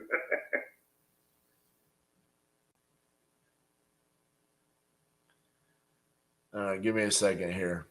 Let me see.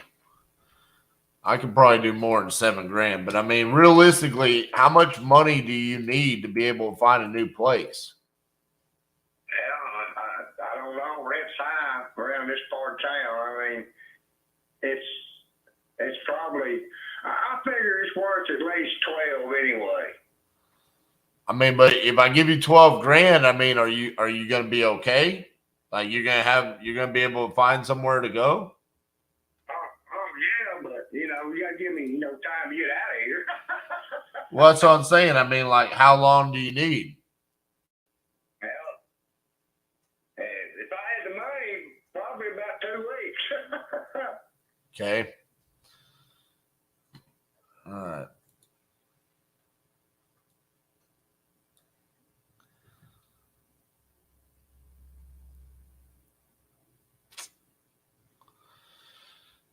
What else is wrong with it? You said the bathroom's on. Is anything else, like, does it have an air conditioner? Does that work?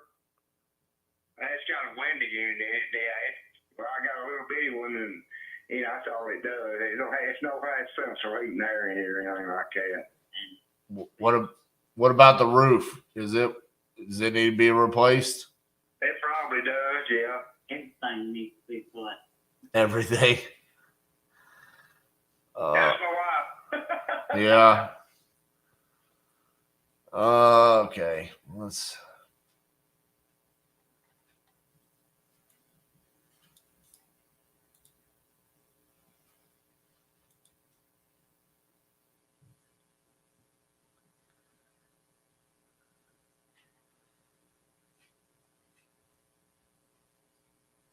Yeah, because this picture on Google was taken 10 years ago. How long have y'all lived there? Well, I was born here, but I got married and moved off, and my dad passed away. And we've probably been living here about 12 years. That was a lot longer than that, about 15. Yeah, but your dad owned it before that? Yeah. How long did he own it? Since I was a little kid. I'm 68 years old. So this has been in the family for a minute now. Yeah, a minute or two, yeah. Yeah. Oh, man. All right. Who's technically the owner? Is it both of y'all or is it just you? It's well, when my daddy passed away, he left it to my sister in my name, and she sent me paperwork here about 6 months ago. She put it in my name. I'm supposed to have to go up to the county clerk and have it recorded in my name, and I haven't done that yet. I got all the paperwork to do it. I just ain't went up there. I got you. For you to get in and out. And they got where the records is. I'm on a walker. I ain't got an artificial leg, and to get into that place, it ain't really handicapped. You know what? It is around back, but it got a long hallway, and the records part of it is about midway, and it takes me about 10 minutes to hop down all the way down. Hell, I'm wore out by the time I go down there and sit and turn around, hop back out, and try to get in the truck and leave. Oh, man. Sammy, you're a funny guy, man. All right. So you think if I give you $12,000, that would be enough for you guys to be able to get out of there and go find another property, and y'all need about 2 weeks after we close for you to move out, right? Yeah. Okay.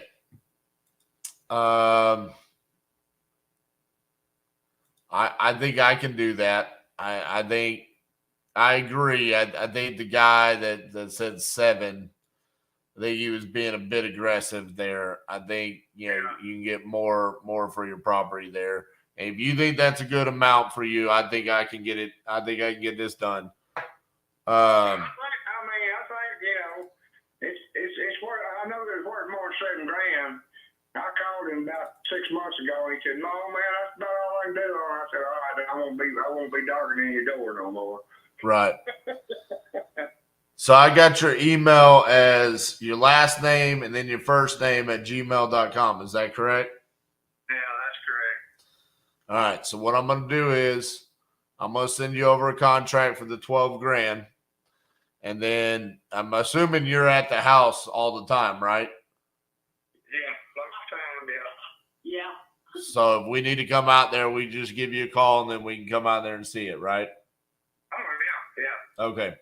All right. Well, I'm going to send you over the contract for the 12 grand. Get that signed today, and then we'll get the process started.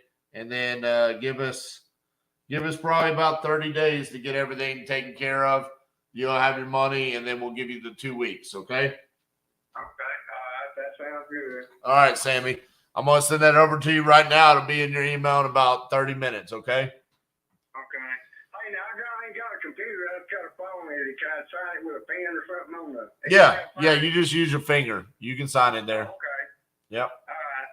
All All right, Sammy. I'll send it over to you here shortly, okay? Okay. All right. Talk to you later. All right. Bye-bye. We'll be buying some shit boxes today. Just got a signed contract in Pennsylvania. Hot diggity damn. Look at that. Done. Where's that? That's Lead Zolo. We're up to 41 contracts signed.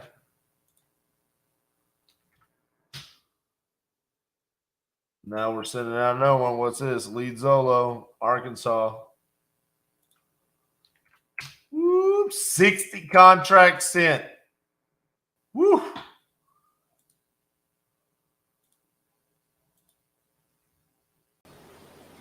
Well, Hi, it's Kathy there. speaking. Hey, Kathy, this is RJ Bates calling about your property there on Eversold that you entered on my website. You still looking to sell that property? Yep. Awesome. How much you looking to get for it? $300,000. $3? 300,000. Oh my goodness. I thought I was getting a hell of a deal. All right. Let's see. Tell me a little bit about what's going on with the property. Well, it's way out in the country, and it's quite a distance from me, so I can't really take care of it. Right. And a tree fell on the roof. I had a roofer come in and roof it, and it leaks. So now it needs wallboard, and I just don't want to deal with it. I don't know anything about contractors, and it would be foolish for me to take it on. I see. You better let somebody that knows what they're doing take it on. So they replaced the entire roof or just the portion where the tree fell? The entire roof, they charged me $15,000 to do it. Oh, gee. And they didn't give you a warranty or anything like that? Nope. Well, that's pretty crappy. Yeah. My son went to go over to talk to him about it, and they skipped town. Oh, jeez. Yeah, normally you hear about that in like Florida and stuff like that, not Oregon, you know? Yeah. Jeez. Okay, so we got a leak in the roof. What about the rest of the house? I mean, obviously the house is vacant, right? Yeah, it's going to have sheetrock. Like throughout the whole thing? Yeah, I'd say so. Does it have mold? I didn't see any when I was in there, but it's been a while since I've been in there. Okay. What about like flooring and kitchens and bathrooms? I mean, I see the house was built in 2002. Pretty nice grade of linoleum in the kitchen and the bathrooms, and it has a thick bamboo flooring throughout the house, with the exception of the master bedroom. And the master bedroom is like 2 bedrooms that are together. So Okay. it's pretty good size. So did you used to live there, or what's the story behind it? My daughter lives there, and she had brain surgery. Oh, is she okay? Well, she's all right, yeah, I guess. Yeah, I'm sorry to hear that.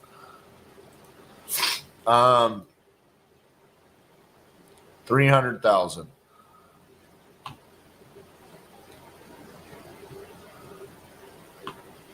It's out in the country, so it's Oh yeah, it's 10 miles outside, about 10 miles outside of town. And yeah. it's the second of the last house on that road. It's a gravel road. Yeah, it's out there in the middle of nowhere. Yeah, it is, but it's real nice and peaceful. I mean, you can see deer up there. There's a family of deer you see up there all the time. If you like that country living, then it's pretty nice. So I think your price is fair. I'm just worried about the location, to be honest with you. Just because it's out there in the middle of nowhere, and Well, there's a lot of people on that road. I mean, there's a lot of. well, I'm talking about like trying to get contractors to go out there, good ones, not the ones that skip town. Yeah, I don't know anything about fixing a house, Right. That's why it needs to be sold. Yeah. My daughter moved over with me. I've got a big house. And that's a distance for us to go up there, Yeah, and you've got a big lot too, right? It's like 435,000 square feet. It's pretty good size. Is it just a bunch of beautiful trees? Yeah, lots of trees. You don't have a whole lot of cleared area. There's a pretty well cleared area next to the house. But most of it's treed, yeah. But it's nice. I mean, if you like living in country living and being able to step out and see all the wildlife, and I mean that in that aspect, it's nice, Right. There's probably a couple dozen houses on that road, but it's off of a main highway. Yeah, I see that. If I said for cash, no realtor commissions, no closing costs, anything like that, I could do 270,000. What would you say? I'd say,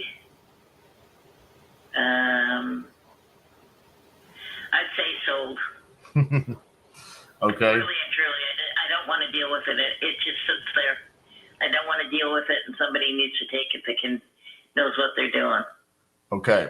It's got vaulted ceilings. It's got skylights. It's got 66-foot decks on the front and the back of the house. I mean, it needs somebody that knows what they're doing. All right. Well, I think I know what I'm doing. I've been doing this for a minute now, so I think I'm the guy that you're wanting to talk to. So, if you're ready, I can send you over a contract right now. Okay, send it to me. All right. My email address is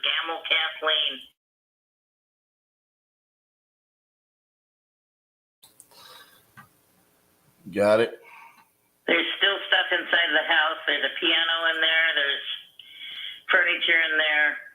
I mean, it needs somebody that knows what they're doing. And you're going to leave all that there?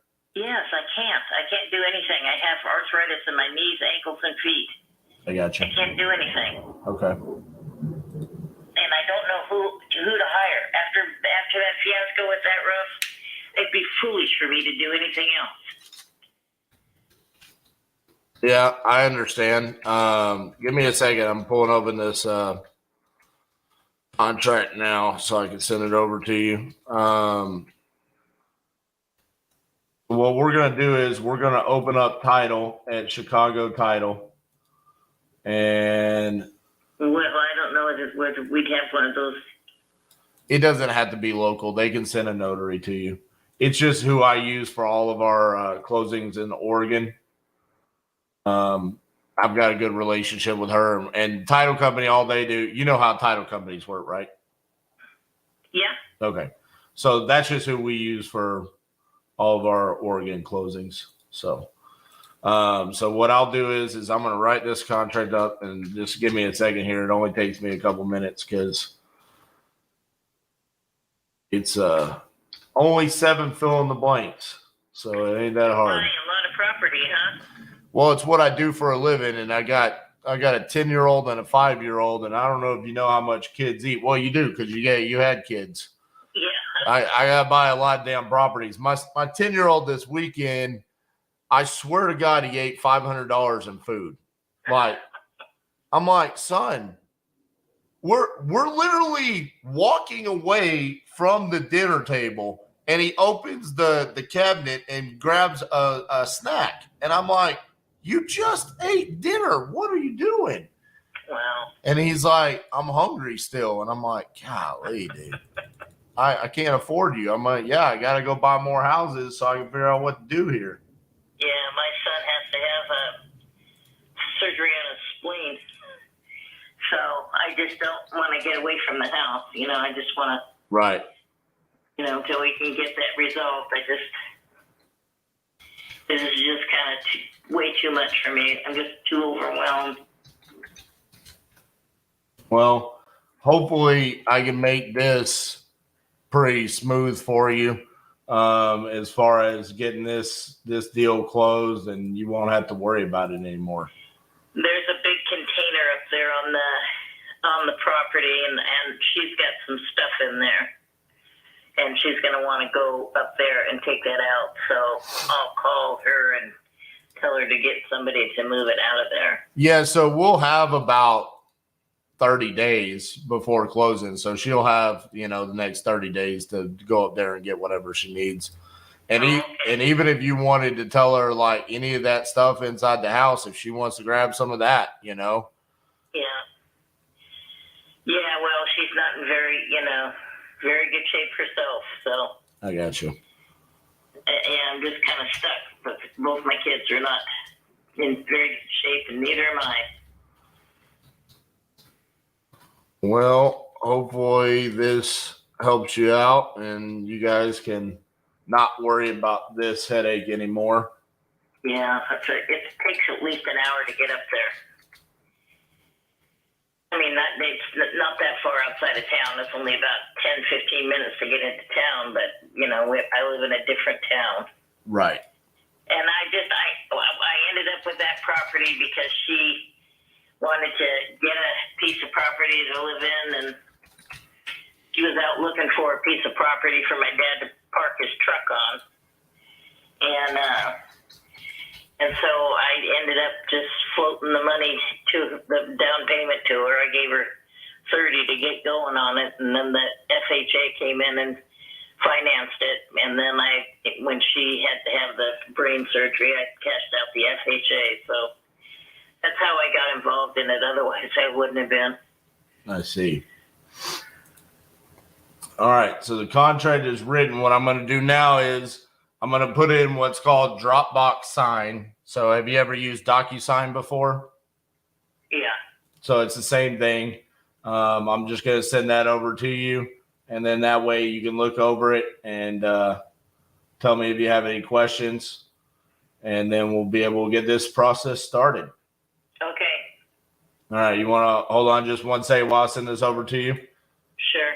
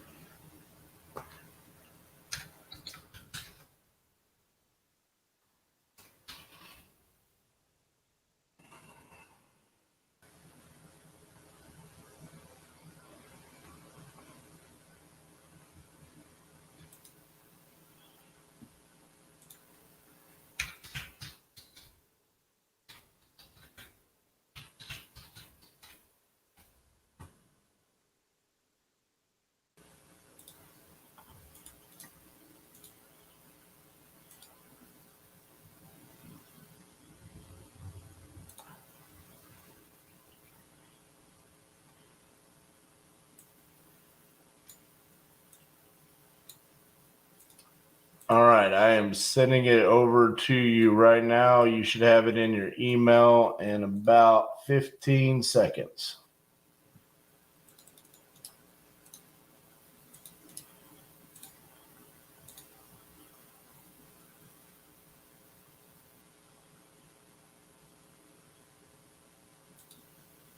Okay, came through.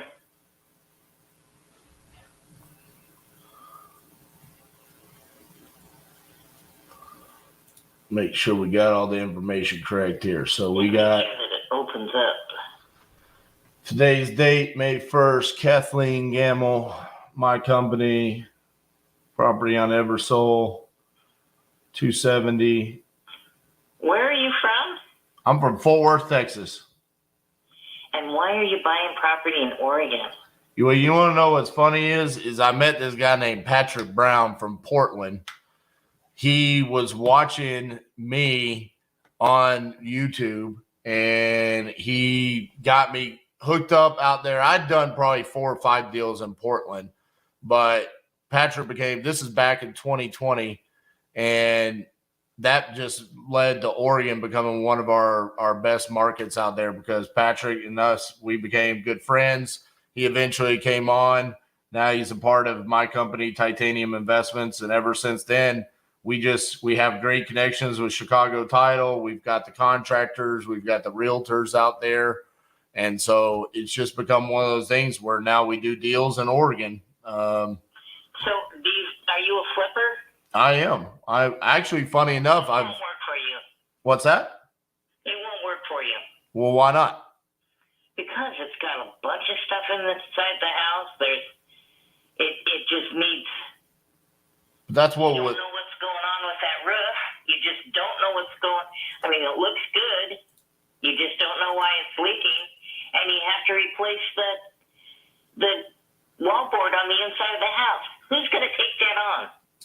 Well, we have a whole team up there of people, but one of the things that I'm worried about is the location, getting some of them out there. But listen, people love the country like that. But before, no, I'm talking about getting my workers out there. But before I got into buying real estate, that's what I did was roofs actually. So roofs led to becoming a remodeler. Remodeler led to, hey, instead of having somebody hire me to flip these houses, why don't I come in and I do this? So I don't mind the work. I mean, honestly, this is what we do all day, every day. The roof is not a problem. We'll be able to figure that out. I'm not worried about that. Yeah, but you got to dispose of that stuff inside the house. I know. That's okay. Yeah, because you know what?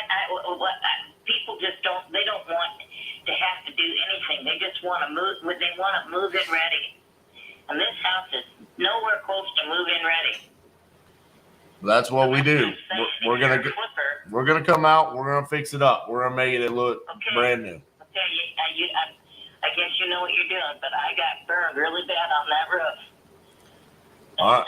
Well, I'm gonna make sure that we don't get burned on. We're gonna figure it out. Okay. I just want to be honest.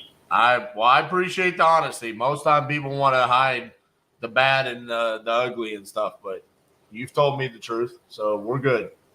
Okay, so I'll read this over. Probably my children will read it over, and then I'll sign it and send it back. Okay, sounds good. Okay. Appreciate it, Kathleen. Bye-bye. Bye.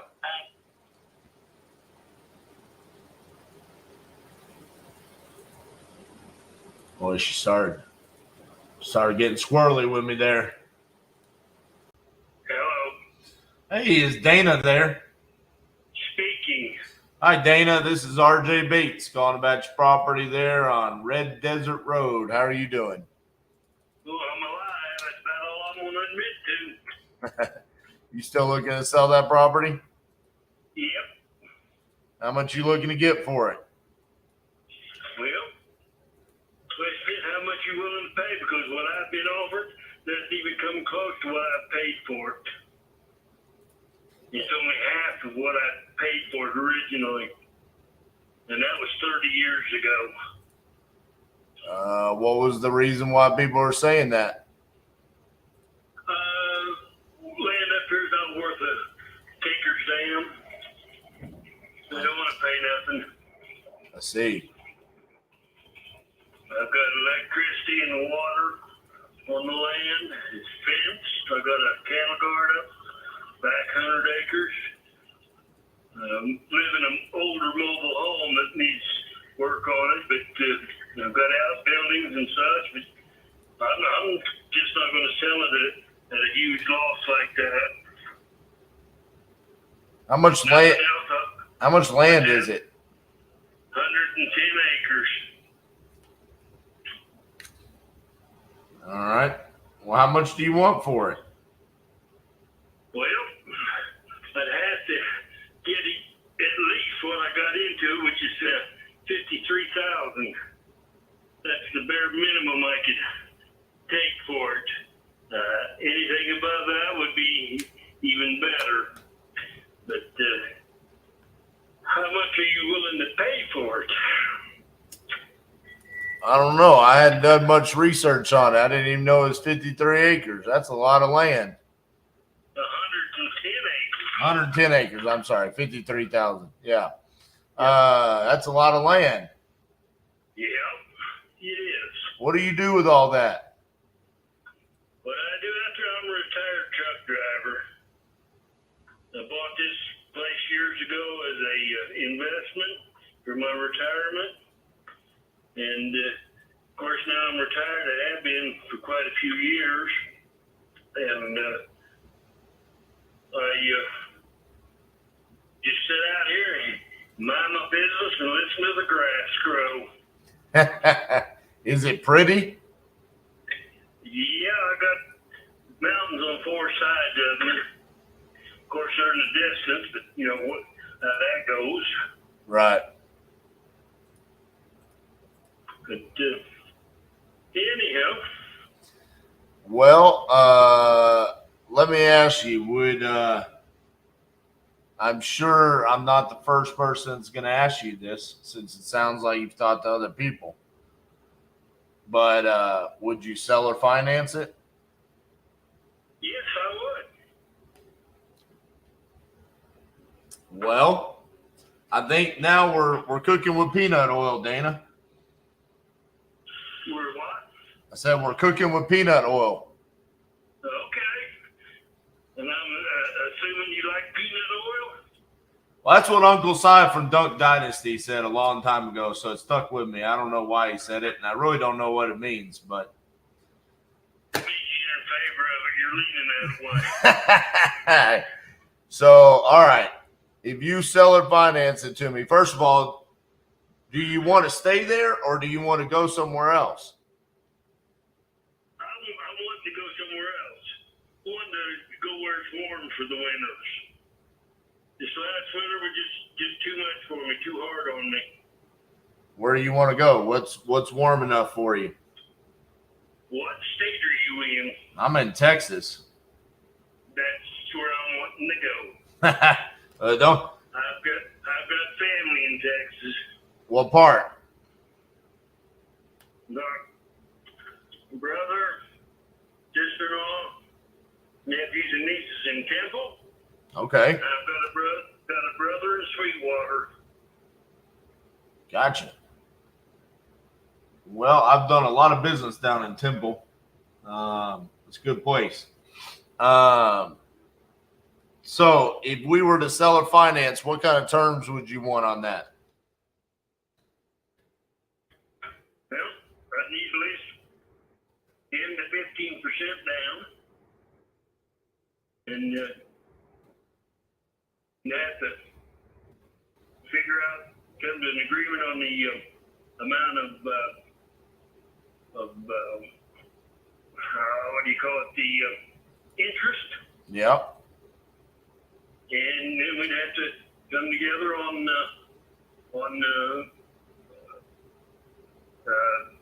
monthly payment. How many years do you want the note to be? The shorter the better, which would mean a higher monthly payment. But I had it figured out at one time at I believe was 15 years. I'm not sure I got 15 years left. You sound pretty spry. I'm 73 years old. Oh, you got plenty of time. I hope. You got I'm kind of partial to my old fat ass being alive. I love it. You got kids? They're all grown and on their own. Well, so the way that would work is if something unfortunately did happen to you, the note would just pass on to them, and so I would finish paying them off. Right. So if we did it for 15 years, and I did 10% down, I got it roughly like $377.21 a month. That sounds about right. It sounds like something that could be doable here. Now, as far as the old mobile home or manufactured home, I mean, is it livable? Does it need work, or what's going on with it? Work, but I'm living in it now. Right. I'm just a weak old man anymore. I can't do the work on the place that needs doing. It's just beyond my physical capabilities. Right. I got a friend of mine that lives here with me, and he does what needs to be doing as far as the labor goes. Of course, he works outside my house too, so only seeing a few hours a day, if that. All right. Let me see something here. You got any animals out there? The 4 cats. No, I meant like wild animals. You see anything fun out there? Well, I only have elk and antelope. Very little deer, elk and antelope. Back when I go elk hunting, I never usually get more than 3 or 4 miles from the house before I get my elk. Could you actually get elk on your land? Actually, antelope more than elk. I have never seen elk on my property, but they come within rifle range of my property. Right. Whether they don't come on my land, I don't know. Gotcha. No more elk here than Carter's got little liver pills. So on the 10% down, you want that 5,300 just so you can move? Yep. Makes sense. Well, I'm gonna be honest with you, Dana. How long do you need for you move down to Texas? 60 to 90 days. That sounds like that's plenty of time. I think I want to do this. Okay. So your email is danacrest@icloud.com, right? That's correct. All right. So what I'm gonna do is I'm gonna write you up a contract for the 53,000. Do the seller finance, the 10% down over the 15 years, $377.21 a month. Send that over to you, and we'll close in 60 and 90 days. Does that work for you? Yes, well, but here's one thing that may not work for you. If you get it on the rears end, I will foreclose on it. Well, yeah, of course. I mean, I'm going to pay you, though. Oh, yeah. I mean, yeah, you're going to take a lien position, and if I don't pay you, you take it back. Yep. Yeah. I know how this works, Dana. All right. All right. Let's do this thing. All right, I'm going to send over the contract. You said 60 and 90 days. I'm just going to put it at 90, so you got plenty of time. So what is that? That's August 30, September. How about this? October 19th is my birthday. Let's put it on October 19th. Does that sound good? It works for me. All right, Dana, I'll send that over to you this evening, okay? All righty. Thank you, sir. You bet. Bye-bye. Bye. Shot! Just bought 110 acres in Wyoming. Yeah, buddy. I don't care what anybody says. I'm keeping it.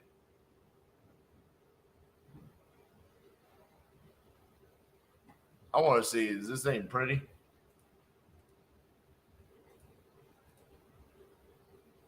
I mean, we're out there.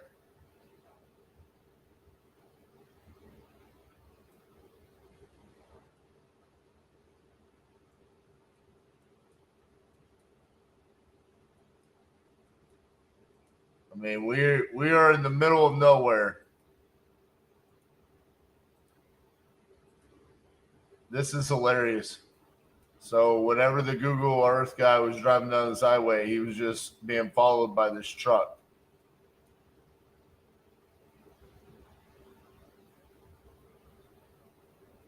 Now, what I have to do now is I have to figure out in the next 90 days how I'm going to make money with that land. There is something that I can do to at least make $1,000 a month. This is RJ Bates calling you about your property on Hamilton Avenue that you had entered on our website saying you wanted to sell. Are you still looking to get rid of that? Yes, I am. Excellent. How much are you looking to get for it? I'd like to get about 10 grand. That's negotiable. Okay. Let's see what we can do here. Is it currently occupied, vacant? What's going on with it? I was renting to a guy and he died back about a month ago. Did he die inside the property? Yeah, he died inside there, but it don't stink or anything. He died in a chair. I got the chair out of there and I cleaned the floor off, so there's not no putrid smell on it.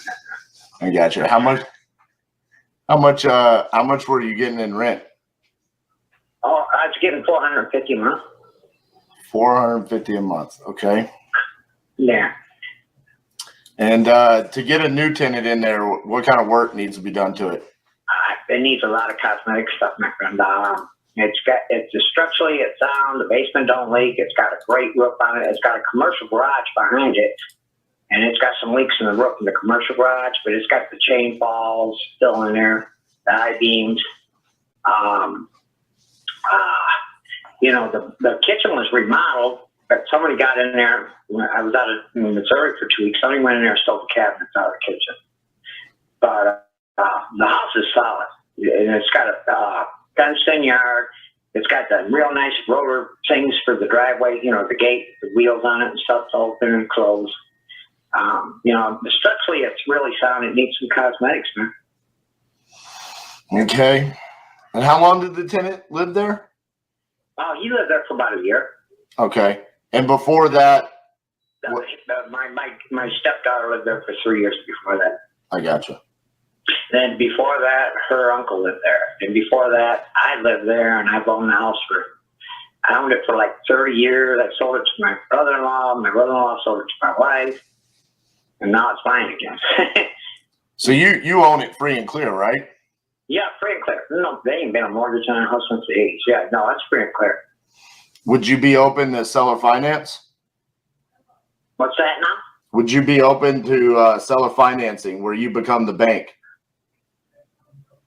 Well, I become the bank. You mean take payments? Yeah.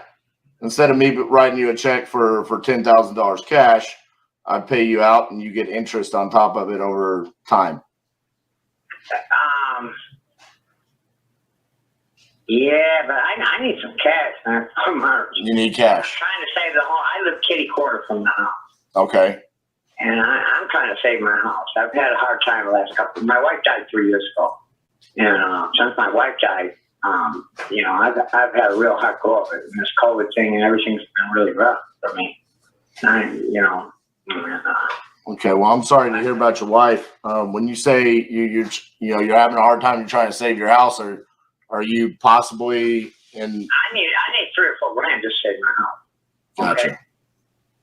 And like I said, the 10 grand is negotiable. Well, I'm looking. I might take some cash and some maybe finance some of it. That would be the best I could do. Yeah, because I'm looking at the values in the area. There's some properties that have gone for some higher values, but there's quite a bit that have gone for the numbers that you're talking about.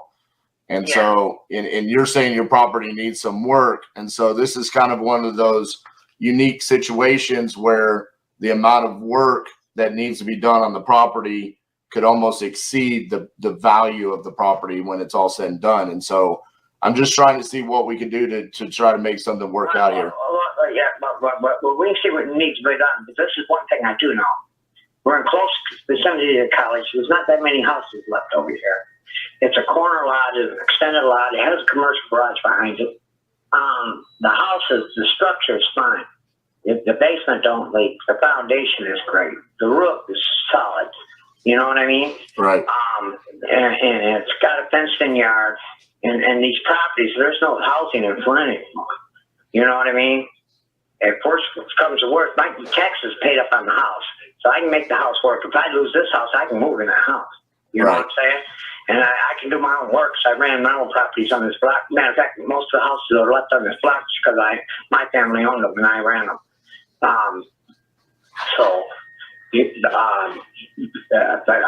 I need some kind of cash. You know what I mean? I can deal with some of the other, and like I said, he's even flexible. You know, I could take less than the check, but I got to have some kind of cash. Understood. And it's good investment, man. If you got the resources to put into it, I promise you that. Just because of the situation, the way things are changing over here. You know what I mean? Right. If I said I could do $3,500, would that work? Yeah, that would work. Okay.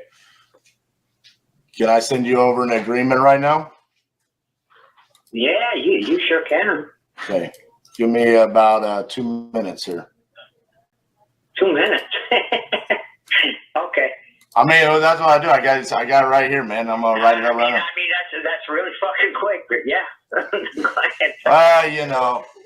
I might be lying. I mean, it might take me 3.5. Okay. I'm 65 years old, man. This technology and this fucking quickness of shit, man, it just has me blown away. Hey, man, it's changed the way that we can do business nowadays, you know? Yeah. No, it's for the better. I just have a hard time encompassing it all. You know what I mean? I agree. I know it's the future, and I understand it's progress, but I just think, you know what I mean? Being my age, it's just overwhelming sometimes. And real quick, I just want to make sure the property is in your name, correct? It's in my wife's name, but she's dead, and it's my house. Okay. If there's something got to be done there, you know, but if I have to go to prorate and put it in my name, I don't know. That you can tell me. But it's my house. Well, listen, I'm good at what I do, and what I do is buy houses. And so I have title do that. And they tell me, well, we're going to send over this contract. We're going to open up escrow, and they're going to tell us if a probate's needed or because you're married and she passed away, it automatically transferred to you, and whatever document needs to be signed. I don't try to get into all that, because if I got into all that, I would become way too smart for my own good. No, that's fine. But I just wanted to let you know that. Yeah. I got a death certificate, a marriage certificate, whatever you need, but I don't know about that part. That's the part I don't know about. But I owned the house for like 30 years before that, so right. I don't know. But it doesn't matter. It's in her name, because that's my wife. And she died. And so, you know, and I've had the house since, and I paid taxes and everything. The taxes are up to date. I mean, they might be a little bit behind, but not maybe 6 months. I don't know. But they're paid up to date. As of last year, they were paid up all to date. So, you know what I mean? There's no kind of mortgage ever been on the house, you know, in 40 years. So, okay. There's no kind of hidden stuff like that. But that's my wife, and that's my house. So, but I just don't know about the name thing. You know what I mean? Well, we'll figure that all out. Like I said, we'll have title take a look at it, and they'll tell us what we need to do. Give me a couple more minutes here. That kind of slowed me down from writing it up. So now you're gonna make fun of me and say it took a lot longer than. Yeah. But I just want to make sure everything's up front. You know what I mean? Yeah, no, I appreciate that, and you know, because I don't want to misrepresent as anything. Right? Well, yeah, the last thing either one of us wants to do is waste our time getting all the way down to where we think we're going to have a deal, and then we don't have a deal. You know? Right, exactly. That's my whole point. That's a good thing. So, okay, well, just you got my number, and you got you need my email address or what? I got it, but I'm going to send this over to you while we're on the phone, so you can take a look at it and see if you got any questions. Okay. So give me just a couple more minutes. Yep. You're trying to boot me off the phone. You about to eat dinner or something? I am eating dinner. Oh, there you go. You're eating dinner and making money at the same time. That's a good dinner right there. I don't know about making any fucking money, but yeah. You I like to fix the house when Dan's talking. Right. I understand that. And I just don't have the resources. Right. If I could, I would. I've owned a fucking house in my family for 40 years. I've ran the house. I've owned the house for years and years. Right. And it's a solid fucking old house. The foundation on that's so straight it'd fucking blow your mind. I ain't lying. It's born that motherfuckers know how to build that. The two sidewalks in front, they ain't got a crack in them. One says 1912, one says 1914. This house is solid as shit they come. All right. So are you at a device where you can get an email right now? Yeah, you can have to put it on my phone. I ain't got no tablet for me, but yeah, I can get it on my phone. All right. I'm sending you the contract right now. Okay. So I'm going to go ahead and sign it on my end. Okay, let me see what, let me get it up here.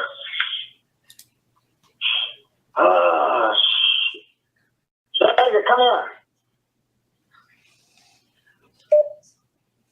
Hey, it would only be fair if he could not figure out DocuSign right now. Need some help. That would be the only thing that's fair. Taking bets. All right.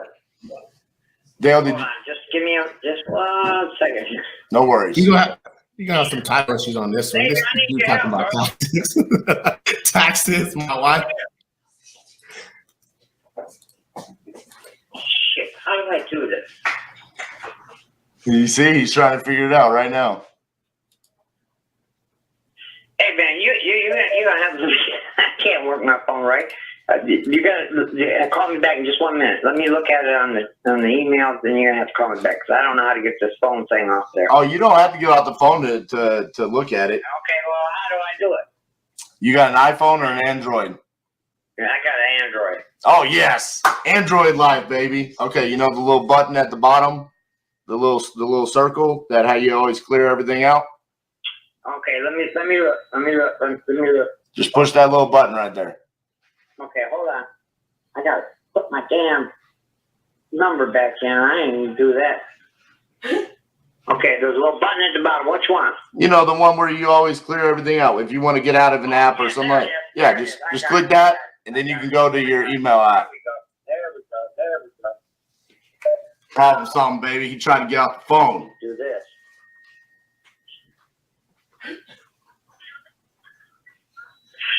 Nigel, you can't make fun of Android users. It's working for me right now. Okay, here we go.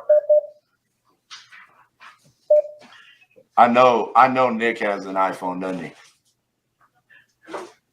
Yeah. Get an iPhone team. This guy is hilarious. Download this thing. Sounds like a knucklehead. Right? No, if you just click sign now, it'll take you straight to the contract for you to review it. Okay, hold on, I'm right there. Oh, okay. There it goes. DocuSign. And it says review document in yellow. You just click that. Okay, download the DocuSign. What did you say you had on it? Okay, so right after it says titanium documents, I hit that little link there? Yes, sir. Okay. Come on. There. Yeah, Michael, you giving up that easy? You gotta sign this thing right now. And everybody, I created a poll. Vote if you think that this guy can figure out DocuSign or not. You made it. Oh. Okay. Come on, baby. Figure it out. All right, I put my name in there, sent it to you. That signing it? That is, let me see. Let me see if I got it back. Yes, sir. So that's it, right? On. You signed it, and then you got to click finish. Oh, okay. Hold on.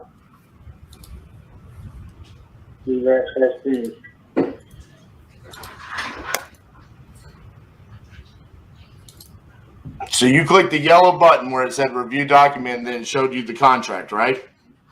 What's that now? You clicked the yellow button that said review document, and it took you to. No, I didn't click that. Hold on. Yeah. Click the yellow button. Okay. Guys, he sent me an email that said his name, and that was it. The most amazing thing of all time. He thought replying to the email was him signing the contract. It's actually adorable. How old is he? Like 60 something. Oh my god. All right, so did you click the yellow button and take you into the contract? Yeah, I'm doing it right now. Okay, cool. Please review. Right here. Now I gotta find. Oh, continue. There we go. I gotta put this guy on speakerphone somehow. Okay, let me look at this document.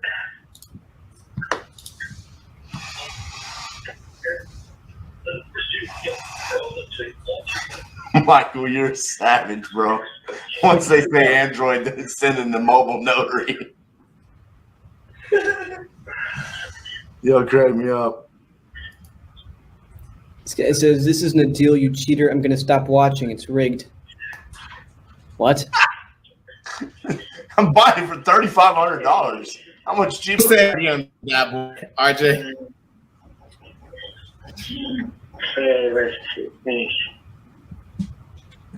I guess I could have offered him $35. Yeah. He probably would have took it. He was getting $450 a month in rent. Damn, why I got? Of course, the guy died inside the house. It could have been from the condition. He said I cleaned it up. He said he died in the chair and I cleaned it up. I took the chair out. This is going to be a TikTok. Yeah, he died in there. Man, why does it do all this? Now, all you millennials saying, houses are overpriced. You're in the hold on. He signed it. Hold on. Hey, you don't have to do anything. It just automatically takes you that. You're done. It should send you an email that says completed now. Oh, okay. Yeah, you're done. We're signed. So, okay. The next steps are we're going to contact you tomorrow morning, and then we'll get somebody out there to come walk the property so we can start our process. And then I'll send this off to the title company in the morning so we can make sure we get everything squared away with your wife passing away and making sure that it's in the right name and whatever paperwork we need to get squared away, okay? Yeah, that's fine. That's fine. All right. That'll work. Thank you so much. We'll talk to you tomorrow. Yeah, you got steel there, bro. I'm telling you. Thank you, sir. Bye-bye. Yeah, fine. Hello. Hi, it's Gwen there. Yes, this is she. Hey, Gwen, this is RJ Bates from Titanium Investments. Just calling you back. How are you? I'm good. How you doing? Good. I think we were playing a game of phone tag there for a few days about your property that you were interested in selling. Is that correct? Yeah. Mm-hmm. So, Yeah. so you still looking to sell that property? Yeah, I'm still investigating my options. Yeah. Gotcha. All right. Well, I'm looking you up in my system right now. How much were you looking to get for that property? Well, I've got an offer for, they're working on 125 for me, but I got 120. So you've got 120. Are you thinking about accepting it? Well, they're working on 125. I told them I want 125. You said, what you gonna do with that extra $5,000? I'm gonna go on me a trip. Nah, I don't know. I love it. I don't know. Something. I gotta get in another house and do some stuff, Right. Yeah. I mean, It needs some work, but it got some amenities too. You know, I got a huge backyard. I mean, way oversized. I'm on a corner lot and the cul-de-sac. I don't know how they call it, but that's what I paid for. Right. I have the largest floor plan in this subdivision. 20, I'm sure you see it there, 2240. So, what you got? I don't know. I'm still trying to find you in my system. What was the address of the property that you're looking to sell there? 9211 Highland Lodge Lane. There it is. I had you in follow up because you were when we spoke yesterday. You were in dialysis. That's where it was. Yeah. Okay. So, all right. Let me get this pulled up. When you say it needs work, what needs to be done to it? Well, it needs some plumbing work. You know, the bathroom and kitchen, sink, and I think one of the bathtubs. You know, the handles need to be redone, probably fixtures rather. How many square feet did you say your property is? Huh? How many square feet did you say your property is? 2240. 2240. Okay, and it's a 4-bed, 3-bath. 2.5. Okay. Mm-hmm. All right. The floors have never been changed, so. So some plumbing work. It needs some floors, probably some paint. Yeah, it probably could be painted over. It's been painted a couple times. But, I got you. mm-hmm.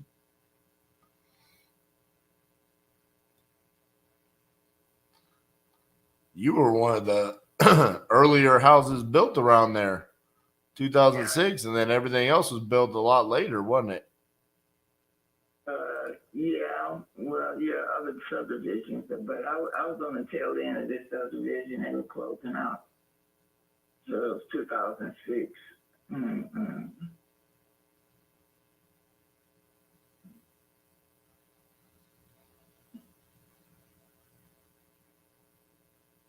Give me just a few minutes.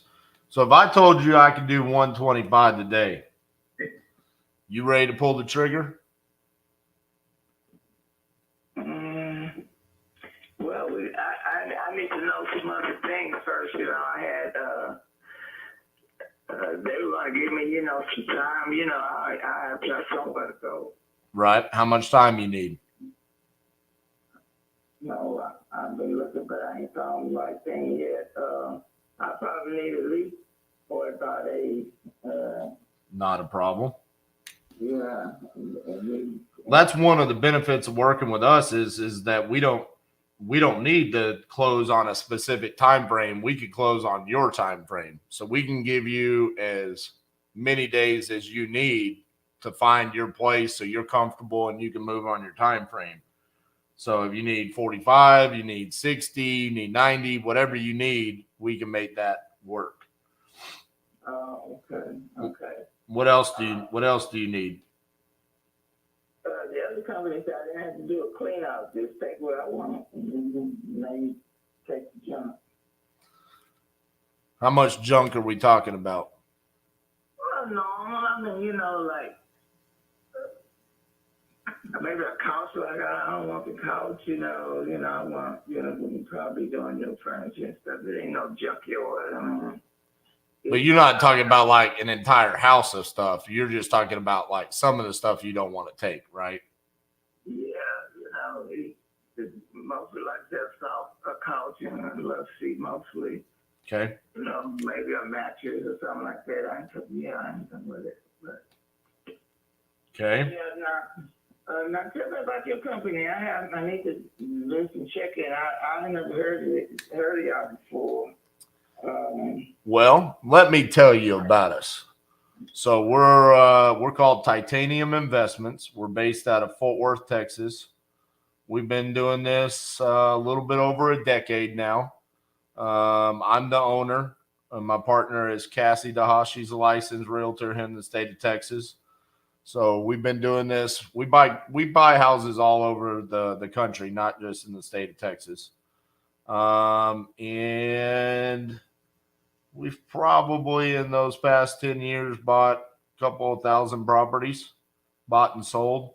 And the best place, or the thing that people love to hear about, is we were most recently on A&E's TV, zombie house flipping. So you could go see us fix up a house full of cat poop on TV if you wanted to. Okay, it's on A&E's that. A&E. The episode's called Canyon Ridge. Canyon Ridge. Yes, ma'am.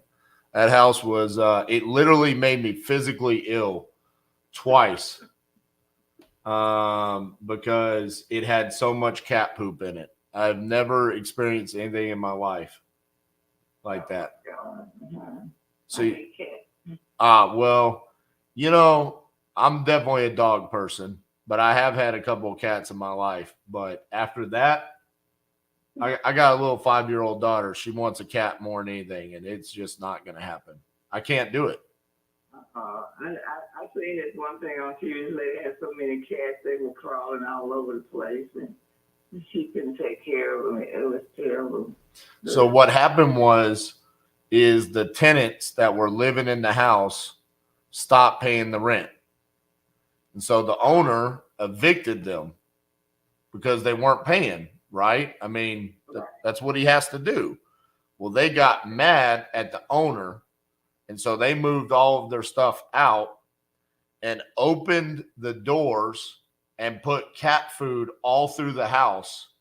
And cats got in the house, got up in the attic, had kittens. The kittens fell down in the walls and died. I mean, they peed and pooped everywhere. I mean, it was literally one of the most just despicable things I've ever seen someone do to a house. And did you do it from ground up? You bought it and you yeah, so I bought it from the landlord, and we had to strip it all the way down to the studs, and we had to remediate the framing and the walls. We had to acid wash the concrete. I mean, literally everything. The episode's only an hour long, so they could only show so much, you know, so they had to show us, you know, talking and what were we going to do.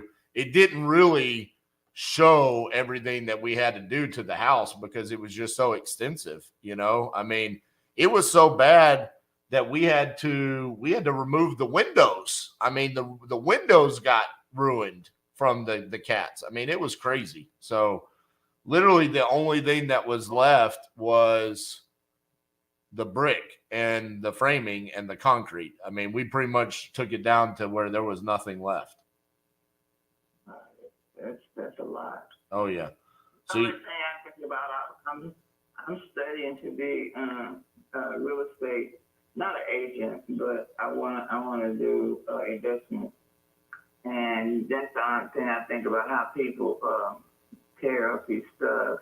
Right. And I can understand a little wear and tear, but stuff deliberately, like leaving the door open and stuff. Oh yeah.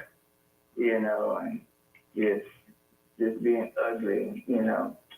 Yeah, that was a vengeful move by those tenants. And it's sad because it's like you didn't give the landlord any option, you know. You stopped paying him. You know, he's got to pay the property taxes and the insurance and his mortgage. I mean, what's he supposed to do? You know, I mean, you're not paying him. He's got to evict you, you know. I mean, he's got a family to feed, you know. So I hate that I'm glad that we were able to do the job and get it taken care of. So, but I mean, Gwen, I mean, y'all just do the buying side. The buying side. Well, we can help you find a new property too. Like I said, Cassie's a licensed realtor. So are you looking to buy a new property? Yeah, what I really want is a fourplex. Okay. You know, like I said, I've been doing some studying and stuff, and it's a lot of different structures out there. and stuff like that.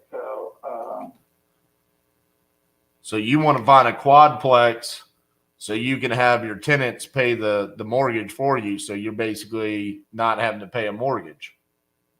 Yeah, it sounds like a real good deal. Does it need to be in Houston? Well, you know what? I was thinking about a change. Now, I do need to consider, I know they got dialysis places all over everywhere, but that would be, really one of my big concerns. But it don't have to be in Houston. I've been here all my life, so, whatever the good Lord got left for me, I can explore some other places. Yeah. Because what I was going to say is I mean, with Cassie being a licensed realtor in the state of Texas, I mean, we can find quadplexes that are for sale all over the place, not just in Houston, but if you're open to moving somewhere else. And then the other thing is we're always coming across opportunities. Now, I will say, a small multifamily is not as common as some other, because a lot of times they're owned by investors already, so they're kind of happy with, they bought it with the intentions of holding on to it long term. But every now and then you come across a tired landlord or something like what we just talked about, where tenants mess the property up and they want to sell it to be able to just be done with it. But I mean, as far as your house goes here on Highland Lodge, I mean, I'll just be honest with you. I mean, it sounds exactly like what I'm looking for. It needs a little bit of work, and I can buy this one, give you your time, and we can help you find the quadplex, or even if it ends up being like a triplex or something like that, we can help you do that and just be an all-encompassing solution for you. We also have the opportunity to provide you a lender. So once you cash this out, you could use the money for this as your down payment, and then we can provide you the lender for where you can finance the rest of it as well.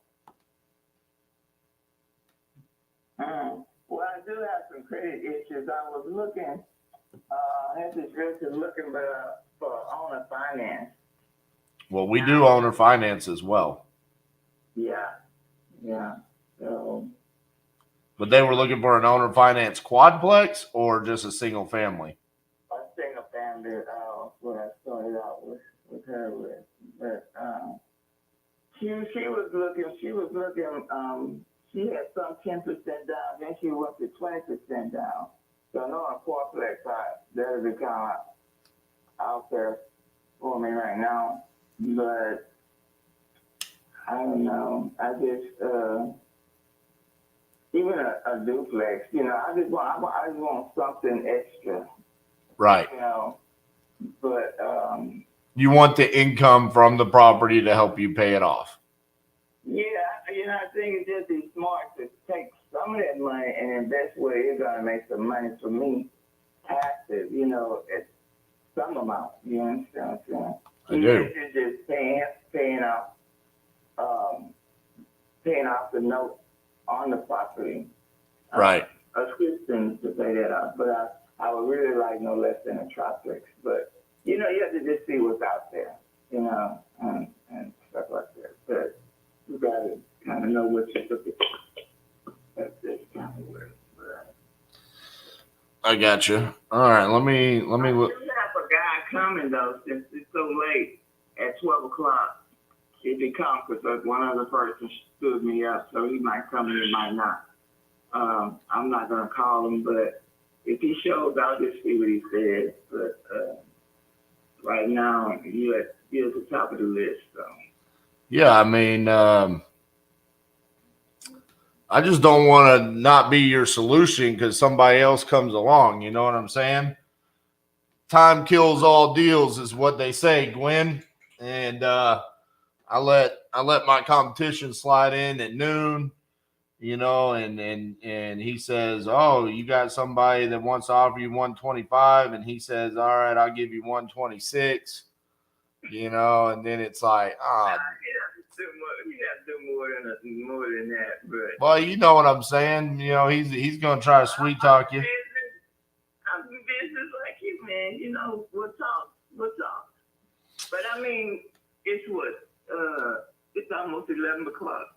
Yeah. I made Yeah. that appointment last week because I was booked up until today. You want me to call him and tell him he don't need to come because you already found a buyer? I have no problem calling him and telling him that. I'll tell him, hey, you were sleeping on the job. You need to come look at it. I didn't even need to come look at it. We're gonna buy your house, find you a quadplex, get you some money so you can buy it, and then I'll teach you how to do real estate. Just saying. Oh, man, that would be fantastic. I mean, I will go for that. I just We literally tomorrow and Saturday are having a 2-day boot camp in our office showing people how to do real estate investing just the way that we do it. We got people coming from California, South Carolina, Jersey, Philadelphia, all over the place, flying in here to come to our office. I'm just telling you, you're on the phone with the real deal right now. I don't know who you got coming later. What's his name? his name is on my calendar. Suzanne talks to so many people. Derek Acuff? Garrett. G. Yeah, Derek Acuff.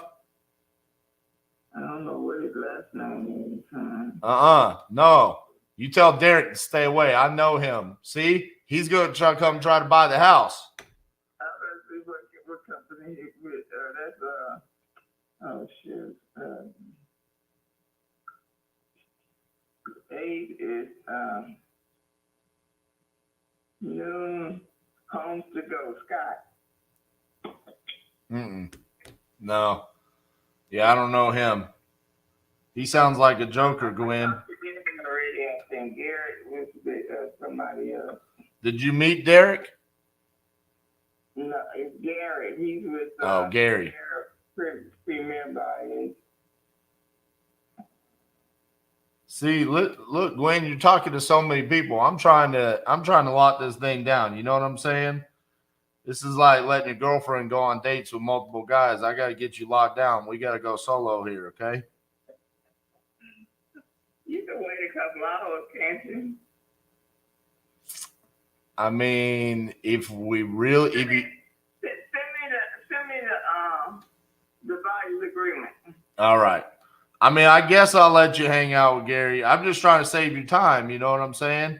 I know, but and I even said I'll call him back and let him know. I know you're really helpful.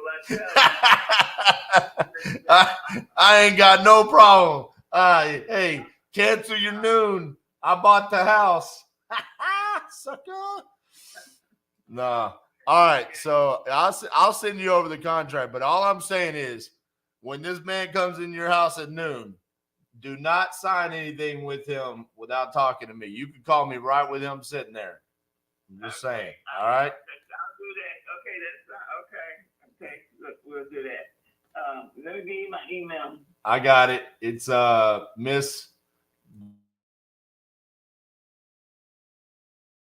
Okay, all right. See, I told you were on the phone with the real deal over here. I'm just saying. I like a lot of things that I'm hearing about. I wish I knew about y'all meeting earlier, but the next one, hopefully, let me know in advance, and I'll come down there. Yeah, we'll probably have another one in like October. Oh, yeah, okay, that's cool, because I'm studying in class, too, so maybe I'll be a little bit more ahead of it. But this sounds good. Sounds like a winner. All right, Gwen. So I'm going to send that over to you. Don't you let this man sweet talk you, okay? No, you got to do a lot of talking. All right, Gwen. I will let you know, though. We'll talk soon. All right. You want me to call you back later today, or you going to call me after he leaves? I'm going to call you after you leave. If he shows up, yeah. All right. Hey, if you call back and they say I'm busy, ask to speak to Cassie, okay? Okay. All right. Okay. Thank you, ma'am. Thank you. All right, bye-bye.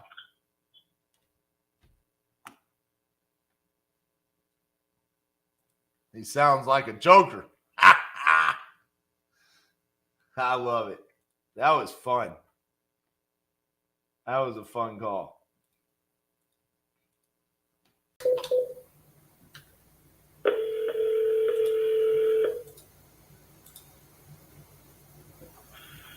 Hello? Hello, is Bob there? Speaking. Hey, Bob, this is RJ Bates calling about your property on East Main Street. How are you doing? Fine. You had entered this on my website saying that you were interested in selling that property. Is that correct? I am. I'm just very skeptical of offers like this, though. Okay. Well, what are you skeptical of? People offering to pay cash for something sight unseen and just from a brief survey kind of thing. Okay. Well, yeah, I mean, we haven't even started the process yet. I mean, it's not unseen. I mean, we're going to come see the property. So it's not like we're just never going to see the property and just, send you money. Yeah, that's how it came across on the website. Well, I mean, the offer can be sight unseen, but I mean, I'm going to ask you some questions and get some idea about the property. I mean, but yeah. So what's got you looking to sell the property? I'd like to retire, and I can't afford it once I retire. Understood. Alrighty. Did you have an idea of how much you wanted to get for the property? Around 300. Okay. And it's 3126 square feet. Is that right? That's correct. What's the condition of the property like? It's nicely landscaped, got a pool, gazebo in the grounds. The house has had some renovations done in the past decade. I mean, it is an old property, an old house. Right. I don't know if I mentioned that, but it was built in 1860. But it's the first floor is essentially all new. Gotcha. I mean, obviously, it's an older house. It's going to show a little wear, but it's quite habitable. Quite a beautiful place. Yeah, as I was going to say, just looking at the pictures, I mean, it's a beautiful property. It's huge, but it's beautiful. Mm-hmm. Just scrolling through, I don't know when these pictures are from. Let's see. I don't know what pictures you're looking at, so I couldn't tell you. It's pictures, I guess, from the listing from 2019. Well, that would give you an approximate date.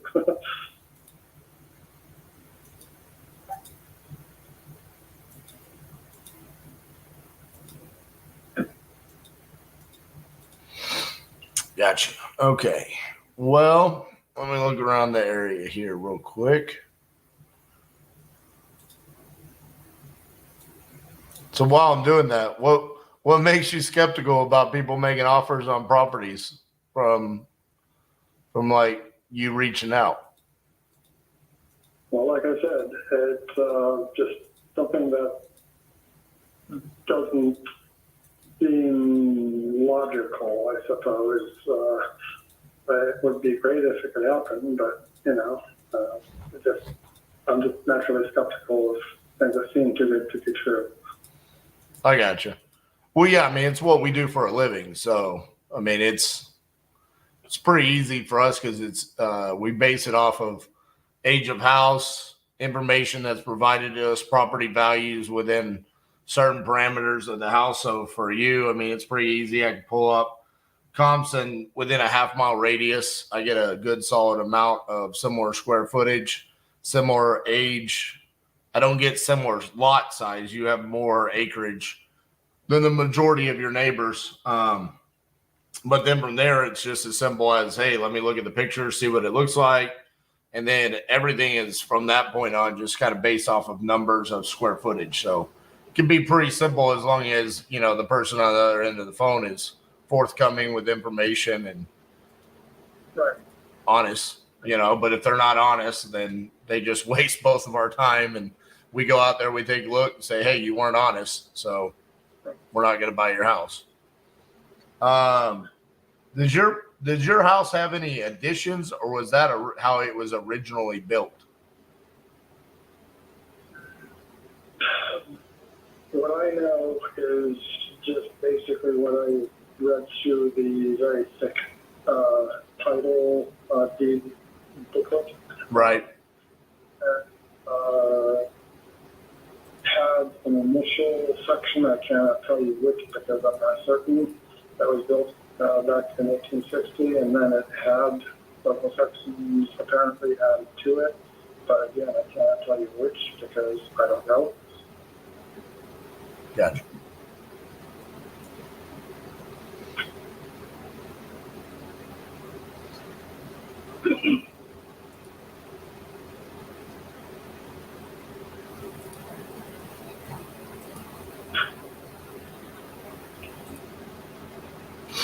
Well, taking a look at it, I would think in order to get 300,000. You think what? I said in order to get 300,000, I think probably your best route would be to list with a realtor, to be honest with you. You've got a couple of comps in the area that are a little bit more.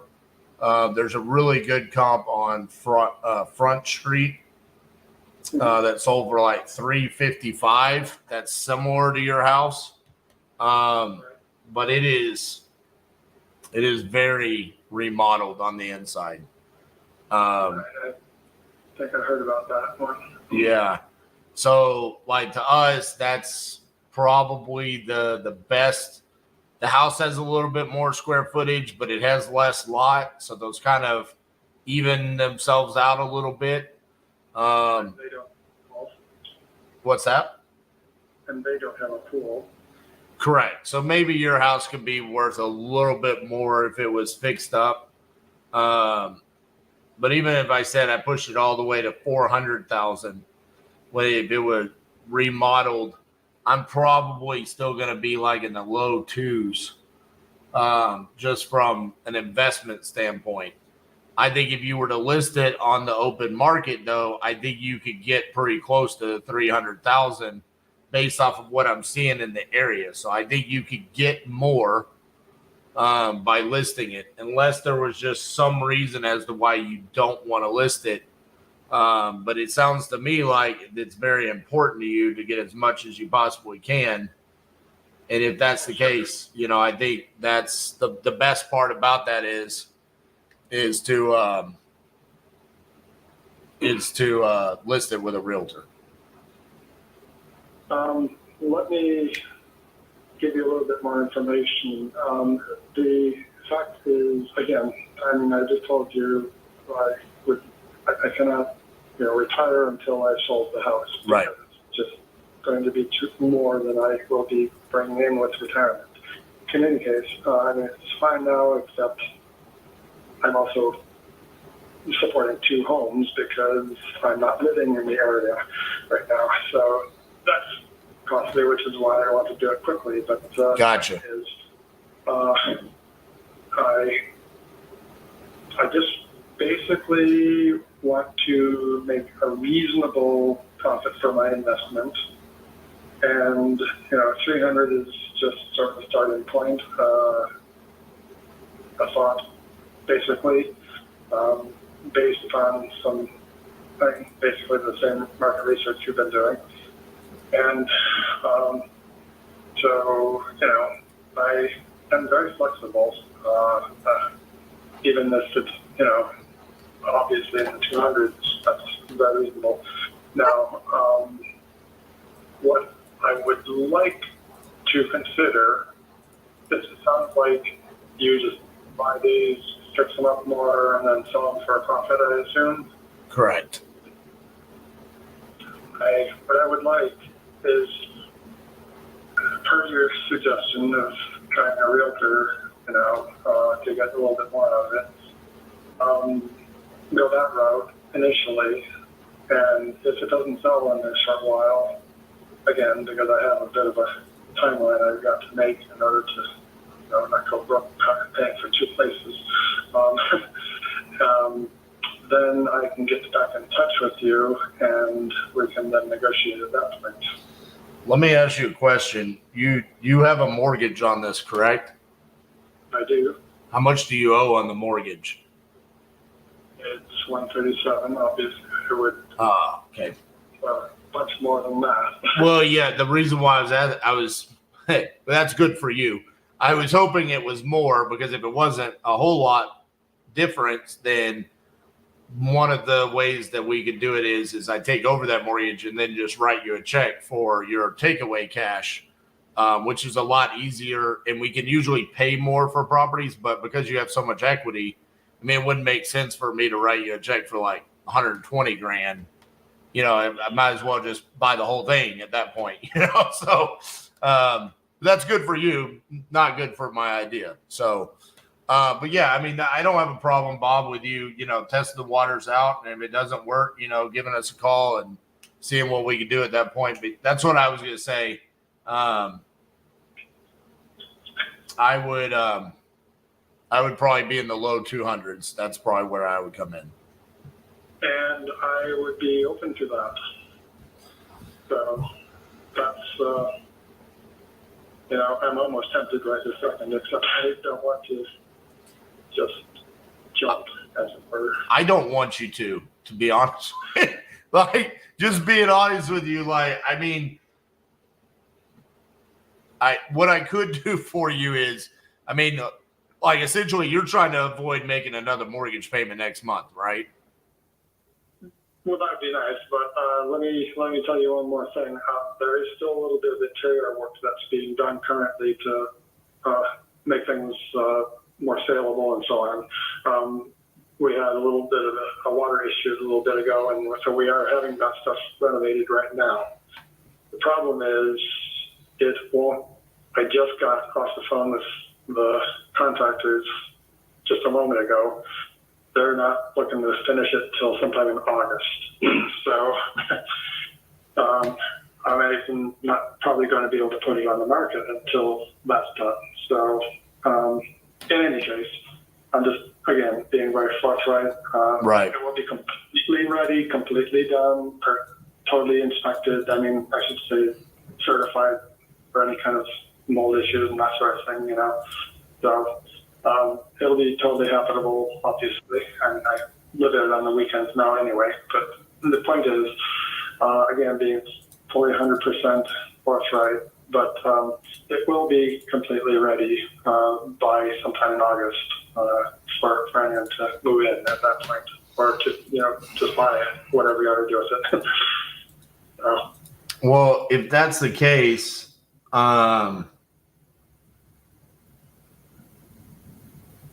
do you want me to see if I can, in the meantime, potentially come in a little bit higher and get closer to the 300 and see if we can just get this done before? Honestly, it's like, if I were to buy it, I'd almost tell you, like, hey, just stop the work, So it's like, because I'm going to come in and do my own work. That would be interesting. I would be probably not to. Because right now they're working on it and they're going to take it until August. What all are they doing? They have to rebuild a small portion of one of the bedroom ceilings and some of the walls. There was a water leak in one of the bathrooms, and they just have to take care of that. Gotcha. Huh. Are they out there working every single day? But they're working frequently. I can't say every day. Right. I gotcha.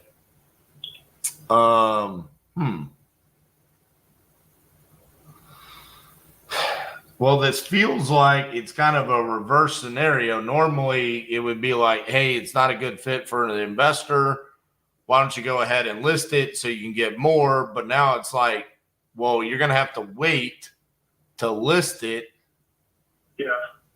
So it's like, well, instead of just doing nothing while you're waiting, I guess I could send people out there to kind of look at it, get me numbers on what it would cost, and then I could firm up my offer number to you. So that way you're not just sitting and making an August payment, or probably making a July payment, then an August payment, and then potentially even a September payment. I mean, you're going the realtor route, you're staring at a minimum of probably 3 more mortgage payments at least. I agree. I mean, I, of course, already paid the July, but there's still August and probably September come up. And when you look at the days on market of the active properties, it's 46, 54, 72, 32, 75, 145, and the pending was 36. So you're looking at probably another 60 to 70 days there.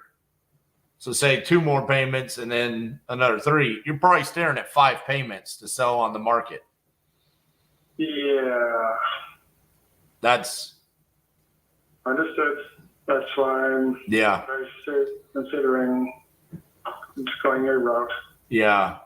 Okay. It's what interested me in when I saw your website. So that's what I was saying. Like, my suggestion would be to list with the realtor unless there's some need as the way you sell it, need to sell fast. And then it's like, well, now my mind's kind of shifting and going, yeah, I mean, if you just need to be done, and if you say you sell this and you could walk away with, you said you're at like 130, say you could walk away with like $90,000 to $100,000. That would be fine. Right. That would be most acceptable. Gotcha. Now I'm starting to understand. So what I need to, if I had people to send over there to go look at it, is there access availability? Like, is there a lockbox that they could go view the property and stuff? There is a lockbox. FYI, when I had sent in the survey thing to you guys last week, I did not have a realtor. Gotcha. I still have not signed a contract with a realtor, but I did meet with one last night, and she put a lockbox on one of the doors so that there is a key available, but I don't know how to convey that to you unless you have some way of conveying through them. Is it one of those fancy realtor lock boxes? Yeah. Gotcha.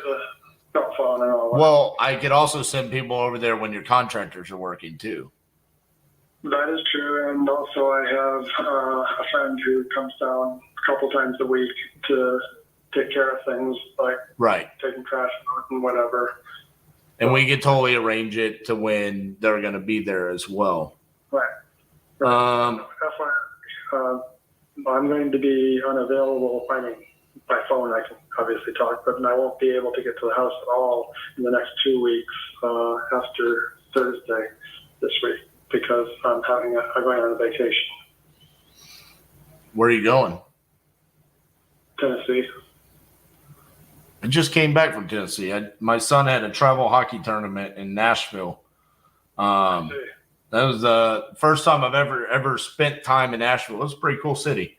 We're headed. There you go. We went down to Broadway Street, where the Bridgestone Arena, where the Predators play hockey, and walked up and down there. Man, Saturday afternoon, every single restaurant had live music playing, so it was a lot of fun. Yes, the contractors are frequently there, but I couldn't tell you exactly when. My son also lives in the general area. He's about 20 minutes away or so, 15 minutes. But if you have a time that you can have someone there, I can try and get him to go there. He's not very reliable. Understood. So let's figure out how we want to do this, because the way that we do things is I say, here's my price. You sign a contract. I go out there, I view the property, and I say, yep, we're good. We close 30 days later, or I say, hey, I can't do that based off my walkthrough. Here's the new price I need to be at. And you say, okay, I can do that, or no, I can't do that. And we separate or we close. So how do you want to do this? Preferably what I would say is we come up with a number. Say in this case, like you're at 130 on the loan. I say, let's say it's 230. So that way the number that we're starting with gives you $100,000 in your pocket. It's actually 137 still on the loan. Okay. So 237. So let's just start there where you're walking away with $100,000. So, and I would love to do that. That gives me the ability to go out there, walk the property, see what I can do. And then when I come back and say, I'll be honest with you, I think I'm going to come back and say I need to be less than that. I'm fairly certain, but I'm just letting you know that up front. I'm not going to try to poke you in the eyeballs. I'm just going to make it what I need it to be. And then you can say, yeah, let's do it, or no. And I should have that answer to you probably in 10, 14 days, which you weren't going to do anything during those 10 to 14 days anyways, besides wait on your contractor. So it doesn't hurt you at all. And no one knows that you're going under contract. It's not like listed on the MLS where everyone knows that you went under contract. No one knows except for me and you, Right. So the only issue with the contractors is the insurance is being involved to pay to cover this stuff.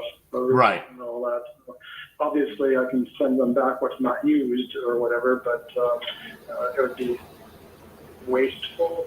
Realistically, that's your money to keep. So as long as the money that they gave you up front, the depreciation, you only receive that once you do the work. So what they gave you right now is supposed to go to that. But if I come along and I buy the house and you didn't complete the work, you're just canceling that policy anyways, and it's just your money to keep. So you definitely did not send it back to the insurance company. They got plenty. Okay. It sounds like they wanted it back because they said they wanted receipts of everything that was done, and therefore. But that's the. How much money did they hold back from you? Well, again, there's in two phases. I had some work done earlier, and they already covered that. But then there's the next one, and I don't have a full estimate for that yet. Gotcha. So I don't have it from the insurance company yet. I gotcha. Probably no sooner than next week. Well, we can figure that out. That's not a big deal. We deal with that too. I mean, it's all the same to me. I mean, at the end of the day, we can figure out if whatever needs to happen there. So, all right, Bob. Well, I've got your email.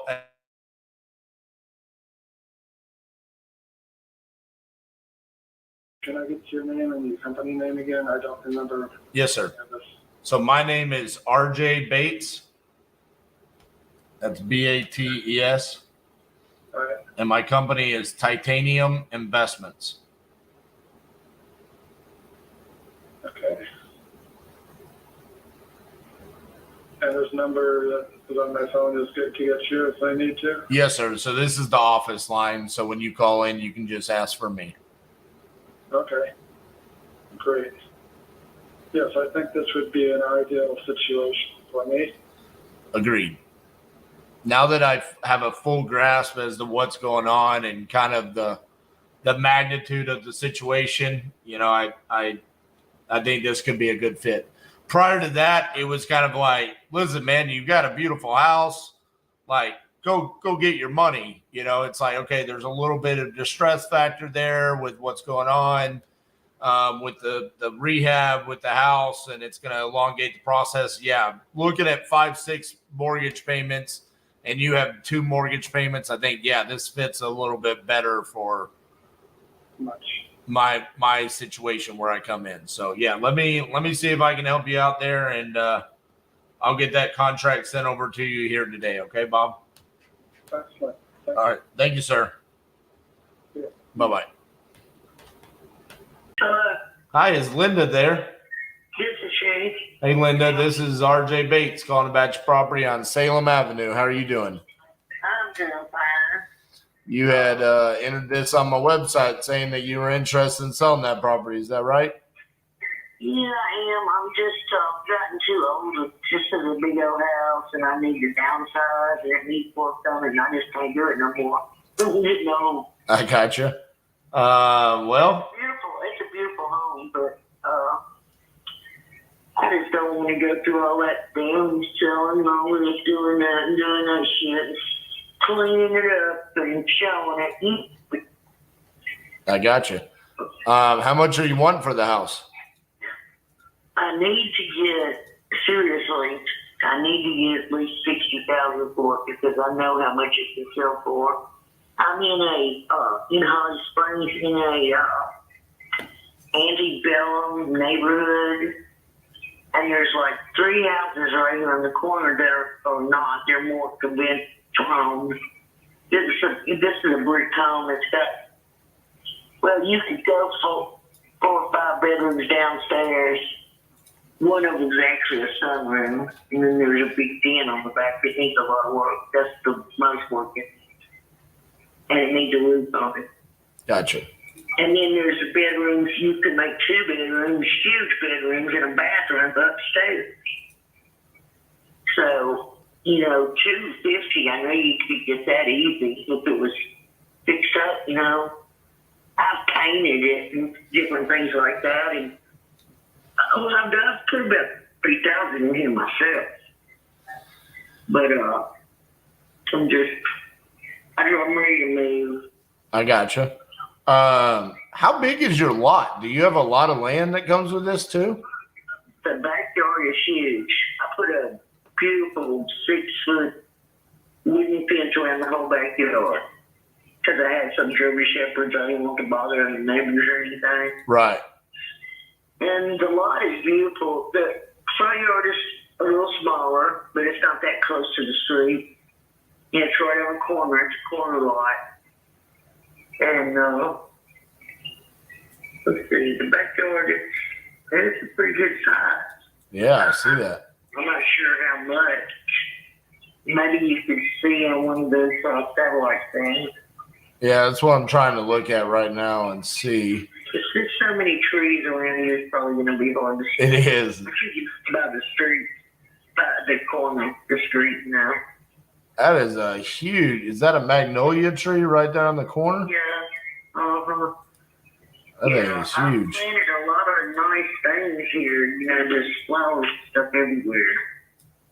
But I found another house that I want, and I've got to sell this one first. Gotcha. Where do you want to move to? Down closer in Mississippi, where most of my friends live. Gotcha.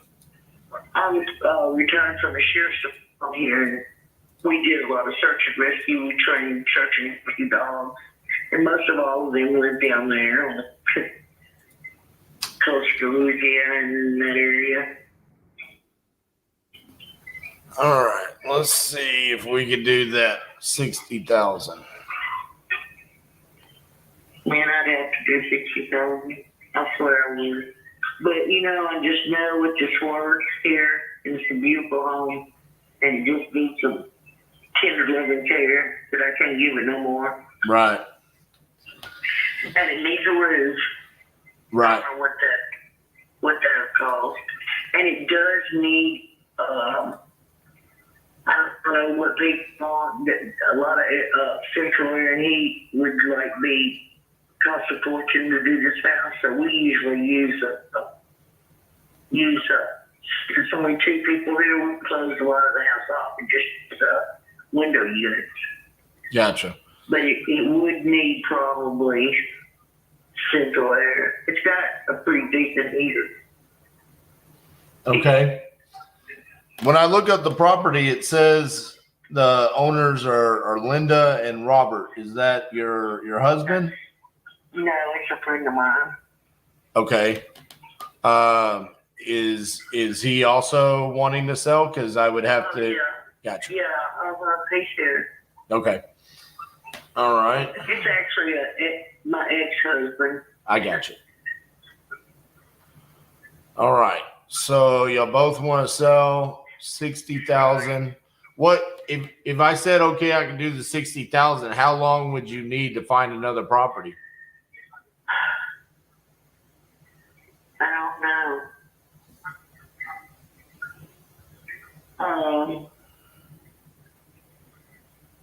At least a month, maybe, just to be sure. Right. Well, it takes that long anyways, just for us to get everything ready for closing. So Right. Where are y'all located at? we're out of Fort Worth, Texas, but we buy properties all over.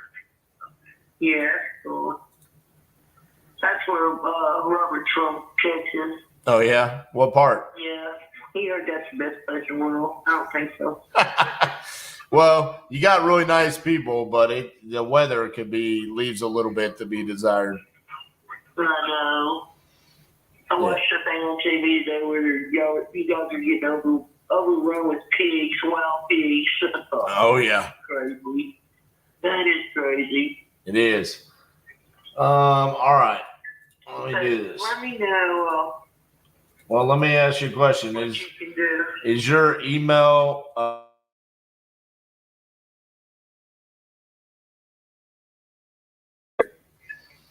what is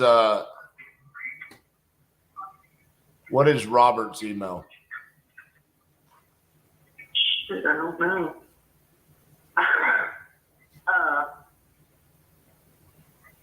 Maybe I swear I don't know.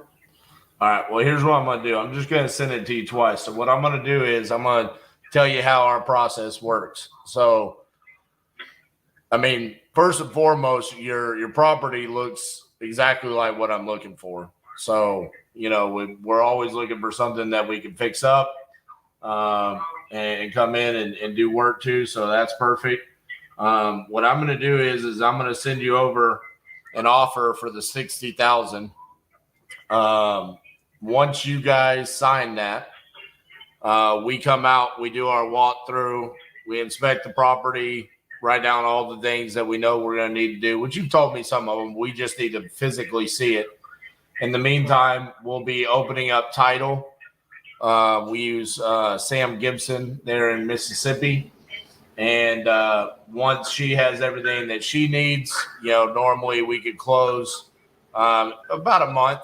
Now, if you guys need more time to find a place, we can accommodate that. I'm just going to put the closing date out for a month.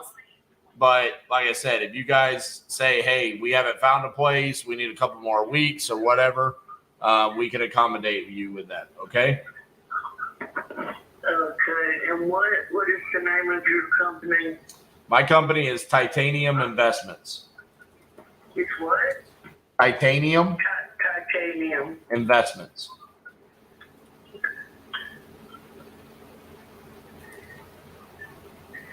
All right, baby. I guess that's all it'll be. Your phone number Is how can I get you? my phone number is 817 817 710 710 8689. 8689. Yes, ma'am. And let's see what else I need. I guess that's all I need. Do you have any questions for me about how the process works or anything like that? Yeah, that's what I was wondering. Do you have to get title search and all that stuff? Yeah. Yeah, you do something good. Okay. But that's what Sam does at the title company, and it's pretty easy. I mean, not a whole lot to that process. Her name is Sam. Yeah, that's the lady at the title company. What's her last name? Gibson. In Mississippi. Yep. I thought maybe I knew her. Okay. She sounds familiar. She's a sweetheart. I love her. Oh, Okay, I'm going to wait to see what you do. I'm writing you a contract right now. I'm about to send it to you in your email. Okay, so you will. I'll get it in a little you'll be hearing from me because I'm ready to move through. Well, are you good with emails? Yeah, I'm okay with If you want to hang out for just a couple minutes, I'm about to send it to you right now. If you want to go over the contract together. Oh, I'll read it. Okay. I gotta get off this phone. I got you. Hanging out here all night and we drink coffee. But Yeah. I'll get back to you. All right. Sounds good. Well, I'm going to send this over to you right now and let me know if you have any questions, okay? Okay, thanks for calling me. All right. Bye-bye. Bye-bye.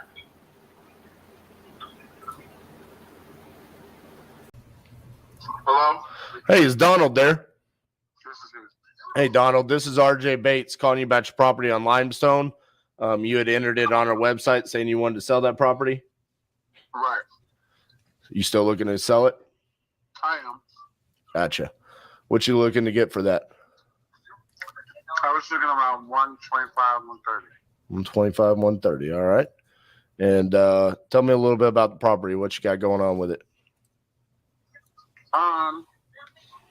Long story short, I was gonna live in that house, and my kids didn't want to live there. I just bought a new house in Columbus. It was like 7 bedrooms. So I don't know what we used to spend with the whole COVID thing. Springfield has those national parks and all that stuff, like some really nice parks. And we used to go hang out in them, but we didn't have a place where we could rest, go to the bathroom. So I kind of bought that house with all that in mind. And then when my kids didn't want to move to Springfield and it got cold, I found myself not eager to be driving up all the way to Springfield from Columbus to be checking up on it. And that's pretty much it. Gotcha. I kind of use, there's like a closet. It has some pretty big closets. I use it for a little bit of storage for our clothing. But we've never even spent a night in the house. We just go there, we go hang out in Springfield, and then we come back to Columbus. We drive back to Columbus. Did you just buy it in June? Yeah, I did. Gotcha. Okay. It's a pretty big house. I mean, right.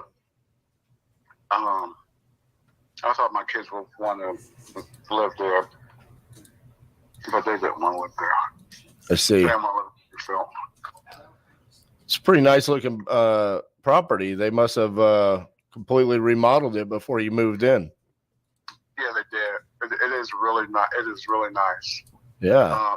My $300,000 house does not have those things that they have in there, like marble sinks and butcher block countertops. And right.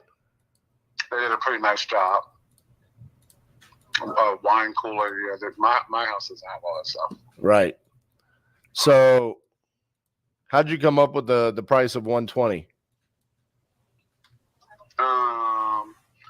Where I'm getting my price from is just what I thought that after all is said and done, what I would, make it work because the time I spent, I didn't really do much of anything to it. I mean, it looks exactly the same way it did. I bought the stage and furniture. That furniture still sitting in there. Gotcha. So I didn't really do anything to it. Just coming up with that price because I thought, the time, the effort, because it took me a long time to find that house and a lot of effort of driving back into Springfield and stuff. I guess I'm negotiable on the price, but that's where I came at. The other thing that I came at is I looked at other houses. So that house is sitting in the historical district of Springfield. Mm-hmm. And around the corner is Fountain Street, and they're redoing all the houses. So I think the one guy, he had like 135, but his house wasn't redone on the inside. So the other people, it was redone on the outside, but there was nothing done on the inside. Well, it was something done on the inside, but there was no upgrades. So there's like 3 or 4 houses that they're working on currently at the house that they're not done. So I'm assuming that when they go to sell, they will sell at a premium price. But that's just speculation. That's not anything that I can bank on. But they're pretty big, they're pretty nice, and they're remodeling the insides. Like, so they're remodeling them from the bottom up. See. Interesting. So you already have a property that you're living in. So what would you need the funds from this closing for? Or is it just to get rid of the property and kill the mortgage? Yeah, pretty much. Would you be open to something creative there? Because for me, it's like I get it. You've got a fully remodeled property, right? And you just bought it. Doesn't need any work. I'm an investor, so I'm looking at it saying, all right, well, I mean, I can pay whatever, but that's only dependent upon what my exit strategy is going to be, right? And so for something like this, I mean, you're saying it's got all this staging furniture still in it. So this gives me a couple of different exit strategies. I could keep it as a rental property, or I could Airbnb it, something along those lines. I'd have to look and see if that's allowed in the area. So there could be a couple of different creative things that we could do there. As far as either seller finance and a sub-2 mixture. I know I'm throwing out technical terms to you. I could explain what those mean, but essentially where I take over the mortgage payments and make payments to you monthly. And that allows me to be the professional and come in and do what I need to do, managing the property as a cash flowing asset. And so it could give you where you don't have to worry about the mortgage anymore, and you make a little bit of monthly cash flow on it. Does that sound like something you'd be interested in? I'm open to suggestions. There is no mortgage on it. There's no mortgage on it. Well, how would you feel about becoming the bank? I mean, I potentially could. That crossed my mind. I talked to like a long time ago. I talked to a realtor about it. I don't want it sitting empty and unused. You know what I mean? That is just a waste. Well, that's what I'm saying. I mean, if you were to gas bills and electric bills, you know, I'm like, it's sitting there unused. That's crazy. Right. And that's what I'm saying. I mean, you could go from being cash negative on it, where you're paying, electric bills and gas bills and all of that, plus property taxes. You could stop that bleeding and start making monthly cash flow on it from someone like me, where you sell or finance it to me. And then from there, that allows me to turn it into either, like I said, a short-term rental or a long-term rental. Yeah, that's definitely a possibility. So I don't want to be a landlord. So right, and that's the beautiful thing about seller finance is you are the bank. You don't have to worry about tenants and toilets. All you have to do, you would take first lien position just like Chase Bank does, and at that point in time, you just collect monthly payments from me. That's definitely a possibility. Let's see here real quick. Let's see what these monthly payments. Do you know what the annual property taxes are on it? I do not. Let me look real quick.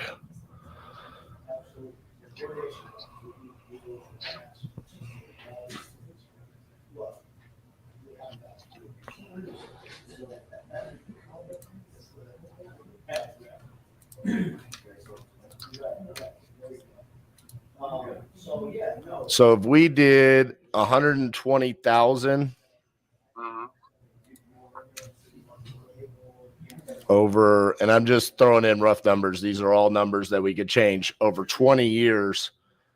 We would be making monthly payments to you, a minimum monthly payment of around $700 a month.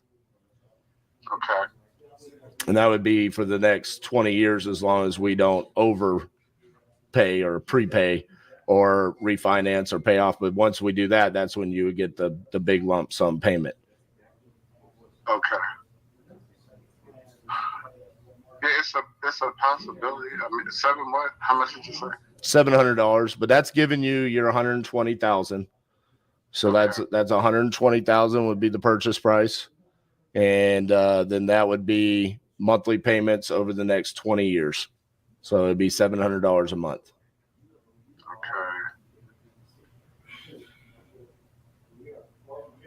You said 20 years? Yes, sir. Yeah, it's a possibility. Yeah, I mean, I just need to think over the numbers a little bit. It's a possibility. As I said, I'm not really looking to be a landlord. But you're not. You're the bank. You're making interest on this. You know. I get what you're saying. So like on this, on the total of 240 payments, I'm not paying you 120,000. I'm paying you 175,000. So you got to think about it from the perspective of you're going to make an additional $55,000 in interest. Oh, your proposal sounds very interesting. Yeah. Your proposal. Yeah, I was thinking. Yeah, your proposal sounds very, very, very interesting. Yeah, and it's a definite possibility. You know, because that could be like that could basically potentially fund my kids. Which is the only thing I ever wanted to do anyway. That's how I started this. I was like, go buy and hold on, and then I was like, I don't want to do this. Well, let me tell you, I've got about 20 of these myself where I've done this with other people. And it is the best passive income that I have out of anything because the money shows up monthly. I don't have to worry about what's going on with the property. I don't have to worry about any gas bills or electric bills or property tax. I don't have to worry about any of that. It's just, did I get my payment this month? I did. Okay, good. And from there, it just shows up. It adds up. And I'm just looking at it going, holy cow, like, how much money am I actually going to make over the course of, this 20 years? And for you, I'm looking at this property. I'm going, okay, you bought this in June for 98,000 and you could turn around and turn it into something that you make 175,000 on. I mean, that's for doing nothing. I mean, like you said, yeah, you spent time to go find it, but you didn't rehab it. You didn't do anything. I absolutely didn't do anything. Yep, I have not done a thing. So yeah, it's definitely possible. I tell you what, let me think about it. How long will you give me to think about this thing? Is definitely something that I would definitely consider. Well, I don't want to be pushy, but I mean, let me just ask you. I mean, what is it that you need to think about? I think about everything. You're that kind of a guy, huh? I got you. Well, how long do you like to take to think about things? A day or two. If you give me 2 days, I can have an answer for you. All right. Well, how about this? Why don't you take through the weekend and let's talk on Monday? Actually, no. Well, actually, we can do that. It's just, are you okay with talking to my partner Cassie? Because I'm actually going to be going out of town on Monday. Are you okay talking? Or we could talk tomorrow if that's not too fast. What is today? Thursday? Today's Thursday. Yeah, I can talk to your partner. That's fine. Okay. Well, what I'll do is I'll start a group chat via text message with my partner Cassie, and I'll tell her all the details here. And then that way on Monday, you and her can chat because I'll actually be traveling with my son to go to a travel hockey tournament. So I won't be available, but yeah, she'll be able to walk you through the whole process. And hopefully this is something that you decide you want to do. It sounds fantastic. Yep. So Monday, yeah. Yep. Sounds good. All right, buddy. Have a good day, and we'll talk to you on Monday. Okay. All right. Thank you. All right. Bye-bye.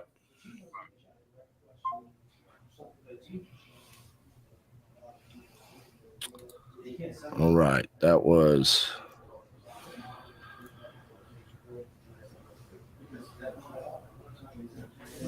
I think the favorite line that I absolutely stole from you was the no taxes, no tenants, no toilets. Yep. You know how I came up with that one? Did you steal it?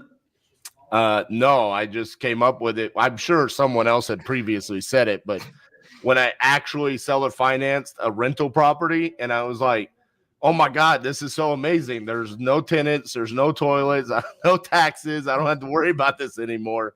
And it was like, for me personally, we converted a lot of our rental properties to seller finance just to alleviate some of those issues. And it was a great decision for us. So that was pretty cool. that's a good looking property. It's completely remodeled.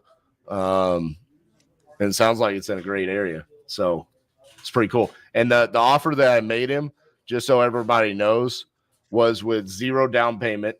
But see how I didn't offer a down payment, or I never brought up a down payment. I just said my offer is $120,000 and this is how much I'm going to pay you monthly. It was just assumed. There was never a conversation about it because I didn't want to alert him of that. And then it's at 4% interest. So $700 a month. Actually, it's probably at like 3.5% interest. So from one of our paper lead vendors, Speed to Lead, I'm going to show you how I got the lead and why I chose that one. Then I'm going to show you the actual live recording of the seller call. Then break down how we sold the property utilizing Investor Lift. And then, just so everyone knows it's real, I'll show you the settlement statement showing our assignment fee. Now, this wasn't one of the biggest transactions we had in 2023.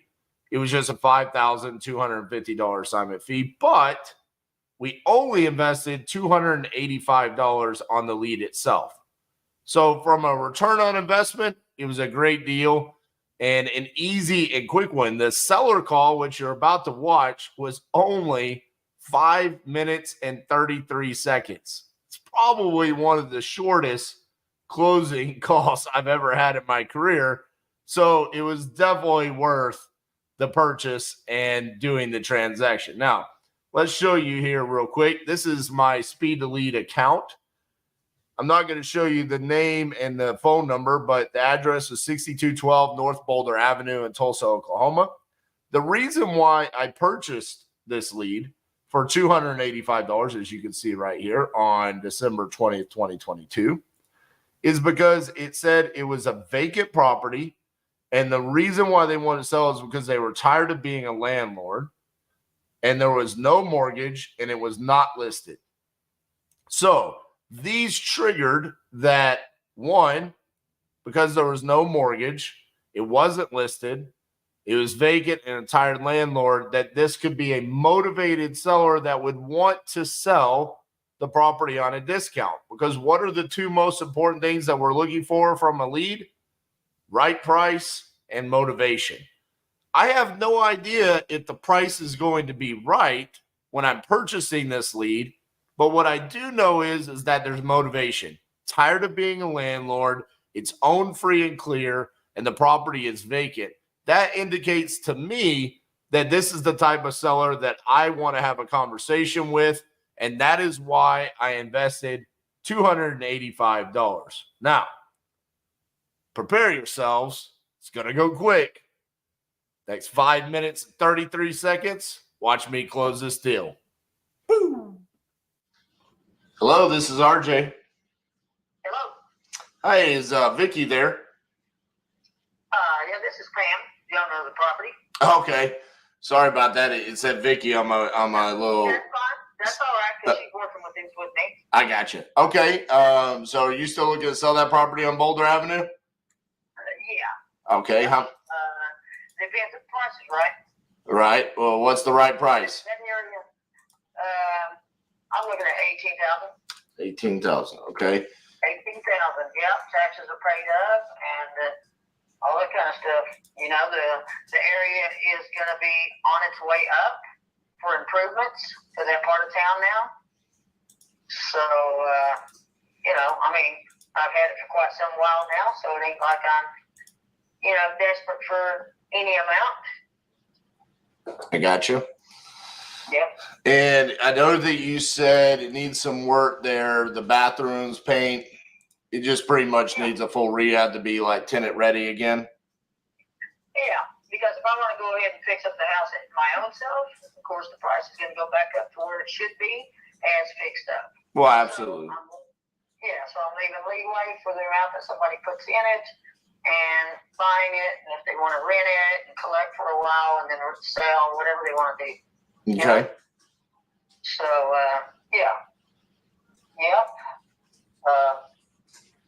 So that's about what I'm looking at is 18,000 cash offer with closing closing costs and fees Okay. attached to that. Yeah, attached with that. You know, like I said, taxes are caught up on it. So, not caught up, they've always been paid. So, Right. never Absolutely. been flat increases. Yeah. 18,000. Let's see. Yep. Are you negotiable at all on that?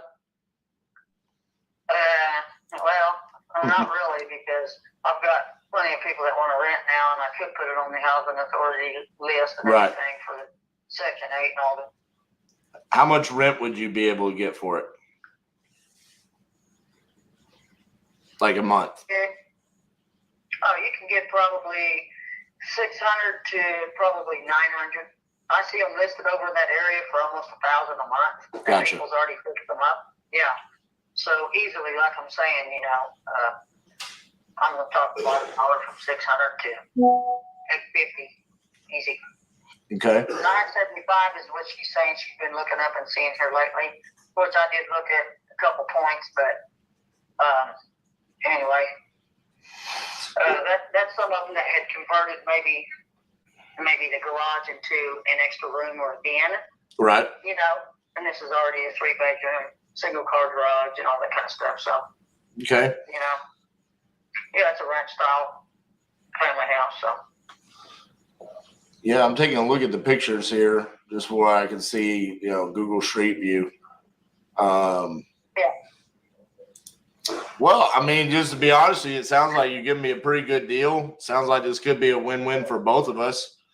And it's what I'm looking for. And so. Yeah, because like I said, I'm not trying to just give it away, you know, and I'm not making a killing off of it. I think that's pretty fair. Yeah, I think it's fair as well. Let me see if I got your information here. Did I get an email from you? I do not have an email. Can you text me over your email address? If you text me over that, I can send you over a purchase contract for the 18,000, and we can just move forward and go ahead and open up title, and I can come out there and take a look at it after the holidays in between New Year's, and we can get this thing done right after the New Year. You want me to text it to you? Yeah, just text me over the email. Is there one owner or is there two owners? Just tell him my son wants it. Her son's on there. So I would need the email addresses for both of the owners, so both of the owners could sign for it. Okay. So send that over. Send over the names of the owners. I have Pamela Miller, so send that over. You know, your Pam, your email, and then the son's email and the name. Her email is going to be my email because she doesn't have an email. Okay, that's fine. That's fine as long as it's Pam signing for it. Yeah. And I'll go ahead and send that over to you, and then that way, you know, you guys can enjoy y'all's Christmas knowing that you got this thing sold. All right. Okay.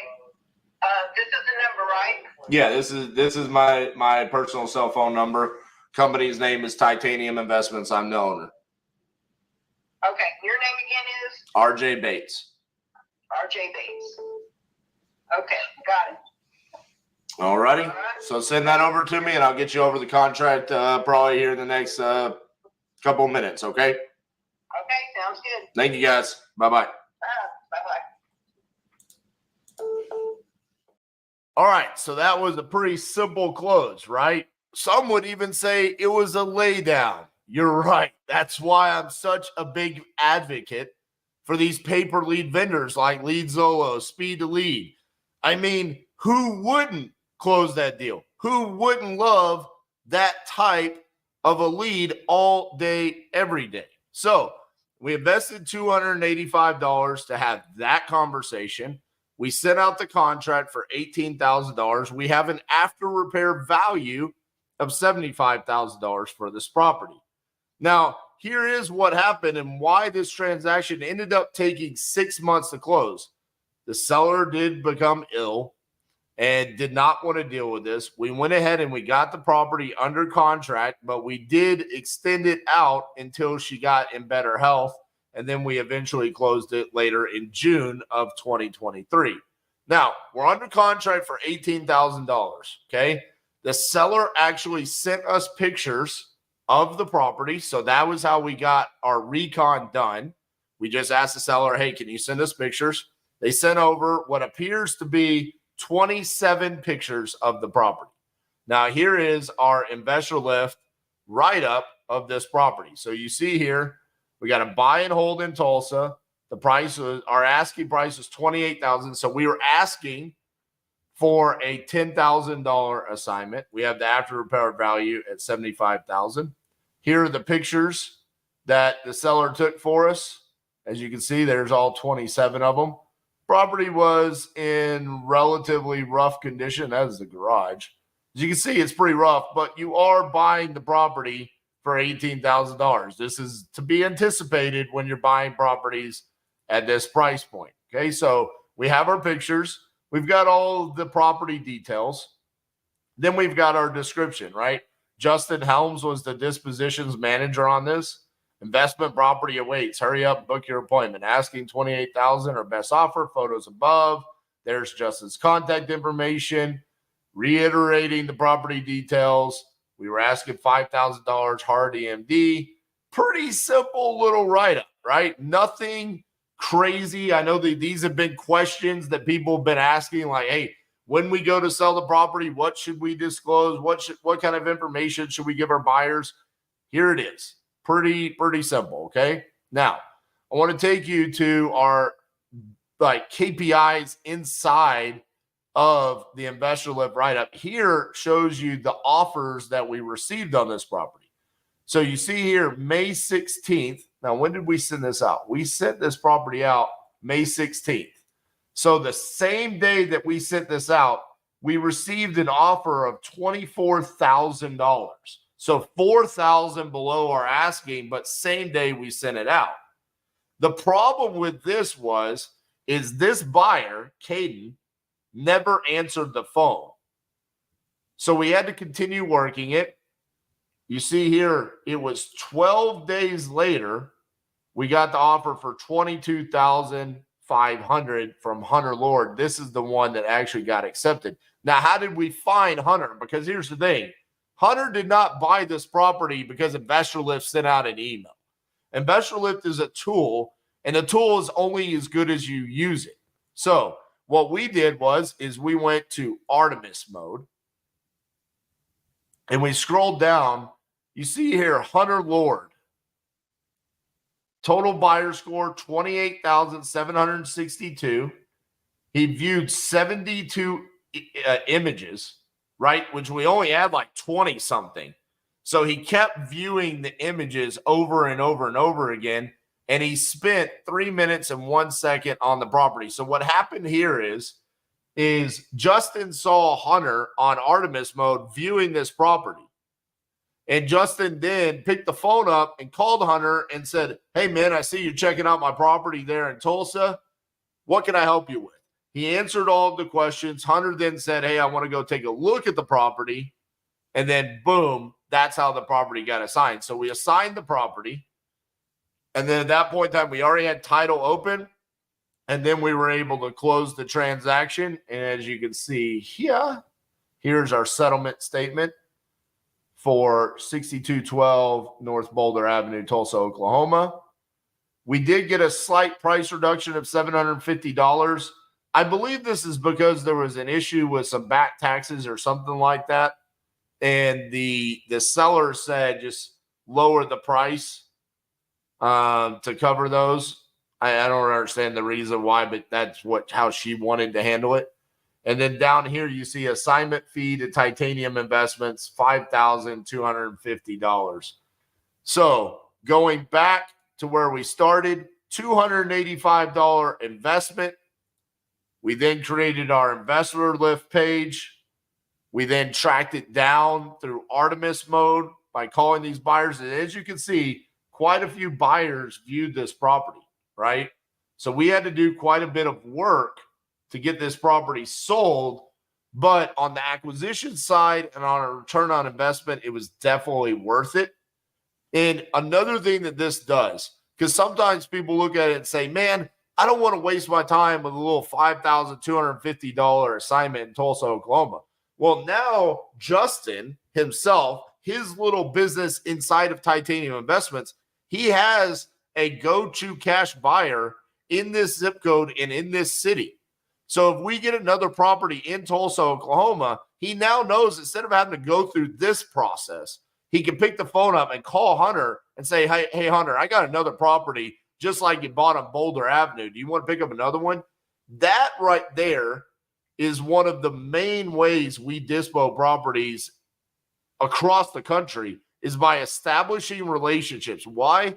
Because we're selling deals where in buyers buy, right? We're selling them good deals where the numbers work. We're not wholesaling properties because the numbers don't work. We're wholesaling properties because they do work so we can do repeat business over and over and over again. We don't want to sell them one property. We want to sell them hundreds of properties. That's what we're doing here by establishing these relationships.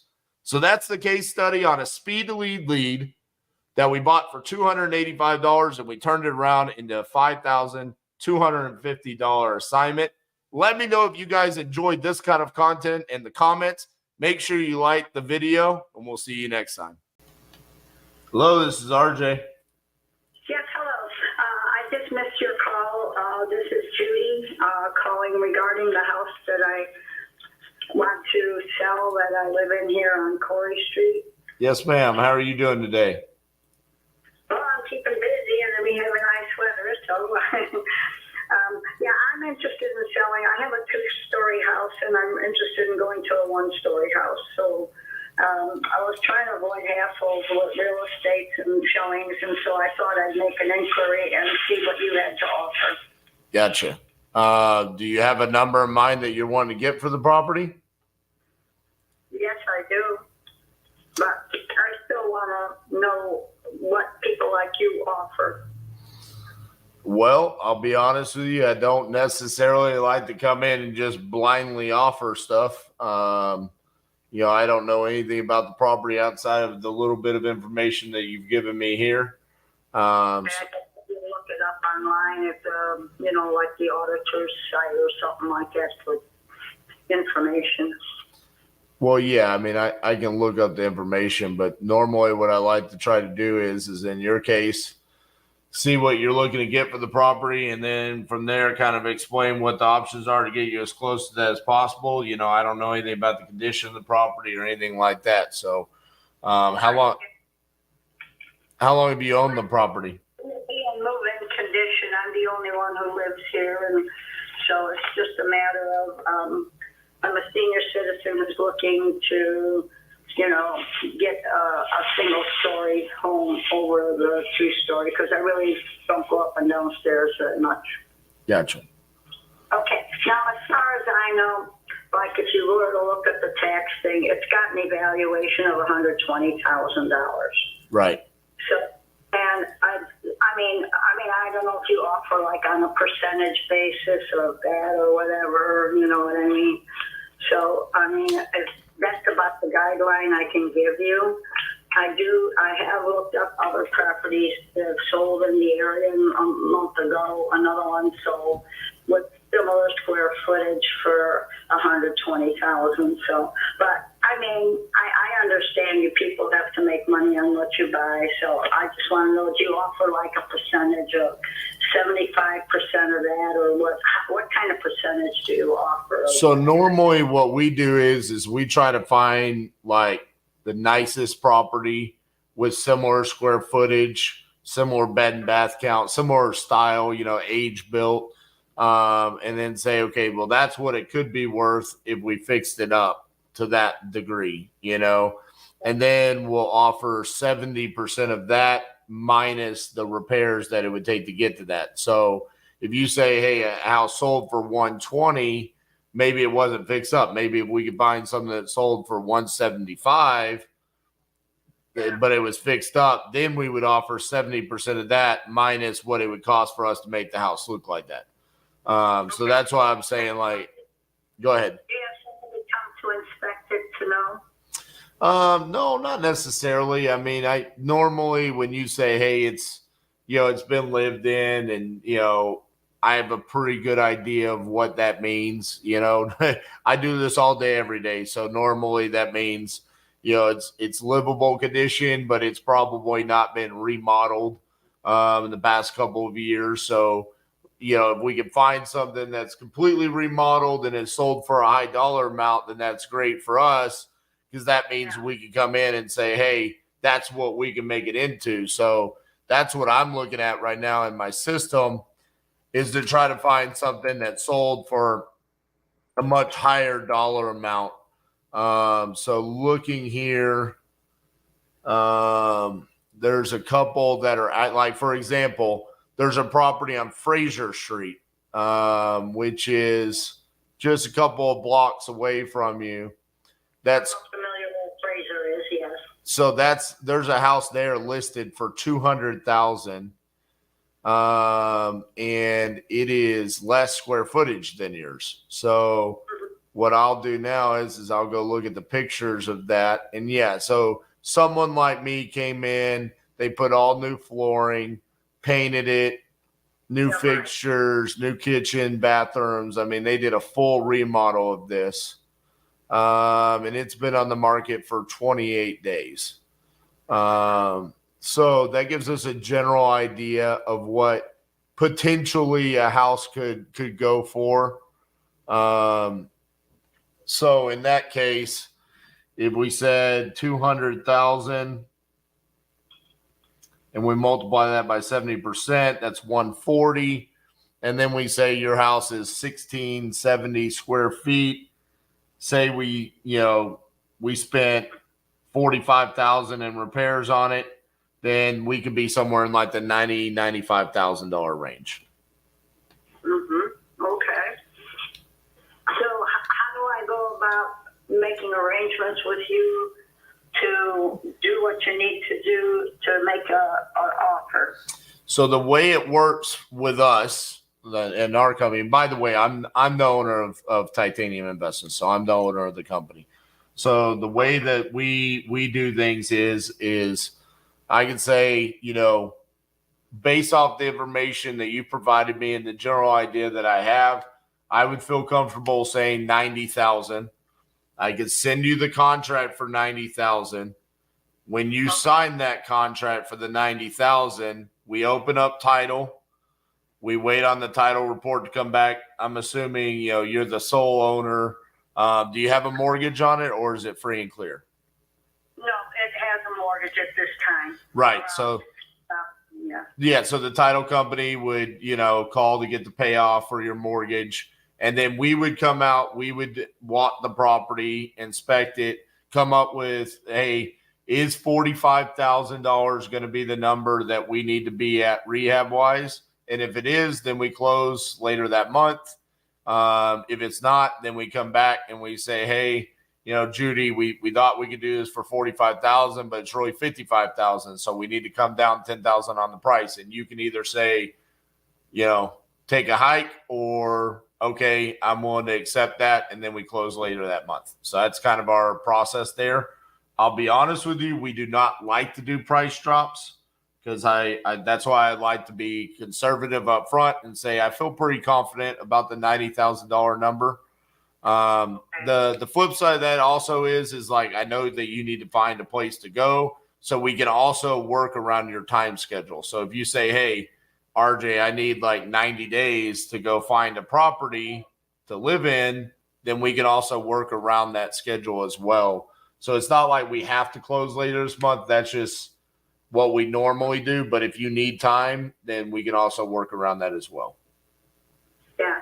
Well, I appreciate your explaining everything. Could you send a copy of the contract then? Yes, ma'am. Let me verify I've got your email correct. I have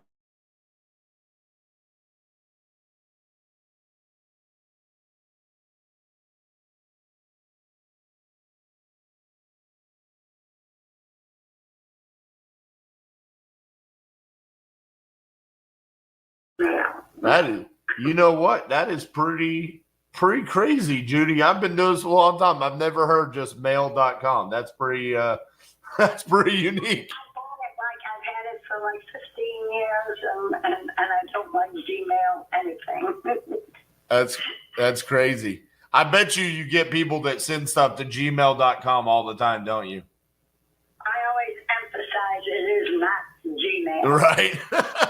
I almost asked you, like, is this Gmail? Did you typo that? But no, I appreciate you saying it. So yeah, what I'll do is I'll go write up the agreement now. It's 2.5 pages, so it's not anything crazy in there or anything like that. It's pretty straightforward. But yeah, I'll send it to you. The subject line will just be purchase agreement and your address. And then at that point in time, you can click in it, you can review it, and whenever you're ready, you can sign it right there. Okay?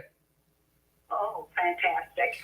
Alrighty. I look forward to receiving it from you, and I'll read it over and check things out. When Is there another, do you want pictures or information? Yes, we would love to get pictures from you. You don't have to send those until you sign the contract. But yeah, you can send us pictures. And then the question that I have for you is, when do you want me to put a closing date on there? Because do you need time or do you have a place to go? I don't have a place to go yet, but I would think as a closing date, 30 to 60 days, whatever's convenient for you, because you, like you said, you'd have somebody come out. Right. So normally we put 30 days on there, but I just don't want to pressure you, so why don't I just put the end of July, and it's on or before the end of July. So if you're like, hey, I'm ready to close and title's clear, then we can close before then. Okay. That would be excellent. I really appreciate your doing that. Absolutely, Judy. Okay. Well, I'll send that over to you here shortly, and feel free to give me a call back. This is my office phone number. And again, my name's RJ Bates. So you can call back and ask for me anytime. Okay. That's what I did do. And thank you for your interest and concern. Thank you. Yes, ma'am. I look forward to receiving your contract. All right. Thank you, ma'am. Bye-bye. Yes, sir. Hey, Mike, this is RJ Bates calling you back. That's property there on East 2nd Street. Yeah. Still looking to sell that property? Yes. Awesome. How much you looking to get for it? As much as I can get, just like everybody else. But I'd like to have 35 minimum. Okay. What's going on with it? Nothing really. Is it vacant, occupied? It's occupied at the moment. I have several, and I was just going to start parting them out one or two at a time. Then I saw your ad, and I thought, well, I'd call and see if you guys were legitimate, interested, all that stuff. I gotcha. How much rent are they paying a month? $675. Everything working on it? Yeah, it's 3-bedroom, 2 baths. I have pictures. I just repainted everything, put new flooring in about a year ago. I can send you pictures of all that. I have a 2017 appraisal. I think it was 2017 for $34,500. How many square feet is it? Give me just a second. I can tell you. Everywhere I look, it says nothing. I can give you all the details you ever wanted. I'm like, somebody's living there paying $675 a month. It's got to have a little bit of room. Yeah. Yeah, it's 3-bedroom, 2 bath, 1 level.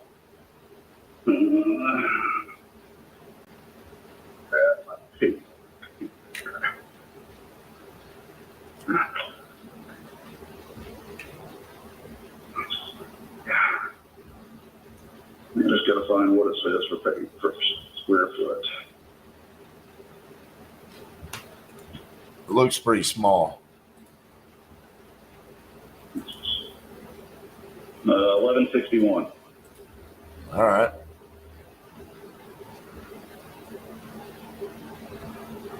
That ain't that bad.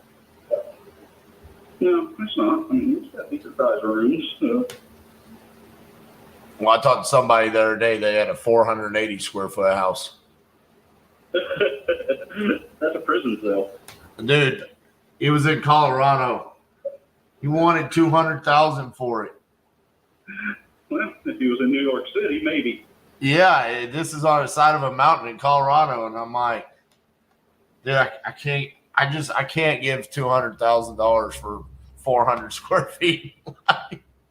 I'm like, I swear to God, I could go to Lowe's and buy a shed for more square footage and just put it on the land. Yeah, exactly. Uh, are actually outrageous. I've kind of looked at some of that stuff and I was like, oh my God, these people are nuts. Yeah. But because of the building locations generally, you know, it's just hard to access all that shit. That one cracked me up. I was like, is it really 480 square feet? And he's like, yeah, me and my family, we've lived in it. And I was like, I don't know how a family could live in 480 square feet. I mean, I've been in a hotel room with my family for 2 days and wanted to kill everybody. So, yeah. I mean, this looks pretty straightforward to me. I mean, looks like pretty decent property. You got tenants. I mean, tenants, they pay, they're on time, they want to stay and whatnot. Yeah, if they're not on time, they catch up. Right. Not bad. But they don't have any intentions of wanting to leave anytime soon, right? As far as I know, no. All right. I actually kind of asked her if she was interested in purchasing it, and she said no. She said she didn't think she'd be able to do it. So, well, all right. I gave her the first option. But like I said, I have full appraisals. I mean, I can't scan them, but I could definitely take some pictures of the appraisal stuff and send them to you if you're interested. Yeah, I mean, I think I'm interested. My only concern would be, what about the roof? Does the roof need to be replaced? Because of tax purposes, I don't replace a whole roof at one time because of the 27-year write-off shit. So, my accountant says don't do that. So I do sections. So most of the roof has actually been replaced, I think, more than half of it. And the front porch we actually just put on in 2020, either late 2021 or 22. So we repaired all of it because it was starting to bow the beams. Right. So we stripped all that off and put new on. But like I said, I have pictures inside, outside, and then I have the appraisal as well. And I was trying to look to see what the date on the appraisal was. I'm pretty sure it's 2017. 10/27 of 2017. And value was $34,500. All right. Well, yeah, I mean, I'm good at 35 if you are. I can just send you over a contract. Are you good with signing through like DocuSign? Yeah, we can do that. All right. Is this a cell phone or something I can text to? And I'll just text you my email address. I've got it. When you filled out the website, I got HHE rental. That's it. Okay. Well, yeah, I'll fill out a contract for the 35. I'll send it over to you. Take a look at it. Let me know if you have any questions. But yeah, I mean, especially if you got pictures and stuff of the inside, that's perfect. This isn't you can't text here. This is just the office line, but I'll give you a cell phone number where you can send that all over. If you're going to email me, yep. I'll email you pictures back. How's that? Perfect. That way you don't have to worry about getting them on your phone. There you go. I'll just attach them to an email, and it may take a little bit because I'll probably be emailing through my phone, so you may get a couple of emails. Yeah, no worries. 20 pictures, but I'll try to put a note on each of them that says, my name or something, so you know that they all go together. Okay. Well, yeah, man, I'll get that sent over to you, and we'll get it closed here in a couple weeks, okay? Yeah, I'm in no hurry. I mean, it ain't eating nothing for me, Right. Well, it's just, I actually own about 20 houses, and I was just I got them at a pretty decent rate. Right. And I bought them before all this pandemic shit hit, with all the inflation stuff and all that crap. And I truly intend on selling about 4 or 5 of them to knock the debt down and then kind of try to relax. Right. So, I mean, if we go through with this one, I've got a couple others, and maybe we can talk about them. Yeah, I mean, we could just do it one at a time, or if after this one you want to knock off a couple more, we can do that. I say we just do one at a time. That way, my bank can go through all their crap, and I can piss them off by doing it one at a time. I love it. But the title work and all that stuff, I guarantee that's easy. It was a local person that I bought them from. The lady passed away. Her kids didn't want them. They had to do the title work to do the inheritance. Then I turned right around and had to do the title work again. So, it's very simple. I can put you in contact with them. They'll have all the information and probably a 30-minute file search for them. And right. Gotcha. That'll save a lot of. I know the title stuff kind of sucks buying a house, so I guarantee all these are good. You know what I mean? And easy. Yep. If we hit the right person. Now, if you want to contract somebody on your own, then it'll take however long it takes you. But I'll put you in touch with the person that's done it for the last 2 sales. So what I'll do is I'll just put to be determined on the title, so that way we can either open it up with your person. I don't want to step. I have a transaction coordinator that works for me, but I don't like to get in his lane because I chew his ass when stuff takes too long. And so a lot of times in this case, he might end up being the one that says, yeah, let's just go with Mike's guy, why even mess with it? So right. I'll give you the information. What you choose to do with it's up to you. How's that? That's perfect. I mean, if he wants to make it easy, he can make it easy. If he wants to make it hard, he'll make it hard. Yep. Well, he might have somebody that he likes working with. I mean, personally, for me, all that I know is random notaries show up in my office and I get pieces of paper put in front of me, and then I know later that week I'm starting to pay mortgages and insurance and taxes. So that's what I know. I stick with what I'm good at, which is buying the houses. Yeah. Are you out of Texas? Is that where you are from? Yeah, Fort Worth. So is this all you do? Is just buy houses and? Yeah. We flip them. We keep them as rentals, seller finance, pretty much anything you think of. Okay. Yep. I will be looking for your contract. All right, man. And I'm in no hurry, but I will try to get pictures back to you, and we'll see if we can just keep kind of slowly moving toward the end, right? Yes, sir. All right. Sounds good, man. We'll get you taken care of, okay? I appreciate you, man. All right. Appreciate you. Bye-bye. Bye.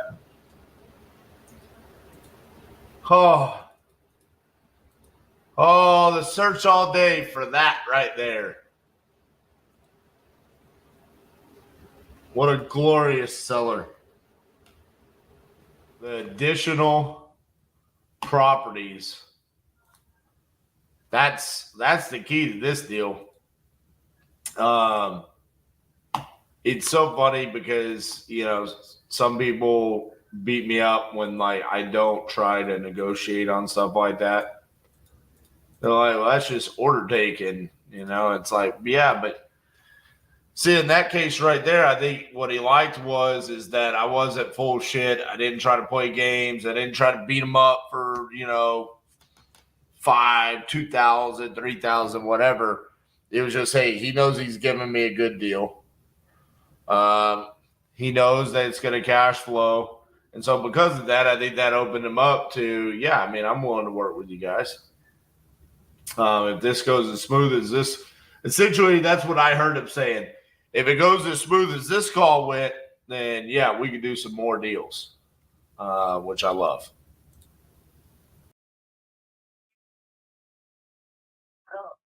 Hi, is Bradley there? This is Brad. Hey, Brad, this is RJ Bates. I'm calling about your property there on South 8th Street. Looked like you filled out a form on my website saying that you're looking to sell that property. Is that correct? Yeah. Awesome.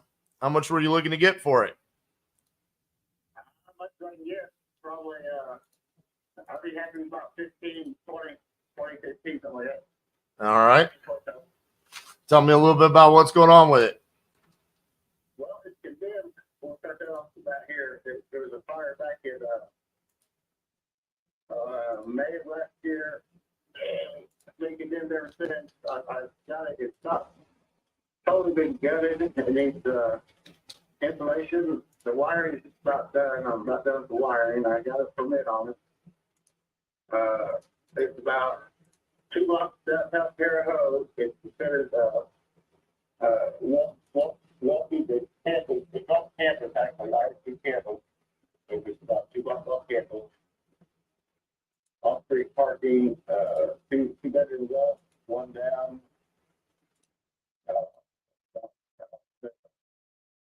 I just don't want to do it anymore. I just want to get out, move on, stuff else. Gotcha.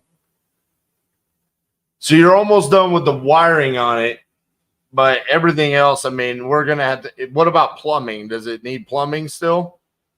No, it's not plumbing. So come in, drywall, and then all of the cosmetic finishes? Yeah. All right. How much would you anticipate I'd have to put into it to finish it out from this point? Well, if, I would think realistically probably 30,000. All right. So if I were to give you 15 and then I put 30, I'm 45 all in plus a little bit of extra holding costs. What do you think I could turn around and sell it for? Well, the comparable house around that bill for around 80 to 90,000. Okay. Even higher than that. And is it a 2-bed, 1-bath, 1,015 square feet? Is that correct? Well, it's 2 rooms, there's 2 bedrooms up, and there's 1 bedroom down. There's got a bedroom inside the back door for a room, and that could be used as a laundry room and a mud room. And right to the left of that is the bedroom, and then there's 2 bedrooms up, so 3 bedrooms. Gotcha. I started putting another bathroom upstairs, but I've never got around to finishing it, so but yeah, you put that bathroom upstairs. So what's your position? Why you just don't want to put the money into finishing, or what's got you looking to sell? For one, and me and the old lady broke up about back in April. Took everything out and let me. I've been living there since May, and I have to get out of there. I don't have the money to finish it. You've been living in the house? Yeah, not living. So it's still somewhat livable. It's not completely. No. The fire didn't do any damage. Believe it or not, it was a space heater right by the front door, and the fire department was like 2 blocks away, so they got there immediately.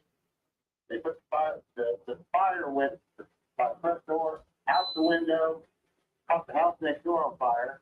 Did more damage to that house. It didn't even stay to the keyboard boards in the wall. But I got the floor replaced. I've done all the demo, and we just need to put that together. No, it's livable, but for sure. All right. The water on it. The water was on it until a few months ago. I didn't afford to pay the bill. Gotcha. Or sewer bill. I mean. So you kind of need this to move pretty quick. I do, man. I do. I need to get out of there. I got a tobacco store I'm trying to open, and I need money. I got the building. I got my license. I got articles of organization. I got all that stuff, but I need money for inventory. That's my plan. What kind of store are you opening up? Tobacco store. Gotcha.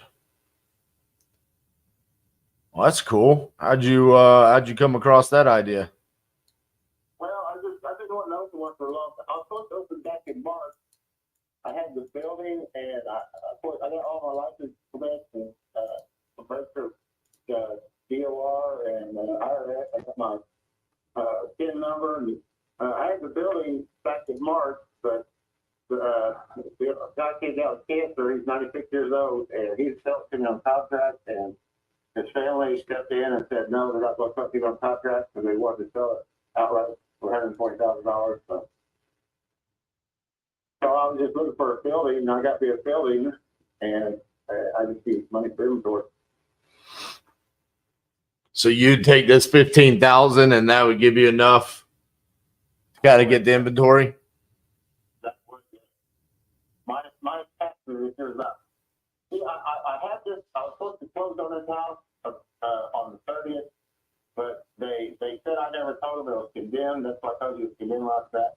But they looked at my ass, and the title came back clear. There's no liens on it except for a couple sewer liens and like $3,000, $3,200 in taxes, and that's all owed on the building. So I would take the taxes and the liens, the sewer liens out of the $1,500, of course, or $15,000, and then it'd be like what, like $12,000 less. Yeah, that's giving you my inventory for sure. So with the property being condemned, I mean, what do we have to do to kind of rectify that situation? I mean, you said you. We called up. I have a permit on a master permit right now. To get it uncondemned, it just needs, the electrical needs to be inspected and green tagged and something else condemned with. So that seems like a fairly simple process. I mean, so you had buyers lined up. They were ready to go. They just didn't want to go through the process of getting the electrical inspected. It's not done. I can finish it myself in a day. I mean, but I told them that. I said, look, if I wanted to finish the electrical, my price would go up by $20,000. You know, I mean, it is as is. And to wire a house down here, it's not to have a professional company come in. It's about $15,000, $20,000. So I said, if I was wanting to finish the wiring for you guys, I said, number one, I think you're full of shit because they came from Anderson and seen the house personally, and he said, well, get this up to $2,000. Well, I'll be honest, they were going to put $80,000 in this house. Okay. They were going to put $80,000 in and sell it for $120,000. And he said to me that day, about 3 weeks ago, he said, or about a month ago, he goes, it's going to take a lot to get back up to 20, 25 tons. So that told me that he knew it was condemned, I assume. But the time was closed, and they said the reason that they went to close or take the closing date, and his boss seen that it was condemned, and he said it kind of surprised him, and yeah, it was just much of bull crap. You know. But yeah.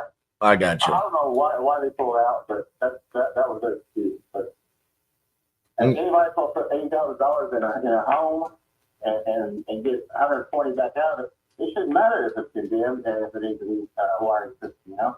I mean, that's part of the $80,000 you'll put in the house. But yeah, they was all for it. So they thought if they put 80 into it, they'd be 80 all in and sell it for 120. That's what they were saying. That's what they were saying. That was their plan. Yeah. So I don't understand why. And then I said, well, I can finish the wiring because I got a master permit on it, and I'm ready with the inspector, and I can do that. But then I said, same time, I'm not going to sell a piece of that price and finish the wiring for you. You know, if I want to do that, I would just keep it and sell it myself. You know. So, but, you know, here's what it is. 80 seems like a lot of money for 1,000 square foot house. It does sound like a lot of money, but it's more than 1,000. I think it's close to 1,800 is what it is. Does that include a basement? Well, it does have a basement, but it seems like it's close to 1,800. Okay. What did you say it was? 1,500. It says on one side it says 1,015. Let me see here real quick. On Zillow it says 2,030. So that would make sense. 2,030 would be including the basement, because that's exactly double what my other one's saying. So it's probably 1,015 upstairs and 1,015 in the basement. Does that sound about right? It's got a real small basement. It's got one room in the basement. Just went right down the stairs and just got new furnace in it, new central air furnace. But somebody stole my unit outside the compressor. And another thing that kind of got me upset is I had the wires to the house 4 times.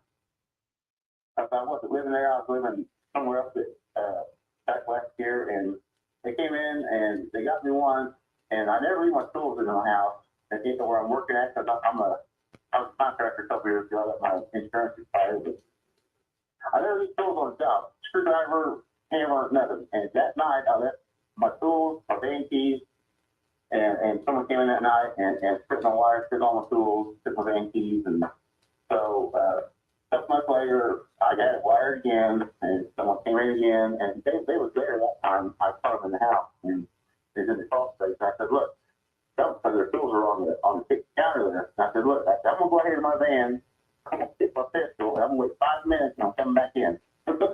So I went out there, and they left. They went out the front door, out the window, or something. But it was normal. I got back in there.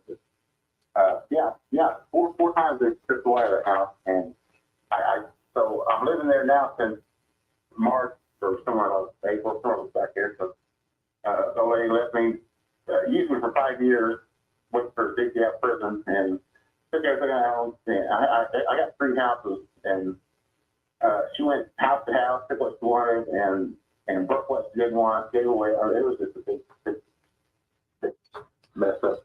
Man, I just want to get out of there. I got you. So one last question, and then we'll move on to the brass tacks. But on Zillow, it shows that the property in August was listed, and the last price you had was $10,000. So what made the price go from $10,000 to $15,000?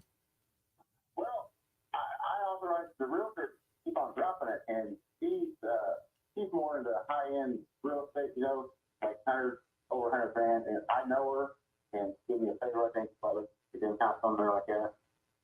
I want to get you out of there. I mean, 10,000 is the bottom dollar, because if I pay taxes on it, it's 3,000 or whatever taxes, and probably, I don't know what sewer bills are, probably 1,000 sewer bills. That's not going to leave me much. That'd be 6 grand, but I can work with 6 grand right now. I mean, get inventory. I just need inventory for that tobacco store, and I'll be cool, Right.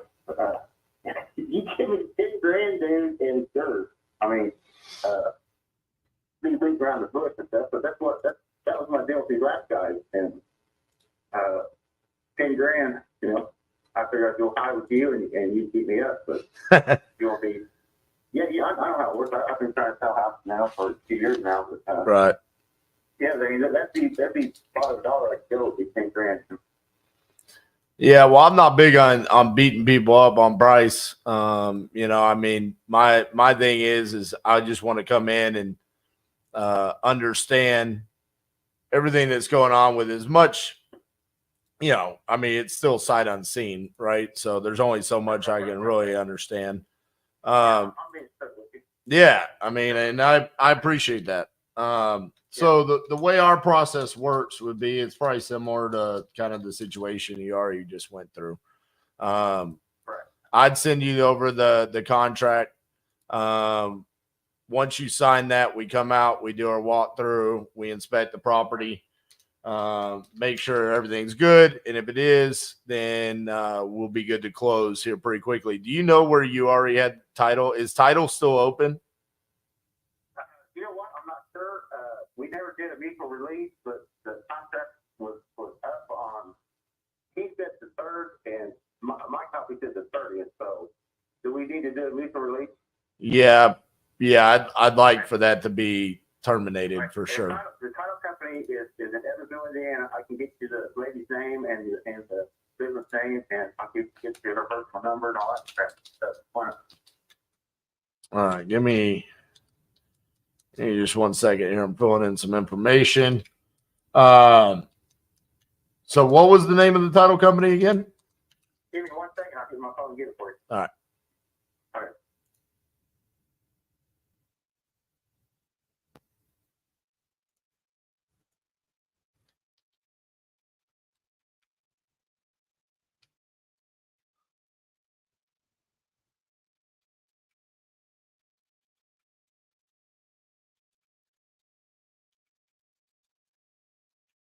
Well, should be off to a good start. 4-7. As soon as we call him back, since he just hung up on me.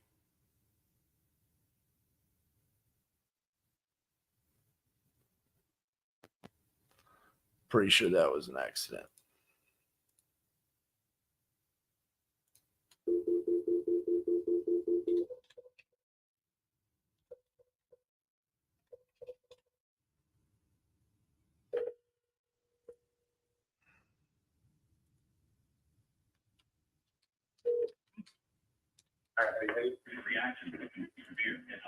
Hey, Brad, it's RJ. Hold on, I'll get the number right here. All right. It's called. Tell your doctor about new or worsening eye problems. It's True Tile. Her name is Peyton. And her number is.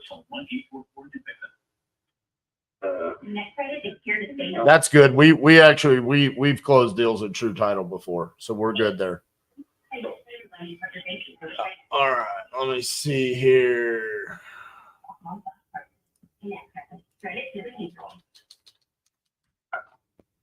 All right. You'll be able to tell if the title's open then, won't you? Yeah. They'll probably have to reopen it just because it's a different contract, but it won't. It'll be quick. Yeah. Quick, yeah. Yep. All right. Let me see something here real quick. Okay. I've got your email as URA12.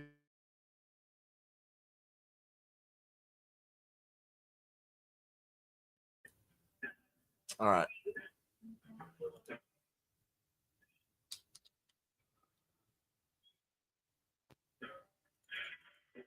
Do you have access to your email right now? Yes. All right, give me about 2 minutes and I'll have that contract in your email. Hey, cool. I appreciate it. Yeah, give me just a few seconds here and make sure you got any questions. We'll go over it together. Okay. I won't hang up on you. Yeah, don't hang up on me again. Don't hang up on you. Are you sure? Yeah, I'm here. I'm gonna have to get my screen back on without hanging up on you. I got you. Yeah, man. One time I was on the phone with a lady, and she did that, and it was her way of telling me she did not want to sell me her house. I followed up with her for like 2 months. I was like, everything was going great, and then you just hung up. And then she was like, well, yeah, I thought you would understand. That was my way of saying I didn't want to do the deal with you. I was like, you could have just said I don't want to do the deal with you. Well, you didn't have to let me keep calling you for 2 months. You're down in Texas, huh? Yeah. I got my sister over there in Corpus Christi. Okay. Yeah, man. Texas is huge. Corpus Christi is probably about, I don't know, 8-9 hours away from me. They're a big Pittsburgh Steelers fan, and they flew up here last Sunday of last week, and we went to that Steelers Colts game here in Indiana, and of course the Steelers lost, and then she flew back to Corpus, turned right around on Thursday, and flew back to Pittsburgh for the Pittsburgh Dallas game. Oh, man. Pittsburgh got beat again. I know. That was a crazy game last night. All right. If you check your email, you should have the contract in there right now. Okay, let me check it.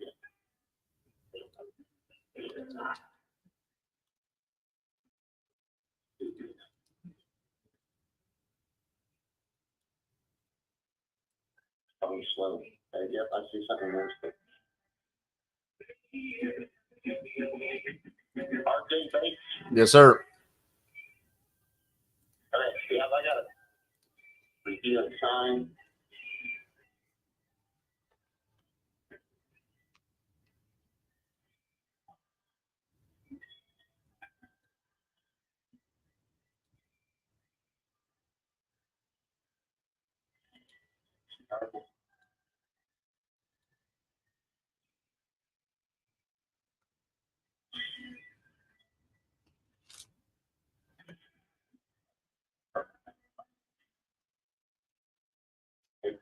time.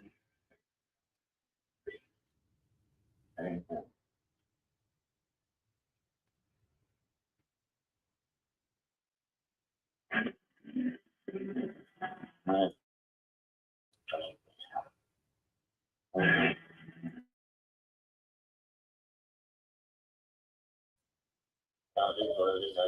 Bro's trying to get my YouTube unmonetized with this music.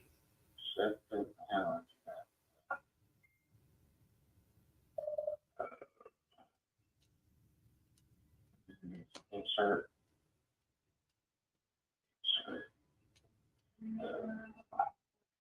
I think I did it. Let me check here. I think I got it. Yeah, the only thing, you just click finish once you've put the signature in there. Yeah, I did it. I think I got it. Did right. Yep. All right, I got it. All right, so what I'm going to do is I'll get this sent over to True Title, and then you'll be hearing from my team, probably either Justin or Garrett here either later today or tomorrow morning, about setting up a time to come out there, walk the property, do everything that we need, and we'll get the process started, okay? Okay, sounds great. All right, thanks, Brad. Bye-bye. 26 minutes in, one dial, one close, baby. So here's what I want everybody to take away from that call. And this is what I tell everybody inside of Titanium University. Like, throughout that conversation, there was not a whole lot of negotiations or anything like that. However, when you look at it, there was a 33% price drop. Now, it's all relative to price point, right? It went from 15 to 10,000. But yeah, I mean, we're purchasing that at $10,000. ARV on it is 120, 130. There's comps right there, right down the road. Let me see here. I got rid of my Zillow, but yeah, there's comps right down the road for 120, 130. He does say he anticipated rehab of 30. He said he had another buyer who said the rehab was 80. I don't believe the 80 because there's, I mean, 80,000 on 1,000 square foot house is a lot of rehab. And I've got fairly newer Google Street View images of the property itself. So I would anticipate somewhere in the range of 50 to 60 though. So if that's the case, we got that for 10,000. We'll say the ARV is 120. And then say we do 50,000 in repairs. So if we come in and we sell that for 20, they could do 50,000 repairs. Are probably going to be making somewhere in the range of 35 to 40. So it's probably going to be, I would anticipate a $10,000 assignment fee, somewhere in that range. It really is going to depend upon the repairs though, once we get out there and we see it. But getting it at 10,000, I mean, we can't get it much lower than that. He needs the money to walk away. He has some liens that he has to take care of. So that's about as good as we could do. And so for me, that's a market we've done deals in. We have buyers there. We know we can pick the phone up. We can move that deal. So good start. Good start.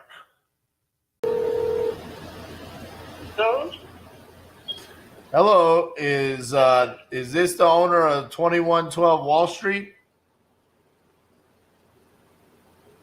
No, Wall Street, no, sir, I'm not. Okay. I think you spoke to Angie last week about potentially you had a 3-story property in Little Rock that you were looking to sell? Yes, sir. Uh-huh. Okay. What's the address of that property? It's, I think it's, let me see, 2112 Wolf Street. Spelled Wolf? W like the animal, W-O-L-F-E. Gotcha. Okay. That makes more sense. Right, yes, sir. Okay, and you're looking for how much for that property?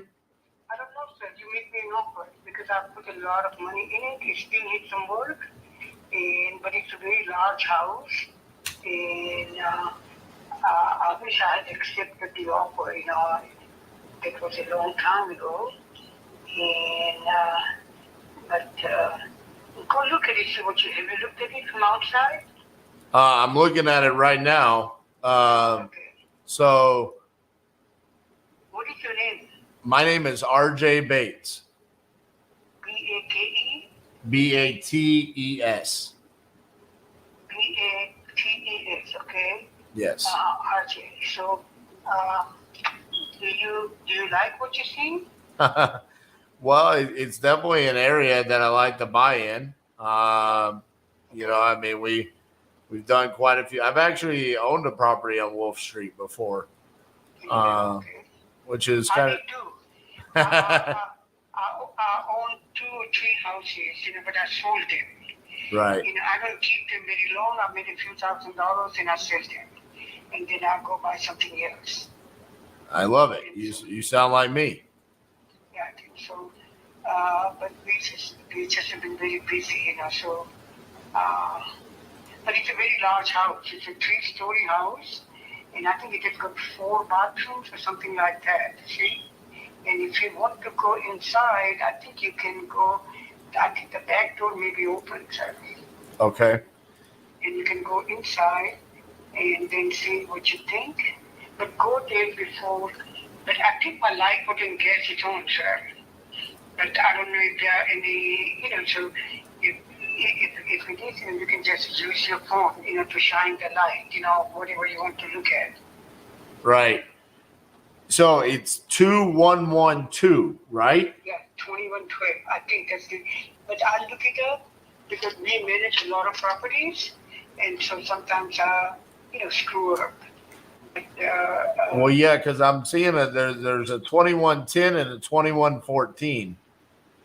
Are you REW Properties? No. My name is Imran Bora. IMRAN. Okay, let me see if I can figure out which one it is because I don't think there is a 2112. Let me look it up, sir, okay? And I'll call you right back. Okay, yeah, please do. My name is RJ Bates. B-A-T-E-S? Yes. Okay. Let me call you right back. I want to verify it, okay? Okay, call me back. Call you back. All right, bye-bye.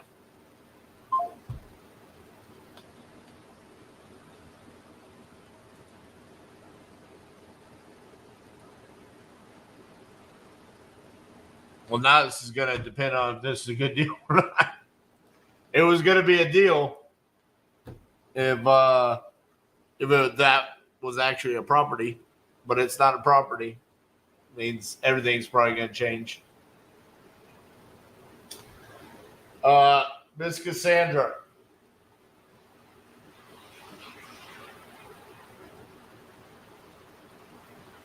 It's raining again. How you guys enjoying this Memorial Day?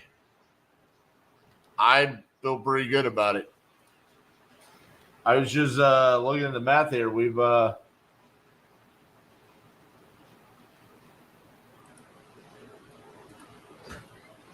sent out officially 1, 2, 3, 4, 5, 6 contracts today. 7, I thought. That's what Katie was saying.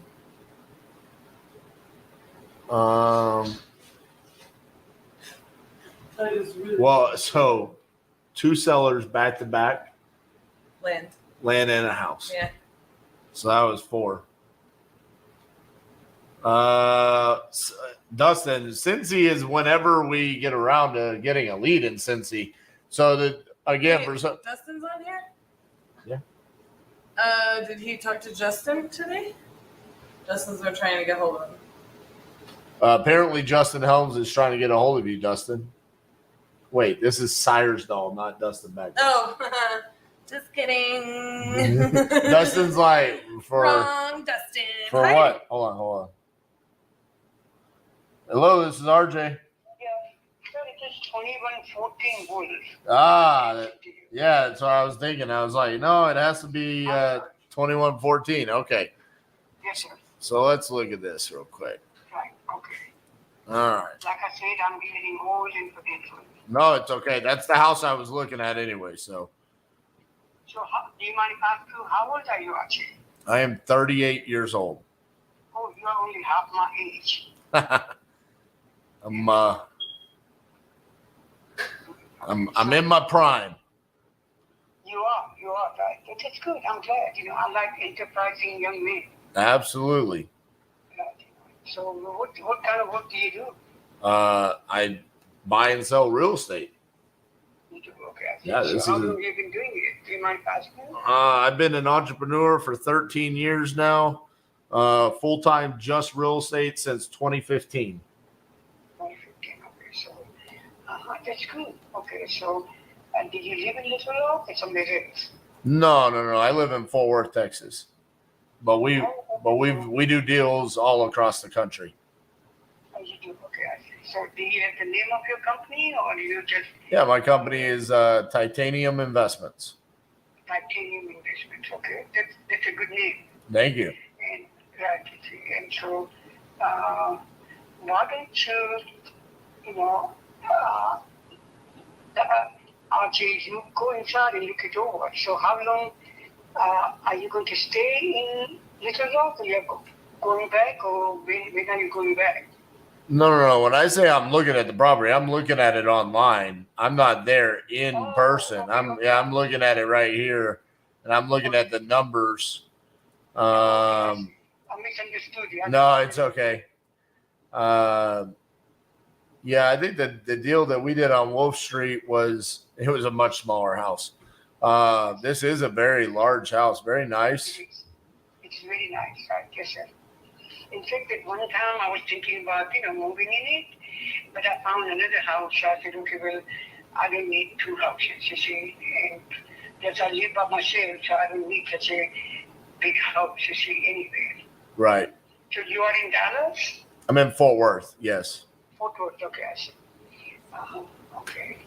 So, okay, so I mean, do you mind if I ask you how many houses or property do you own in all over the country together? Do you mind telling me that? Well, I don't mind telling you. I don't know if I know the exact number off the top of my head, to be honest with you. It's 500, no, not that many. We've sold quite a few because, like, what we do is similar to what you do. We had a rental portfolio. We liquidated most of it because we felt like we were at the top of the market at the time, which come to fruition. We were pretty accurate on our timing there. Because the interest has went up and now Right. the prices have come down. But I mean, at one point in time, we owned like 68 properties in St. Louis. We owned quite a few in Alaska and Hawaii. Of course, we had a lot here in Texas. We've owned in Arkansas, Ohio, all across different places. Last year, we bought Woodhaven Country Club here in Fort Worth. So that's a big project that we're working on. But I mean, as far as we're always going to be in the business of buying single family properties like this, opportunities for us to be able to either come in, fix it up, keep it as a rental, or do a flip. This, I think the price point is probably a little bit too high to keep it as a rental, plus too large of a property. But that being said, I mean, 3368 square feet. I mean, you said you've done a little bit of work to it, but it still needs quite a bit, doesn't it? It does. I agree with you. I mean, because we have, this is the largest property that I have bought, and so in most of our houses, they're smaller, they're like 1,000 or 1,500 square feet, and so right. I said, okay, well, I'll try something different, and I did, and so, but you know how it is. Sometimes the experiments don't work out the way you want it to. Right. I mean, You don't have an asking price in mind, so you just want me to make you an offer, right? Do you mind? Because that way I can say yes or no, because so many people call me because some of these young men, they go to these seminars, and they get $500 and they teach you they will become millionaires overnight, and they don't. And so, I get a lot of phone calls, so I don't know, what to say. So I try to be respectful and treat them with dignity because at one time I was in their shoes. Absolutely. And, I would say, I didn't have any money, so I'm from India, and when I came to America, I had only $800. So I respect the, young men, and I encourage them that, they can do the same thing, and I tell them if one fool can do it, another can too. And so, it has worked out okay. The Lord has blessed me, so I want to bless others before I die, because you can't take the same thing with you anywhere. Well, I love your mindset on that. I will say, I think that this is a potentially good fit for us because of the amount of deals that we've done in Little Rock. I think we've done, I don't know, somewhere in the range of 30, 40 deals in Little Rock. So I'm pretty familiar with it. If I had to say the number that I feel most comfortable just based off the information that you've given me, I'd say it'd be 85,000. Because I got more money than that, they say, so can you go up some, and so. And well, that's just a starting number. I mean, you tell me, where do you need to be to make this deal work? Well, let me see, because I'm getting, I'm getting old, and I've made some money. I haven't made a lot of money, but I've done okay. So I want other people to step, in my shoes and do even better than what I did. Well, I love that. So you tell me, where do you need to be? Well, can you up some? I can. And how much can you go? I know, but you just gave me one figure. I did. Now it's your turn.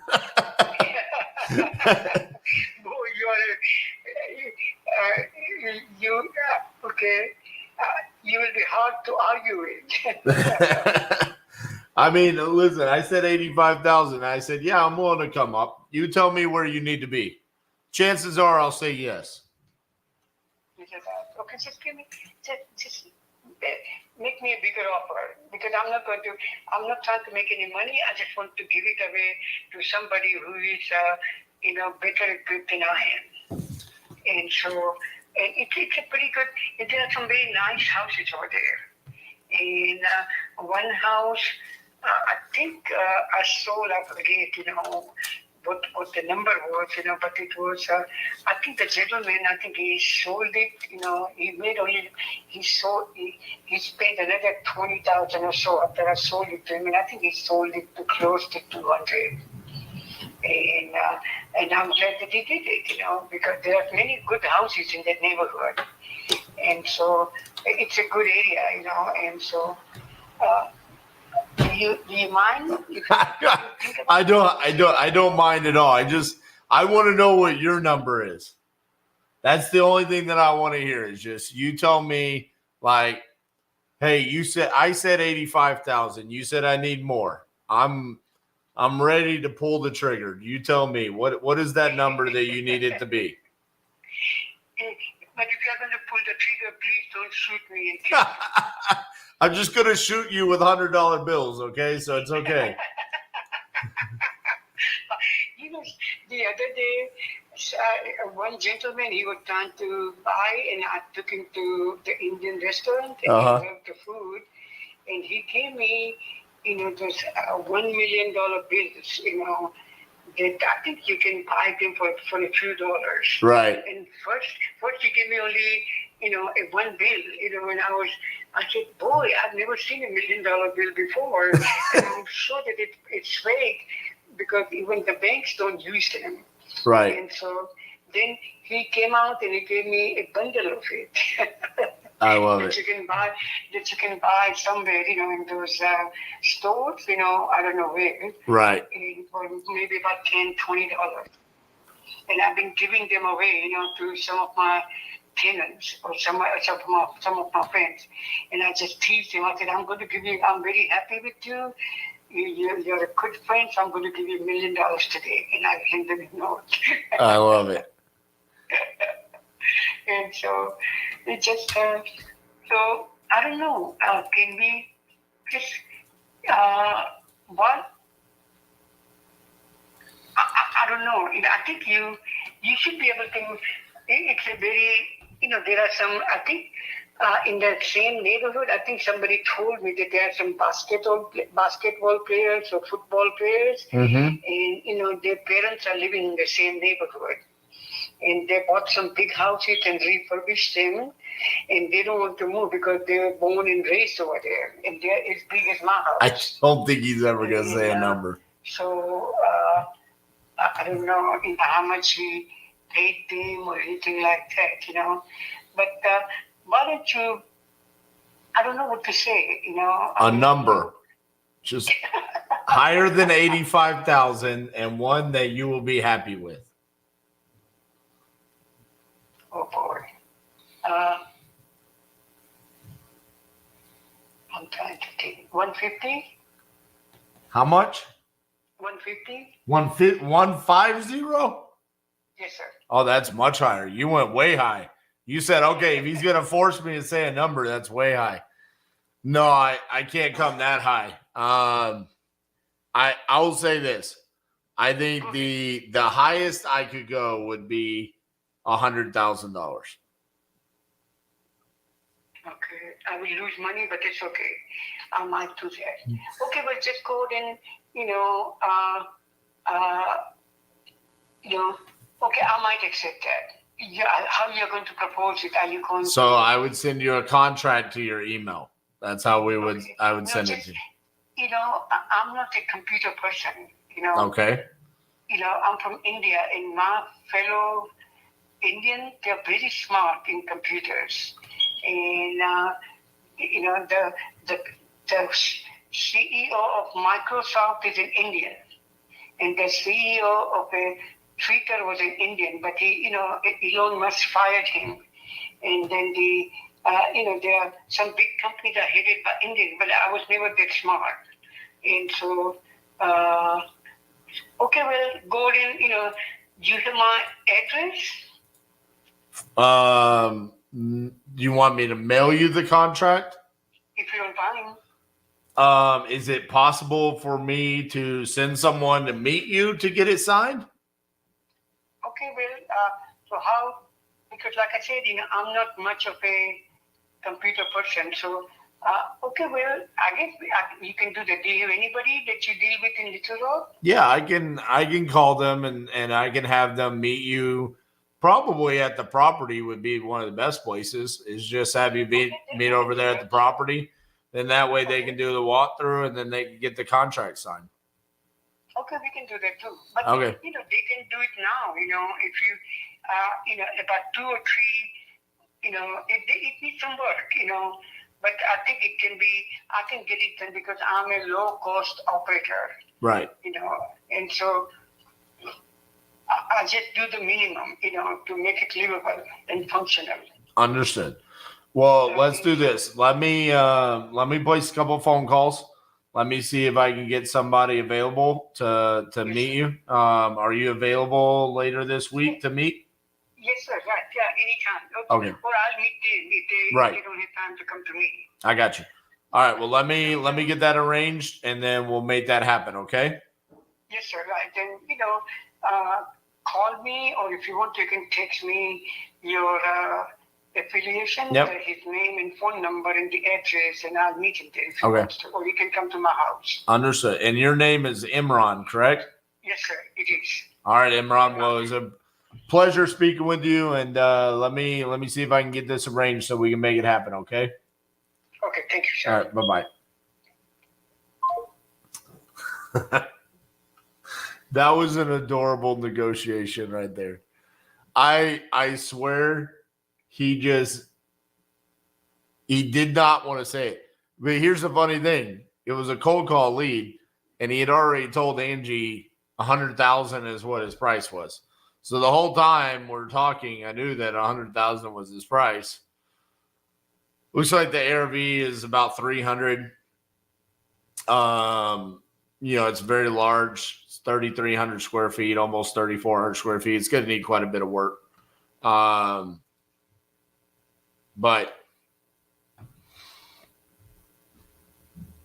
I just wanted to see.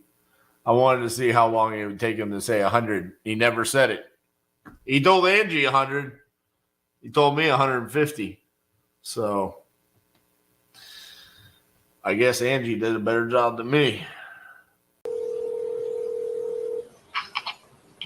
Hello? Hi, is Ricky there? Yes, sir. This is him. Hey, Ricky, this is RJ Bates calling about your property there on Blank Street that you had entered on my website saying that you were looking to sell. Yes, sir. Are you still looking to sell that property? Yes, sir. Awesome. How much you looking to get for it? 50. All right. So, to ensure that I get enough out the closing. Well, tell me a little bit about what's going on with the property. So it's actually the first house I ever bought. It's an older home in Monroe. It's right next to the university. That's where I bought it. Right. Because I was going to school. It needs some work as far as the kitchen. Some updates will help in the bathrooms. And it's also one of my rental properties. So I moved to Addis, which is probably about 3 hours away. And it's just becoming hard to manage those properties, as well as my properties here. And so it gets some neglect. It's my baby. It's the first house I ever bought. So I'm just trying to get somebody that'll be able to take care of it. Right. So it's good for the university because it's 3 bedrooms, 3 baths. Each room has their own bath. So I've been renting it to college students. Is it 2,200 square feet? Yes, sir. So it was owned by a college professor when I first bought it. His wife sold it because he had passed away. And they had, at first it was a two and two, and they had an addition in the 80s. It's a mother-in-law suite, so it's actually 2 kitchens. They added it, and then they covered up the old carport. Right. And now it's got a den to it. So I added an extra 600 feet on those addition. I see. Man, it's a big one in comparison to most of the houses. Yeah, and that's why it was just becoming overcumbersome to figure out. My wife was like, "Well, we can go ahead and fix it up and keep renting it out." It was gonna take about 15 to 20. So everything that we wanted to do with it, it's worth. I think last time we got it, it was 87. As it is now. And that's what you got from like the county records? No, that's my appraisal. Because we had to get an appraisal the last time we had refinanced it. Gotcha. Okay. And you said it's a rental property now, so is it currently occupied? No, well, it should be today. Gotcha. I got to check with the tenant. His lease went out last night, so I'm supposed to give him his day. So right. How much were they paying a month in rent? So I had 3 tenants just paying me $300 each. Gotcha. So I have to tip the utilities. So all the utilities, which is just water, and gas, and lights. So water, gas, and lights. So the mortgage on there was $400. And you were getting 900. Yeah, it was actually less than that. It was less than that until I moved when I took my homestead. It was actually $378. Right. But then that was with interest rate like when I bought in 2009. at 375. How much do you owe on that mortgage? I owe nothing now. Oh, you're free and clear. Yeah, I paid it off earlier this year. It's paying off earlier this year. I got you. Would you be open to seller finance? Yeah, I actually, that doesn't bother me. I actually have one property here now. The teenager's been staying there 3 years, and now she want to go ahead and do. So we're working on a 15-year lease on right now. I'm just trying to get the documents finalized with the lawyer, my attorney. So if I did 50,000 seller finance, you would be okay with that? It'll be fine. And I actually, I think the rates are like close to 5. Gotcha. So I actually do, when I do amortization, I do it straight. Just, once I get the paper drawn up, get the paper sent and let my attorney review them. Let's look at this. So you said 5%? Mm-hmm. Over 15 years. So that would put my monthly payment right around $395. So like $400 a month. Okay. And then, all right. And how much work did you say you think it needs? Like 15, 20,000? Yeah, it's gonna be kitchen in the bathrooms. That's the only thing I haven't updated in the house. Are the kitchen and bathrooms. Right. Put toilets in there, but it has one bathroom. Which it was more of a bachelor's pad than anything. So one bathroom, the toilet is still like right across from the sink, which is something they did in the older houses, which is crazy. Right. It's just kind of awkward. Right. Yeah. Well, that's something we could deal with. But again, like you said, I mean, it's right there next to the university. So we would want to probably keep it as a rental property and probably keep it, like you said, a bachelor pad. I mean, the reality of it is it's going to be some student. They probably don't care where the toilet is, you know? Yeah, and so that's how it was when I was in school.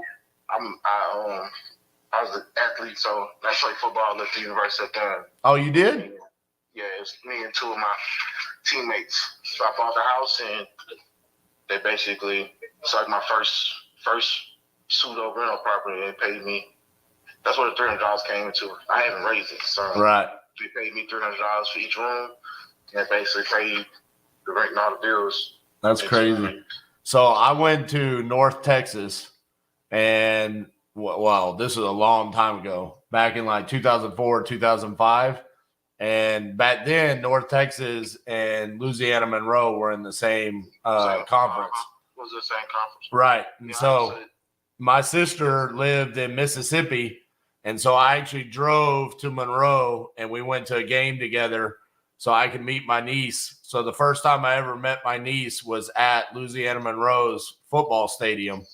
And we watched the game. And, dude, it was like 35 degrees, rainy, wind blowing, because it was one of those like late November, early December games. But it was a good game, man. That was back in the Sun Belt Conference days when both of them were in the Sun Belt Conference. Well, I probably was playing in that game. Oh, yeah, back in 2004, 2005? So, yeah, 2004, that was my redshirt freshman year. Nice. So, yeah, I was there. That's cool.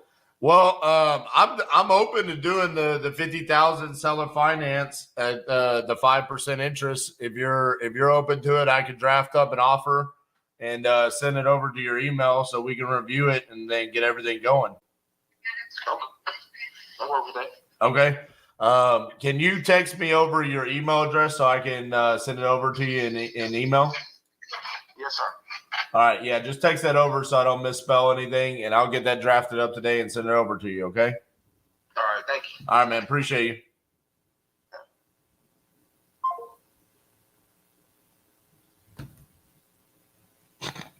you. Oh, man. It's just too easy.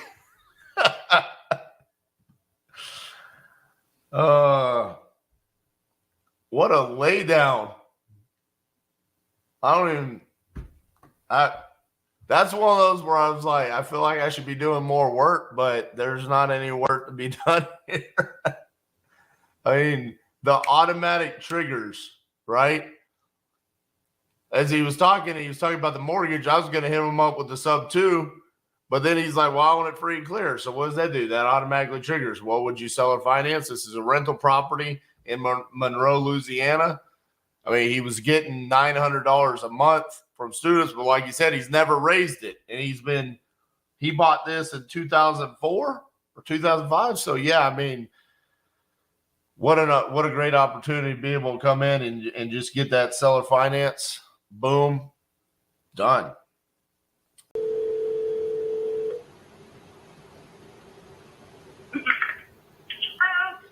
Hello, is Helen there? Speaking.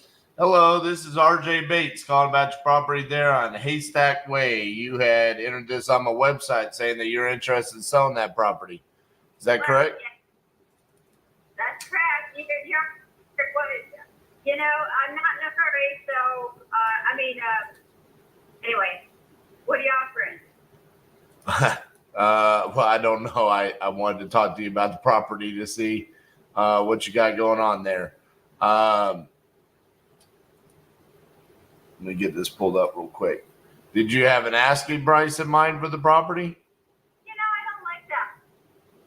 I mean, anybody can look at Zillow and look at the current comps. Be a real estate agent.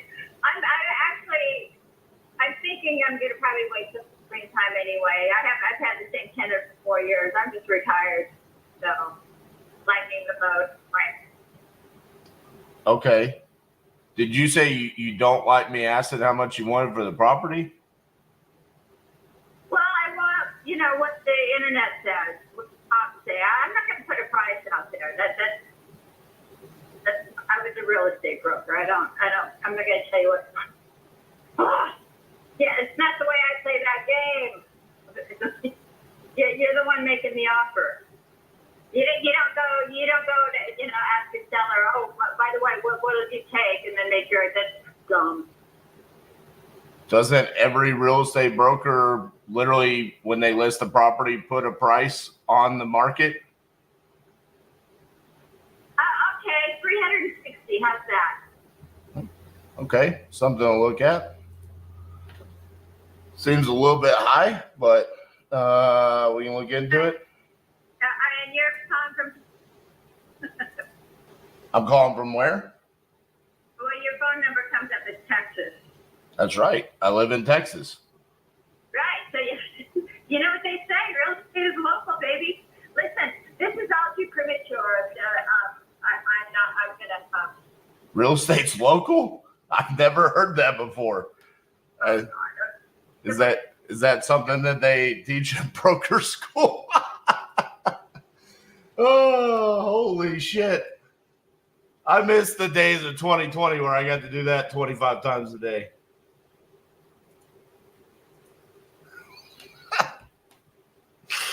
She said, I'm a broker. I don't play this game. Sweetheart, that's literally the game that every realtor fucking plays. You list properties on MLS with a fucking number on there called the asking price.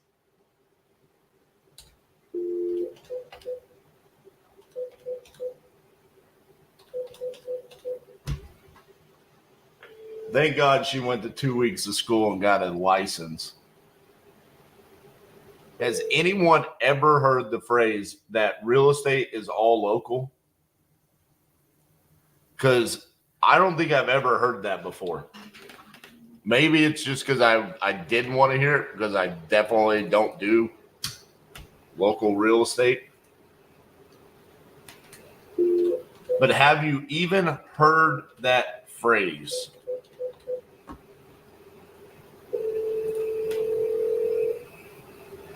I'm assuming by Jeremy's laugh emoji, he has not heard that.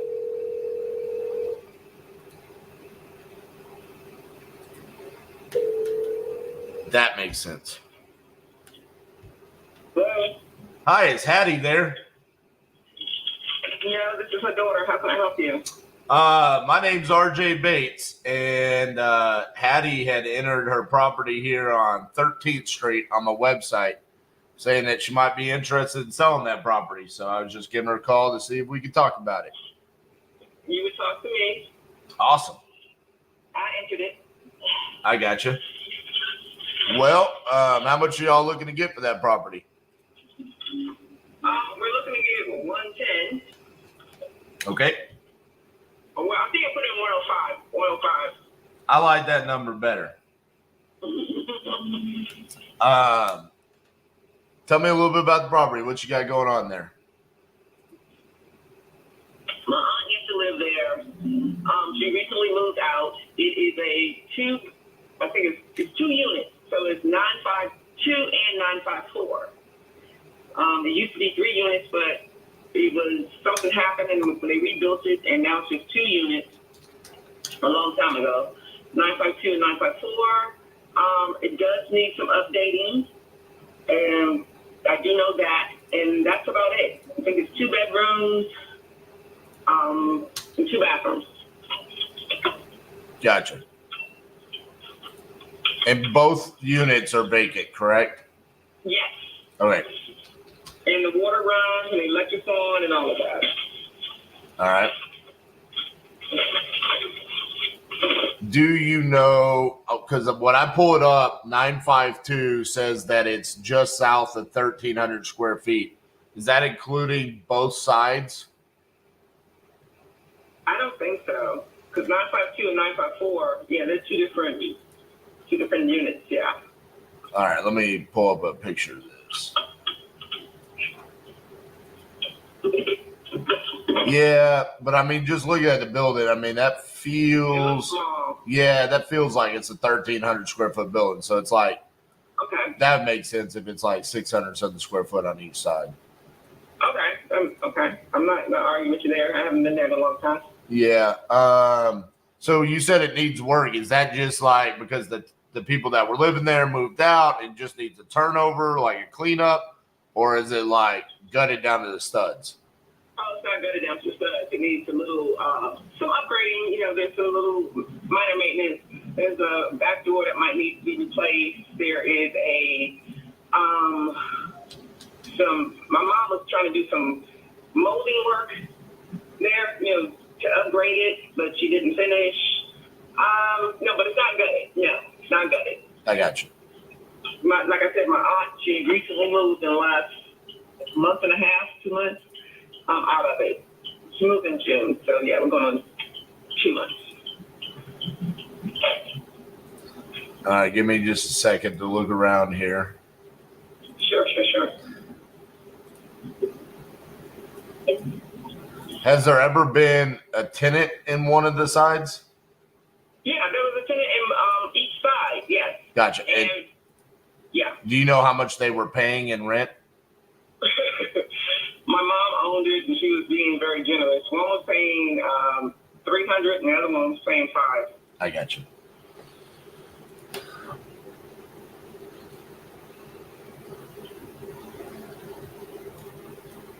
And I agree. That is very generous. I think it could have definitely gotten more than that. Yeah, she was being very generous for years. This went on for several years. My mom will be signing the contract. I'm just the one looking for a buyer. I got you.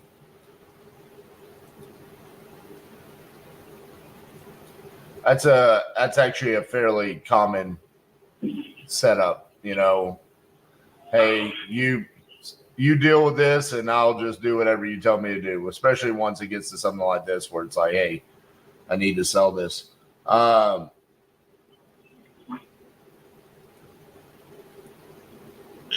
Do you have any idea what is to the right of the property? There's a fence with like all kinds of junk in it. Do you know what that is? No, and that might be a very old picture. I'm not familiar with any of that, but I can definitely inquire with my aunt. It's Google Street. It says December of 2022 is when it was taken. It looks like it's got to be like the neighbor right there on the corner. It might be. It looks like they've got like cars and all kinds of stuff in there. Feel like I'm pretty close to the 105. So the way it works with us is that, you know, we're cash. There's no realtor commissions. We cover the closing costs. So pretty much, is there a mortgage on the property or is it free and clear? Free and clear. So pretty much the only thing that would come out of whatever I can offer you would be prorated property taxes. And if there's any liens that pop up during the title search, everything else is pretty much net to you guys. Gotcha. So what I need to figure out here is exactly what I can do. If you can give me just a couple minutes, I could give you an offer here. Okay, that's fine. Part of the problem is there's not any other duplexes around there that have sold. Everything is a single family.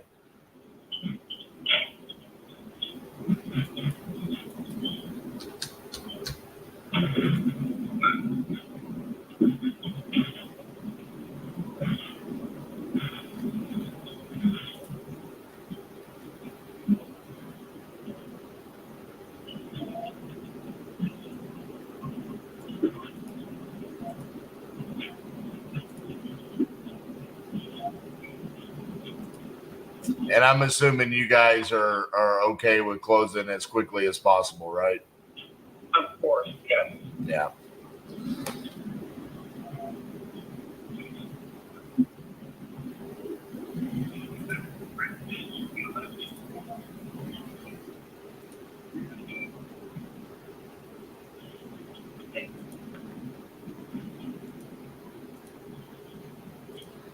Let me look at one last thing and then I should be good.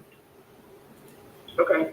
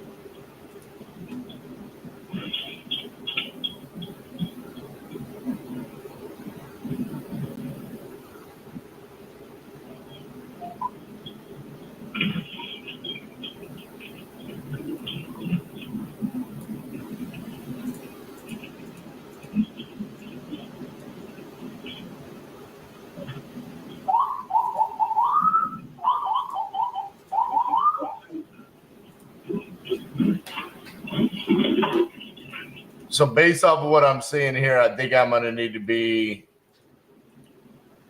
I think I'm going to be around 90,000, to be honest with you. Okay. So it's a little bit lower than what you guys were asking.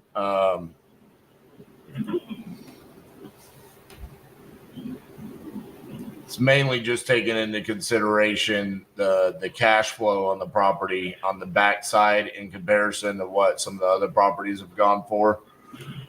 But yeah, like I said, there's nothing coming out of that. You know, it's just that's a straight cash number to you guys.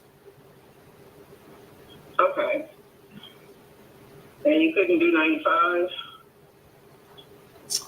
I bet you if you twisted my arm hard enough, and I bet you I could.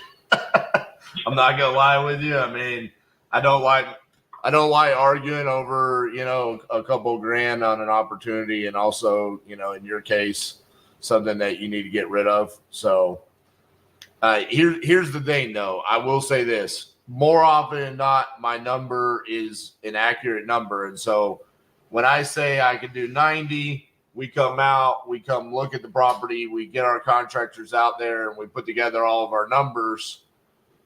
And then we say, yep, we're good at this number. Or we say, hey, no, it's in worse condition than what we thought. this is where we need to be. You either say, yeah, we'll take it, or no, get out of here. You're crazy. So I could say 95 today. Just don't be surprised if we come back in a week and say, hey, we really need to be at 90. Okay. And how long will it take you to get out and look at the property? Well, it's vacant, right? I mean, is there access? Is there like a lot box for us to be able to go out there? Yeah. Oh, well then, yeah. I mean, as soon as you sign a contract, pretty much the next day we'll be out there. Okay. Yeah, I mean, we don't want to drag it out any more than you do. You know what I'm saying? We only make money when we buy properties, and you're only going to make money when you sell the property. So. Okay, and the contract is contingent on the viewing of the property. Yeah, essentially, there's an inspection period on there. So, but there's an open line of communication. So, we pretty much tell you what's going on throughout the process. We're not gonna drag it out or anything like that. We're gonna go out there, essentially have our contractors walk it. We're gonna get pictures, put together our bids, and run the numbers and see where we need to be. And the whole time you have a point of contact here at the office where you know what's going on. Simultaneous with us also opening title. So once we're done, then we can get it closed as quickly as possible. Okay. And do you have my email address? I think so.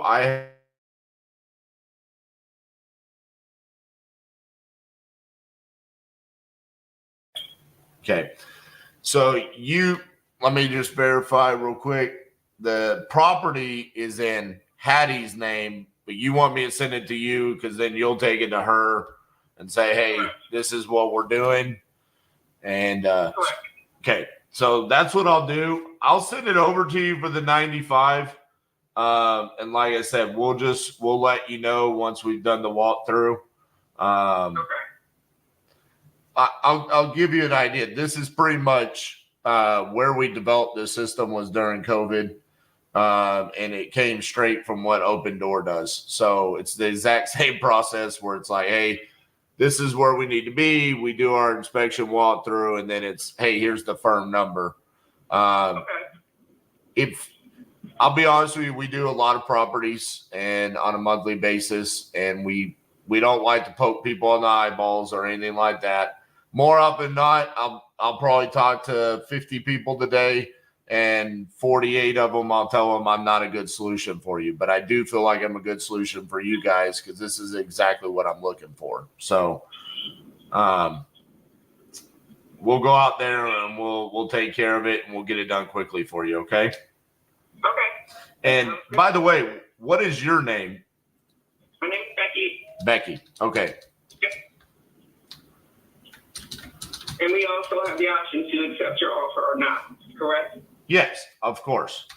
Yeah, so if we go, so the 95, when you sign the contract, that's like a done deal at the 95. But if I come back and I say, hey, I need it to be, 2,000, you're not stuck. I mean, you're like, I'm not selling you my property for $2,000. Okay, so then at that point in time, I have the option to either close at 95 or terminate the contract. So the contract essentially always gives me the ability to close at 95,000. But if I try to renegotiate, y'all have to accept that, and you have to sign a price amendment. When you say if you have to renegotiate, what do you mean? Oh, renegotiate for the price. Like if I come back to you and I say, hey, I can't do 95, I've got to do less. The only way that price changes is if you sign a document saying you're okay with the price changing. Okay, that makes sense. Yes, of course. Well, some people get confused about that. They're like, hey, there's a thing in the contract about renegotiation. The other part of that is like there have been times where something happened to the house when we're under contract. So, like, for example, we've had houses burned down when we were under contract. I mean, I can't have you forcing me to buy a house for 95,000 that burned down. You know what I'm saying? So it's in there to protect both parties. Right. Okay. All right. So I'm going to send that over to you this morning, and just let me know if you have any questions. This is the office line. So when you call in, you can ask for me, RJ Bates. I'm the owner. Or you can just talk to anybody on the floor. They can help you as well. Okay. Okay, great. Thank you, RJ. Thank you, Becky. Bye-bye. Bye-bye.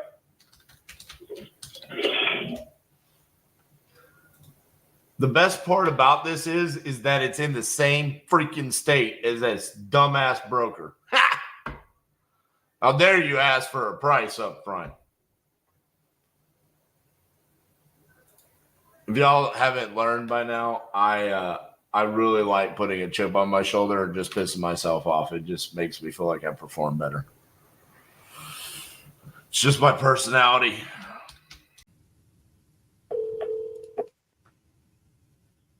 Chase. Hi, is Chase there? This is Chase. Hey, Chase, this is RJ Bates calling about your property there on San Mateo Drive. Looked like you had filled out a form saying that you were looking to sell that property. Is that correct? Maybe, yeah, I spoke with a gentleman on the phone earlier, yeah.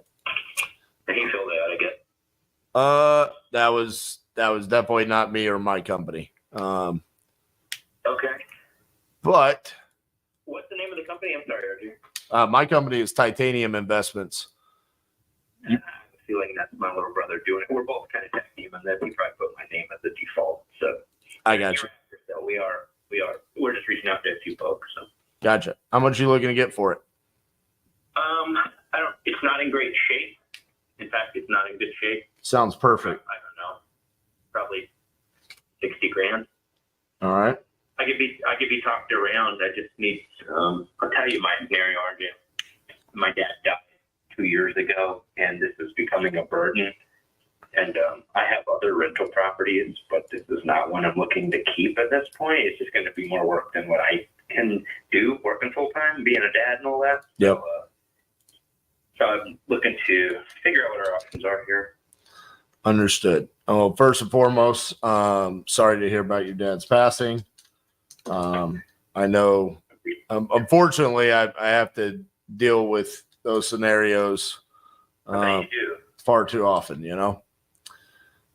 All right. So you said 60. What's the status of this? It's vacant right now and just kind of in disrepair? Yep, it is. You're right. Okay. And it's been vacant for he died right about 2 years ago.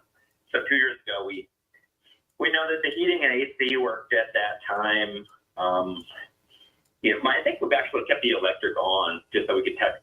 We have done that. We could check things once in a while, turn a light on or whatever. But yeah, that's basically what it is. Nobody's been in there for about 2 years. It's in disrepair. I don't have time to deal with it, and it's at a distance for me. So Gotcha.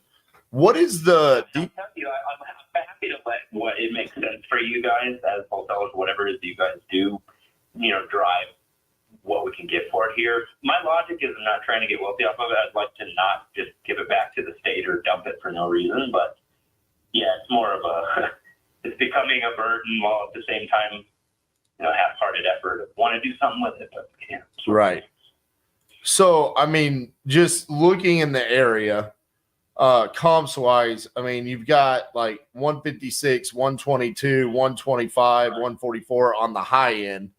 And then on the low end, the lowest inside of a quarter mile is 38,000. And then you've got quite a bit in the $60,000 range, right?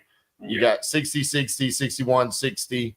I mean, there's quite a few in that range. I would say. Here's my logic, RJ. Yep. You're going to have to put a new roof on it, and it's going to, there's bigger projects. That's why I'm like looking lower.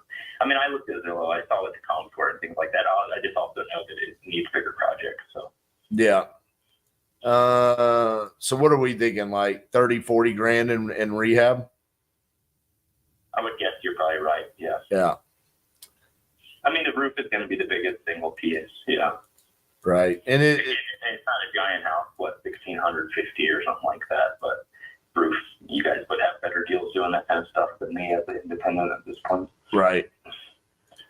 I mean, I would say this: if you want it, if you just gotta want to be hands off on it and just like get it moved, I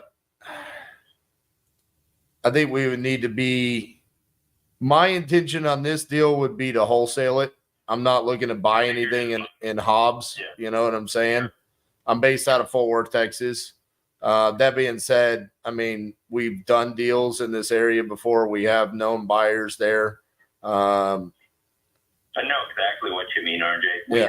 My wife and I we have several rentals. We have properties in Texas, Colorado, and here. Hobbs is not my market either. So, I figured wholesale probably made the most sense. I would say to move it quickly, I would probably need to move it at like 55, because then I'm coming in below what all these other properties have moved for, right? 60,000. I've got 1, 2, 3, 4. I've got 5 properties that moved at 60,000. So the question that your buyers always have is, well, why would I buy yours at 60 when I can just go pick them up, myself?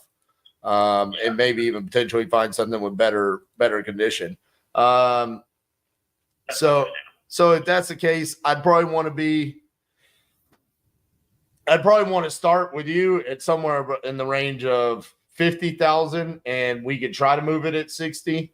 But I would want to make a minimum of like $7,500 on it. Just being honest with you. I understand. I don't think that's illogical here. Work this through my mind the same way. So what I can do for you is I mean, if you want to do that, I can send you the contract for the 50. We can put it out there at the 60, kind of be open communication with you about what the feedback is. And if we come back and we say, hey man, all of our offers came back at 52, then it's like, hey, if you want to do this at 45, then we can write it up and get it done. If not, no harm, no foul. We just move on about our way. Yeah. RJ, I'm not opposed to this. Like I said, I'm not opposed to this. This is logical. So you tell me how it works. Just give me a walkthrough briefly. You guys send over. You list it for wholesalers, basically. Basically, what it is I get it under contract. I have a program called Investor Lift. It gives me access to all of the buyers in that area. It's including mine. We get pictures. We send out an email blast. We send out a text blast. We call the known buyers that we have. We basically just give them a package that's saying, hey, here's the pictures. Here's the price of 60,000.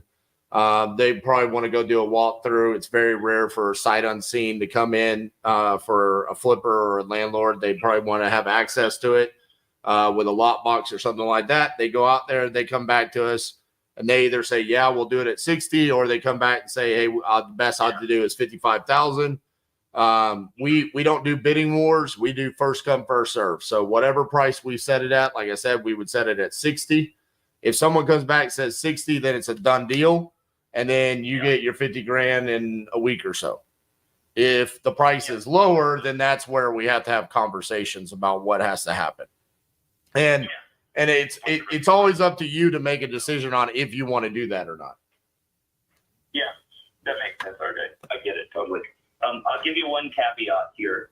The house is under my father's name. It's sitting with my lawyer right now to switch it over to me. I have just been waiting until I talked to a few people to make sure it was going to be worth my efforts. Right. And so now I can go ahead and do that pretty quickly. So it would be in your personal name now, or would it be like in your father's estate? It would be in my personal name. Yeah. Okay. And how long do you think that would take? I don't know. I figured that really quickly though. My lawyer can just give him a call. So he's been sitting on the will. It was an old will, and in the state of New Mexico, they've got to be within a certain amount of years. So, and it wasn't. So there's a little process, but he already, like I said, knows about it. Like I told him, I think this is the route I'm going to go, but I'm going to make sure that it's worthwhile before I start paying you thousands to do this as well as my lawyer. So. Yeah, I mean, what I'm looking at is I mean, I feel pretty confident in this, but even if you wanted to wait, like what we could do, I've done this before, is you could go ahead and sign a contract then that means we could open title. Title's going to come back and say, hey, this isn't in Chase's name. This is in Chase's dad's name. And that's not a problem, because then it could be, well, I have a will and I'm currently working with this attorney. So we could simultaneously work the process. And the reason why that would be beneficial is because you're going to know pretty quickly from us whether or not it's 50,000 or 40,000 or whatever. And so at that point in time, you can, I mean, I'm assuming nothing's owed on the property except for some property taxes and stuff like that, right? Yeah, a couple hundred property taxes. Right. So at that point in time, you're going to make a decision on, hey, do I want to spend the $2,000 to get this in my name so I can make 50 grand? I mean, obviously that's a no brainer, right? Right. Yeah, no, you're right. Now welcome to my mindset. Same. Yeah, I've been kind of sitting on this after he died, but here we are now, and that's my logic as well. Right. So why don't I do that? Why don't I just send you the contract in your name, sign it, open title, you start the process, and before you give any money to an attorney, I say, I've got a buyer now at 60 grand and you're good at 50. And then, okay, cool. Let's get it in your name and then we'll close. Push it my way. I want to see the contract anyway. Yep. And then, like I said, this stuff's already sitting with my lawyer, so I can ask him quickly for what the timeline is like. Yep. All right. So what I'll do is I've got your email as Are you a golfer? No, just the last name Taylor. I got you.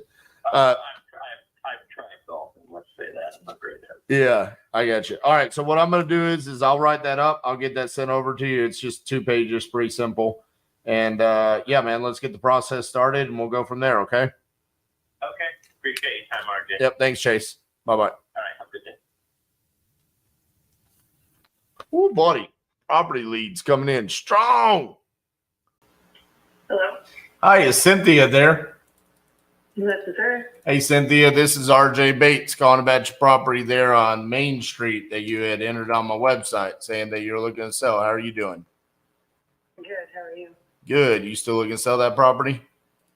Yeah. Let's see if we can make it happen. I woke up. What company are you from? The website you were on was cash offer option. All right. Okay. Just wanted to make sure. Yep. All right. How much you looking to get for that property? I'm looking to get about 22. Say that again. I'm looking to get about 22,000. 22. Mm-hmm. So you want to know what's hilarious? This is how I know this is meant to be. Okay. So my company name is really Titanium Investments. And titanium is the 22nd element on the periodic table of elements. And the reason why, so I'm actually wearing a jersey right now with a 22 on it. The reason why is because my partner, Cassie, she was born on February 22nd. And then my number in sports was 22 growing up. So when we were trying to come up with a name for our company, we realized, hey, both of our numbers are 22. And That's funny. 22 is one of my favorite numbers. And being in sports, there was a girl who was ahead of me. So I was 44. there you go. Just double it. I love it. I love it. So, yeah. All right. So I just out of curiosity, are you saying 22 just because it's your favorite number? No, that's honestly, I've been in the property business for a while. I was a landlord for several years, and it just seems like a reasonable number considering the route that I'm trying to take. I got you. All right. So let me see here. What is the square footage of the property? Just shy of 1,000. Gotcha. And it's vacant right now? Correct. But it was tenant occupied prior? Yeah, it was either occupied by me or tenant. Okay. And how long has it been vacant?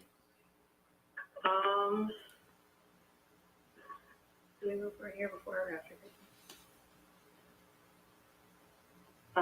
So it's been about 6-7 months. Okay. Utilities been on and stuff? Yes. Okay. Just making sure we didn't have to worry about pipes or rats chewing wires or anything like that.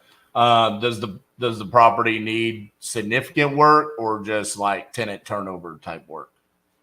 It needs the labor of love as far as siding and the bathroom goes.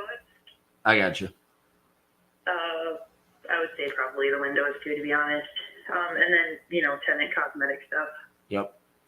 And then systems wise with like hot water heater, roof, stuff like that. I mean, anything major that you know of?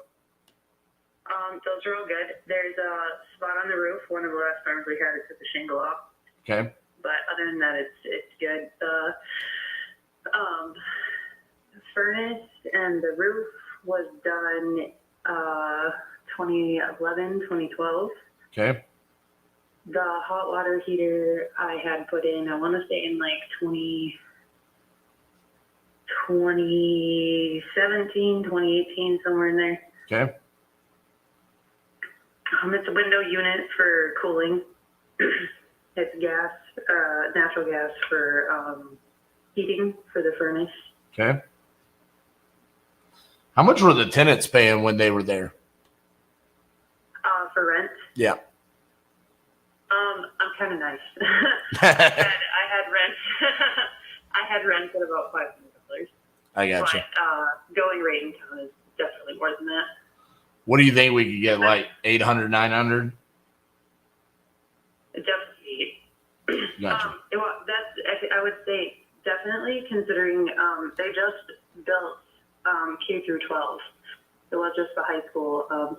So we're like the last block of Main Street, and then at the end of our block, there's the baseball field and whatnot. And right. across from that, school. The baseball field's run by the school. So that has been within the last year and a half or so. So this end of town specifically has become more ideal. Awesome. Two say. What's the bedroom and bathroom count? 3 bed, 1 bath. I don't know why none of this stuff is pulling up on any of my systems. Just like even on Zillow, it doesn't have it. Yeah, no, I went to look online just to see what other people would see when they looked it up. And yeah, no, it's weird. Because I have like multiple systems like Privy, PropStream, Batch Leads, like that I use for comping. And it's got every other property in your neighborhood. It's got all of their information, but on yours, the only thing it gives me is the lot size. It didn't give me square foot. I'm like, well, thank you for telling me how much dirt there is, but yeah, no, and if this goes well, I haven't. So I live across the street from the property. I used to own a triangle here. So if this goes well, I have a second property to hand over. Nice. So is it literally right across the street? Yeah. Is it of similar price point? This one is probably a little bit. It would be a little bit more just because it's in better condition. Yeah. There was renovations that went done sooner than across the street. Gotcha. But it's roughly the same price point. It's about the same size house, the same bedroom, the same bathroom. Gotcha. Is it rented or is it vacant? I'm currently living in it. Oh. So I'm getting rid of one. I gotcha. Getting it set up for relocation and then, handing over the other. Where you want to move to? Colorado, the Hartsville area by Canyon City. By Canyon City. Man, that's one of the toughest places to get houses. What? Colorado is like one of the toughest places for me to get houses. Well, I'm not looking to get a house. Actually, we're homesteading, so we're buying property. We have a couple lots that we're to go look at and build. Nice. Yeah. So, yeah, the last thing that I had out there that's somewhat close, talked to a guy in Colorado Springs a couple weeks ago. He had a pretty cool little property, but I always ask that because it's like, hey, I might have something. Someone the other day was like, yeah, I'm looking to move to Georgia. And I was like, what city? And it was literally a place where I was buying a house in Georgia. I'm like, well, can I just sell you the one that I'm buying right now, you know? I mean, why not? So yeah, I mean, I think I'm good to pull the trigger at 22. I mean, every good deal starts with a cool story. So, I mean, why wouldn't I want to buy a house for 22,000? I mean, I would almost feel like I'm disgracing my own company if I tried to negotiate you down a little bit. So, yeah, I mean, if you're good, I'm good at the 22,000. So the way it works with us is we send you the contract, you sign the contract, we come and we do our walkthrough, we verify all of the work that needs to be done. You were pretty thorough with what you told me about the conditions, so I feel pretty confident. But say everything is good, then we'll probably close sometime mid-July. If we come out and it's like, hey, this is a lot worse than what we anticipated, not that there's a whole lot of room for us to negotiate, but sometimes we would have to say, hey, we really need this at 15,000 or something like that. If that's the case, it's up to you. You either say yes or no. If you say no, then I either have the right to close at 22,000 or I terminate. So that's kind of the way it goes. I would tell you, I'm pretty damn good at what I do. So more often than not, we do not try to renegotiate. So pretty good at analyzing deals. And on this deal, I'm pretty confident in our numbers. So I don't see that. I don't foresee that being an issue there. All right. So if you're ready, I can send over the contract to you now. Are you the sole owner, or who are the owners of the property? I'm the sole owner of that property, so the reason for getting rid of them separately in part two is because I have a mortgage on this other property with an ex-husband, so I'd like to get rid of that and not deal with him. So I'm the sole owner for the 908 property. Right. Gotcha. Yeah. So on the other one, he technically is a seller too, right? Well, he doesn't own the property, but he's on the mortgage. So like when I had the divorce done and whatnot, I went over to the courthouse, filed paperwork and whatnot. Gotcha. So that the properties are solely in my name. He's just on the mortgage. So if I sold this house, this 907 house, with the mortgage still on it, I would have to deal with him just because of the mortgage. But if the mortgage is gone, I don't have to deal with him at all. Well, that's kind of interesting because if he's not an owner technically, then I still have to get him to sign the paperwork I gotcha. With the mortgage company that we have to agree to, release the mortgage with an amount on it. I got you. Okay, so 908, 22K. I'm going to send you a contract for that. I know you want to wait, but how much do you want for 907? I was hoping 28 to 30. Okay. And what you said, the square footage is similar? Yeah. The difference with this house is it has vinyl siding. It has a metal roof on the home. The garage is in better condition on this property. And the only major things that need repaired, I would say that would be the bathroom and then flooring. Otherwise, everything else is pretty good. I would say paint just because I have had tenants live in this house, and I moved here to to start the process of relocating and whatnot and organizing. I was getting rid of houses, so I haven't done anything just because, to be honest, I don't care. Okay, so I'm looking on Street View. So 909 is this white house, right? Yes, to the west. And then 907 is the tan house with the black shutters and the white metal roof. That looks like a nice little house. It is. Yeah, I mean, did you pour like a new driveway? No, so when I bought 908, the gentleman who owned this house was renovating it, and he just had gotten done, And then he was a single male living alone and got the flu and ended up passing away. So, Oh, man. yeah, and the other house that I bought, 910 Blue one next to 908, was a really close family friend who had passed away. So I bought that house on sale, and then I bought this one. I got to know his power of attorney, who was his longtime childhood friend, and I got a deal on this property as well. So I was pretty fortunate, especially the times that I did it. Yeah, So so really taken care of by time that I had marketed. so you already sell 910? Yeah, I did that in order to divorce my ex. Gotcha. All right, so 22 for 908, and then 907, you said you want like 28, 30,000, somewhere around there. Yeah. Anything need to be done to that one? I mean, it looks, what year was that built? It looks newer. It was built in the 30s. So yeah, Gene Lundstrom was the previous owner of this home, and I watched him do everything. He repainted, he put some paneling up inside a couple of the bedrooms, poured the concrete driveway, did the siding, the metal roof, new windows. He did a really great job.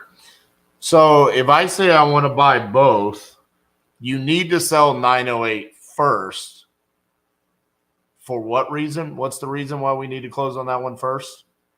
So I can pay the mortgage off for 907 and sell the property. But if you're willing to be patient and help me, be supportive through that process, I'm not opposed to doing both at one time if that sounds good to you. Well, realistically, I mean, we could contract both of them and then just close 907 first. So then you can pay off close on 908. Sorry, the numbers get a little bit confusing. Close on 908, you pay off 907's mortgage, and then we'll close on 907. yeah, when you're ready to move, because you still need to find the land and whatnot in Colorado, right? Yeah, like I said, there's 3 properties that we're be looking at soon. So I would anticipate that by that time we would have a pretty good idea what's happening. Maybe just a couple weeks extra. Right, which is perfect. I mean, we close on one, and then 2 weeks later we close on the next. Yeah, maybe we'll do it 22 days apart. that would be fine. All right. I know, right? All right. What is your email address?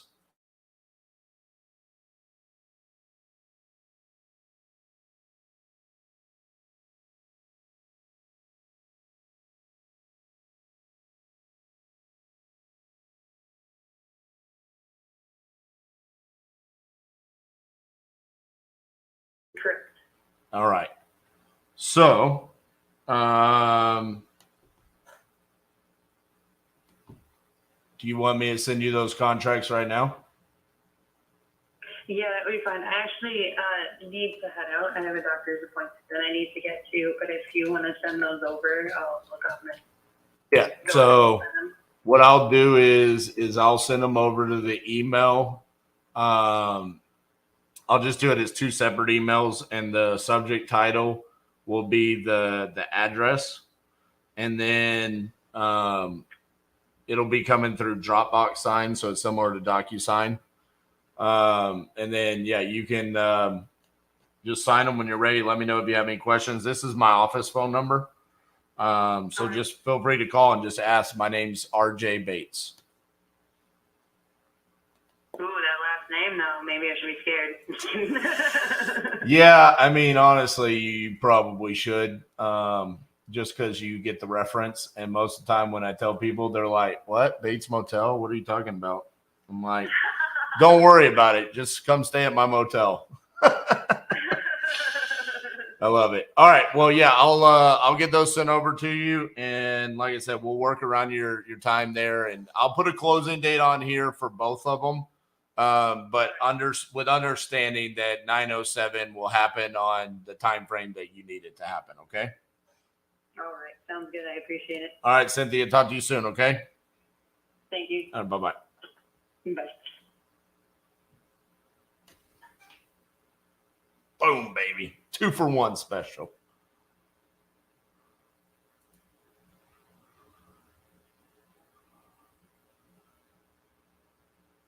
So what happened there was I'm going through my follow-ups, but while the phone's ringing, I've got speed to lead up and I'm refreshing my screen.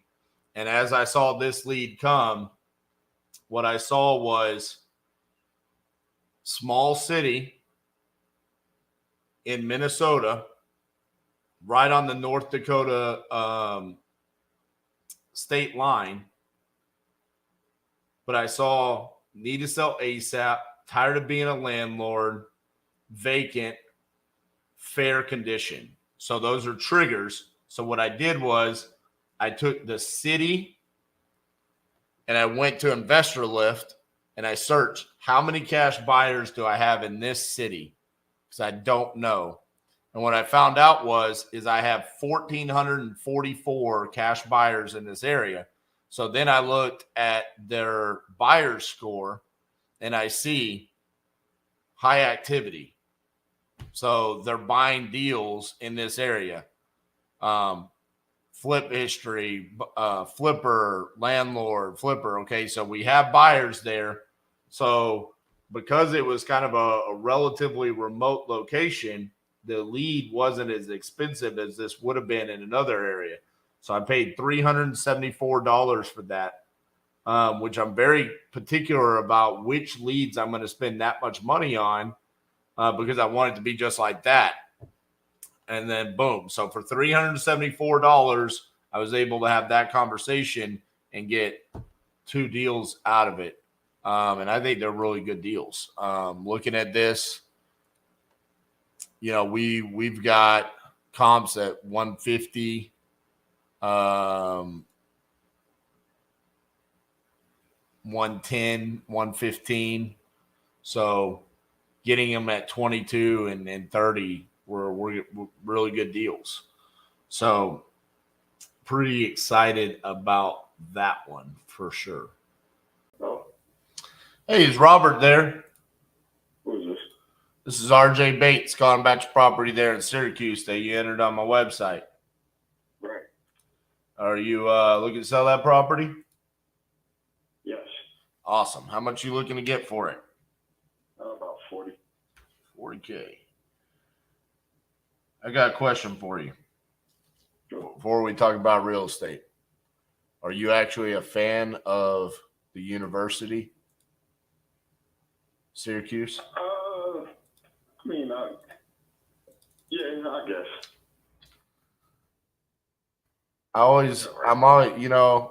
I'm down here in Texas. I always thought Syracuse was one of the coolest schools because their mascot was the orange. I just thought that was cool,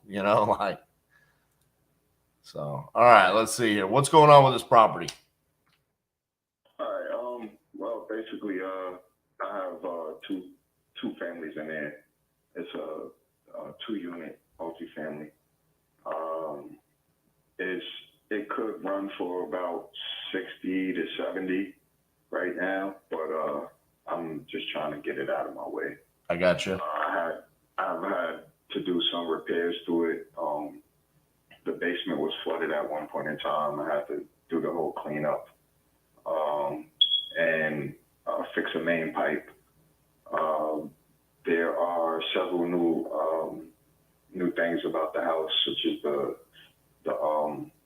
hot water furnaces. There's actually one upstairs in the apartment that goes directly to the water line, and then there's a new one in the basement for the first floor. Electric is good. The roof is good. I just added a porch, brand new porch. What else could I tell you about the home? What's the rent that they're paying? It's it could be up more or less.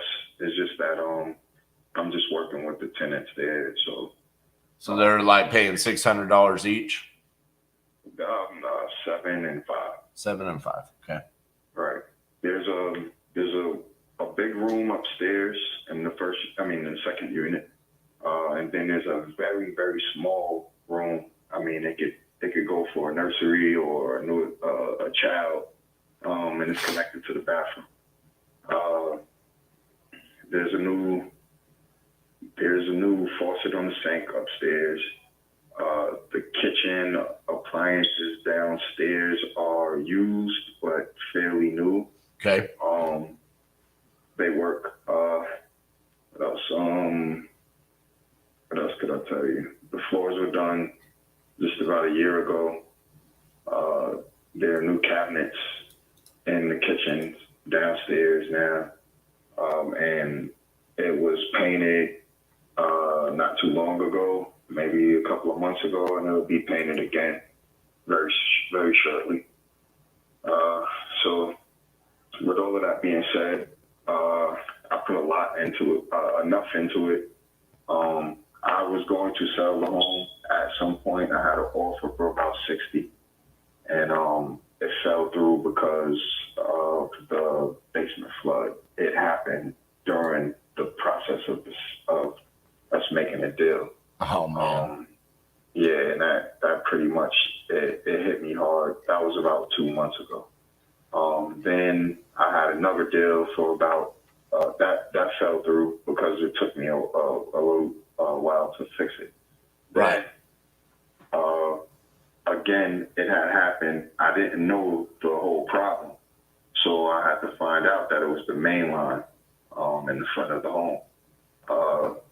I had another offer for about the same amount, about 50, 55, 50, it was 57, but I was going to get 55 after I took care of the real estate broker.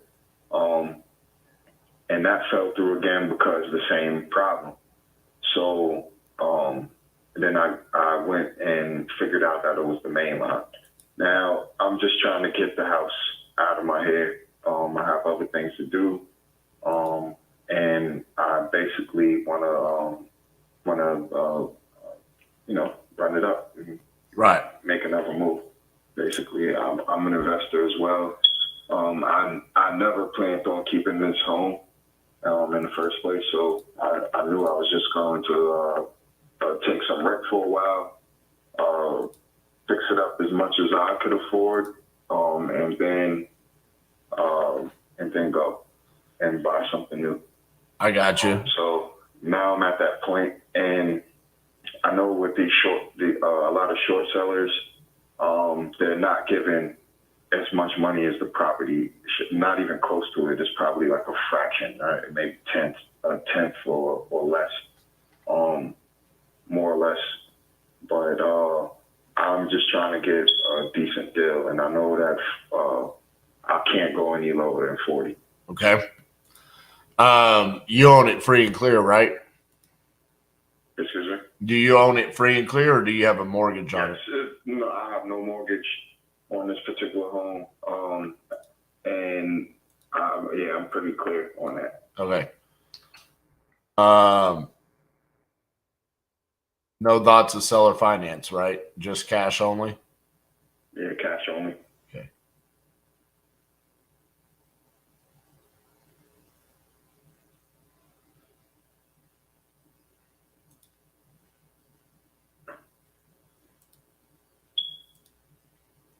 Hello? Yeah, I'm just give me a second. I'm just looking at some different things around the area. I'm about 30 seconds away from saying, okay, I'll do 40. Make your day. Just because you said you're a Syracuse fan. Should have said a 45. Right? Now, see, now I know you're a Syracuse fan. All right, there you go. You sold me. All right, I'll do 40. All right, so I got an email of Okay. So how have you opened title with an attorney or anybody like that? I could work with an attorney. It would probably be easier for me because I'm a little scatterbrained when it comes to doing a lot. Right. I have so much on my plate. So me, you'll be waiting forever for me to get a mail out for a title and then me having to send it to you. So yeah, an attorney would probably come in handy in this situation. I have a realtor on the job. I can talk to her and cut her out of the deal if I have to, so I could hold on to some money. Or else it would probably have to go up to 45 because there's a few things that I need to run. I would have to run by with her and an attorney. Yeah, I mean it's your call. I mean, I don't want to pay for her because she ain't done nothing for me. You know what I'm saying? I mean, you came to my website and said I need 40K, and I'm saying, all right, I'll give it to you. You know, outside that, I don't need her to write up contracts or hold our hand. You know, so if you could call her and see if she can bow out or something like that, I mean that works for me. I'd rather just make it a simple transaction. Right. Man, how long would that take? I that's where it becomes like I want to get it done as quickly as possible, but I'm probably gonna say like 3-4 weeks, just because the last deal I just did up there in New York, it took us a freaking month just to get the attorneys to do their shit. You know what I'm saying? Right. So I'll put 30 days on there, but it's on or before 30 days. So it's really just about I'm gonna try and get done as quickly as possible. Because I know your position. I know what you want. Right. You want it done. Yeah, basically. And it is taking too long. So yeah, that is my email. Okay. It's L Righteous.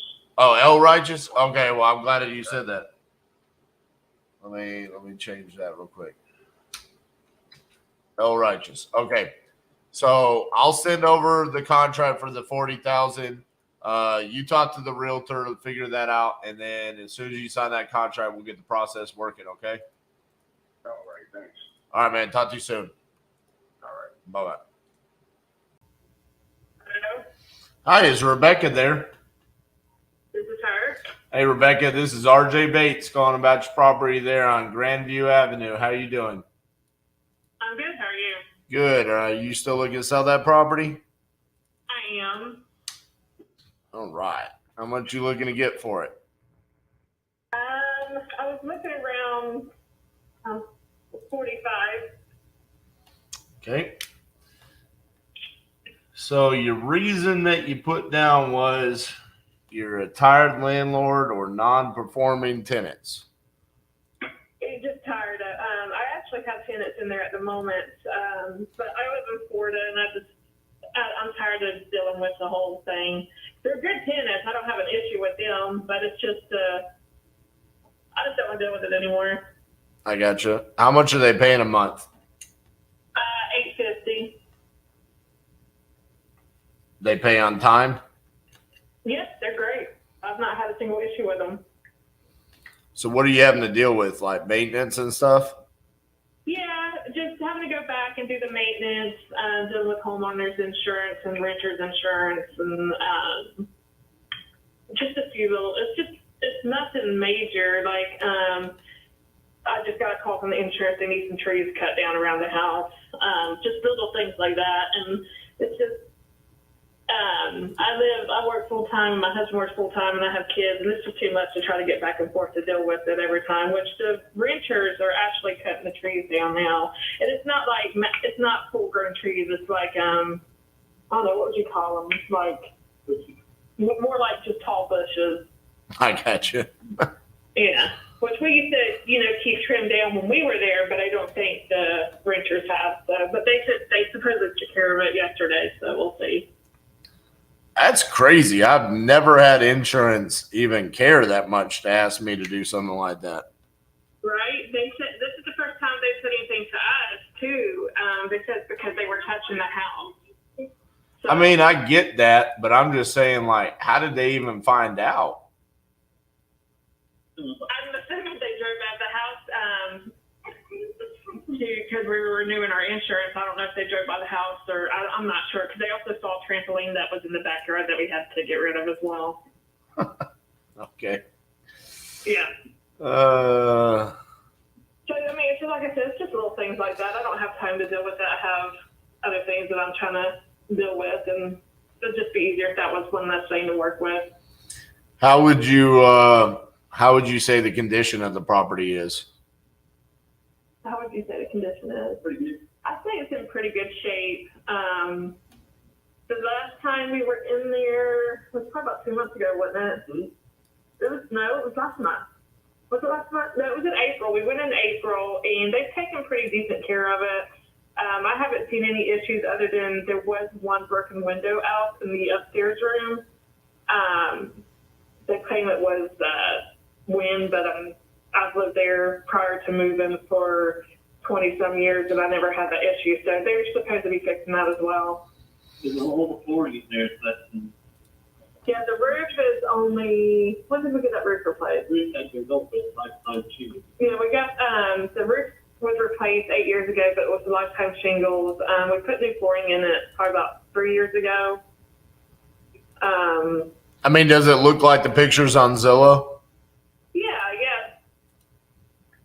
And the water heater's only like 3 years old. Yeah, the water heater that we put in there is only about 3 years old as well. Does the kid on the stairs come with it? Depending on how he's acting, as of today, yes. Gotcha. Well, if that's the case, I don't know if I want him because I have a couple of those myself, so I know how that goes. I can knock the price down a little bit. Yeah, I'll take the cat. The cat's probably better behaved.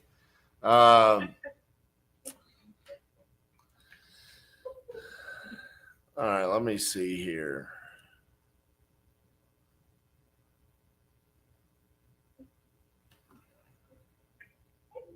I do have to tell you that the renters are undocumented. Oh, it's okay. As far as they are not, one of them's a citizen, I believe. The others are not. I'm from Texas, so okay. If you're following my drift. Yeah, I got this. Yeah. The main one that we talked to, he has the citizenship. Right. I mean, if they pay, we're good. We're good. That's what I said. Like every time I go there to check on the house, it's clean. And I've not had one issue. They pay on the first every single month. Not a single issue with it. I got a couple just like that, and man, it's good, isn't it? It's nice. Yeah, I get no complaints from them ever. No complaints. No complaints from the neighbors because we've talked to them a few times. Which the neighbors, they're not super close, but still it's like a little suburban area. They're close enough. But yeah, no issues with them whatsoever. So I was not in a rush to kick them out because they're doing okay. So But they are aware that we were trying to get rid of the house as well. So they know that there's no lease or anything. They know that. But we want them to stay. Okay. Yeah. Like, I mean, if they're there and they're paying, I mean, and they're good tenants and they're taking care of it, I mean, that's the ideal scenario. Yeah, like I said, they're cutting down the trees for us yesterday, so. Right. I mean, if they're treating it like it's their own home, why wouldn't we want them to stay, you know? Exactly. What would you say if I said 40,000 cash, no commissions, I cover the closing costs?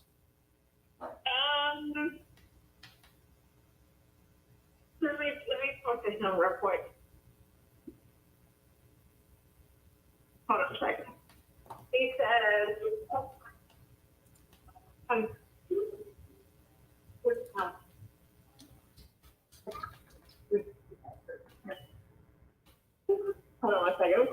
down real quick so we can hear. All right, talk now. What you told me? I said 40,000, no commissions, and I cover the closing.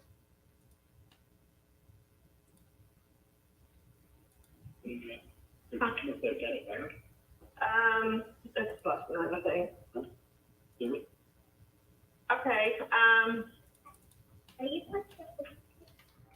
Can we talk about it a bit between ourselves, and then how long are you working for? I don't know. How long do you want to talk? Not long. I mean, a few minutes, because I mean, 20,000 is not terrible, and it gets us off our hands, so we're kind of leaning towards yes. But I want to make sure that it's going to cover how much I still owe on the home as well. So I've got to look into that, and then with him. I mean, it takes me about 7 minutes to finish writing up this contract that I'm writing up. So if you just want to put me on hold, you can go look it up. Okay, I can do that. All right. All right, just a second. I don't know how to put it on hold, though. just mute me. Oh,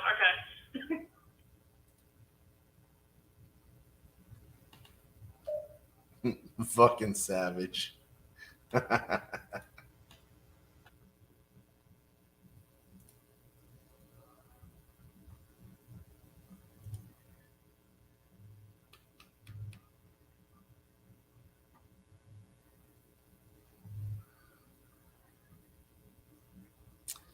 Pretty sure today is the second longest day as far as length of video. We're at 8 hours and 32 minutes.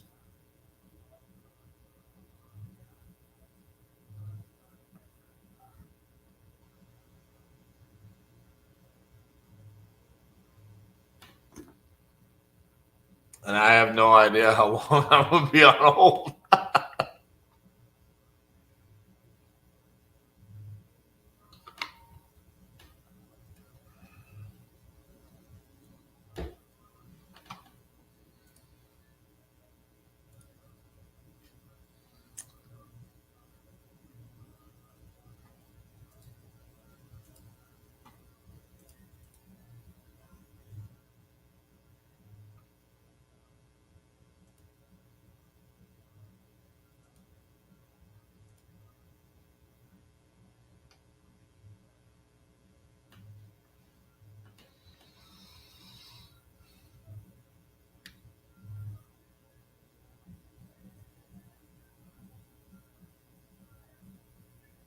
This is amazing. I actually wish I could hear the conversation that they're having right now.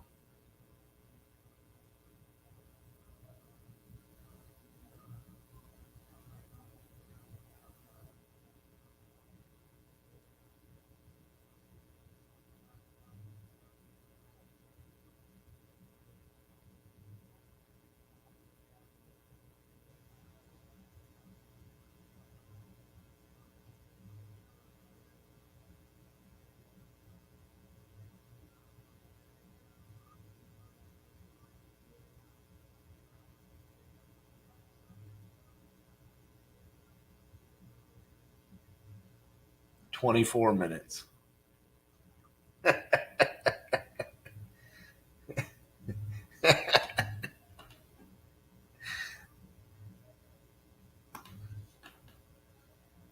So 9 minutes ago, Robin said Jeopardy music played. Oh yeah, I'm still here. Okay. I'm sorry. We're still here. I've just, some of my adult kids are here, and that was their home they grew up in, so they're having a little, we're still discussing it. So. I got you. Just give us a few more minutes. Yeah, it's fine. By the way, the contract is in your email. Okay. All right. I'll take a look at it. All right. I'm here. All right. Thanks. Oh, man. Oh, man. There's adult kids. She doesn't sound old enough to have adult kids.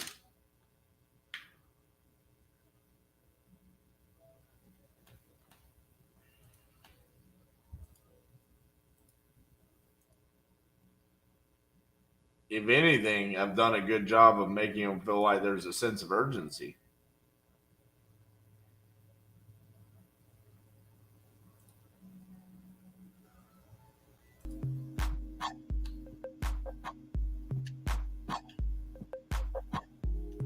Play some elevator music.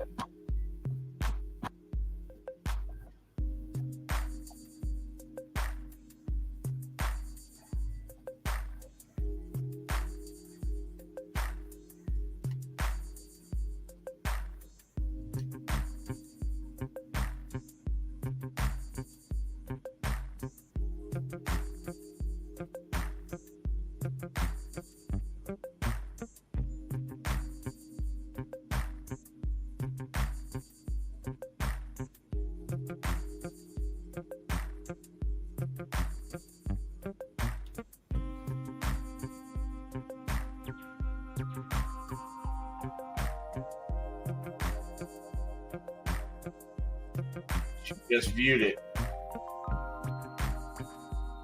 Getting serious now.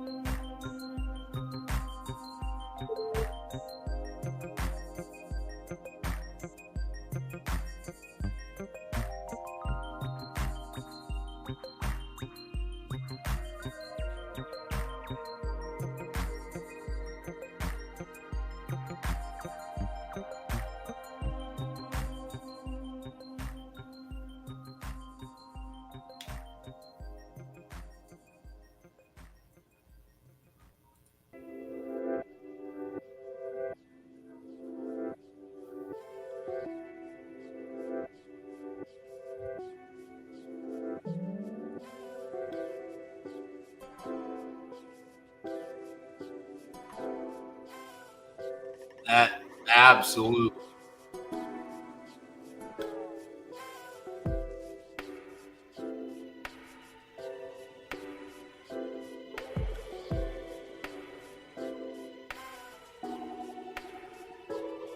They owe it to me.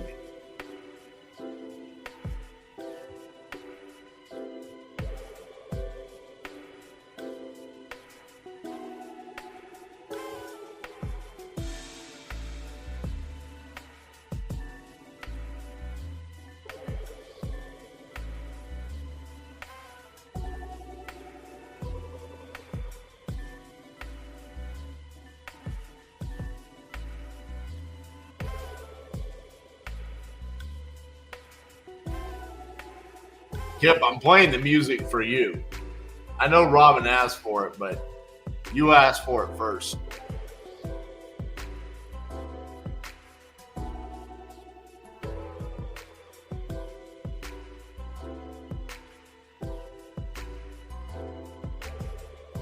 Well, yeah, because I have to play this unlicensed music.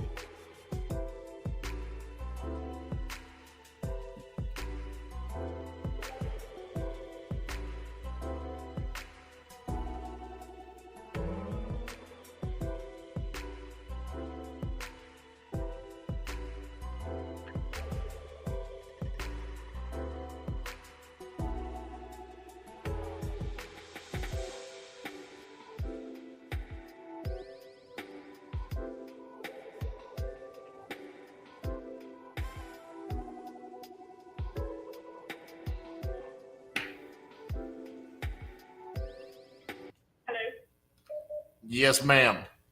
So I was talking to them all, and I mean, they wouldn't be to ask if you could like meet in the middle and do 42. I like it. Okay. You know why I like it, Rebecca? What's that? Because you unapologetically put me on hold for 20 minutes because I told you, just put me on hold. And that is totally something I would do. And then countered me $2,000. I am gladly going to cancel this contract and send you another one for $42,000. Oh, that's amazing. Then I guess we have a deal. All right, but now you have to wait on me. Okay, that's fine. All right, let's. Now, I do have a question. What's that? What are you going to do with all $2,000? Honestly, we have a lot of stuff in the garage, so we're probably going to use that for either storage or to get the stuff moved back down here. That is totally not a fun answer. I know. No, let's make something else up. Let's say, where do you live now? I live in Florida. Oh yeah, no, you're gonna go see the manatees. That's okay, what, I can do that. yeah, I have been wanting to do that. So. yeah. See, that's way more fun. Like, oh, okay, my $2,000 is going to good. You saying you're gonna take my $2,000 and go move junk to another place to hold on to junk, not fun. No one likes that answer. So I'm going to call with the manatees then. Yeah. Yeah. Way better. All right.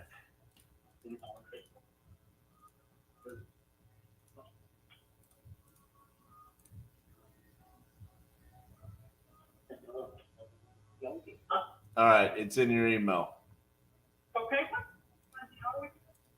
So I just go in there and sign it, and then what's the next steps after that? So once you sign this, tomorrow morning we'll send it off to the title company to open up title. Okay.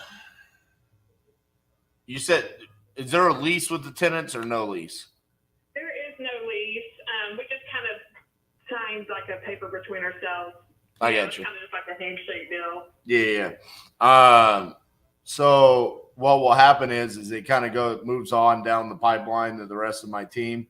So you'll receive an email from it'll be from Keaton, but it comes from transaction coordination email. So he'll just say, hey, we got your contract. Congratulations. Here's the next steps. You'll get an email where we open up title with the title company, which is Fireland Title.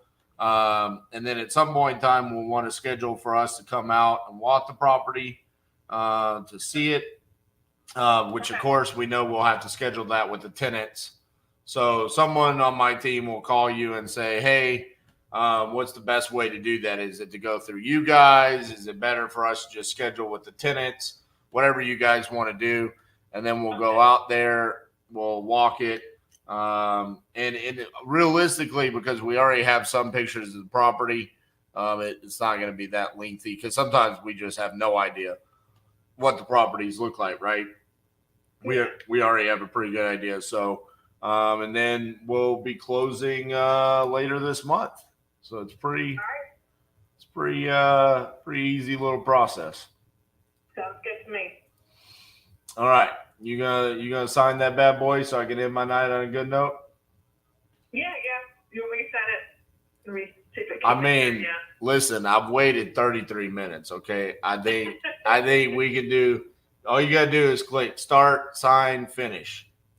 Because trust me, today I wasted about 3 hours of my day calling people and telling them how to do this. It was not fun. No, I'm pretty comfortable with doing it. I just make sure it came through. I think it's here. Let me see if that's the right one. My internet's just being really slow. One thing about Florida, the internet here has just been absolutely terrible. What part of Florida are you in? Pensacola. Oh, okay. I went there all the time as a kid. That's like that's where every Texas family goes for vacation. I know when the hurricane hit 2 years ago, year and a half ago, it was all the Texans came here. Yeah. Because it's just as far to drive to Pensacola as it is to drive to like certain parts of Texas. That's funny. Well, at least where I live. I live up in DFW, so. Can you resend it? Because I'm not seeing it in my email. The other one's there, but when I click on it, it says it's no longer a link. Yeah. All right, it should be that one that I just sent it. Let me refresh it. There it is. Okay.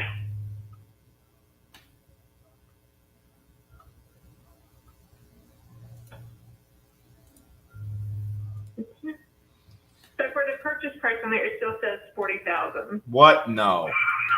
Yeah. No. What did I do? Oh, come on, Bates. God dang it. All right, I promise you I wasn't trying to pull a fast one on you. Oh, no, I don't think you were. I even typed it and everything. What did I do? Did I just not download it? You know, this is when you know it's time to call it a day, when you start making those kind of mistakes. No, I literally wrote it. I just didn't download it. Now that's funny.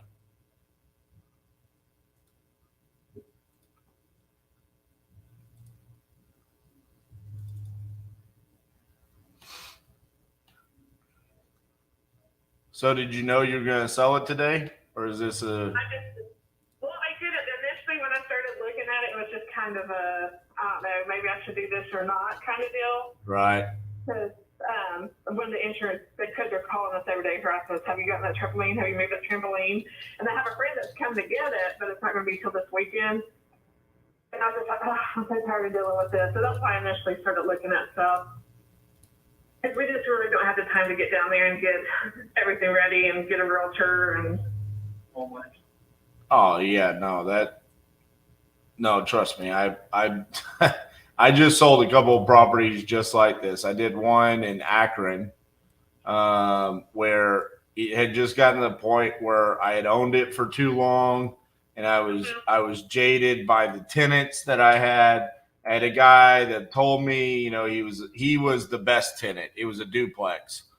And come to find out, the one that was the good tenant was the one that the other one was saying was the bad tenant. And the one that was saying he was the good tenant, he totally just messed the place up and then started not paying me. And so it just got to the point where it was like, I just want to sell this property because I have too many bad memories with this property. Yeah, I don't blame you. I mean, I have pretty good memories. Well, we have mixed memories with this house, but Right. I mean, it's just, and like I said, the tenants that are in there, they're amazing. Like, we don't hear anything from them.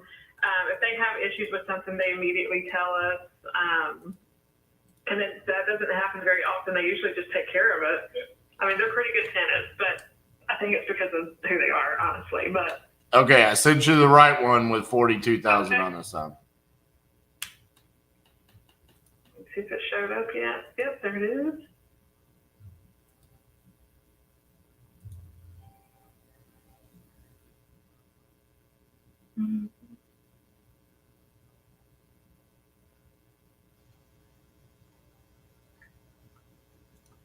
Yeah, I've been kind of back and forth about selling it because I was like, well, maybe I want to keep it for the kids, but maybe I don't. I don't know.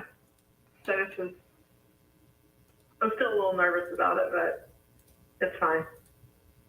All right, I signed it. Acquisitions is my heart right here. Without it, we ain't got nothing. We have to do this.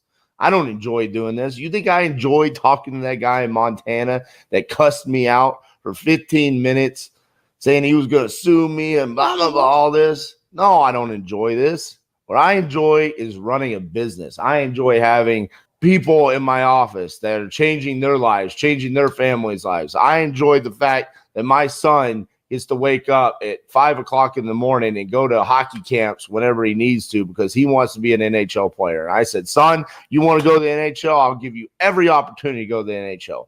You know what that means?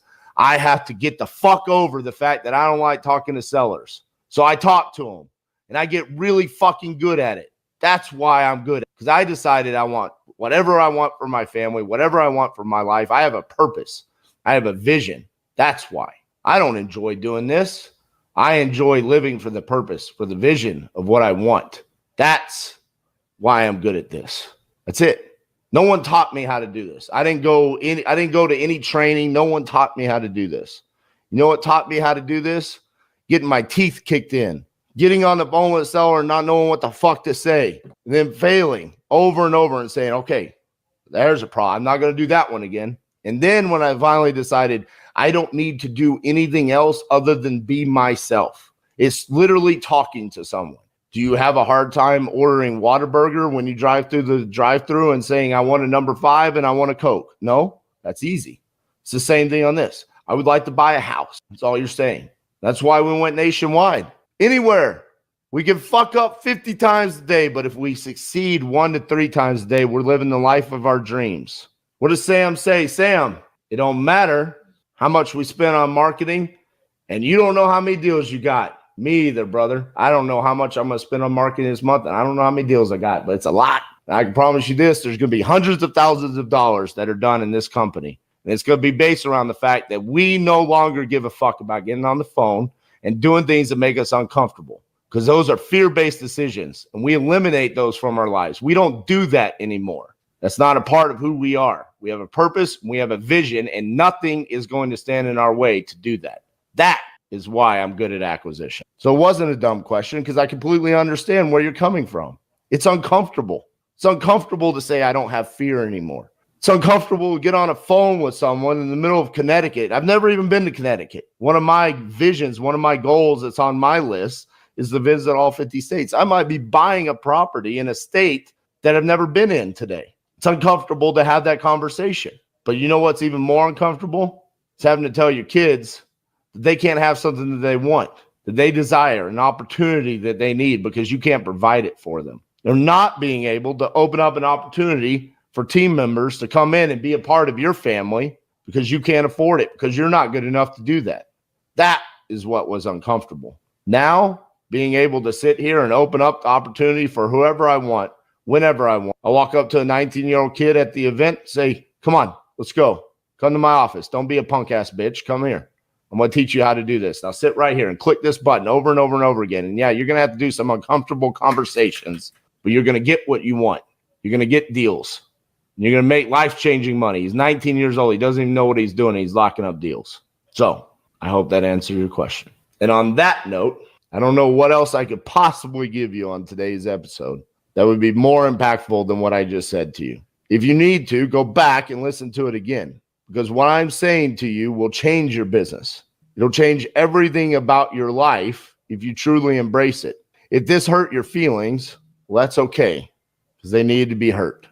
Okay? I'm not here to cater to your feelings. I'm not here to cater to anybody's feelings. I'm here to change lives. Mine, everybody in my teams, and anybody that wants to jump on here. There's 52 people that have decided to jump on here today. Why 52? I see other people that jump on lives that have next to zero content in them. Hundreds of people. They want to watch. They want to watch there and said, I've seen 12,000 people watch my video where I sat there and I talked about what I did. 12,000 people watched that. But 50 people will sit here and watch me actually do it. You know why? Because they don't actually want the change. They want to say they want the change. They want to tell their wife, I listened to a podcast today that was really impactful. They don't want to sit here and actually watch me do it and apply it to their own business. That's why half the people cancel their batch accounts that have signed up. Why? Because I gave them a hammer. You know what a hammer is? It's a tool that you can do a lot of things with. And then they said, shit, I actually have to use the hammer. I actually have to work. I have to actually do this. Those are punk ass bitches. That's why they cancel. So if you're one of those, shame on you. Shame on you for being handed such a great tool like batch leads and then deciding to go do something else. Stop searching for unicorns. They don't exist. There's not one out there that's going to acquire deals for you. There's not one out there that's going to make magical things happen inside of your business other than you when you decide that you want to do that. That's all I got for you. Hope you all have a great week. Next week, we're going to be in New York. I'm pumped up. I'm going to go have fun with my team for the rest of the day. And I'm not mad at you, Bosco. I love that question.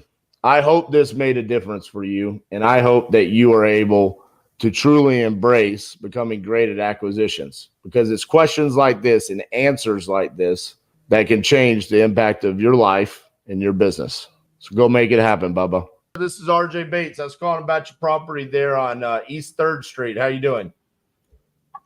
Northeast 6th Street. What I saw here was East 3rd Street. But if you're saying 6th Street, maybe it was entered incorrectly. But that's the property you want to sell there in Cross Plains, right? Correct. Okay. It's weird. It came across as East 3rd Street. What was the address to that? 225 Northeast 6th Street, Cross Plains. Okay. How much were you looking to get for that? Hoping to get 85. 85. All right. Well, tell me a little bit about what you got going on. I inherited it from my husband, and it's in my name now. We've gone through probate. Everything's all set up to where I can sell it. It's a 2-bedroom, 1 bath, about 930 square feet, and it has a good-sized shop on the property. Property's all fenced, and the house is in good shape.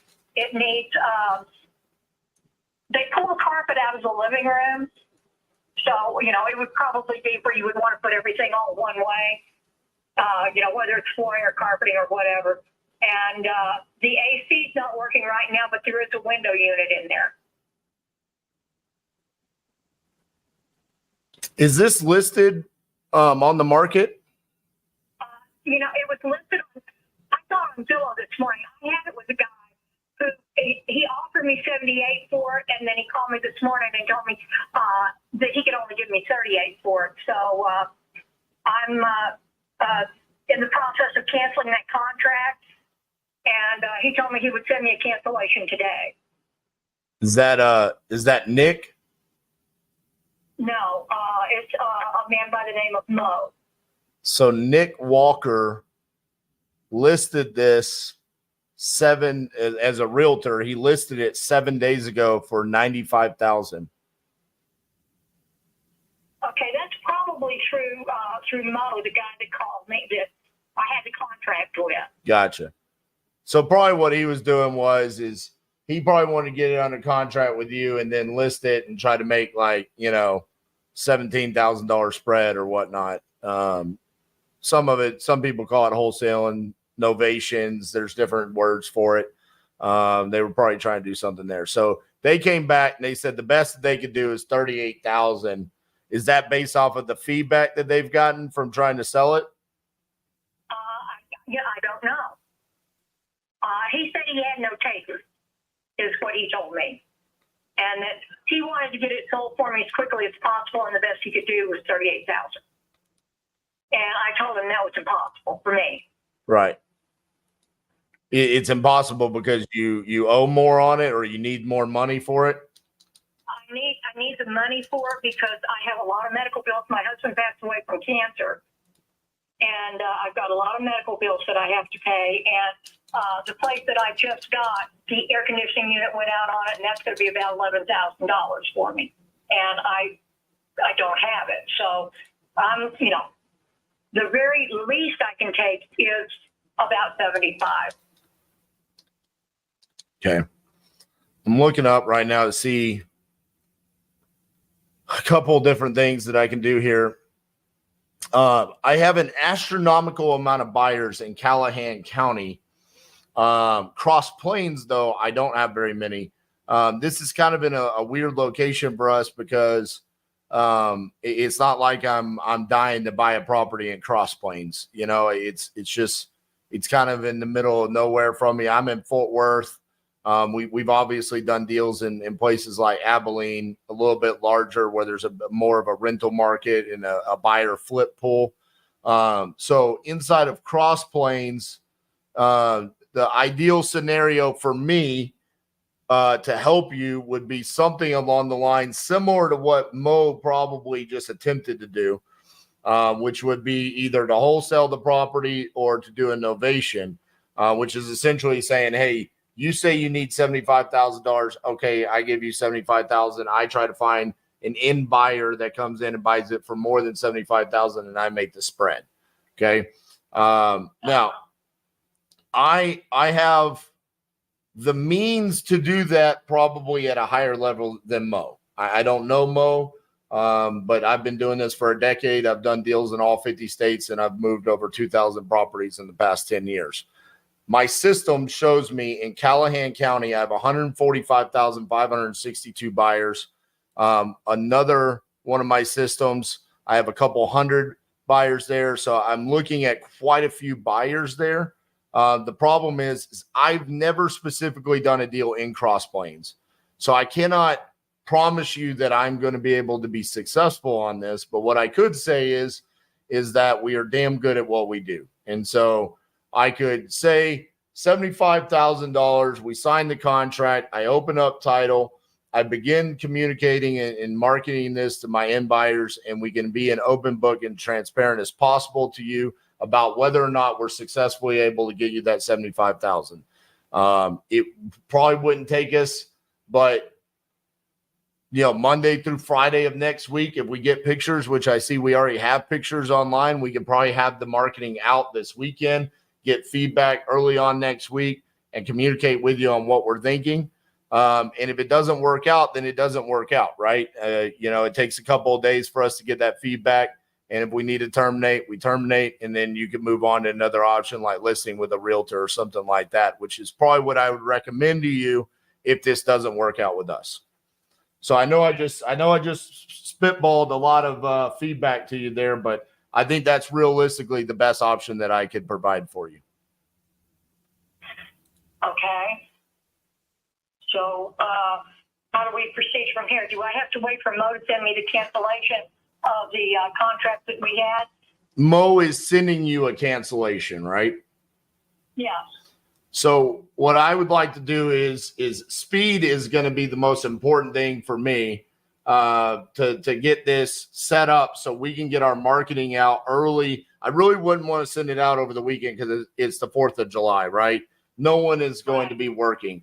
So if I can get Mo terminated, get this off of Zillow, you sign the contract, and I have all of my marketing prepared to go. So come 9 a.m. on Monday morning, the first thing that enters all of my end buyers' email boxes and cell phones is this property.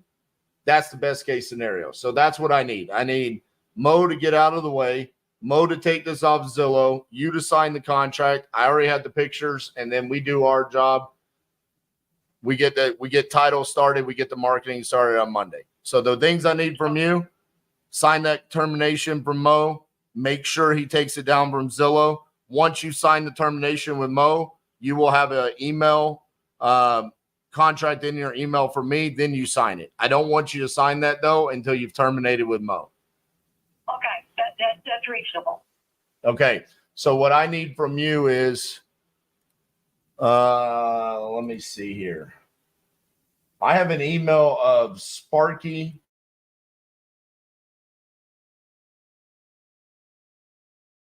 Okay, so I'm going to send over the contract to that email. I'm going to give you until Sunday night on the contract to sign it, so that way you have time to deal with Mo. If he doesn't terminate with you by then, I say on Monday, let me have a conversation with Mo. Me and you could do a three-way, and I'll politely explain to Mo he needs to go away if he's not going to perform. Because there's nothing worse than someone in our position tying up someone's property. Because realistically, like legally, you cannot do anything if you're under a contract with him. Right. But if he's literally saying, like, I can't perform on this, then it's like, dude, get out of the way. Let someone else come in and see if we can help you out. You know what I'm saying? He did tell me he would give me $38,000 for it, and I told him that was impossible. Yeah. I could not take it. Yeah, just it doesn't work for you. That's not what you need. And we're in the business of doing two things: making money selling real estate and helping people solve their problems by buying their real estate and moving their real estate. So that's what we need to do here. And he tried and he can't. Maybe we can. So that's what I'm willing to do for you. Okay. All right. I appreciate it. All right. So I'm going to get that over to you. You'll see it in your email here shortly. But like I said, on the contract, it'll say that you have until Sunday night to sign it. Okay. All right. All right. Thank you so much, Sandra. Thank you so much. Bye-bye. Bye-bye. Killer. Bro, that was a work of art. That's that one was a work of art. That right there, though, I someone asked the other day on my YouTube channel, when do you explain to someone that you're a wholesaler? When someone tells you, I own a property in the middle of nowhere and I am a widow and I need $75,000 to pay, bro, Yeah. You better be fucking transparent about what you're doing. Like, don't be the piece of shit. She had no problem with me explaining everything right At now. all. In fact, she probably respects the fact that I said it.